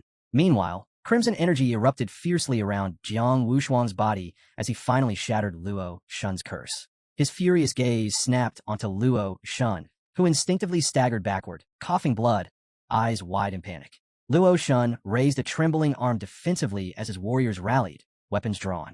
Realizing escape was impossible, they prepared for a desperate last stand, determined to shield Luo Shun with their lives. Free at last, Jiang Wushuang charged forward aggressively, crushing the earth beneath his feet. His speed was frighteningly fast, striking down an enemy instantly before the man even realized what hit him. Fear flooded their faces. They knew they were utterly powerless against him. From the sky, Jiang Chun watched calmly, amused. Breaking free at last? Good for you, but this is still far from enough. Jiang Wushuang glared fiercely upward, rage fueling him. Then watch me closely, he growled. At that moment, Dan Lishuang raised both arms, face twisted in anger. You won't escape this. Water surged violently from beneath, coiling unnaturally around Bai Feng, tightening around his throat and limbs. This is Belo's water. Enjoy your purification, Dan Lishuang declared coldly. Bai Feng's desperate cries echoed across the battlefield as he fought against the strangling liquid. I can't breathe. Someone help. But before his agony ended him, Jiang Chun moved swiftly. Lightning surged around him as he dove downward, effortlessly slicing apart the strangling water with his blade, freeing Bai Feng instantly. As Bai Feng collapsed, unconscious but alive, Jiang Chun stared defiantly at Dan Lishuang. Now, Jiang Chun declared firmly, lightning crackling dangerously around him. It's your turn. Dan Lishuang's eyes widened in disbelief. No way, she murmured, watching Jiang Chun move with unreal speed. Nearby, Luo Sandao and Li Bing observed in silence. Jiang Chun shot them a glance before activating growth of all things. A thick root burst from the ground, carefully lifting Bai Feng's unconscious body and carrying him toward them. Luo Sandao, catch him. Li Bing, heal him. Jiang Chun commanded without hesitation. Luo Shun, watching closely, felt his unease deepen. His gaze sharpened. Jiang Chun wasn't just fast. He was flowing through the 50-meter electric field as if he were part of the current itself. Dan Lishuang, Luo Shun snapped. Shut down his field. Isolate him now. Dan Lishuang's expression turned serious. Raising her hand, she conjured golden water, unleashing a shimmering torrent that quickly formed a barrier around Jiang Chun. The electric field was cut off, leaving him sealed inside. Jiang Chun immediately grasped her intent. She wanted to trap him. Without hesitation, he drew the celestial sword and slashed at the barrier with all his strength. A thin cut formed, but within moments, the water reconnected, sealing the gap as if it had never been there. His gaze darkened. So, that's how it works? Realizing that brute force wouldn't be enough, Jiang Chun rested his sword on his shoulder, studying Dan Li Shuang above him. She hovered confidently, a smirk playing on her lips. Haven't you heard? A sword can't cut water. It only makes it flow, she taunted. Water strengthens what has no edges. The sharper your blade, the stronger my barrier becomes. Jiang Chen's lips curved into a knowing smile. Is that so? He reached out. Little Nine, hold on to my sword for me. A small portal appeared, and he casually tossed his weapon inside. And don't eat it, he added with a chuckle. Now, unarmed, he clenched his fist, feeling little Jia's energy surge through him. Let's see if hitting harder really makes this barrier stronger. Dan Li Shuang sighed, shaking her head. You really are persistent. Jiang Chen's eyes glowed with determination. Guess we'll never know unless we try. He activated Divine Prison Fist, and crimson energy exploded from his body, sending tremors through the ground. The sheer force of his stance cracked the earth beneath him. A colossal energy-formed fist surged forward, aimed straight at Dan Li Shuang. Her smirk vanished as the barrier shattered like brittle glass. Impossible. Before she could react, the energy fist struck her with overwhelming force. Blood sprayed from her mouth as she plummeted, crashing into the ground with a devastating impact. Jiang Chun walked forward at a leisurely pace, looking down at Dan Li Shuang's beaten form. You really did this to yourself, he remarked. She lay there, barely able to move, blood trickling down her forehead. Seeing her in such a state, Jiang Chun smirked. Don't die just yet. Summon some more water. I need to wash my hands. Luo Shun struggled to his feet, his mind reeling. The golden water barrier shattered? He could hardly believe it. One of his subordinates, unwilling to accept defeat, roared in frustration. Without hesitation, he drew his sword and lunged at Jiang Wushuang. At that moment, Jiang Wushuang still had an enemy in his grasp, his fingers clamped around the man's skull. But when his gaze flicked to Jiang Chun, realizing his fight had ended in just 10 seconds, a flash of irritation crossed his face. I'm still dealing with this while he's already done. Annoyed, he activated Body of the God of War. Slamming his foot into the ground, he unleashed a surge of raw energy. Gigantic spectral hands erupted around him, instantly crushing his opponents like insects. Luo Shun's panic escalated. His glowing eyes darted around, searching for an escape. There was none. In desperation, he unleashed his strongest technique, double pupil, extinction of the desolate horizon. 3 ghostly eyes materialized behind him, exuding overwhelming power. Their piercing gaze locked onto Jiang Wushuang, their eerie glow threatening to consume him. But Jiang Wushuang simply grinned. This again, he scoffed, his voice dripping with contempt. Luo Shun, you're pathetic if you think the same trick will work twice. At the same time, 3 ethereal eyes appeared around Jiang Chun, locking onto him. But he remained unshaken. Illusions? He almost laughed. With the power of the ancestral tree, illusions were nothing more than shadows in the wind. Luo Shun had no other choice. With a final, desperate roar, he launched himself at Jiang Wushuang. Even if I die, I'll take one of you with me, he held. His reasoning was clear. If he could eliminate even one of them, the remaining warriors from the 4 war zones would still have hope. But Jiang Wushuang barely reacted. He simply watched Luo Shun's reckless charge, unmoving, until the very last second. Then, with brutal precision, he struck. His fist connected squarely with Luo Shun's back, sending him plummeting to the ground with bone-shattering force. Jiang Wushuang's eyes burned with fury. I swear, he growled, I'll wipe out the 4 great war zones myself. Then, turning to Jiang Chun, a rare smirk crossed his face. I'll give you credit. This was all thanks to your strategy. Jiang Chun raised a single finger, his expression unreadable. Don't celebrate just yet, he warned. Look up. The moment he spoke, the air around them began to shift. The secret realm was collapsing. The battlefield shrank at an alarming pace, forcing everyone to act fast. Panic rippled through the fighters. They had to settle this battle before they were swallowed whole. Elsewhere, in a grand hall, a massive screen displayed the unfolding fight. Among the onlookers were Ji Lingxiu and Jiang Xinji, their expressions betraying their shock. Jiang Chun had just revealed his Sovereign of Electricity class, an unforeseen level of power that left even the most seasoned warriors stunned. Floating beside Ji Lingxiu, Jiang Xinji narrowed his eyes in thought. Jiang Chen's progress was almost absurd. If he kept up this pace, refining his talent alongside the 9 miasma wings, he might one day carve his name onto the legendary golden list of the 10,000 races. Ji Lingxiu, watching calmly, let a faint smile cross his lips. Jiang Chun is certainly remarkable, he admitted. But my grandson, Jiang Wushuang, also has immense potential. Even Luo Shun and Dan Li Shuang put up a decent fight. Then, as if recalling something unpleasant, his expression darkened. His thoughts drifted to his granddaughter, Xianyue, and disappointment settled over him. She had the chance to prove herself, yet she wasted it. Sensing his frustration, Jiang Xianji placed a hand on his shoulder. "Don't be too hard on her," he said. "Even geniuses lose their way." Across the hall, tension crackled. Xianyue's father glared at Gu Kaitian, his eyes burning with fury. "You kept this from me?" he snapped. "Your disciple has an electricity-based profession, and you said nothing?" Gu Kaitian, who had just learned of Jiang Chen's hidden class himself, clenched his fists. "Jiang Chen hid this from me?" Unforgivable. But he masked his frustration well. Crossing his arms, he kept his gaze on the screen, feigning composure. Best to let them assume he knew all along. Then, as a thought struck him, his lips curled into a smirk. "Electricity is the strongest offensive class," he murmured. His gaze flickered toward Gu Kaitian. "You're ridiculously lucky to have taken Jiangchun as your disciple." Gu Kaitian remained silent, eyes locked on Jiangchun. Truth be told, he wasn't even surprised. Before entering the secret realm, Jiangchun had promised him a surprise, and he had certainly delivered. Just then, a statistics table materialized on the screen, listing the war zone standings. Capital, Jiangnan, Magic City, Guanghai War Zone, 10 people remaining. Wuxiang, Tianfu, Qinglian, Qinluo War Zone, 5 people remaining. It was a shame that old Duan, Jiangnan's commander, wasn't here to witness this. He'd probably be so ecstatic that he'd break into military boxing drills right then and there. As soon as the rankings appeared, murmurs spread through the hall. The protectors and elders exchanged frustrated glances, their disappointment palpable. A gray-haired man let out a heavy sigh. "Half of our geniuses are already gone," he said flatly. "Let's face it, our warriors just can't compete with Jiangnan's." Beside him, a woman with calm eyes rested her hands on her stomach as she watched the screen. 2 hours remain, she noted. "Let's hope the survivors know how to stay hidden." Nearby, a muscular man scowled, arms folded tightly. Jiangchun and his war district always play weak before striking hard. It's beyond irritating.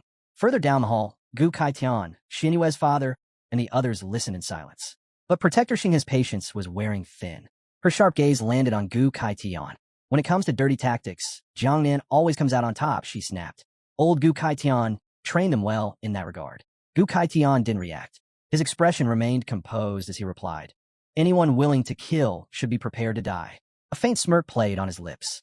"A sewer rat tried a sneak attack and got countered. That's all. Looks like some people just can't handle losing." Whispers rippled through the room, shifting the discussion. "Jiang Chun, he might actually take first place. And if that happens," someone muttered, "even the capital might suffer its biggest loss in history." The capital's general, who had been sitting quietly, placed a firm hand on his knee and shot the crowd an unimpressed look. "The capital isn't full of weaklings like the rest of you," he said coolly. Tapping the rankings table, he added, "Instead of whining, why not check how many geniuses you still have left?" Just then, someone else spoke up.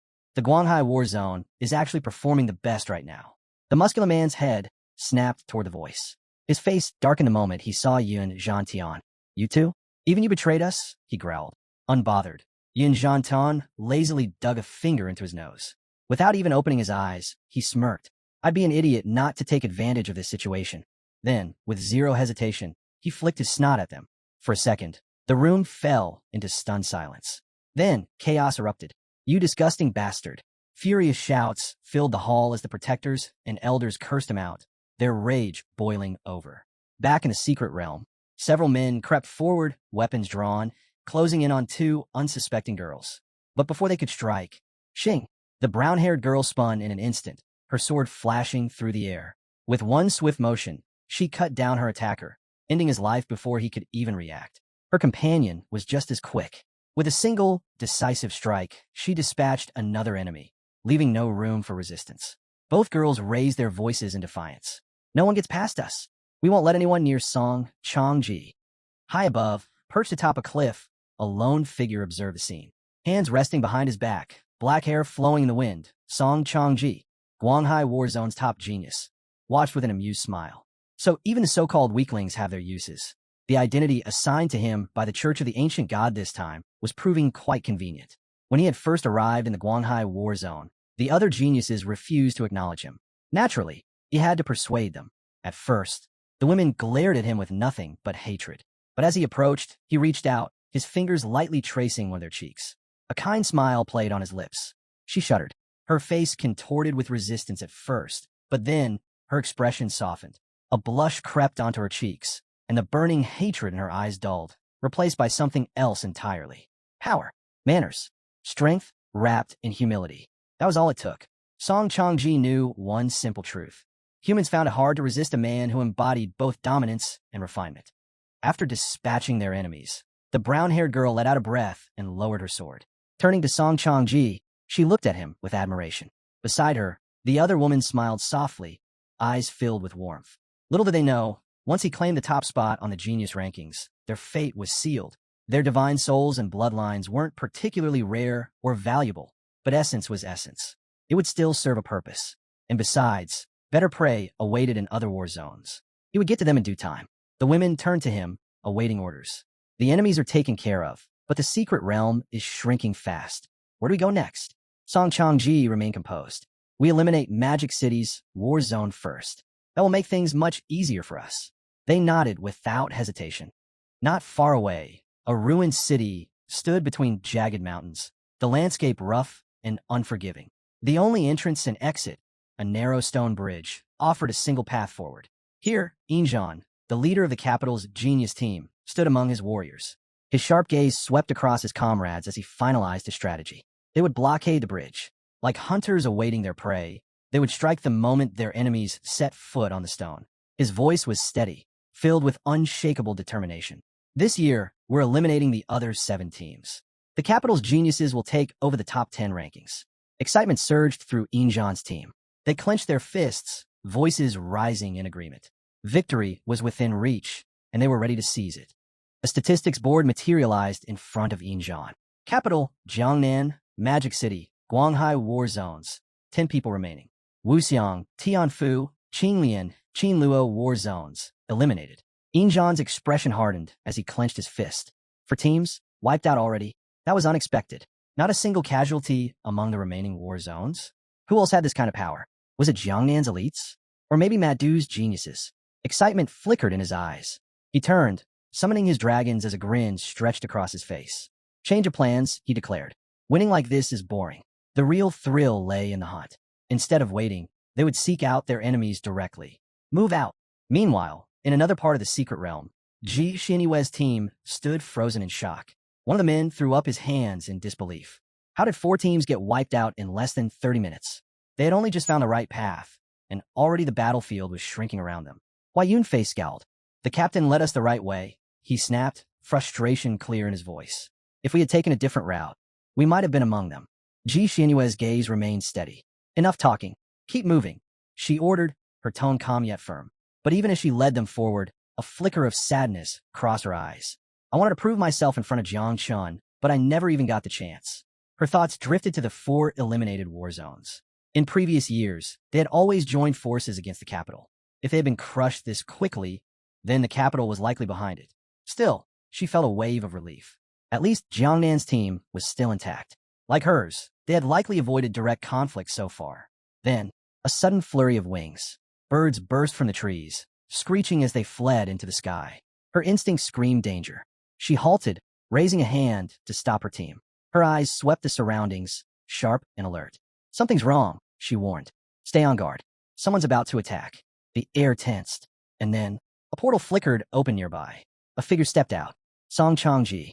His confident gaze locked onto her as he smirked. Ji Xinyue, he drawled. I know all about your divine class profession, God's Son Extinguisher. And of course, your extreme flame bow. More figures emerged behind him, his team. Silent, watchful. From a cliff above, Song Changji watched with amusement. His smirk deepened. It's no surprise you're ranked second on the great genius list, he mused. A shame, really. If we'd met under different circumstances, I might have shown you mercy. Then his eyes gleamed with cold intent. But this is the genius rankings. And unfortunately, I have no choice but to eliminate you. Ji Xinyue's hands clenched around her bow, her fury igniting like fire. Go to hell, she spat. Song Changji raised an eyebrow, amusement flickering in his eyes. So, you ready to die? Ji Xinyue didn't waste words. Her response came swift and clear, an arrow. Activating Celestial Fire Meteor, she released a blazing projectile engulfed in divine flames. Hua Yunfei stiffened, his mouth slightly agape. The sheer force behind the attack left him momentarily speechless. The sky erupted in fiery light as the arrow streaked forward, its overwhelming presence nearly blinding everyone on the battlefield. Song Changji's subordinates instinctively shielded their eyes, some even turning away from the sheer intensity. The weight of a divine profession pressed down on them, suffocating. Amidst the chaos, a brown-haired woman beside Song Changji remained unfazed. "Hold your ground," she commanded. "We have Song Changji with us." As the flaming arrow closed in, Song Changji finally moved. With effortless grace, he extended his hand, intrigue flickering in his gaze. "Impressive talent," he murmured. Then, he flicked a single thread into the air. The thin strand of energy coiled around the meteor arrow, snaring it mid-flight as if it were nothing more than a feather. Silence. Ji Xianyue's breath caught in her throat. He caught it? Her strongest attack, stopped effortlessly by a single thread. Song Changji spun the captured arrow between his fingers, infusing it with his own energy. A soft blue glow wrapped around the flames, dimming their brilliance as though swallowing their power whole. His gaze returned to her, cold amusement dancing in his eyes. "I'll be courteous," he said, his tone almost mocking. "I'll let you die knowing the truth." A smirk spread across his face. "I have 2 divine-level professions." His fingers twirled the arrow lazily. "The profession I used to catch this? Celestial Weaver of Stars." His smirk widened, eyes gleaming with malice. "And my second profession?" He chuckled. "Divine Shadow of the Great January." As he activated his ability, a perfect clone of himself materialized beside him. Then another, and another. In mere seconds, hundreds of identical copies surrounded Ji Xianyue's team, blocking every possible escape. Song Changji's voice remained calm, yet the arrogance in it was undeniable. "Individually, these professions may not compare to yours. But together, under my control, their power is terrifying." Ji Xianyue's team stood frozen, horror settling in. 2 divine professions. One of her teammates swallowed hard, his voice laced with panic. How is this even possible?" Ji Xianyue, however, didn't waver. She swiftly pulled another arrow from her quiver, turning to Xiao Song, their perceptive class warrior. "Can you pinpoint the real body?" she asked. Xiao Song stretched out his hand, his eyes glowing as he activated his ability. But when he spoke, his voice trembled. "All the clones have anchor points," he revealed. "The main body can transfer between them at will. That means any one of them could be the real one." A heavy silence followed. Ji Xianyue's mind raced. So that's why the Guanghai War Zone never engaged the capital directly. They specialize in deception and ambush tactics. But now wasn't the time to analyze it further. Steadying herself, she gave a firm command. "Stick to the plan. If you can fight, fight. If not, find an opening and break through." Without hesitation, her team moved into formation, weapons drawn, forming a tight defensive circle around her. Song Changji tilted his head slightly, watching Ji Xianyue's team with mild amusement. "Interesting," he muttered. But before he could make a move, boom, a blazing arrow shot into the sky, detonating in an explosion of golden fire. Ji Xianyue wasted no time. She activated Scorching Sun above, then immediately followed it with Golden Crow's fire rain. Above them, the flames surged and took form. A massive, fiery crow with outstretched wings, its screech piercing the battlefield. The sheer heat distorted the air, making it ripple like a mirage. Song Changji's subordinates faltered, their confidence shaken as the fire crow spread its wings, incinerating clone after clone. Yet, despite the destruction, Song Changji remained composed. A smirk played at his lips as he observed the scene. "Beautiful technique," he mused, "but ultimately useless." With effortless grace, he stepped forward and raised his hand toward the sky. "This is getting boring." He activated 1,000 threads. A colossal celestial and terrestrial web materialized above them, golden threads glistening in the fading firelight. With a flick of his fingers, the fine strand shot toward the flaming crow, ensnaring it in a web of energy. The moment the crow struggled, the net constricted. Boom! A violent explosion rocked the battlefield as the fire crow collapsed under the pressure, its form crumbling into scattered embers. Shockwaves rippled outward, forcing Ji Xianyue's team to brace themselves. Ji Xianyue's breath hitched. Her strongest technique, rendered useless in seconds. 2 of her teammates immediately stepped forward, forming a defensive shield around her to buy time. One of them quickly assessed the situation.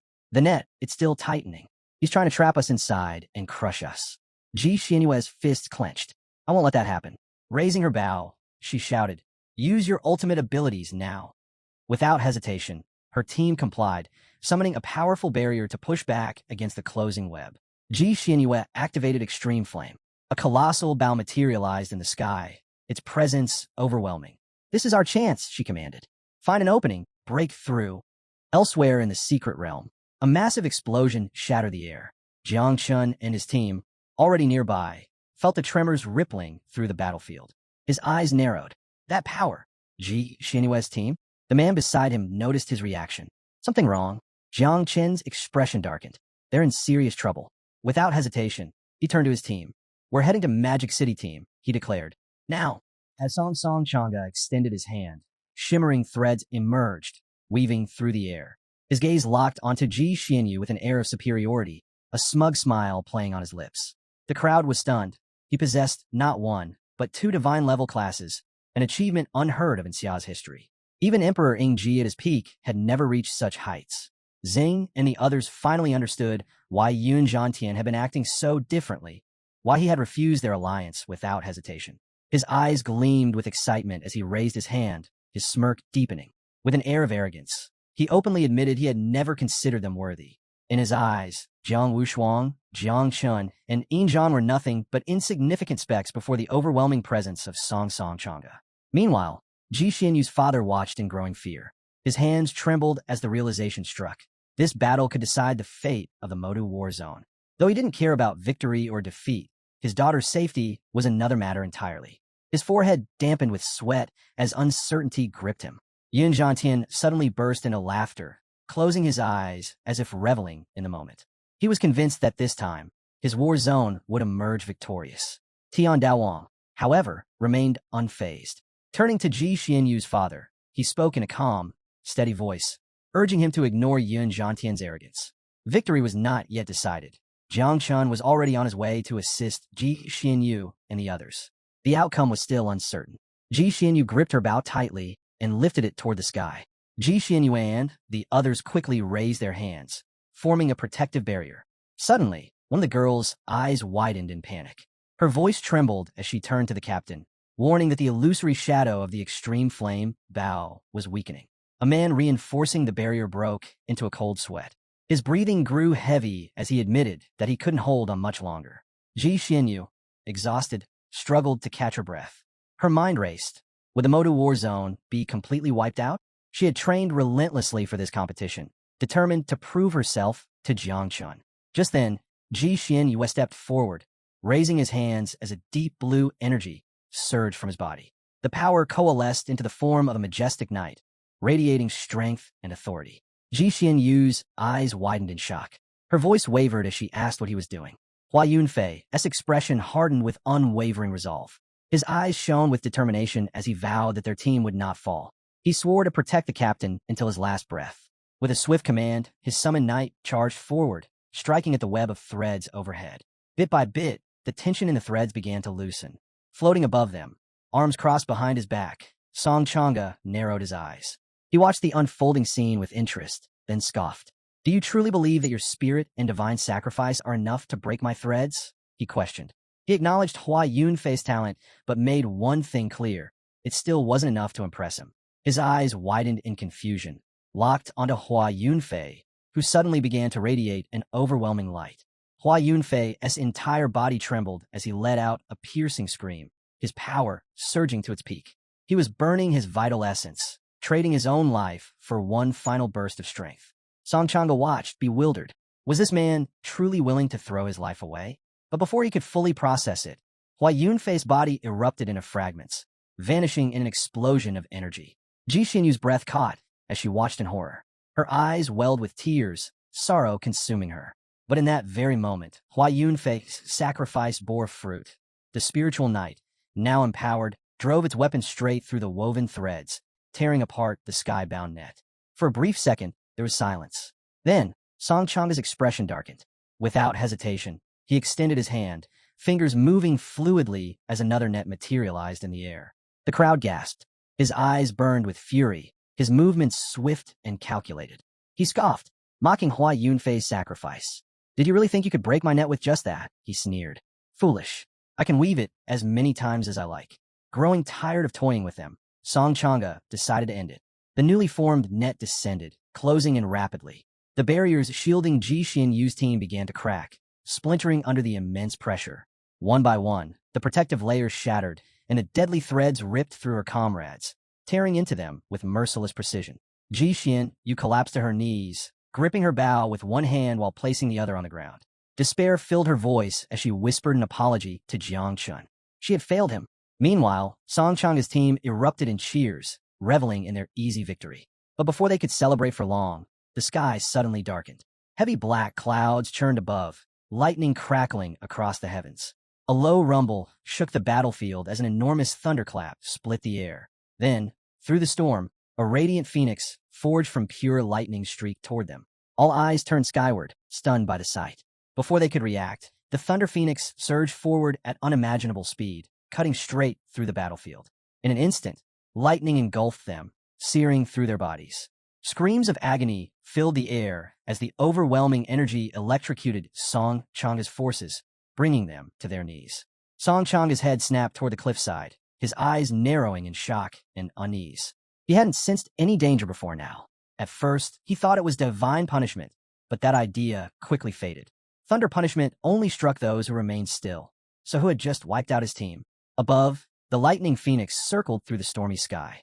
Atop the majestic beast stood Jiang Chun, his expression tense with urgency. He leaned forward, voice carrying through the chaos as he shouted, "Ji Xianyu, hold on just a little longer." Hearing his voice, something flickered in Ji Xianyu's eyes, hope. Her breath hitched in disbelief. Jiang Chun was here, and he had arrived on the back of a thunder phoenix to save her. Jiang gave the order, and his phoenix surged forward, its body crackling with pure lightning. As it darted through the battlefield, arcs of electricity shattered Song Changa's clones one after another. Watching his forces fall so effortlessly, Song Changa was momentarily stunned. This level of raw power was beyond anything he had expected. While Jiang focused on wiping out the clones, Song Changa observed him with a calculating gaze, his arms still folded behind his back.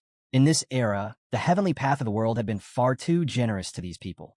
With just a single profession change, they had gained original classes that took countless races in the cavern's centuries of cultivation to achieve. To him, it was utterly unfair, disgusting even. Jiang landed on the ground, his fists clenched as he locked eyes with Song Changa. Without hesitation, he commanded his phoenix to continue eradicating the clones. At the same time, he turned his attention to the massive net overhead. Summoning the power of the divine elephant's body, he launched a devastating punch, tearing through the threads with ease. The force of the blow sent a thick cloud of dust and smoke into the air. As the smoke cleared, Jiang narrowed his eyes. The net had already regenerated.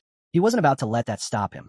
Taking a deep breath, he unleashed a relentless barrage of punches, each strike aimed at destroying the threads faster than they could be rewoven. He wanted to see who was quicker, Song Changa with his weaving or himself with his fists. It didn't take long for the net to finally give way. Smirking, Jiang pointed at it with his thumb and taunted, "Your net is way too slow."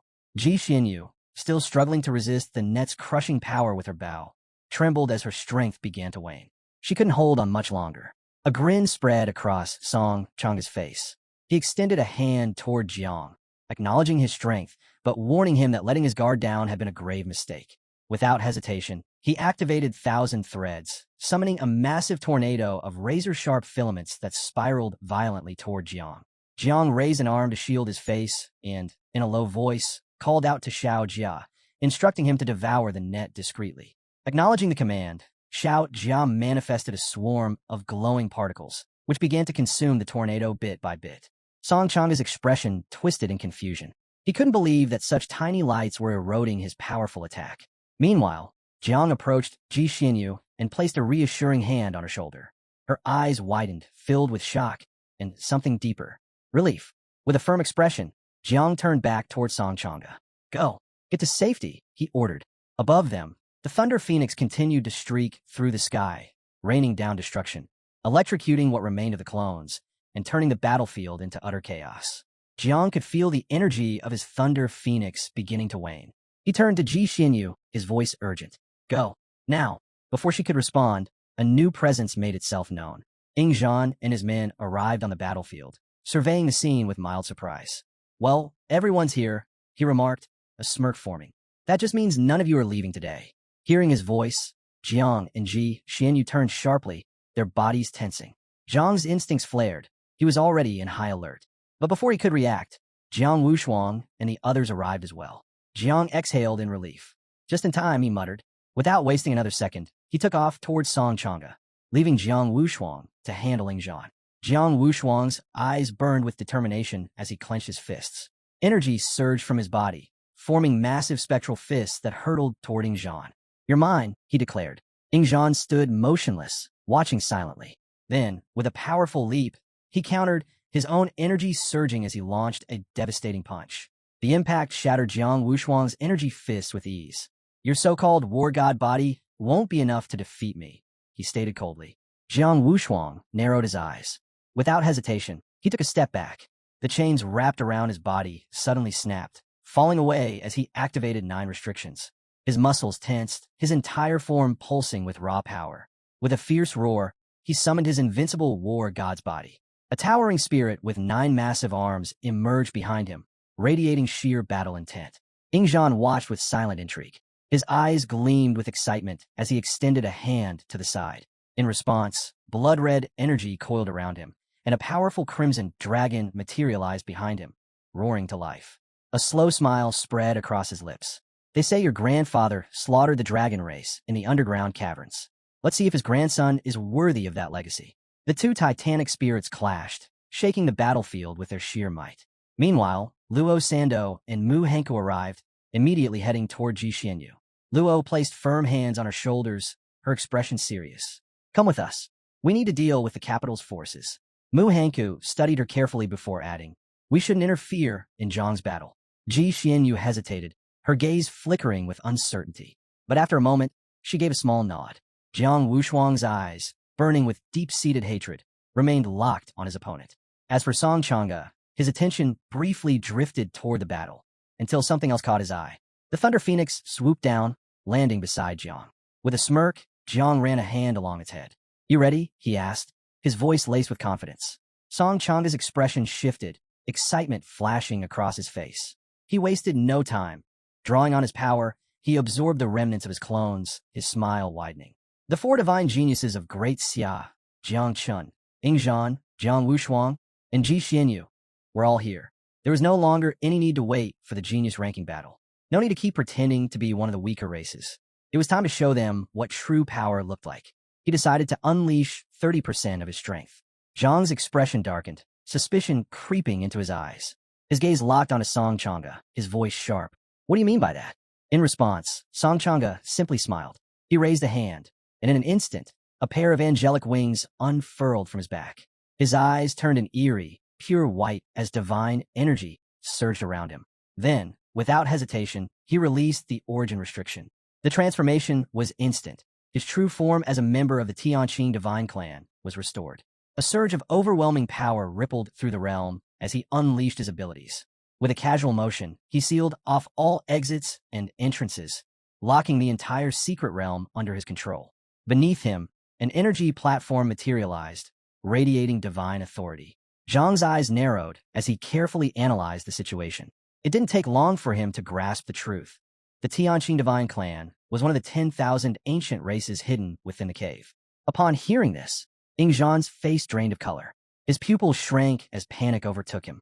He turned abruptly, shouting to the others, "Everyone, get out of here, now!" But before they could act, an immense force suddenly descended from the sky. Jiang Wushuang's knees buckled as he crashed onto the ground, his entire body trembling under the pressure. His teeth clenched as he struggled to move, but his limbs felt like they were weighed down by an invisible force. A wave of dread settled over him. I can't move," he muttered, his voice strained. Song Chang'e's lips curled into a malicious smile. He extended his hand, his eyes gleaming with amusement. "It's already too late," he declared. A chilling silence followed. "The entire secret realm belongs to me now. No one can move, no one can escape, and no one from the outside can interfere." Zhang's fist tightened. Song Chang'e's smile deepened. "Originally, if you died here, you could still revive outside. But now," his voice dropped to a cruel whisper, "now that I've refined your divine souls, there will be no revival."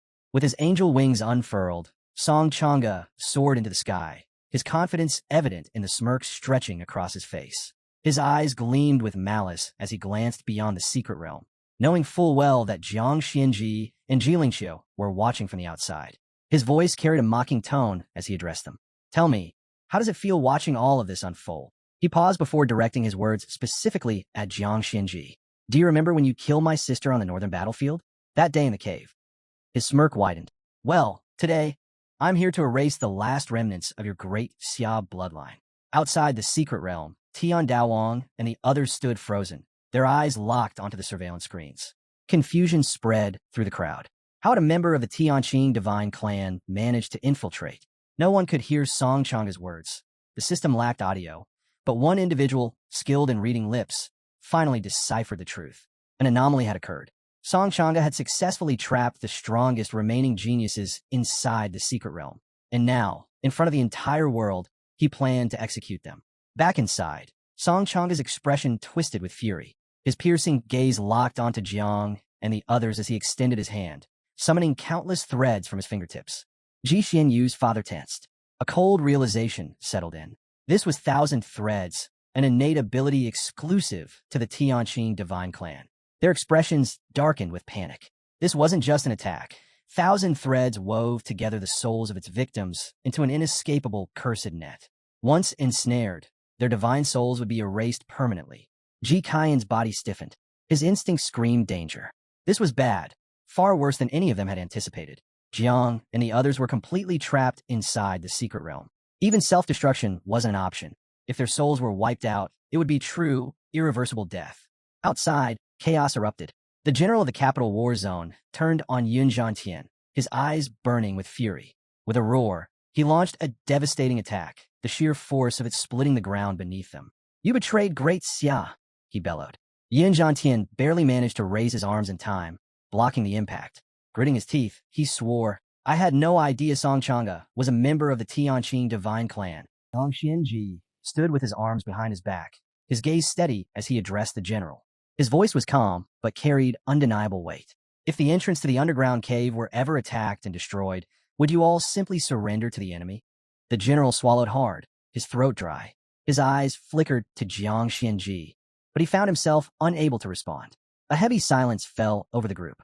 Meanwhile, Jiang Xianji stepped forward, his attention shifting to the king of the celestial sword. His gaze sharpened as he posed a direct question. "How many offspring has Jiang Chen's miasma wings produced?" The sudden inquiry caught everyone off guard. "If he has over 100,000, Jiang Xianji continued, then we might be able to use them to trigger an explosion that could turn the situation around." Tian Daowang's expression tensed with surprise and confusion. He hesitated before admitting, "I don't know. I've never asked Jiang Chen about it." Jiang Xianji's expression darkened. His mind raced back to just a week ago. He vividly recalled Jiang using over 1,000,000 offspring in battle. The realization hit him hard. Raising another 100,000 in such a short time was simply impossible. As he wrestled with this problem, the sword god stepped closer, his expression laced with suspicion. "It's unfortunate that the lives of the geniuses are at risk, but don't you think the situation is more than just a coincidence?" Jiang Xianji snapped out his thoughts, his curiosity piqued. "What do you mean?" Ji Lingqiu's gaze was sharp as he explained. "The Tianqing divine clan is hidden in the deepest part of the underground cave. Disguising themselves and infiltrating Great Xia is no small feat. Something about this feels too deliberate. I have a feeling similar events are about to unfold elsewhere." Jiang Xianji's expression turned grim. His eyes dropped to the ground in deep thought. Ji Lingqiu was right. There was something much bigger at play. However, he reminded him, "My main body is still suppressing the underground cave. There shouldn't be any immediate problems there." Still, his mind churned. He began to picture a high-level scientific facility and muttered, "If similar incidents are about to take place, the most likely target is Great Xia's main headquarters.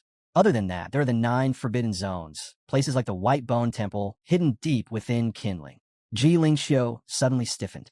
His body tensed as if he had sensed something unnatural. He turned abruptly, his face filled with alarm. "It's already starting." At that very moment, at the top of a distant cliff, a crimson temple materialized out of thin air. An ominous aura seeped from its structure, filling the air with an unsettling energy. A deathly silence swept over the battlefield. All eyes locked onto the temple. The sheer intensity of its presence sent shivers down their spines. Was this an illusion, or something far worse? Then, a figure emerged. A man stood in front of the temple, but his appearance defied logic. He did not look like a human, nor did he resemble the living. His aged face bore a twisted smile, his eyes glowing with malice. His voice rang out, cryptic yet filled with authority. "The nature of the self is precisely to have no form." His eerie smile widened. "When all appearances are stripped away, what remains is called Buddha." A hush fell over the battlefield. Some recognized him. 2, in particular, stared at him in shock. The old man chuckled darkly. "It's been a long time, my friends. His gaze swept over the crowd as he finally introduced himself. I am but a wandering monk, one who follows the Diamond Sutra. Without wasting a second, Ji Lingxiu unsheathed his sword, pointing it directly at the monk. His face twisted in fury. What is an old monk from the White Bone Temple doing here? He demanded. How dare you show yourself now and cause chaos? Jiang Xianji turned sharply, his gaze locking onto the monk. Unlike Ji Lingxiu's rage, his expression remained calm and observant, studying the figure before him. The monk's wicked smile deepened. You need not be so hostile, he said smoothly. I have merely come to guide these young ones. Soon, they will hear my sutra and attain true enlightenment. Ji Lingxiu tensed. Something was off. His instincts screamed danger, but he had no idea what the monk was planning. Then it began. A strange energy seeped into the surroundings, invisible yet suffocating. Its influence spread rapidly, clouding the minds of the geniuses. One by one, their eyes turned pure white. Ji Lingxiu's heart pounded. He realized it immediately. The monk wasn't targeting just anyone. He was after great Xia's geniuses. Jiang Xin Ji's eyes flashed. This was bad. Without hesitation, he shouted, his voice ringing through the battlefield. Wake up. Don't fall into his trap. His words cut through the haze. Many of the young warriors snapped out of their trance, their eyes widening in fear and confusion.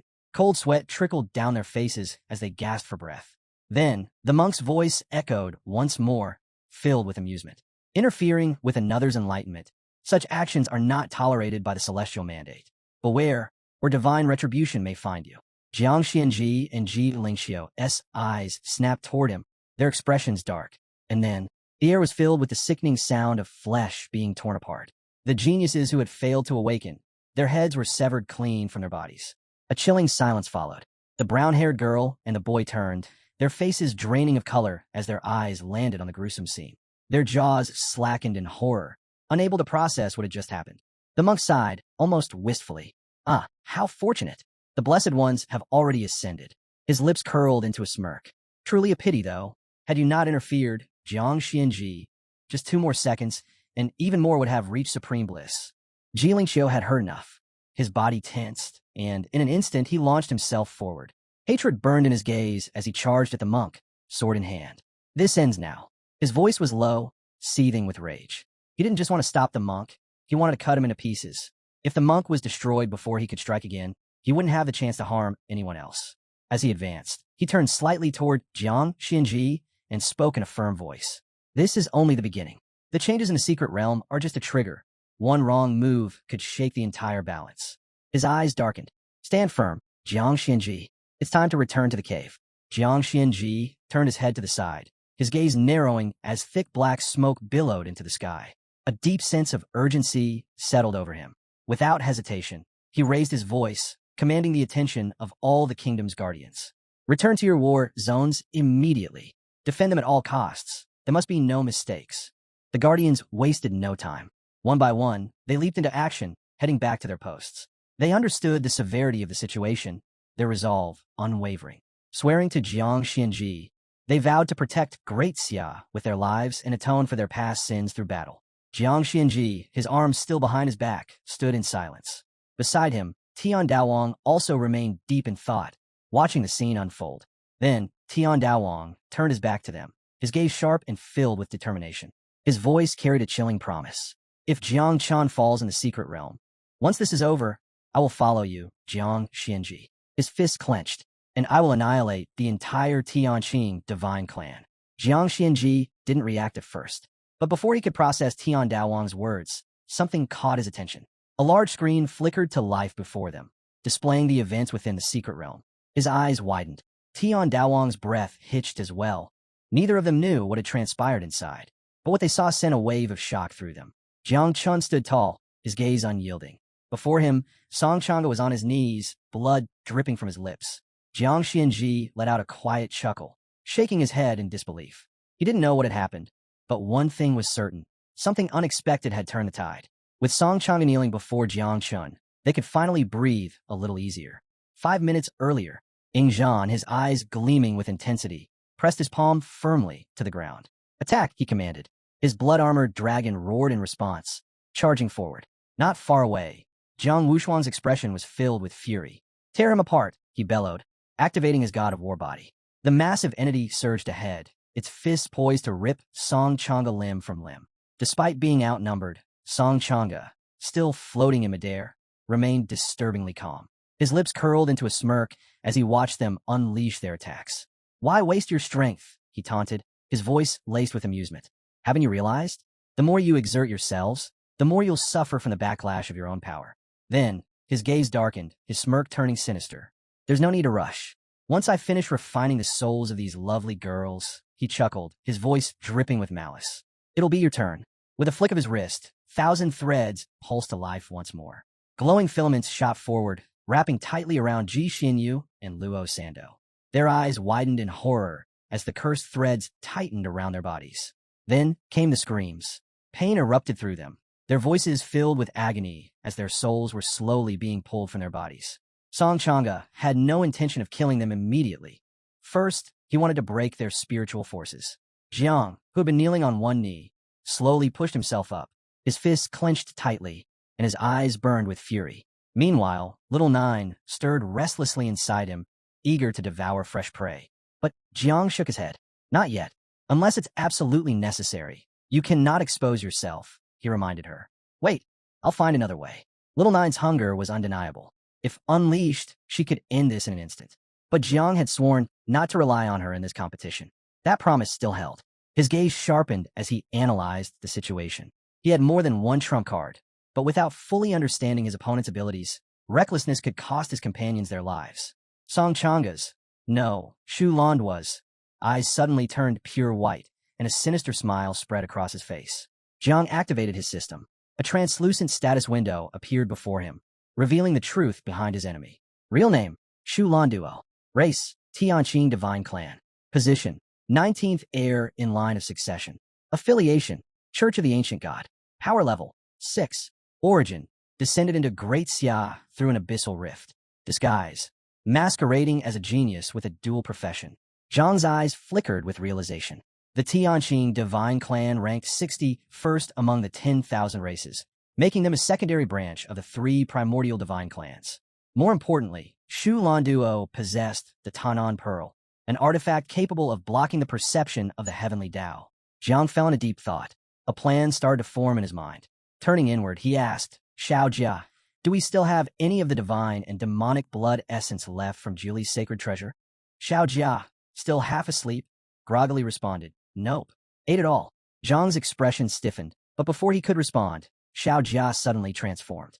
His eyes shone with an eerie light as he extended a clawed hand. "If you need it," Xiao Jia said, "I can extract a drop of my own blood for you." He continued, "The blood essence I've refined holds the same effects as the original, but with fewer side effects. You won't explode and die." Zhang's lips curled into a grin. Perfect. He decided to use a small portion of the blood to break the restriction. The rest, he would save for later. Xiao Jia handed over a single drop of refined blood essence. The moment it touched Zhang's skin, a surge of energy erupted from his body. Song Changa's head snapped toward him, his expression shifting from arrogance to confusion. "Ow," he muttered. Jiang had escaped his web of threads. Song Changa had no idea how, but it didn't matter. Jiang straightened, his aura growing stronger by the second. Then, without hesitation, he summoned a barrier. Song Changa burst into laughter, mockery dripping from his voice. He had no idea why Jiang had summoned a barrier, but he couldn't resist taunting him. "What's wrong? Are you afraid that your screams will be too loud when you die? Worried that others might hear and be embarrassed for you?" But Jiang remained unmoved. His gaze was firm as he spoke. "Shu Landuo." The name struck like a thunderclap. Song Changa's laughter cut off abruptly as his expression shifted. His body stiffened as he slowly descended to the ground, his footsteps heavy, his eyes lowered, fixed on the dirt as he walked forward. "Who are you?" he finally asked, his tone laced with unease. "How do you know my real name?" A bead of sweat formed on his temple. The real names of the 10,000 races had never been revealed to outsiders. Zhang's body pulsed with a deep, penetrating energy. His aura flared, suffocatingly intense. He met Song Changa's gaze with cold indifference. "You're not worthy of knowing who I am." Song Changa instinctively raised an arm to shield his face, overwhelmed by the sheer pressure Jiang was emitting. His mind raced. Was Jiang some hidden ancestor of the main clan? Jiang took a step forward, his voice sharp as a blade. "Tell me, when did the Tianqing divine tribe become this pathetic?" His glare darkened. How did the 19th heir in their succession become this much of a fool? Panic flooded Song Changa's features. His breath hitched and his entire body tensed. He froze. He knows. He knows my secret position in the line of succession. Cold sweat dripped from his chin. Jiang shouldn't have had this information. Only those in the highest echelons of the Tianqing divine tribe were privy to it. His heart pounded. That meant this man outranked even the leader of my clan. With a trembling voice, he finally spoke. Are you part of the divine tribe? Zhang's eyes darkened, a suffocating aura pressing down upon the battlefield. He raised a hand and pointed directly at Song Chang'e. You still can't feel it? He asked coldly. The aura of the ancient god flowing through me. Song Chang'e's mouth went dry. He swallowed hard, his entire body shaking. The truth was undeniable. I'm going to be crushed. Zhang's fury was absolute. The Church of the Ancient God has grown too reckless, he spat. Sending you here without proper preparation? Foolish. You ruined their plans. His voice turned deadly. You and the entire church must die. Song Chang'e's legs gave out. He collapsed to his knees, his head bowing in terror. Spare me, he pleaded desperately. We know we've made a mistake. His breath came in quick gasps. If we had known the god was here, we never would have dared to act. He trembled violently. The Tianqing divine tribe originally belonged to the primordial divine clan. We share the same roots, the same origin. His voice broke as he begged once more. Please spare my life. Jiang fell silent. His eyes bore into the kneeling figure before him. Unreadable. As Song Chang'e lowered his head before Jiang, he remained silent, staring at the ground. Jiang studied him intently, his gaze sharp and unwavering. Meanwhile, Little Nine playfully touched her cheek, anticipation clear in her demeanor. Jiang knew that forcing a direct confrontation with Song Chang'e would only expose his own weaknesses. Instead, a better strategy emerged, trapping him within his sea of consciousness and letting Little Nine deal with him. As long as she didn't physically appear, it wouldn't count as breaking the rules. Without hesitation, Song Chang'e prostrated himself before Jiang as though worshipping a deity. Jiang snapped out his thoughts, his expression calm. He acknowledged that Song Chang'e's words made sense. They were, after all, of the same essence and origin. Since his plan was already nearing completion, he decided to spare him. Hearing this, Song Chang'e felt nothing but gratitude and immediately expressed his thanks. Jiang, however, remained composed, extending his hand as he spoke. He knew Song Chang'e wanted to return to the cave, but doing so now would only harm his foundation. Instead, he proposed a solution, letting him merge into his body. That way, once Jiang had dealt with the other geniuses, he could personally bring him back. After a brief moment of thought, Song Chang'e accepted without hesitation. He bowed once more, vowing never to forget this kindness. With a simple motion, Jiang activated his power, drawing Song Chang'e into his being. As the process unfolded, Jiang's eyes glowed with satisfaction, a small smile forming on his lips. But just as Song Chang'e felt relief, he suddenly realized something was wrong. In an instant, he found himself inside Jiang's sea of consciousness, surrounded by countless insects. Above him loomed the massive dragon Jiang had discovered in the tomb, and perched atop, it was Little Nine, watching him with amusement. A chill ran through Song Chang'e as dread settled in. He barely had time to react before Little Nine rested her head on her hands, eyeing him like prey. Her tongue flicked out playfully. After all, it had been far too long since she had feasted on someone this powerful. With a nod from Jiang, she wasted no time. Her form twisted and grew, transforming into the mother insect. Her glowing eyes locked onto Song Chang'e as she lunged, tearing into him without mercy. Agonizing screams filled the sea of consciousness. Song Chang'e begged for help, his cries fading as he was devoured. Back in reality, Jiang casually brushed off his hands, then turned to Jiang Wushuang and Ying Zhan, who were still kneeling before him. Their eyes remained fixed on him, confusion and fear written all over their faces. Ying Zhan, struggling to process what he had just witnessed, swallowed hard.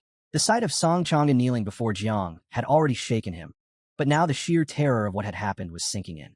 Jiang Wushuang, though equally shocked, fought to maintain his composure. His mind raced with unanswered questions. After all, the fight hadn't even begun. What exactly had Jiang said to Song Chang'e? The threads binding Ji Xianyu and the others suddenly vanished. She pushed herself up, placing a fist over her chest, her face flushing as she realized Jiang had saved her once again. Lu Sando approached, closing her eyes as a warm smile spread across her face. Without hesitation, she wrapped her arms around Jiang's neck, expressing her heartfelt gratitude. Jiang remained silent, unsure of how to react. The others watched, unable to hide their jealousy at the scene unfolding before them. One of Ying Zhan's men hesitated before speaking, his voice filled with sincerity. He admitted that Zhang's strength was overwhelming and asked if they should still continue fighting. Ingzhan, feeling both embarrassed and frustrated, shot him a sharp look. With a serious tone, he reminded his men that Jiang had saved all their lives. If they were going to fight him, it would have to wait until after the battle for classification. Jiang gently patted Lu Sando's head, his eyes gleaming with satisfaction. Turning to the rest of the group, he couldn't help but smile. Since the battle had settled and there was still nearly an hour left, he suggested they head to the center of the secret realm to rest and enjoy a meal while they waited for time to run out. Once they reached the center, Jiang accessed his system inventory, retrieving a full set of barbecue equipment. As one of the women began preparing the food, the group gathered around. Ingzhan curiously picked up a skewer of meat, taking a bite. His expression shifted. He hadn't expected it to taste this good. Lu Sando sat beside Jiang, flashing him a grin. He commented on Jiang's surprisingly large appetite as they continued eating. Just then, a notification window appeared before Jiang's eyes. His breath hitched. He had ascended from level 39 to level 48 in one leap. 9 whole levels at once. For a moment, he was stunned, unsure if Little Nine had something to do with it. Inside the sea of consciousness, Little Nine had already devoured Song Changa. Satisfaction filled her gaze as she lazily chewed. Suddenly, she felt something odd in her mouth. Reaching in, she pulled out a thin thread, initially mistaking it for thorns. The strand was slick with her saliva. Zhang's attention snapped to it. He quickly realized it was Shu Landuo Soul. A new system window appeared, revealing its details. The thread was classified as a first-level divine weapon, possessing 3 unique abilities. The first, Soul Collapse, allowed the user to unleash spiritual energy, piercing into an enemy's sea of consciousness to shatter their very essence. The second, Soul Lock, enabled the absorption of surrounding spiritual energy, converting it into the user's own power. The third, Soul Descent, activated lingering souls, manifesting a powerful auxiliary spirit for battle. The description revealed that the thread was composed of countless souls and had been nurtured with spiritual energy for 100 years. However, it was still incomplete. To reach its full potential, it needed to merge with even more souls. Only then would it become a true first-level divine weapon. The thread possessed evolutionary potential. The more souls it consumed, the stronger it would become, increasing in both quality and level. However, unlike other weapons, it couldn't temporarily bond with a user or be immediately activated. It required careful nurturing with spiritual energy before it could be wielded. Jiang materialized within his sea of consciousness, his gaze locked onto the thread with a serious expression. At last, he understood why Song Changa had insisted on needing time to refine the souls. The weapon had never been complete to begin with. Now, Jiang had acquired another hidden card up his sleeve. However, instead of using it immediately, he decided to nurture the thread first, with the help of the tree, so that it would eventually recognize him as its rightful owner. While raising weapons wasn't as profitable as cultivating as insects, this particular thread held great potential. Floating beside him, Little Nine tilted her head in confusion. She couldn't grasp what was happening, but Jiang remained focused. The tree extended one of its branches, enveloping the thread in its energy. Almost instantly, a system notification appeared, informing Jiang that the thread had been successfully nurtured and was now ready to acknowledge him as its owner. Jiang was taken aback. It had happened much faster than he expected. He had originally planned to use divine soul energy to speed up the process, but the tree had done it effortlessly. This tree was truly extraordinary. Not only had it protected his divine soul in the past, but it had also blocked the illusion of the great dreamer and even thwarted an ancient god's attempt to take over his body, reducing the deity to nothing more than a fruit. And now, it had the ability to nurture divine weapons as well. Jiang reached for the thread, and another system notification popped up. It had successfully recognized him as its owner. His eyes gleamed with excitement, a satisfied smile forming on his face. If the tree was this powerful, then when he eventually obtained the Hu sword from the divine emperor Jiulu, he would entrust it to the tree for nurturing as well. Little Nine, still puzzled, silently observed the thread. Meanwhile, new fruits had appeared on the tree, 1 green and 2 blue. Zhang's excitement grew. Though the fruits seemed to be of a lower level, there were multiple this time. The system provided more details. The green fruit contained a triple experience card, which would triple all experience gained for 3 hours after activation. The blue fruits contained class change mission exemption cards, allowing him to bypass the mission requirement for a class upgrade. Jiang placed a hand on his chin. His curiosity piqued as he read the descriptions in the system window. A grin spread across his face. He had obtained 2 class change exemption cards. At level 48, he wasn't far from his 3rd class change. With these cards, he could skip the mission requirement entirely. making his advancement much more convenient. The system then pulled up his statistics window. Status: Transformation, second. Level, 48. Combat power, 447 stars.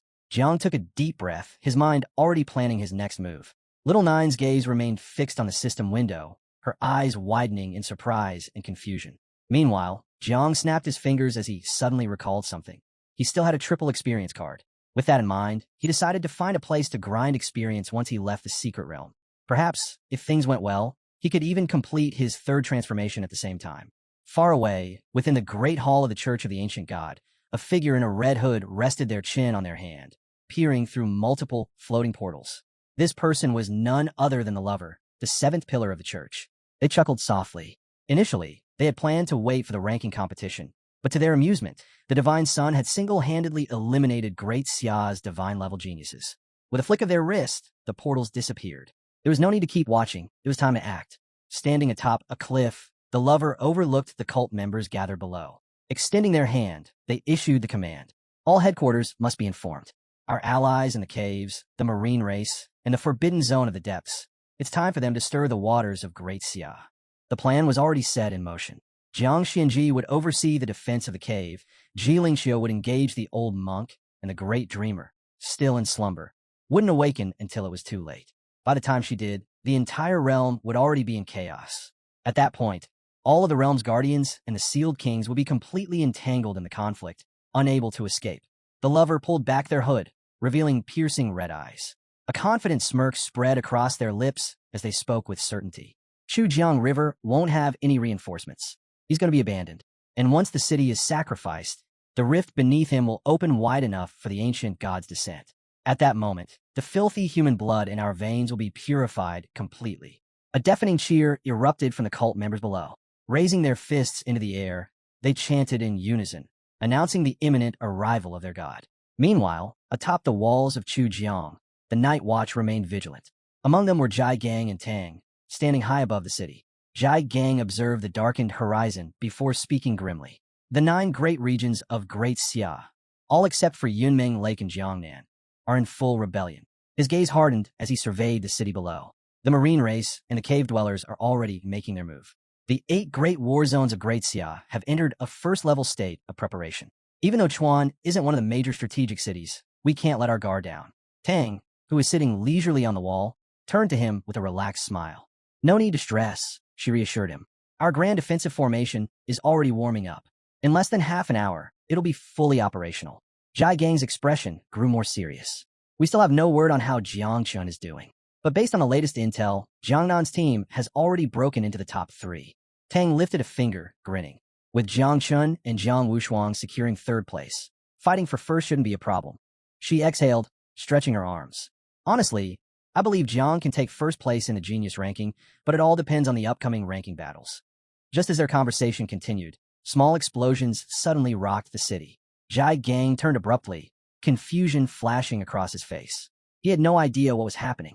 Just then, other members rushed over, shouting urgent news. The transportation center had been destroyed, communication equipment was down, and Chujiang City was now completely surrounded by a beast horde from all directions. A massive wave of beasts had begun their assault on the city. Jai Gang's expression darkened. This was bad. With communications cut off, Chujiang City was completely isolated. He immediately realized that this attack wasn't just a random assault. It was a diversion meant to split their forces and weaken their defenses. Taking control of the situation, he turned to the others and spoke firmly. The more critical this becomes, the less we can afford to panic. He quickly issued orders. Duan Feng were tasked with holding the defensive line and accelerating the activation of both the Great Defensive Formation and the nuclear weapons. Xiaoke was ordered to initiate the reserve emergency plan and find any transferred who could still transmit sound messages. If no such individuals remained, they were to use loudspeakers and manual transmission instead. Bulang was given the task of gathering all the transferred within the city and bringing them to the front lines with him. The warriors' eyes burned with determination as they nodded in unison. Without hesitation, Jai Gang drew his sword and leapt off the wall, heading straight into the battlefield. His role was clear: hold the front lines and buy time while the others secured the city's defenses. At the same time, Jiang and his group emerged from the secret realm. Their expressions were relaxed, still basking in the afterglow of victory. Ingzhan glanced around and let out a breath of relief. However, Zhang's tranquil gaze soon turned to confusion. Where was everyone? Jiang Wushuang folded his arms, scanning the area. His gut instinct told him something wasn't right. He had a bad feeling about this. Just then, Xuanji materialized, his expression solemn. I have two pieces of news, he announced. The group fell silent. The first, Great Xia's main forbidden zones, the marine race, and the cave dwellers have all begun moving. Because of this, the high command of every war zone has been forced to send reinforcements. The atmosphere grew heavier. The second, half an hour ago, an urgent distress signal was received from Chu Jiang, one of Jiangnan's war zones. Zhang's eyes widened in shock. His jaw tensed. His thoughts immediately raced to his master and senior sister. Had they gone to help? Were they safe? Xian Ji's gaze sharpened. The southeastern coast is in complete chaos. The marine race has rebelled, and troops have already been deployed to suppress them. Jiang took a deep breath, steadying himself before asking the one question that mattered most. Who was sent to defend Chu Jiang? Xuanji's expression darkened. No one. Jiang froze. Xuanji continued, his voice laced with frustration. Chu Jiang is ranked last among Jiangnan cities. During an emergency meeting, Great Xia's high command made the decision to abandon it. They deemed it necessary to sacrifice the city to protect other, more strategically important locations. A heavy silence followed. Zhang's fist clenched. His jaw tightened. His expression was unreadable. Did they even consider the possibility that this is a distraction? He asked coldly. Ingzhan, standing nearby, flinched in surprise. His gaze fell to Zhang's trembling fist. Xuanji sighed. They did. But compared to Chu Jiang, there were places where they couldn't afford to make a mistake. And no one could be certain whether Chu Jiang was a decoy or the true target. He hesitated before adding, Gu Kashin didn't want you to know this, but he left behind a residual projection for you. He extended his hand. What will you do? Jiang didn't hesitate. He looked down for a moment before speaking, his voice firm. For Xuanji, Great Xia is the home we must protect. I understand why people think this way. His eyes burned with determination. His fist tightened as waves of insects burst forth, swarming around him. But Chu Jiang is my home. He turned to face his companions, his gaze unwavering. No matter how insignificant it may seem to them, I will never abandon it. And with that, he made his decision. He was going back. Jiang Wushuang studied Jiang for a moment before cracking his fingers with a grin. If Chu Jiang is in danger, it's our duty as the Jiangnan team to step in, he said. Ingzhan's eyes gleamed with excitement. With a confident smile, he added, Count me in. There's no way I'm letting you go alone. Ji Xianyu clenched her fist, determination flashing in her eyes. If one of us is in trouble, it's everyone's duty to help, she declared. Jiang turned to them, momentarily speechless. He hadn't expected them to stand by him like this. Xuanji remained silent, simply watching him. Zhang's heart swelled with gratitude, and with a sincere smile, he thanked them all from the bottom of his heart. Then, Xuanji's expression darkened. With a serious gaze, he raised his hand, summoning a hologram of a monstrous beast. The city isn't just under attack. It's being overwhelmed by a beast tide. Even the strongest warriors have little chance of survival, he warned. Do you truly want to go? You're all young geniuses with a bright future ahead of you. If you set foot in that battlefield, there's a good chance you won't come back. A heavy silence fell over the group. The lilac-haired woman pressed a hand over her chest, hesitation creeping into her expression. One by one, many of the geniuses began to waver. Some lowered their gazes, understanding that their weakness would only drag the others down.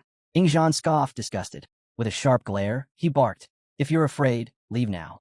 Don't burden the ones willing to fight. His words struck deep. Several geniuses turned their backs and walked away. Xuanji looked at Jiang, his expression unreadable. Even after seeing this, do you still intend to go? Jiang's eyes burned with unshakable determination. His voice was steady as he answered, Even if the entire world stands against me, I will save my city. Ingzhan stretched his arms, his expression solemn. If my ancestors, the descendants of a human emperor, were here today, they'd praise you, Jiang Chun. Jiang Wushuang pressed his hands together and closed his eyes, slipping into deep meditation. With a calm voice, he whispered, Grandfather, I have obtained an invincible heart. From this moment on, my own journey begins. Ji Xianyu's fists trembled with rage. How is it possible that no one from my city is stepping up to help? She demanded. Her anger seemed to ignite something in the others. One by one, they steeled their resolve. If they truly shared the same city, they couldn't stand aside and do nothing. Xianji watched them all carefully before stepping forward. Raising his hands, he praised their bravery. You are the prodigies of the new generation of the Great Xia. I would expect nothing less. His expression hardened as he continued. But I cannot allow all of you to go.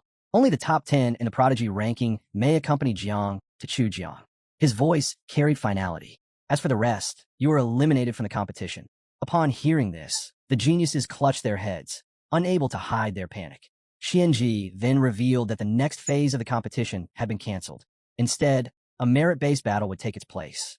With a flick of his powers, a bracelet materialized on Zhang's wrist and those of the other participants. Zhang's gaze locked onto the bracelet, curiosity sparking in his eyes. Meanwhile, on the other side, Jiang Wushuang silently examined his own. Xianji explained that these bracelets would track their merits, and the final rankings would be determined by the points earned in battle. Xianji closed his eyes, rubbing his chin in thought before issuing one final warning. The Great Xia couldn't afford to lose. If they failed, it would only prove they weren't worthy in the first place. He urged them to let go of any illusions. If they wanted to survive, they could only rely on their own strength. Xianji opened his eyes, but no one seemed to be paying attention. Seeing this, he hesitated, slightly puzzled. At that moment, a portal emerged, and one by one, Jiang and the others stepped inside. Before entering, Jiang Wushuang turned to his grandfather with a bewildered look. He bluntly told the old man to stop talking so much. Walking toward the portal, Ingzhan acknowledged Xianji's concern, but dismissed his usual persuasion tricks. With confidence, he reassured him not to worry. They weren't going to die that easily. Xianji silently observed them before stroking his beard and gazing at the sky. The way they called him old made his expression darken, but a smile soon formed. Next time, he decided he would take them deep into the cave, where they could witness his terrifying might firsthand. After that, they wouldn't dare speak of him that way again. To him, they were remarkable individuals, and he truly hoped they would survive.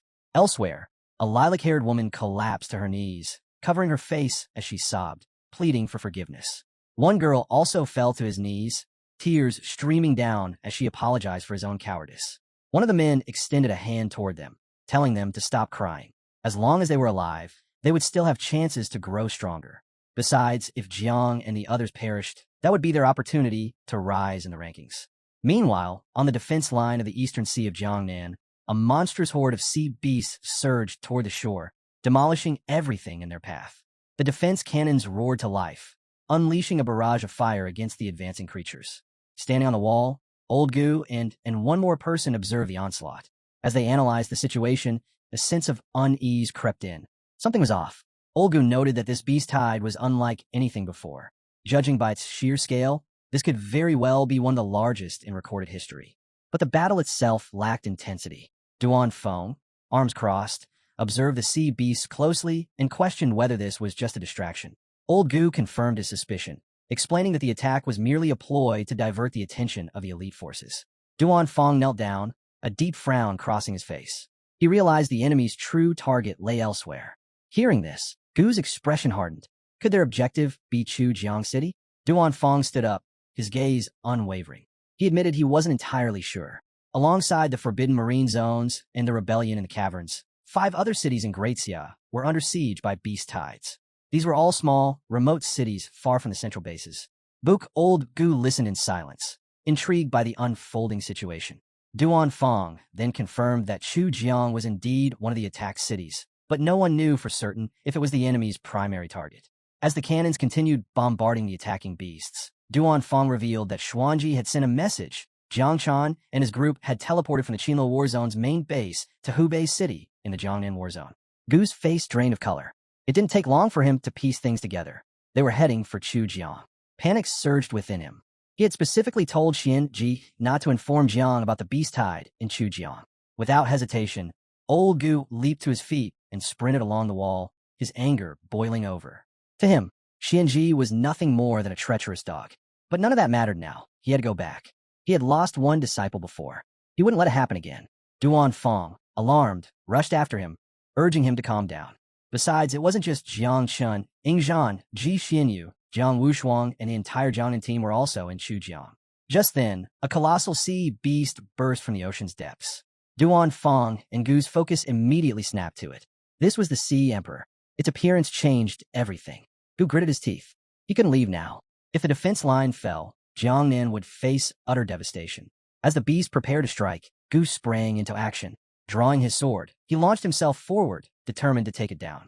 Meanwhile, in Chujiang City, the warriors had erected a protective barrier around the city. The monstrous tide relentlessly crashed against it, causing fractures to form little by little. Standing at the forefront, the commander of the troops, In Hanying, raised his hand toward the attacking beasts. His voice was resolute as he issued the order. All battalions of Chu Zhang's Defense Legion were to move out and reinforce the barrier. His instructions were clear. If he fell, the captain would take command. If the captain perished, the lieutenant would step up. And if the lieutenant fell, the sergeant would assume control. Casualties were inevitable, but their priority was not survival. It was buying time for the warriors to hold the line. Outside the city, at the rear, several beasts lunged at Gu Gang, but with a swift swing of his sword, he cut them down effortlessly. Meanwhile, Tang's eyes burned with hatred. She leaped into the air, delivering a devastating kick that split a flying beast in half. Qing activated his celestial armor, his body instantly growing more muscular. Without breaking a sweat, he grabbed a beast and tore its arm apart with sheer strength. Xiaoku extended her hands, her gaze sharpening with focus. She cast the sacred light buff on Chu Buing and warned him not to let his guard down. A devouring crow was closing in behind him. After slaying one beast, Chu Buing turned, only to see the massive crow hurtling toward him at full speed. Before he could react, a tentacle from another creature wrapped tightly around his arm. Just as he began to struggle, an arrow pierced the beast, forcing it to release him. From atop the turret, Duan Fong had taken a shot, saving him at the last moment. Catching his breath, Chu Buing quickly expressed his gratitude, relieved by the timely rescue. Nearby, Gang, visibly exhausted, pulled himself up and locked eyes with Duan Fong. He made a grim remark. If Duan Fong, the commander of the Night Watch, fell in battle, their entire unit would be wiped out. Duan Fong, however, dismissed his pessimism. As long as Jiang Chun lived, the Night Watch would never fade. Then his eyes widened as he spotted incoming threats. 5 level 5 eagles and 2 level 6 celestial apes were heading straight for them instead of targeting the defense shield. Panic briefly surged through him, but he quickly steeled himself. A brutal fight was inevitable, but he had already made up his mind. If the defense shield collapsed, they would unleash 8 nuclear bombs on the beasts. There was no turning back now.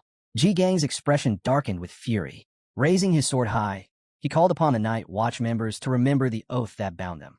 Without hesitation, he and Aunt Tang charged forward.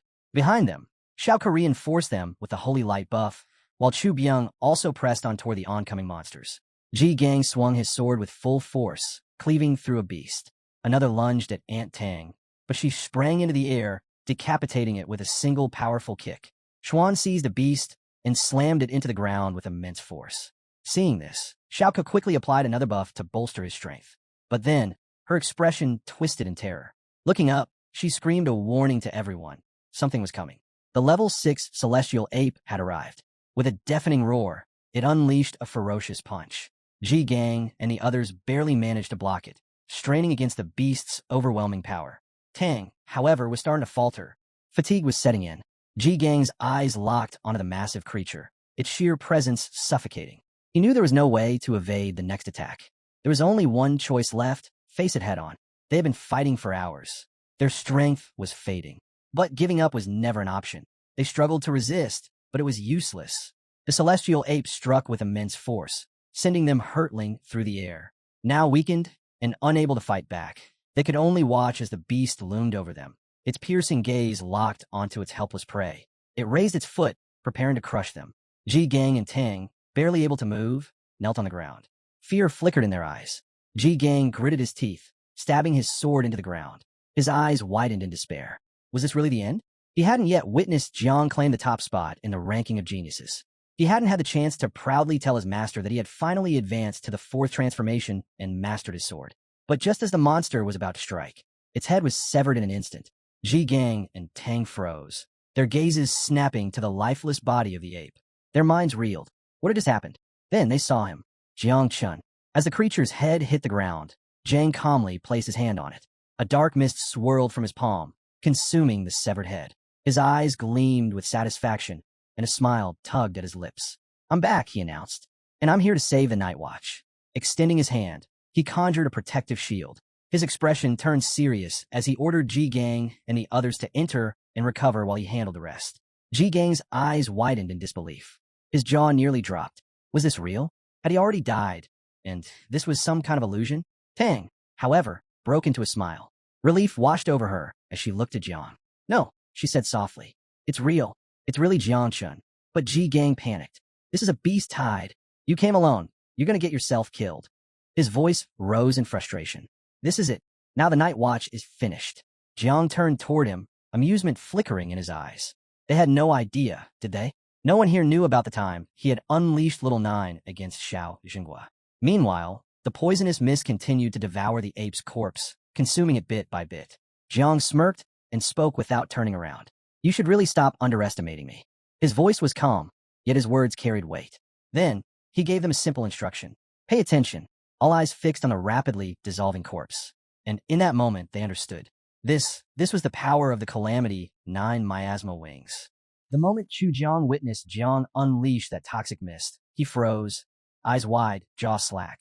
Jiang had just obliterated a level 6 beast, the kind only fighters at the 6th transformation star rank could handle. Aunt Tiang stood rooted to the spot, her mind struggling to make sense of what she'd seen. This wasn't just talent. Tianjiao was in a league of his own. And now, Jiang had finally had a sliver of hope. Jiang turned toward the others, a look of relief crossing his face. He made it just in time. With a smirk, he declared, I didn't come alone this time. Reinforcements had arrived. This wasn't just about saving lives anymore. It was the climax of the genius ranking competition. The real test. A battle for honor. Elsewhere on the chaotic battlefield, Tang Ying and Bai Feng stood back to back, cutting through the wave of beasts.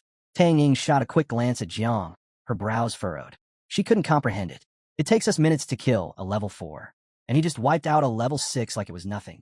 The merit system suddenly felt meaningless. Just then, a beast lunged at Bai Feng. He met it head-on, his blades slicing clean through its skull. He turned to Tang Ying, voice steady. It's not that unbalanced. Points from the 9 miasma wings only count for 1/10 of the usual score. A short distance away, Lei and his friend had joined the fray. Lei's eyes sparkled with thrill. His first time facing a beast horde. With a fierce charge, he tackled a monster to the ground and tore off one of its limbs. But the tide wasn't slowing. Beasts kept coming. His comrade raised his hands, energy surging out to boost Lei's defenses. Stay alert, he warned. These aren't like the ones from training. Drop your guard even once, and they'll crush you. Not far from them, Muhu and Luo Sandao arrived to support Jiang. Muhu's twin daggers flashed as she downed a flying beast. But before she could breathe, another one swooped in from behind. Luo Sandao threw up a barrier in the nick of time, shielding her. He looked at her and said, As long as I'm here, you won't have to look over your shoulder. Muhu gave a sharp nod. I'll protect Zhang City with everything I have. For them, the rankings didn't matter. Let the others chase points. They were here for Jiang. Xiaojia wasn't about to stay idle either. She lifted her bow to the sky and let loose her scorching sun technique. Golden Phoenix Fire Rain.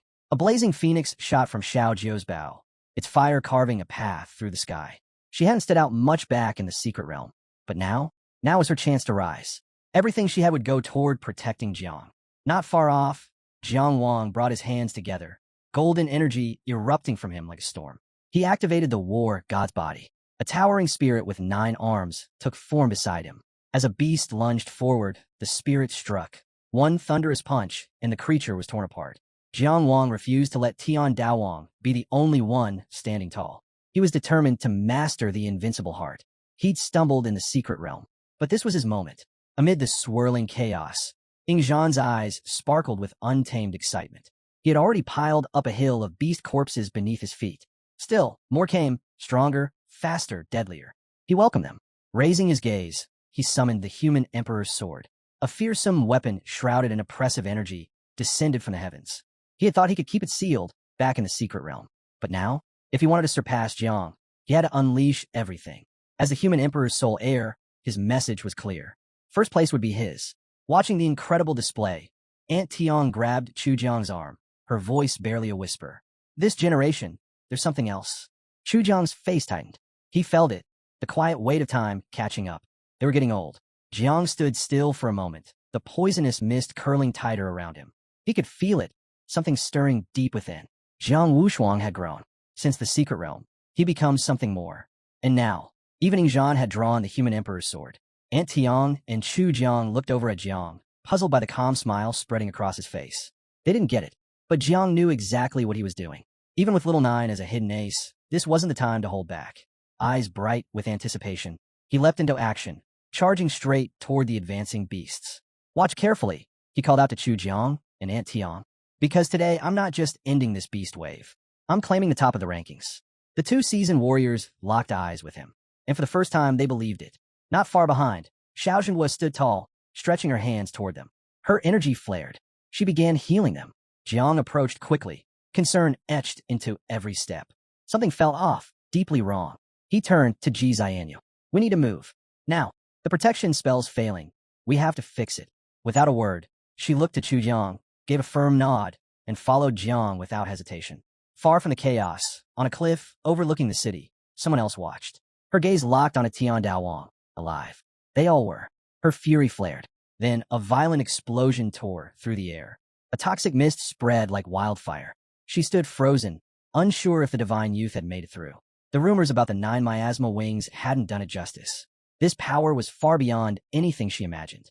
Without a second thought, she leapt from the cliff, racing toward the underground rift beneath Jiang Xuanji. She had to report to the ancient god immediately. Her order was cold and clear. Send word to the Abyss Spider Queen. Only she can counter the 9 miasma wings. The cloaked figures bowed, then vanished into the thick mist. Back on the battlefield, Jiang unsheathed his sword, arcs of lightning sparking around the blade. With one fluid strike, he launched the thunder sword technique. The beast in his path was torn apart instantly. Resting the sword on his shoulder, Jiang stared ahead, confidence blazing in his eyes. Little Nine appeared beside him, no longer in her smaller form, but fully transformed into her fearsome mother insect state. She lunged at a beast and shredded it without effort, then turned to Jiang with a satisfied glint. I've eaten another one, she said. Jiang grinned. Keep going. Eat as much as you want. And she did. Every beast she consumed surged more experience into his system. Over 60,000 points gained. In a heartbeat, Jiang jumped from level 48 to 57. His consciousness was suddenly pulled inward, into his sea of consciousness. Little Nine kept eating. Jiang lifted his hand, summoning a series of glowing cards. Reward from the tree's fruit. His eyes lit up. Thanks to the double experience card, both he and Little Nine had hit level 57. This horde wasn't just a threat. It was an opportunity. They weren't just surviving. They were evolving. And with the exemption card for the third transformation still in their hands. Tonight was the night. They would complete the transformation and gain a new mother insect. Right then, Tianjiao stepped forward. She pointed toward the sky, her face solemn. A chorus of voices echoed around Jiang. Spirits offering to help gather the scattered souls. Jiang turned, brow raised. You don't want the souls for yourself? Tianjiao touched his fingertips gently. I'm not interested in that, he replied. You promised me a real feast, didn't you? Jiang gave a small nod, then reminded him. The tree needs souls to bear fruit. Go gather them, but quietly. His tone shifted. You're my ace. Don't show your hand unless it's the last resort. Tianjiao gave a quiet nod before fading into the mist. At the same time, the Grand Xiao merit list updated across the system. At the very top stood Jiang Xuanji. Second place, Ji Lingxiu. Third, the Great Dreamer, Huan Yue. Gu Kaitian was at 28th. Jiang Chun had surged to 296. Yingzhan landed at 401. And Jiang Wushuang now held spot 468. Holding the human emperor's sword, Yingzhan glanced at the display on his bracelet. His jaw tightened. Tian Daowang, once in the 900s, had shot up into the top 300. And Yingzhan, still outside the top 400. The frustration inside him exploded. Without a word, he dashed forward, slicing through waves of beasts with brutal speed. But he knew better. Kills alone wouldn't cut it. Merit wasn't just about combat. Contribution mattered. A beast horde this massive? There had to be a rift nearby. If he could locate and destroy it, he might surpass Jiang. Up on the city walls, Ji Xianyu exhaled, her breath heavy. I've finished repairing the protection spell, she said, bending over slightly, hands on her knees. Jiang Chun sat close, eyes fixed on Jiang far ahead. Why'd he dive so deep into the enemy lines? He asked. Jiang Chun crossed his arms. He's not worried. With the 9 miasma wings, he's blazing his own trail. To him, this battlefield isn't danger, it's opportunity. Chu Jiang suddenly pointed toward Jiang, eyes alight. He's using this to level up and push into the third transformation. Xu Bing's eyes widened. He rubbed his chin, thoughtful. The third class change. That was no small leap. It wasn't just an upgrade. It reshaped your entire identity. He knew that feeling too well. He'd been stuck at that stage for 4 long years. Chu Jiang kept his gaze locked on Jiang. He pictured the greats. Jiang Yangzhan, Gu Kaitian, and Jiang himself. The 3rd, 6th, and 9th transformations. Those are the real trials, he said. Most awakeners never pass them. But this generation, they're different. Yingzhan, Xinyue, Jiang Wushuang. They'd all achieved the third transformation before the tournament even began. Some were edging toward their fourth. Tian Daowang had lagged behind, until now. Then the ground shook. Jiang's ancestral tree erupted into view. All eyes turned. Chu Jiang, Chul, and Sei froze, staring in disbelief. Jiang was entering his third class change. Right there. No preparation, no quests. Just raw evolution. How? Chu Jiang whispered. Did he use some legendary item to bypass the trial? Then the truth hit him, and, with it, panic. If Jiang had been pulled into the initiation space, he was wide open, completely exposed, still gripping a fallen beast's corpse. Tang Ying looked up and spotted the towering ancestral tree in the distance. Beside her, Bai Feng stared too, overwhelmed by the sight. To both of them, Jiang choosing to attempt a breakthrough here, mid-battle, wasn't just gutsy, it was fearless. They locked eyes. No words needed. They sprinted toward him. He needed protection. On another front, Luo Sandow launched himself forward, shouting over the noise. Mu Hanku, stay out of the thick of it. We got to protect Jiang. Jiang Wushuang's eyes lit up. He wasn't at Jiang's level yet, but he could still do something. Without hesitation, he followed them in. He'd guard Jiang with everything he had. Meanwhile, Ingzhan had tracked down a massive beast, one that controlled a long-range transmission link. Two beasts worked in tandem, Yin and Yang. The one before him was Yang. That meant Yin was likely buried deep beneath the battlefield. Ingzhan narrowed his eyes. He didn't need both. Taking out one would sever the link. Gripping the human emperor's sword tightly, he steadied himself. This was a level 7 beast, but he didn't care. He was the heir to the human emperor. He traced 3 forbidden seals into the air. That would be more than enough. This kill would push him straight to the top of the genius rankings. Then, a strange pulse rippled through the sky. Behind him, a portal flared open. Ingzhan turned, confused. What now? From the portal stepped, not a person, but a nightmare. His face drained of color. All confidence vanished. A towering spider emerged, its many eyes fixed squarely on him. He knew instantly who she was. The Abyssal Spider Queen. To her, he wasn't a warrior. He was prey. She had faced the sword god Javong Chun, and lived. Ingzhan knew. He didn't stand a chance. Not even forbidden spells could save him. Panic surged. He turned. He had to flee. Jiang was still locked in his breakthrough. Someone had to warn them. The Spider Queen moved. A bladed leg cut through the air like a guillotine. Ingzhan dodged by a hair, launching himself away. No hesitation. He activated the blood explosion technique. A red flare burst from beneath him as he bolted, faster than sound. Behind him, the Spider Queen's eyes stayed cold. Then she whispered, "You think you can run?" A thread of silk fired from her leg, snagging tightly around his arm. His eyes went wide. He didn't hesitate. He raised his sword and sliced his own arm off. Then both legs. Blood sprayed everywhere, painting the battlefield crimson. Before the pain could consume him, he activated another move. Concentrated blood mist. It launched him like a missile toward the ancestral tree. The Spider Queen watched, eyes gleaming. She could feel it. His body overflowed with raw vitality. Behind her, 2 cloaked cultists knelt low. Tian Daowang is undergoing his transformation, one said. His mind is in the initiation space, the other added. This is the perfect window. Strike now, before he completes the evolution. At the Eastern Sea defense line, near Jiangnan, Gu Kaitian launched himself into the sky. With a powerful swing of his sword, he sent a surge of energy hurtling toward a sea beast. The slash struck true. One of the creature's limbs was severed instantly. Roaring in pain, the beast locked its glowing eyes on him. But instead of retaliating, it suddenly turned and dove into the sea. It vanished beneath the surface, the severed limbs splashing into the waves behind it. Xiaochen watched it go, clearly disgusted. The idea that a creature from the marine race would flee after just one hit left a bitter taste in his mouth. He called out after it, voice laced with disdain, "If you don't want to fight, don't make noise next time." Beside him, Duan raised his hand and conjured a layer of ice over the sea, then turned to Gu Kaitan, his expression serious. "I just got word from a Chang," Duan said. Jiang Xuanji managed to hold off the beast horde, and Jiang Chun. He's broken into the top 300 on the Great Siam merit rankings. The words hit like a bolt of lightning. Xiaochen froze, slowly turning to face him, eyes wide in disbelief. Jiang Chun made it into the rankings, he muttered, still trying to process what he'd just heard. Reaching that level was something only a rare few masters accomplished in their entire lives. Before they could say anything more, the skies suddenly flared a deep, ominous red. All heads turned upward. It was the Tianyuan alert, an ancient emergency signal crafted by the human emperor himself. Dukashin's face went grim. "It's real. I haven't seen this in years." The alert only activated when a level 1 or higher threat appeared, and no expert was around to respond. As the light pulsed overhead, a portal formed, revealing a live image of the Abyss Spider Queen. Her eyes sparkled with dark intent. Dukashin and Duan exchanged a glance. This was beyond serious. In that same moment, the sea beast returned, leaping from the water in a frenzy. Gu Kaitian stepped forward, sword already drawn, his blood surging with determination. This time, he wasn't letting it escape. This one's mine, he said firmly. Head to Jiang Xuanji. Make sure he stays alive. Don't engage the Spider Queen. Just keep it protected. Duan gave a nod, calm and steady, and launched into the sky. I'll do everything I can. Far away, beneath the Chujiang defense line, a hidden cave filled with black-armored elite soldiers stood on high alert.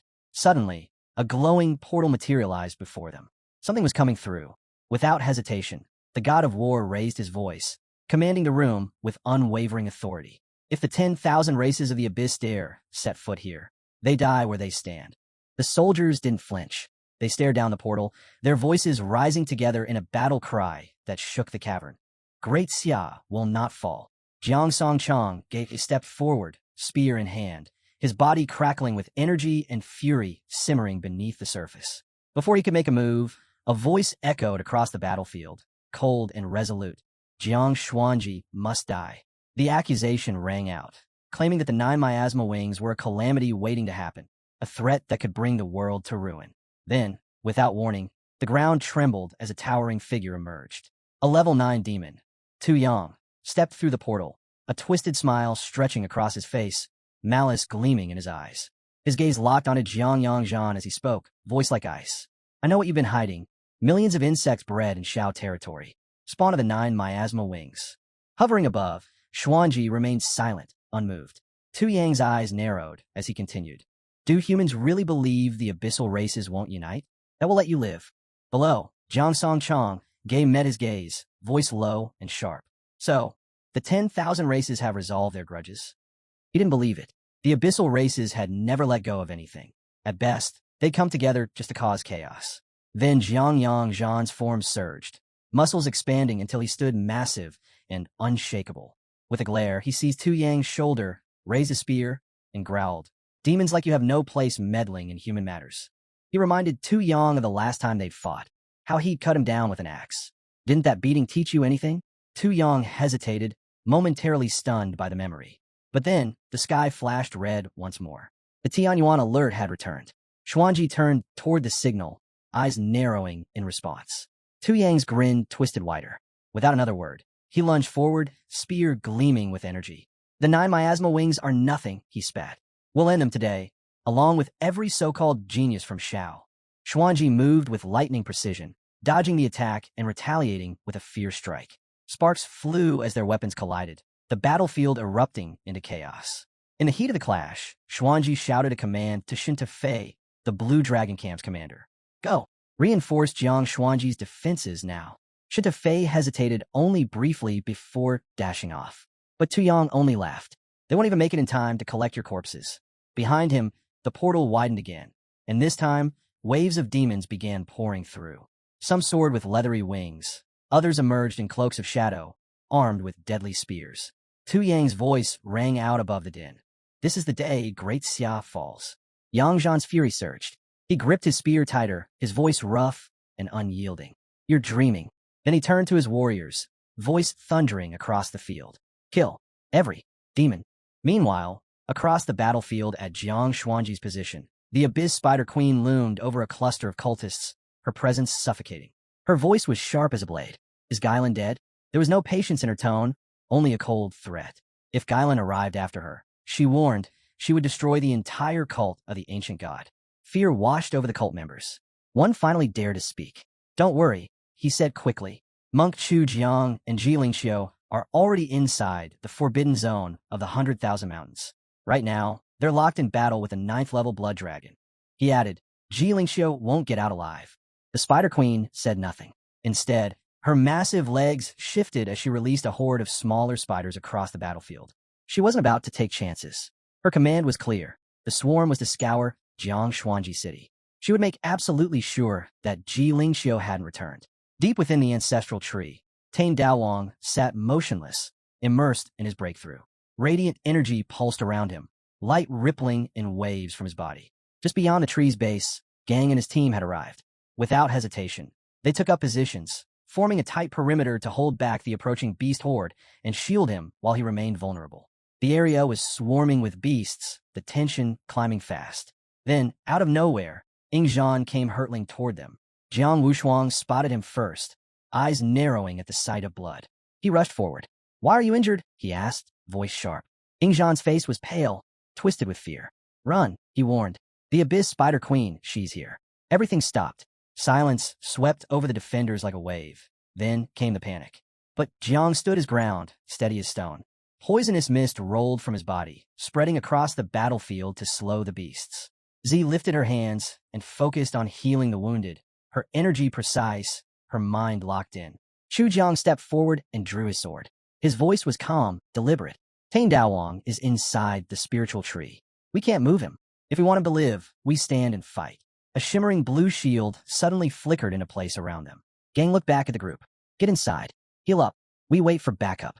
The defense spell had already been reinforced. It would hold for a little while. Ingzhan made his way toward the shield, still airborne, clearly drained. The others followed, slipping into the barrier one after another, eyes scanning the horizon. Everyone knew the truth. They couldn't take on the Spider Queen directly. Bai Feng and the others moved quickly. Lei paused, arms folded, glancing sideways at his friend. "This place isn't safe," he said under his breath. "Maybe we should leave while we still can." I remained silent, a small portal opening in my palm, calm and composed. "There's an old saying," I murmured. "The heavens protect the lucky." My calculation said this wasn't a dead end. There was still a way out. From the portal, BZY reached in and retrieved a glowing treasure. "If it really comes to it," he said quietly, "I'll have to call Grandpa Monkey." He summoned the magic gourd, holding it high. Closing his eyes, he whispered into it, "Grandpa Monkey, we need your help. We're in danger." Light began to swirl from the treasure. Lei, still watching with arms crossed, raised an eyebrow as an eye appeared in the center of the glowing gourd. Grandpa Monkey had arrived. The old spirit didn't waste time. He admitted straight up, he wasn't strong enough to take on the Spider Queen directly, but he was ready to push her to her limits. Instead of charging into the fight, Grandpa Monkey used his power to open a path. In the blink of an eye, both BZY and Lei were pulled into the treasure, vanishing in a flash of light. Watching it all, Kongming tightened her grip on her dagger, face hard as stone. Nearby, Mu Hu closed her eyes and lifted her fist to the sky, fury building within her. She wasn't about to depend on cowards. Not now. Jiang Chen's eyes blazed with determination. She wouldn't leave Tane Daowang, not for anything. If it meant burning through every treasure she had, so be it. She would protect him. Beside her, Luo Sandao clenched her fists, jaw tight. "We fight," she said coldly. "Until the end." Jiang Wushuang looked around at his comrades, stunned by their unwavering resolve. A quiet sigh escaped him. He was scared, of course he was, but there was no chance he'd run now. Not while the others were holding the line. If he turned his back now, how could he ever claim to possess an invincible heart? Chu Jiang, sword gripped tight, turned his gaze toward the ancestral tree. His voice was low, steady. "Jiang," he called, "wake up. We're not afraid to die, but what we fear is failing to protect you." Inside the origin space, Jiang stood alone, deep in thought. None of this had been expected. The moment he used the class change mission exemption card, his consciousness was yanked into this place, the very heart of the origin space. Glowing runes hovered silently around him, casting flickering light in every direction. Shaking off his daze, Jiang studied them carefully. He understood the consequences. Canceling the class change now meant starting over from the beginning. But with so many low-level insect enemies outside, most hovering around level 30, the risk was manageable. As he looked closer, Jiang realized these weren't just regular runes. They were far more advanced. Then the system interface lit up before him. He had successfully completed the third class change, Thunder Dominator. Now came the next step, selecting a Thunder rune. Thousands of runes had gone extinct long ago. Only a handful remained, and all of them were more powerful than the standard Thunderlord path. He reached out with confidence. The system made its choice. From the 9 remaining options, one rune entered his mind, fusing with his soul. And just like that, his unique profession evolved again. From Lord of Thunder to God rank, God of Thunder. A new status window appeared before him, displaying 3 brand new abilities. First, Punishment of Thunder. A thunder I manifested in the void, capable of launching direct mental assaults on his enemies. Second, 3,000 Cataclysms of Thunder. A catastrophic area of effect technique, unleashing a storm of thunder punishment across a vast battlefield. Third, God of Thunder, a 100-meter wide eternal domain. Anything caught within it would have its elemental powers stripped and weakened. It could also consume any domain ranked below it. Jiang narrowed his eyes as he hovered his hand over the glowing screen. Every skill was immense in power. And then it hit him. Most Awakeners didn't even touch domain skills until after their 6th class change. He stared at the system window, wondering just how this new domain would compare to that of his master, or even his older sister. But before he could dwell on it further, the class runes around him began to stir again. Runes that had once been dark and lifeless suddenly ignited with light. Jiang turned, puzzled, as thousands of extinguished runes came to life. Then, before him, the ancestral tree took form inside the origin space. For a moment, he stood still, silent. He had used the mission exemption card to skip the 3rd class change mission, but clearly, the system had other plans. It hadn't just ended with one evolution. A 2nd class change had been triggered on its own, this time a divine rank class. The screen shifted again. The class, Master of Divine Creation. It evolved in an instant. New name, the beginning of everything. And with it came another eruption of power, another wave of never-before-seen abilities awakening deep within him. First ability, Supreme Path. With mastery over this technique, every skill Jiang used now carried a chance to level up automatically. Second ability, Evolution to Complexity. A powerful upgrade of growth of all things. He could now exponentially boost the growth and reproduction of life. Creatures could grow 50 to 200 times faster and multiply by 2 to 10 times their original number. Clenching his fist, Jiang summoned a flash of lightning into his palm. Then he slowly opened his hand. A root formed, vibrant, alive, pulsing with raw potential. Compared to his previous Thunder God class, this new power was in a league of its own. Supreme Path granted him the ability to learn techniques from any race, just like Yingzhan. And with Evolution to Complexity, he could supercharge his insect army in ways that defied logic. Little Nine's next breeding cycle alone could produce 10 billion insects. If fortune was on their side, that number could shoot past 100 billion. Then, before his eyes, something unexpected happened. A new insect mother materialized. She stepped forward, placed a hand over her chest, and spoke in a soft, cheerful voice, Xiao Jiao. Jiang froze in disbelief. He hadn't used growth of all things. He hadn't triggered any life rank evolution. And yet, here she was, already in human form. Outside, chaos had begun. The Spider Queen released her swarm. Equal in rank to Little Nine, her spiders quickly flooded the battlefield, outnumbering Jiang's forces. But Chu Jiang didn't budge. If we want to protect Jiang, we rely on the insects, he said firmly. His command was clear. Hold the line. Fight to the last breath. Jiang Wushuang activated the body of the god of war, summoning a towering spirit with 10 powerful arms. Xianyue Andu loosed an arrow skyward, summoning a flaming fire phoenix. Chu Jiang raised his sword. The battle was underway. Spiders poured in from every direction. Little Nine shifted in her 9 miasma wings form, locked eyes with the Spider Queen, and surged forward. Luo Sandao extended her arms, casting divine barriers around Jiang, her eyes blazing with wrath. If they get close, she warned, the divine weapon detonates. The Spider Queen struck first, leaping high into the sky before releasing a devastating shockwave. Her voice cut through the battlefield like a blade. None of you can stop me, she said, grinning with murderous delight. The shockwave hit like a tidal wave. Defenders were hurled in all directions. No one could stay on their feet. Luo Sandao crashed to the ground, coughing blood. On Jiang's shoulder, Little Nine trembled. Her voice cracked as tears rolled down her cheeks. Please wake up. She's already killed so many. And then, Jiang's eyes opened. He turned to face the Spider Queen, calm and steady. A soft smile crossed his lips as he spoke gently. Don't cry. Your father's awake now. Jiang drew his sword, his gaze fixed on the Spider Queen with unwavering focus. Without speaking, he placed his hand on the ground. Growth of all things. In an instant, roots burst from the soil, twisting upward like serpents. Rising to his feet, he extended an arm toward Luo Sandao and the others. These roots will carry you back to the city, he said. Little Nine, protect them. The roots reacted immediately, coiling around each of them, preparing to whisk them away. Muhu stood frozen, unsure of what Jiang was intending. Ziku turned to look at him, disbelief written across his face. Surely, he couldn't be thinking of facing the Spider Queen alone. Luo Sandao's eyes widened with panic. No, I'm not leaving, she shouted. I can still fight. She wasn't the only one resisting. None of them wanted to abandon Jiang in this moment. But he stood tall, composed, exuding a quiet certainty. With a roll of his shoulder and a loosened grip on his sword, he addressed them with steady resolve. That's enough. Go heal, somewhere safe. If you're all here, I can't fight freely. And besides, this isn't my first time taking on a level 8. The Spider Queen turned her attention to him and erupted into mocking laughter. Humans and your pathetic emotions, she scoffed. So sentimental. So stupid. Jiang didn't reply. He simply stared at her in silence. Little Nine tugged gently at his sleeve. Are you going to make the insects self-destruct again?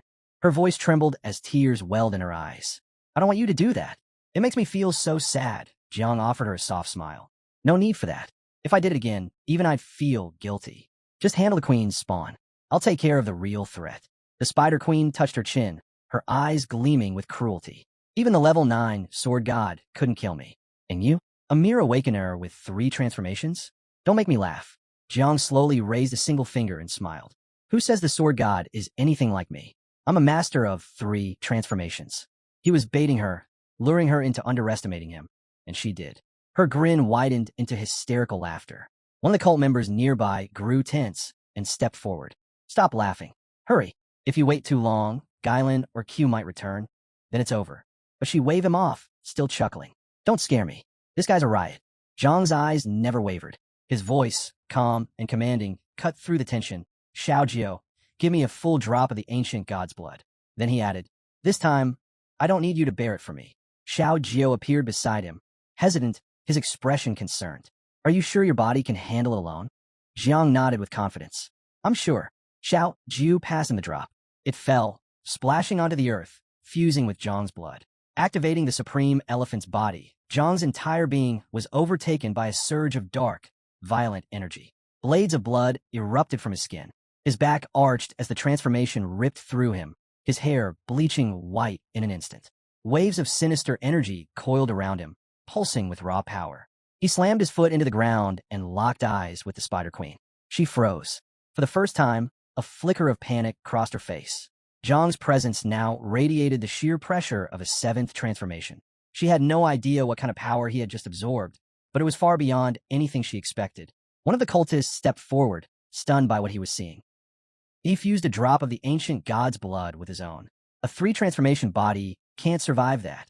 He should have exploded already. But Jiang was still standing, solid, composed, and stronger than ever. Taking up a striking stance, he gave a cold, confident smile. Not only had he survived the fusion, but his body had fully accepted the blood of a 7th transformation. His gaze stayed locked on the Spider Queen as sparks of thunder flared around him. In a blink, he launched forward, moving with deadly purpose. The Spider Queen didn't flinch. No fear, only the clarity of realization. Now she understood where his confidence came from. He'd been hiding a trump card all along, a power that let him stand on equal ground with a true 7th transformation. Smirking, she sprang into the air and fired silk from her abdomen. Don't be naive, she sneered. Even if you borrow that power, it won't be enough. Zhang's eyes lit up with fury. He read the silk's trajectory in an instant and dodged with flawless precision. The Spider Queen froze. That shouldn't have been possible. She had predicted his move perfectly, and yet he had slipped right past it. At first, she assumed he'd simply read her body language. But no, someone at his level shouldn't be capable of that. As she hesitated, Jiang struck again, lightning coiling around his form. Don't be so arrogant, he said sharply. That snapped her focus back. Her eyes narrowed as she braced for his next attack. Then, Jiang raised a hand toward the sky. Above them, a colossal eye appeared, glowing and ominous. The Eye of Evil. The Spider Queen froze. A chill ran down her spine. She didn't know how to react. Jiang flinched and turned away, shielding his eyes. Don't look at it, he shouted. It'll wreck your essence. Jiang Wushuang did the same, throwing up an arm in disbelief. Zhang's thunderclass had reached the divine level. Ingzhan shut his eyes too, stunned. Now Jiang had not 1, but 2 divine rank classes. Competing with that was out of the question. Floating in midair, Jiang looked down at his opponent. Seal her sea of consciousness, he commanded. The Eye of Evil zeroed in on her and began to glow brighter. A burst of thunder erupted from the sky. The Spider Queen looked up, terrorizing. She knew the flaw all demonic beasts shared. Their spiritual essence was far more fragile than a human's. In the split second before the blast struck, she managed to summon a blood shield. The attack slammed into it, barely held at bay. Lightning crackled around Jiang as he landed in front of her, his presence radiating pressure. The Spider Queen twisted toward him, her gaze sharp and calculating. She snarled, sure, our essence is weak, but our bodies? That's where our true strength lies. Enraged, she lunged, swinging a razor-edged leg straight at him. But Jiang vanished before the hit could land. Lightning bolt. His body dissolved into pure energy and flashed away in an instant. She stumbled mid-swing, eyes scanning wildly. He dodged again. This wasn't prediction. Not even perception class awakeners could do this. It made no sense. No, she shook her head. It had to be luck. Just dumb luck. Jiang didn't let up. Without hesitation, he turned his back to the Spider Queen and surged forward, streaking across the battlefield like a bolt of living lightning. She quickly realized he wasn't just fast. He was moving with the speed of light itself, channeling the electric field from his Thunder God domain. Enraged by what she saw as blatant arrogance, she began launching silk in all directions. To her, Jiang wasn't just fighting. He was showing off, taunting her with his power.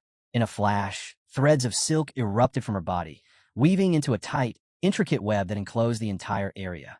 Jiang caught on immediately. She was trying to seal off his electric field, track his movements through the charge in the air, and teleport directly into his path. Suddenly, her blade-like leg appeared out of nowhere, slicing toward him. "Got you, bastard," she hissed. "This time, you won't escape." Jiang looked up, caught mid-move. For a moment, there was a flicker of surprise, of fear, but it vanished as quickly as it came. Meeting her eyes with quiet, lethal confidence, he said, "No, the one who can't escape is you." She struck, but Jiang blocked the blow and countered. Blade of heaven and thunder. He swung his sword with everything he had, unleashing a roar of thunder through the blade. In a single flash, her leg was severed, cut clean off before she could react. The limb crashed to the ground, and the Spider Queen's scream tore through the battlefield. For a heartbeat, everything stopped. The ants froze. Chu Jiang stared, mouth agape. That strike, it had the weight of one of Master Jiang Chen's blows. Could Jiang have a perception type class hidden beneath the surface? He kept reading her every move with unnatural precision. Ji Xianyu, still tending to the others, turned her head toward the clash, completely stunned. How could someone with only 3 transformations possess a perception ability that outmatched even a level 8? Jiang stood firm, thunder still wrapping around him. He hadn't expected that strike to do so much damage, but it had. The ancient god's blood amplified his attack beyond what her body could endure. Still, that move had drained him. The boost wouldn't last much longer. One more hit. That's all he had left. It had to count. It had to end her. Across from him, the Spider Queen bled heavily, her fury boiling over. The idea that someone like him, an insect, had hurt her, the majestic queen of the 8th level, was unthinkable. Jiang tilted his head slightly, smirking. A level 8 monster? That's it. No wonder you've been hiding underground for centuries. The insult hit its mark. Her eyes went wild. Silk exploded from her in a furious storm. "You want death? Fine, I'll give it to you," she roared. She confessed that during her last battle with Gailan Inu, her essence had been damaged. She'd sworn never to use this power again, but Jiang had pushed her too far. Now she would show her true domain, the real power of an 8th level beast. A ripple of dread swept across the battlefield. The sheer force of what she was summoning froze the air. Could Jiang really withstand this? Many believed he couldn't, but Jiang just smiled. Finally, she was taking him seriously. His voice was calm, grounded, absolute. "Too bad. You're already too late." Jiang raised his hand, lightning crackling in his palm. Then, without hesitation, he pressed it to the ground. Eternal Domain, Thunder God class. In an instant, a colossal wave of thunder burst outward, engulfing the battlefield. Bolts of lightning rained down, crashing directly onto the Spider Queen. She was slammed to the ground, the impact sending shockwaves through the dirt. And for the first time, fear gripped her. She didn't understand. How did he know I was activating my domain? And even more terrifying, how could it be this powerful? She tried to summon her domain again, desperately clawing for control. But nothing happened. It failed. Jiang stepped forward, his body wrapped in swirling energy. With calm precision, he raised a hand toward her, lightning gathering once more. A slow, confident smile formed on his face. "There are 2 reasons," he said coolly. "First, you're too slow. Second, my domain is stronger." The Spider Queen began to tremble, a chill running through her. This can't be real. Jiang's expression turned cold. He didn't need to say another word. Lifting his arm high, he summoned a massive thunderbolt from the sky. It struck her with devastating force, searing through her body. The scream that followed tore across the battlefield as she writhed in agony, her form crumbling under the assault. Jiang didn't move. He watched in silence as her soul began to slip free from the shattered remains of her body. Her eyes, wide with fear, turned downward. She bowed her head to him, desperation in her voice. "I swear, I won't cause trouble again. Please spare me. But Jiang's gaze didn't waver. He saw through it. Even broken, she was still a threat. Her physical form was ruined, but her spiritual essence clung on. The celestial thunder was still purging her soul, but it needed more time. Her body finally collapsed. Jiang remained alert, eyes fixed on her. Little Nine, he said, voice steady. Watch her. When she's no longer a threat, devour her. Little Nine gave a quiet nod. But just as the words left his mouth, Jiang's vision swam. A wave of dizziness hit him hard. His body had pushed past its limit. He sank down slowly, sitting on the ground, one hand over his face as he tried to catch his breath.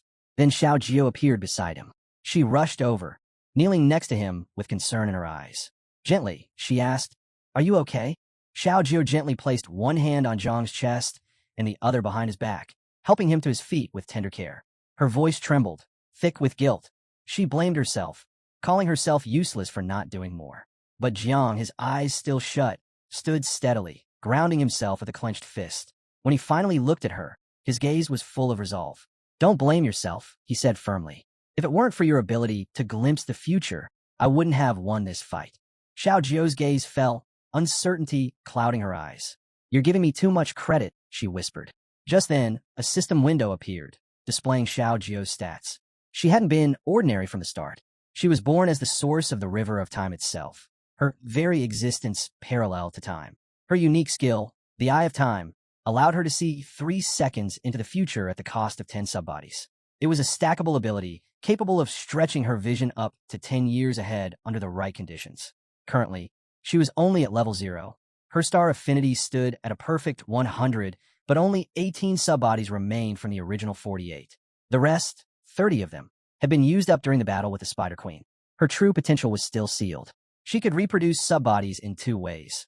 The natural method, creating 1 every hour, and a special method, sacrificing 1 year of her life to spawn 1,000,000. Jiang took a slow, calming breath, the battle's toll settling over him. He pressed 2 fingers to his forehead. "I'm going to rest. You've done more than enough," he told her.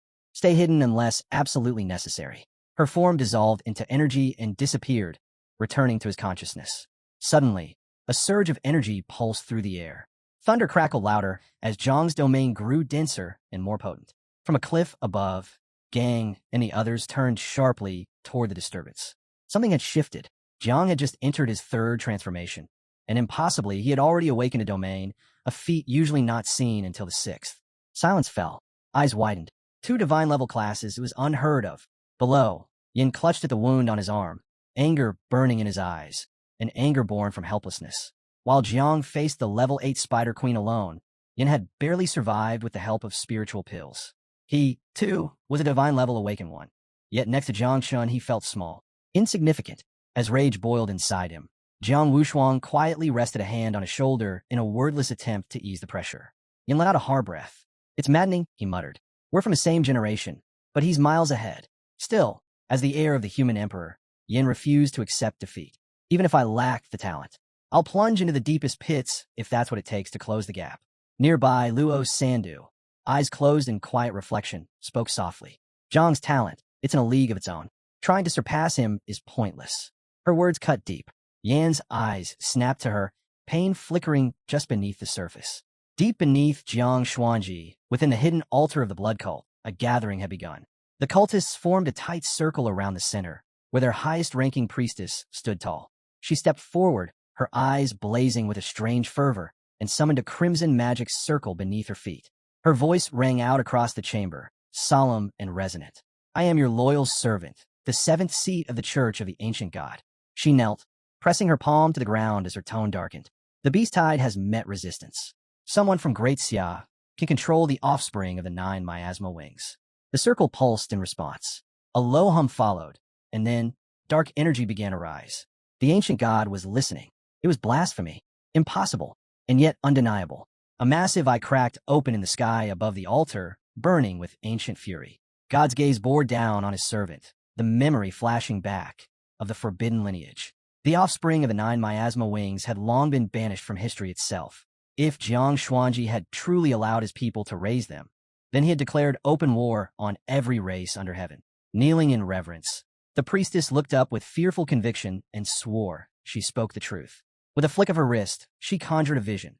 a portal opening to reveal swarms of insects devouring the corpses of fallen beasts. The god's fury exploded. His voice thundered through the realm. Jiangsong Chang'e must die, and the whole of Great Xia must fall. Terror etched itself across the priestess's face. She trembled, pleading for calm, assuring him that the Spider Queen had already been dispatched to eliminate the threat. But the ancient god would not be soothed. His eye flared with rage, and a torrent of evil energy surged into the priestess's body. She screamed in agony as the dark power consumed her. Her eyes blazed with infernal light, and still it poured in. He was not finished. More divine energy flooded her form. The god declared that she would soon possess the strength of an awakened one with 9 transformations. Her mission was clear: eliminate the descendants of the 9 miasmal wings, destroy Jiangsong Chang'e, and ensure his descent, no matter how many lives it cost. The entire city could burn if it meant his will was done. 10 minutes later, the ritual ended. Her body pulsed with power. She rose, her eyes now glinting with ruthless intent. Bowing before her god, she vowed to complete the mission at any cost. The ancient god's eye narrowed. The Spider Queen had already fallen. Her new objective: recover the divine soul of the queen. A soul at that level would serve as a perfect offering. She bowed once more, then vanished without a trace. Meanwhile, beneath the dragon's defensive line, in a cavern shrouded in darkness, Jiang Xuanji gripped his axe tightly. Power surged through him as he swung it with all his might. Tu Yang tried to block, but the force of the blow shattered his weapon entirely. He stumbled back, eyes wide with disbelief. Around them, every gaze locked onto the unfolding clash. Jiang Yang Zhan's fists clenched, a twisted grin forming as his energy surged. He stomped into Tu Yang's chest, launching him backward.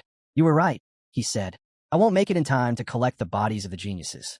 He leaned closer, his voice low and dangerous. "But I will collect something else, the Spider Queen's remains." Suddenly, a red portal tore open behind him, oozing with vile energy. Jiang Xuanji turned sharply, his expression hardening as he sensed the power leaking through. Tu Yang gave a cruel smirk. "You thought the Spider Queen was our last move?" he said, stepping aside as the portal pulsed with growing menace. Jiang Xuanji stared into the swirling red portal, his eyes narrowing with unease. Something was wrong. This wasn't part of any plan he knew. A being with 9 transformations had just entered the battlefield, inside Jiang Xuanji itself. But where had it come from? Who sent it? Was this the demonic race's doing, or something worse? Tu Yang rose, his expression shifting into something darker. A wicked gleam flickered in his eyes as he raised a finger and pointed straight at Jiang Yangzhan. "Let's play hide and seek," he sneered. "You find me, but if you try to run, I'll level the entire city."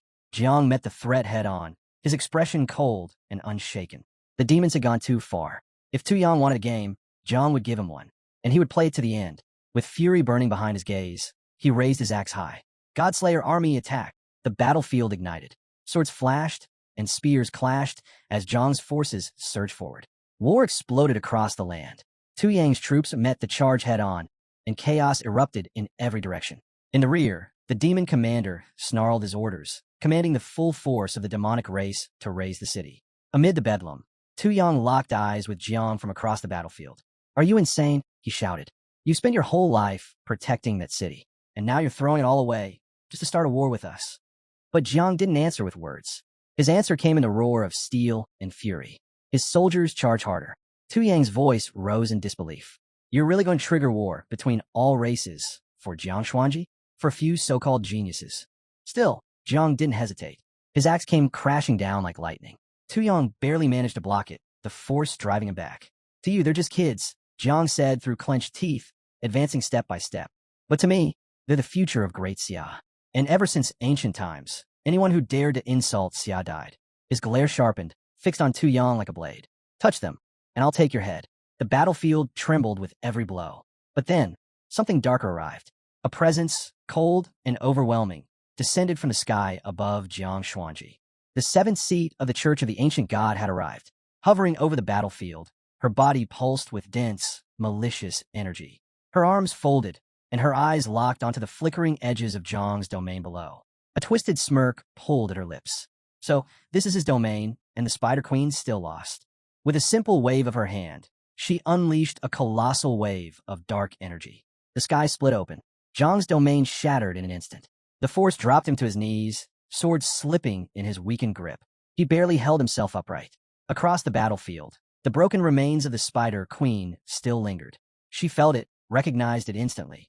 Her body froze. That energy, it belonged to the ancient god. Jiang gasped for breath, his fingers clutching his sword while his other hand dug into the dirt for support. His body trembled, his strength was gone. He couldn't even get back on his feet. The seventh seat stepped forward, her presence like a rising storm. Her eyes glowed with cruel delight. I am the lover, she said with a smile. Seventh seat of the Church of the Ancient God. It's an honor to meet you, Jiang.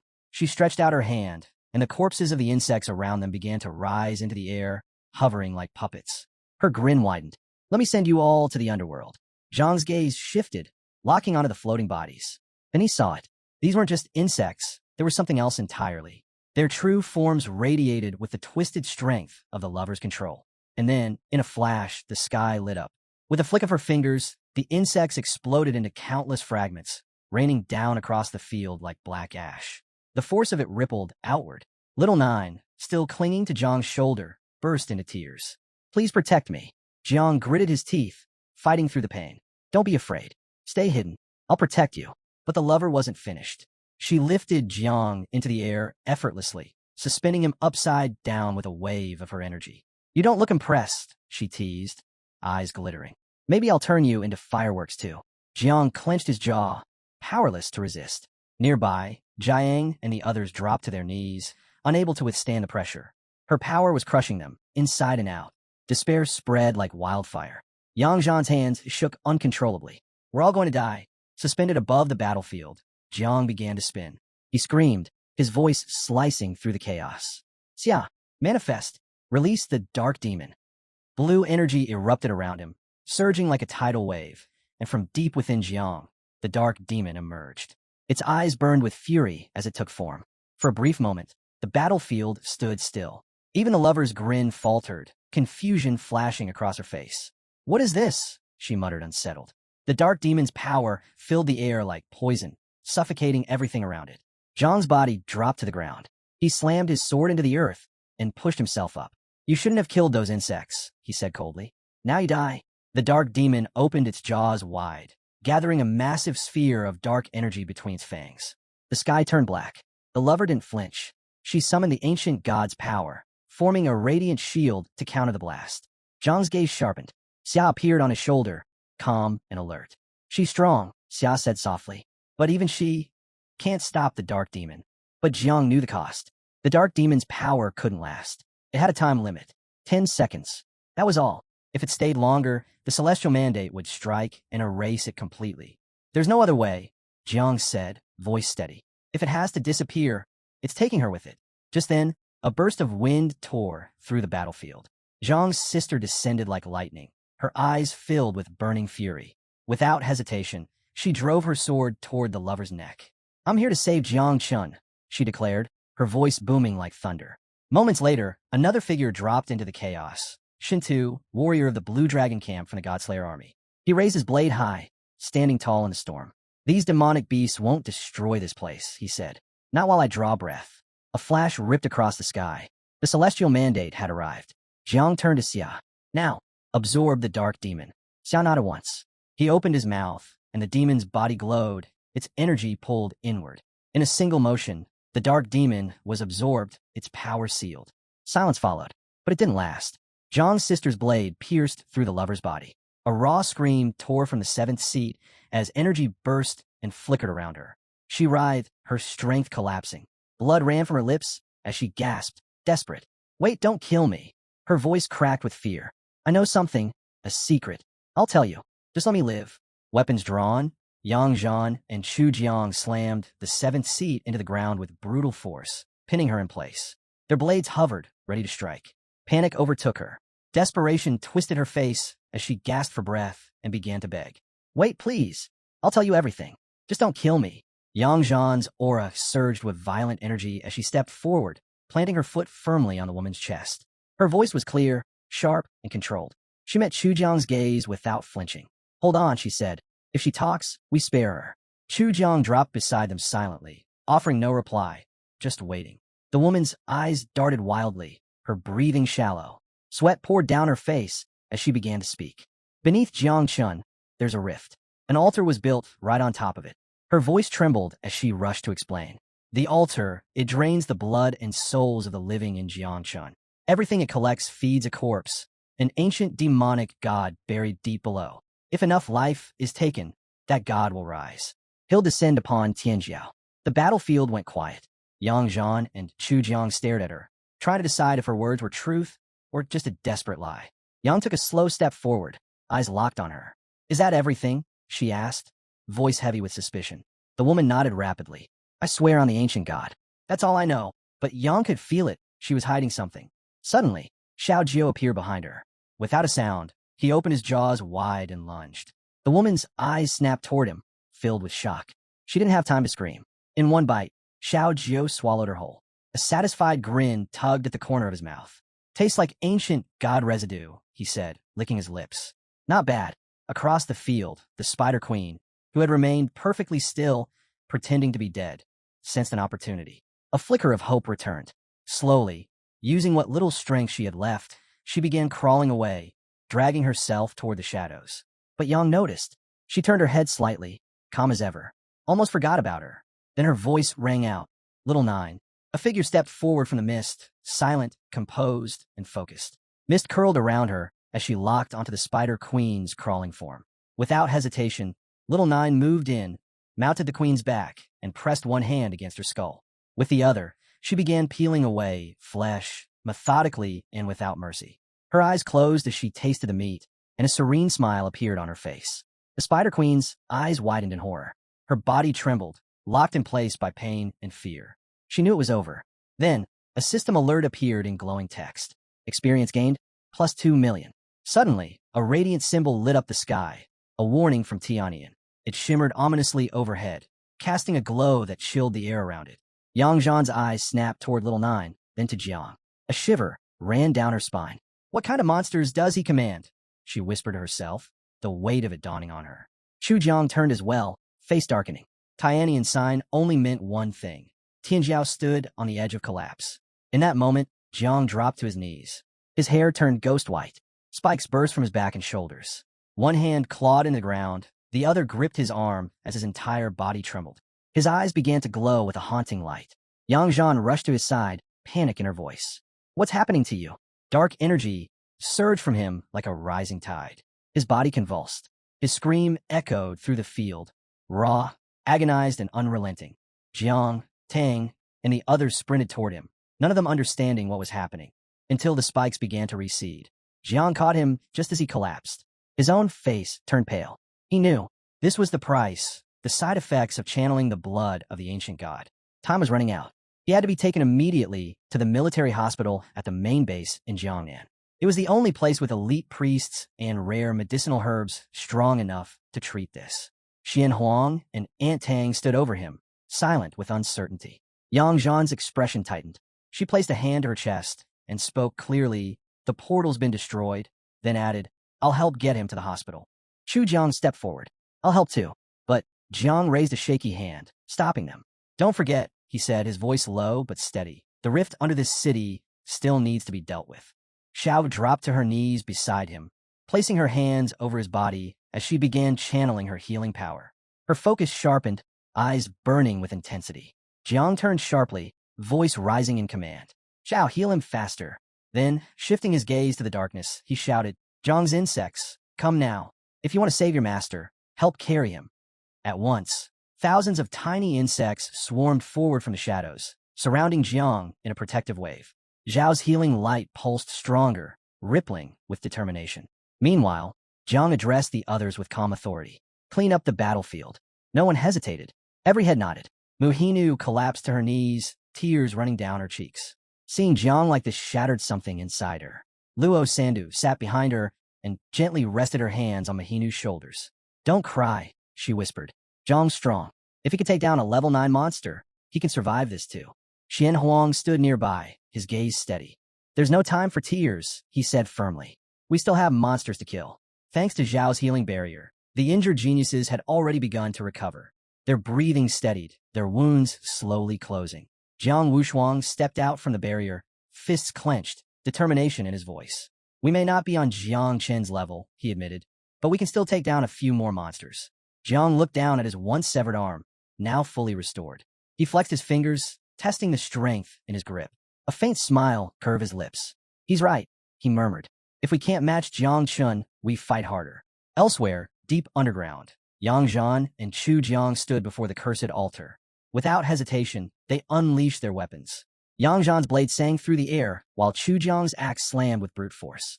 The structure cracked, then shattered into rubble under their combined assault. From the ruins, dark energy erupted violently. The ancient god's eye flared open, blazing with fury. It locked onto them, seething with rage. You filthy! Before he could finish, Yang Zhan raised her sword and cut through his energy in one clean strike. Chu Jiang stood a step behind her, silent but unsurprised. She was, after all, the disciple of the celestial sword king. The ancient god growled low and menacing. Destroying the altar means nothing. You're still far too weak to defeat me. But before he could gloat further, the white-haired man stepped forward, his axe already raised. Save your breath, he said flatly, and swung. The god's eye widened in disbelief, his fury boiling over. Their defiance had pushed him beyond patience. Suddenly, his energy began sinking into the ground. Yang Zhan's eyes narrowed. Something was wrong. The ancient god laughed darkly. This little setback? It's nothing. I've got time. I'll return, stronger than before. Yang Zhan's rage spiked. He was retreating, avoiding a fight. She moved to pursue, but the white-haired man placed a hand on her shoulder.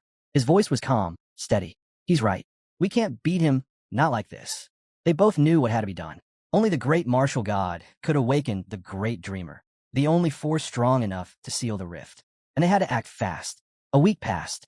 Jiang now rested in the military hospital at Jiangnan's main base, his body fully submerged in a tank of luminous healing liquid.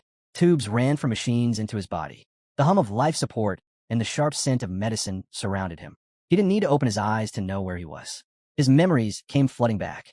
The battlefield, the blood of the ancient god, collapsing, drained beyond his limits. He had no idea how long he'd been unconscious. Then he heard a familiar voice. Little Nine appeared before him, wrapping her arms around him gently. She smiled. Everything's settled now, she said softly. And guess what? My little insects can reproduce again. Warmth spread through him. He opened his eyes fully, curiosity flickering. He lifted her into his hand and stroked her head, his voice low and kind. You did well. But he paused. The space they had now, far too small. With more insects on the way, it would become unlivable soon. He told her to wait just a little longer. Once they had a larger home, they'd move forward with their plan. Little Nine smiled brightly and vanished into his sea of consciousness, glowing with joy. Just hearing that Jiang was preparing a bigger nest made her heart light. Behind a pillar, Xiao Jiu peeked out, brows raised in quiet confusion. Things were about to change. Now that they had unlocked the ability to evolve into more complex forms, reproduction would begin, and not on a small scale. Hundreds of millions were coming. Jiang quietly hoped the ancestral tree would soon bear the nest fruit. A fruit large enough to hold 10 billion insects. He reached up and removed the mask from his face with one steady hand. Xiao Jiu appeared on Jiang's shoulder, arms crossed and a gleam in his eyes. I'm about to start dividing my offspring too, he declared proudly. So, when do we move into a bigger house? Jiang turned to him with a smile. What? You don't like living with Little Nine? He teased, pointing at Xiao Jiu with a playful grin. Just wait until your sister moves out, then her room's yours. Xiao Jiu scowled, clearly not amused. I'm not a kid anymore. Why do I always get her leftovers? Jiang chuckled. All right. How about this? I'll take you to the Nine Lies Sanctuary someday. You'll get to feast on demons and gods like it's an all-you-can-eat buffet. Xiao Jiu stood tall on Jiang's chest, hands on his hips. If there's food, I don't care where I live. Jiang sighed, covering his face. So many kids, and all of them had personalities. Then Xiao Jiu pointed at the glowing liquid surrounding Jiang's body. Hey, can I drink this? Jiang looked down. That's god and demon-grade healing fluid, though this batch is third-rate at best. If you want to go for it. Without waiting, Xiao Jiu closed his eyes and started drinking. Jiang watched, clearly entertained. So, Jiang asked, smirking, what's it taste like? Got that old dad's foot smell. Xiao Jiu froze mid-sip, visibly disturbed. Then, with an exaggerated leap, he jumped into the air, and suddenly hundreds of tiny beetles burst out around him. Jiang's eyes widened. He raised a finger as a system window opened in front of him. Back on the battlefield, he hadn't had the time to examine Xiao Chen's abilities closely. Now, submerged in healing liquid with nothing but time, he finally looked deeper. What he saw stunned him. The system revealed that Xiao Chun hadn't just been born from the River of Time. She was the River of Time, a primordial source, existing on the same plane as time itself. She didn't just flow through time. She was its origin. Jiang leaned back, folding his arms. Could she really be on par with the ancestral tree of all things? He scanned the data again. There it was, confirmation. Her abilities were still sealed, but she had potential hidden far beyond her current form. The system didn't list her talent. Not yet. Was a life level jump the key? Xiao Chun, he called softly, come out for a moment. A small, delicate insect fluttered toward him. Then, in the blink of an eye, she transformed, stepping forward in her human form, radiant and ethereal. Zhang's eyes locked onto her. His breath caught. She placed a gentle hand on his chest, looking at him with soft, unreadable eyes. He blinked, face flushing faintly. You're standing a little close, he muttered. Xiao Chen wrapped her arms around his head, her voice quiet.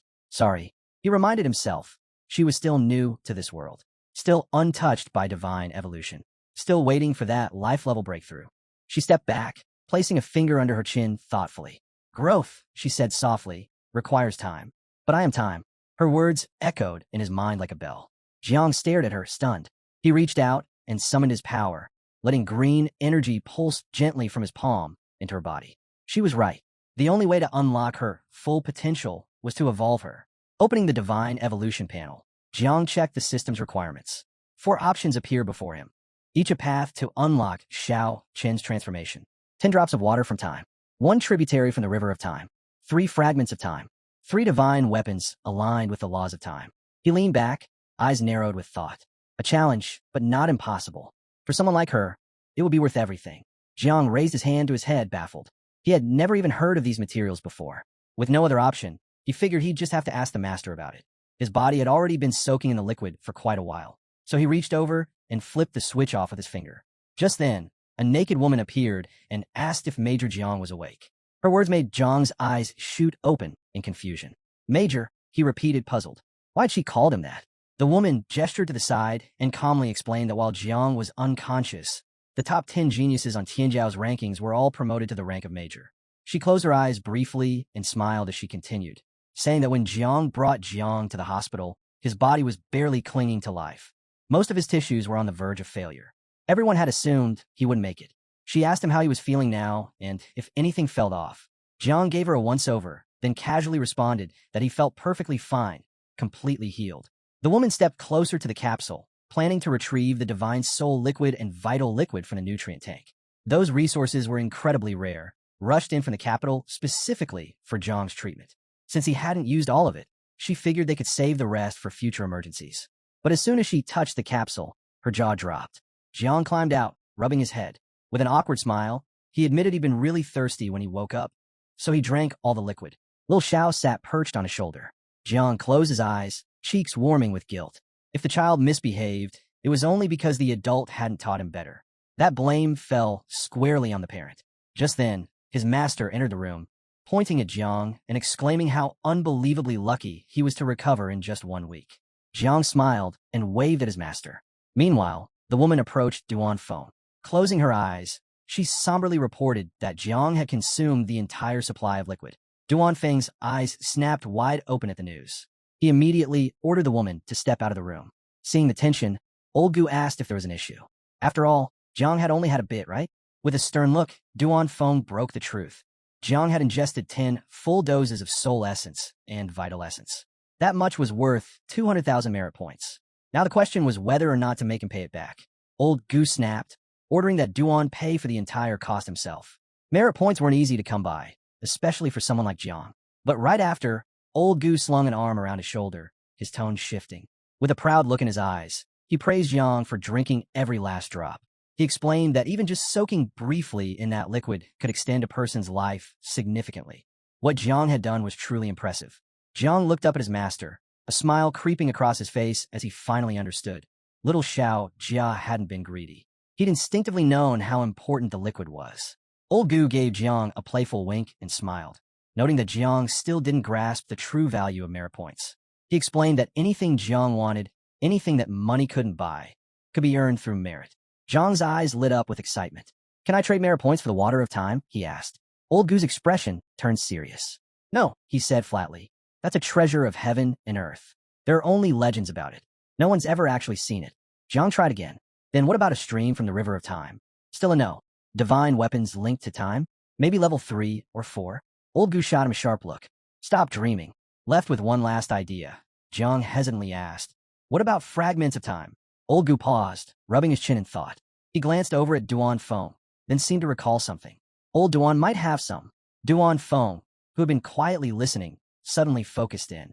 His jaw tightened as he thought about it. With a firm tone, he explained that fragments of time were formed after ancient dimensional ruins collapsed. Only 2 remained in all of Tianjiao. Each one could be exchanged for 150,000 merit points. Zhang's eyes sparkled with determination. He stepped forward, hand over his heart, and extended his other arm dramatically. I want both fragments, he declared. Is there any way to get one more? Duan Feng raised his hand, calmly shaking his head. No more exist, he said. Those ancient ruins exist in isolated space-time, beyond outside interference. They can only fall apart on their own. And when they do, the time inside condenses into a solid, the fragments you're asking for. He added that if Jiang truly needed another, he could ask the great dreamer once she returned. Curious, Jiang asked where she was now. Duan Feng gazed upward, imagining far-off skies and rifts above. She's currently sealing the Chujiang Rift, he replied, but she should be back soon. The sun was high, bathing the world in daylight. Now that Jiang was back on his feet, Old Gu decided it was time to leave the hospital and head home for some well-earned rest. In 3 days, the ceremony would begin. Duan Feng emphasized how important the upcoming ceremony was. They needed to leave soon and start getting ready. But Jiang wasn't interested. He'd rather stay behind and avoid the spotlight. Old Gu, however, told him it was already too late for that. After all, Jiang had taken down the 8 rank. Everyone already knew his name. Back at his apartment, Jiang collapsed onto the couch, arms behind his head, staring at the ceiling. His mind drifted. Little Nine and Jia were about to reproduce. Xiao and Jia could now extract new abilities, and the ancestral tree of all things had borne fresh fruit. He figured it was best to handle everything before the great dreamer returned. Raising his hand, energy began to swirl in his palm. First on his list, extracting the ability of the red-shelled beetle. A system window popped up. The red-shelled beetle was classified as a catastrophe-level calamity, and it came with a devastating ability, the Supreme Attack Technique. It worked by condensing particles to summon an infernal vision and play a melody from the underworld. Its strength depended on how many red-shelled beetles were gathered. The skill had 9 levels. Just reaching level 1 required 129,000 beetles, and each level demanded 10 times more than the last. Jiang tapped the window, stunned. This wasn't just any technique, it was a supreme attack. But trying it now would level his entire apartment. Better to test it out on a boss enemy. He shifted to his sea of consciousness and noticed a new fruit growing on the ancestral tree. He hoped it was a nest, one large enough to house 10 billion insects. He activated the fruit, labeled functional fruit, and a hive took shape. Not just any hive, it could hold up to 100 billion insects. A smile tugged at his lips. The ancestral tree never let him down. Eyes still gleaming, he raised his hand, and insects started flowing from his palm. With a grin, he told Xiao Jia the good news. He had a new home, and it was time to start reproducing. He immediately gave the command, and all the insects swarmed into the massive nest. With that task out of the way, Jiang pulled out a glowing fruit formed from divine souls. He studied it carefully. During his last battle, Xiao and the others had collected countless wandering souls to water this fruit. Now it had fully matured. He activated the fruit, and it burst apart, revealing a divinity from the Zhuli clan. The system asked if he wanted to fuse with it. Zhang's eyes lit up, fixed on the energy pouring out of it. If not for the ancestral tree's protection, his sea of consciousness would have been torn apart already. He recalled what his master once told him. An awakened one at level 9 could only reach divine rank, level 10, by doing one thing, condensing a divinity. Jiang made his decision. He would fuse with the divinity. As the energy entered through his forehead, his eyes lit up, and an intense wave of pain ripped through him. Several system windows appeared at once. He had unlocked a new class, Supreme Warrior, Divine Level, God of War. Along with it came 3 powerful abilities: Invincible Divine Fist, War God Transformation, and Imperial War Formation. Clenching his fist tightly, Jiang stared at it. This was his 3rd divine class. The name might have sounded over the top, but it was perfect for close-quarters combat. With this new power paired with the body of the elephant god, he felt confident. He could even surpass Jiang Wushuang's divine body. Then another window popped up. Little Nine had given birth to 8 billion insects, and Xiao Jia had produced 6 million beetles. Zhang's eyes locked onto the screen in disbelief. The ability transformation to excess, with its chaotic amplification and random multiplication, was absurdly overpowered. His insect army was growing faster than he'd ever imagined. Just as he was processing it all, there was a knock at the door. Curious, he got up. Could be the great dreamer returning? Opening the door, he found Old Gu and Duan Feng waiting. Duan Feng scratched his head awkwardly, his voice uneasy as he said they'd brought the great dreamer with them, and that Jiang should greet her. Old Gu stepped forward, serious expression on his face, fist clenched. Then, the great dreamer appeared at the doorway, one hand resting on the frame. She looked straight at them and calmly asked them to leave. Old Gu's eyes widened, but she didn't repeat herself. She stepped into Jiang's apartment and repeated the order. Old Gu tells Jiang, if you can't resist, then learn to yield. If a woman is 3 years older than you, give her gold. If she's 30 years older, give her an empire. But if she's 300 years older, he paused, you better offer her an immortal pill. Duan Feng groaned, rubbing his temples. Don't drag me down with you, he muttered. The great dreamer placed her hand on the sofa, her gaze softening. You silly thing, she said, eyes resting on Jiang. Now he understood exactly what Old Gu meant. She slowly approached him. Jiang, puzzled, asked why her outfit was different from the last time they met. Instead of answering, she leaned in and began to sniff him. So, she said with a teasing smile, did you become a god? Jiang looked away, still unsure. Maybe what she sensed was just remnants of the ancient god's blood lingering in his body. She sat beside him on the couch, laughing quietly. You couldn't have become a god, she said. You're still only in your 3rd transformation. Jiang started sweating. Probably best not to bring up the whole divinity fusion. He was drawing enough attention as it was. The great dreamer noticed his unease. With a gentle smile, she asked why he looked so tense, assuring him she was just his sister, not someone who was going to bite him. She'd heard from Old Gu that Jiang was looking for fragments of time. Jiang nodded and asked if she knew a way to get them. She told him that those fragments were no longer available within Xia's borders. But there was still one place where they could be found. Then she asked, have you ever heard of the 3 overseas islands? Jiang shook his head. She turned to face him fully and explained, the islands were located southeast of Great Xia. They used to be ancient ruins, but over time, they merged with reality, forming 3 islands, Penglai, Fangzhong, and Yingzhou. At that, Zhang's eyes lit up with surprise. She continued, about 500 years ago, Great Xia saw the rise of its first invincible warrior who reached the 9th transformation, the human emperor.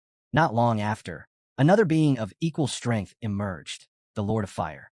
The emperor believed in conquering the underground realms, while the Lord of Fire favored non-aggression. Their beliefs clashed, and they eventually had a falling out. In the aftermath, the Lord of Fire, along with a large following, left Great Xia and headed for the overseas islands, where he established his own domain. Then, using her power, the Great Dreamer opened a rift in space and reached into it. She explained that when the Fire Lord departed Great Xia, he took a number of rare and precious items with him, including fragments of time.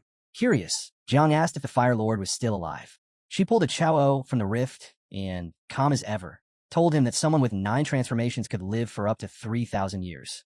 She had no doubt the Fire Lord was still around.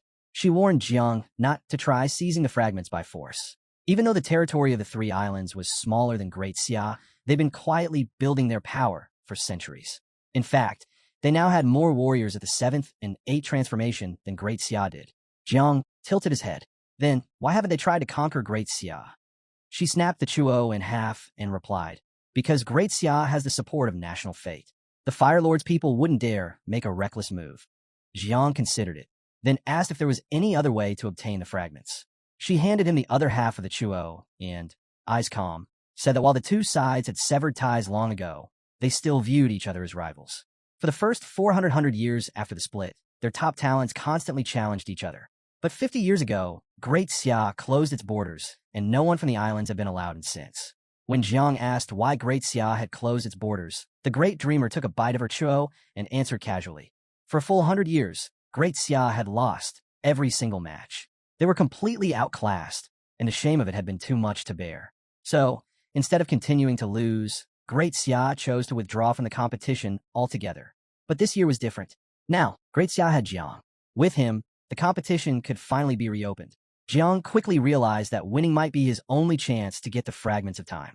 The Great Dreamer, however, cautioned him not to be hasty. Reopening the contest required following specific procedures. He'd be informed when the time was right. There was one major rule, though. Each side had to send a representative under the age of 30. In that area, Jiang was at a clear disadvantage. But a confident smile formed on his face. He didn't care. As long as he had a shot at those fragments, he was ready to do whatever it took. The Great Dreamer stood up and reminded him that ambition was good, but underestimating others was dangerous. She turned to leave, but paused, her gaze locking onto Jiang. She told him to stay inside and avoid going out. Her expression darkened slightly as she revealed that several elite assassins from the Celestial level list had accepted missions to take Jiang's life. Killers from across nations were converging, all targeting him. She urged him, be extremely careful. Thanks for watching. Don't forget to like, comment, and subscribe for more.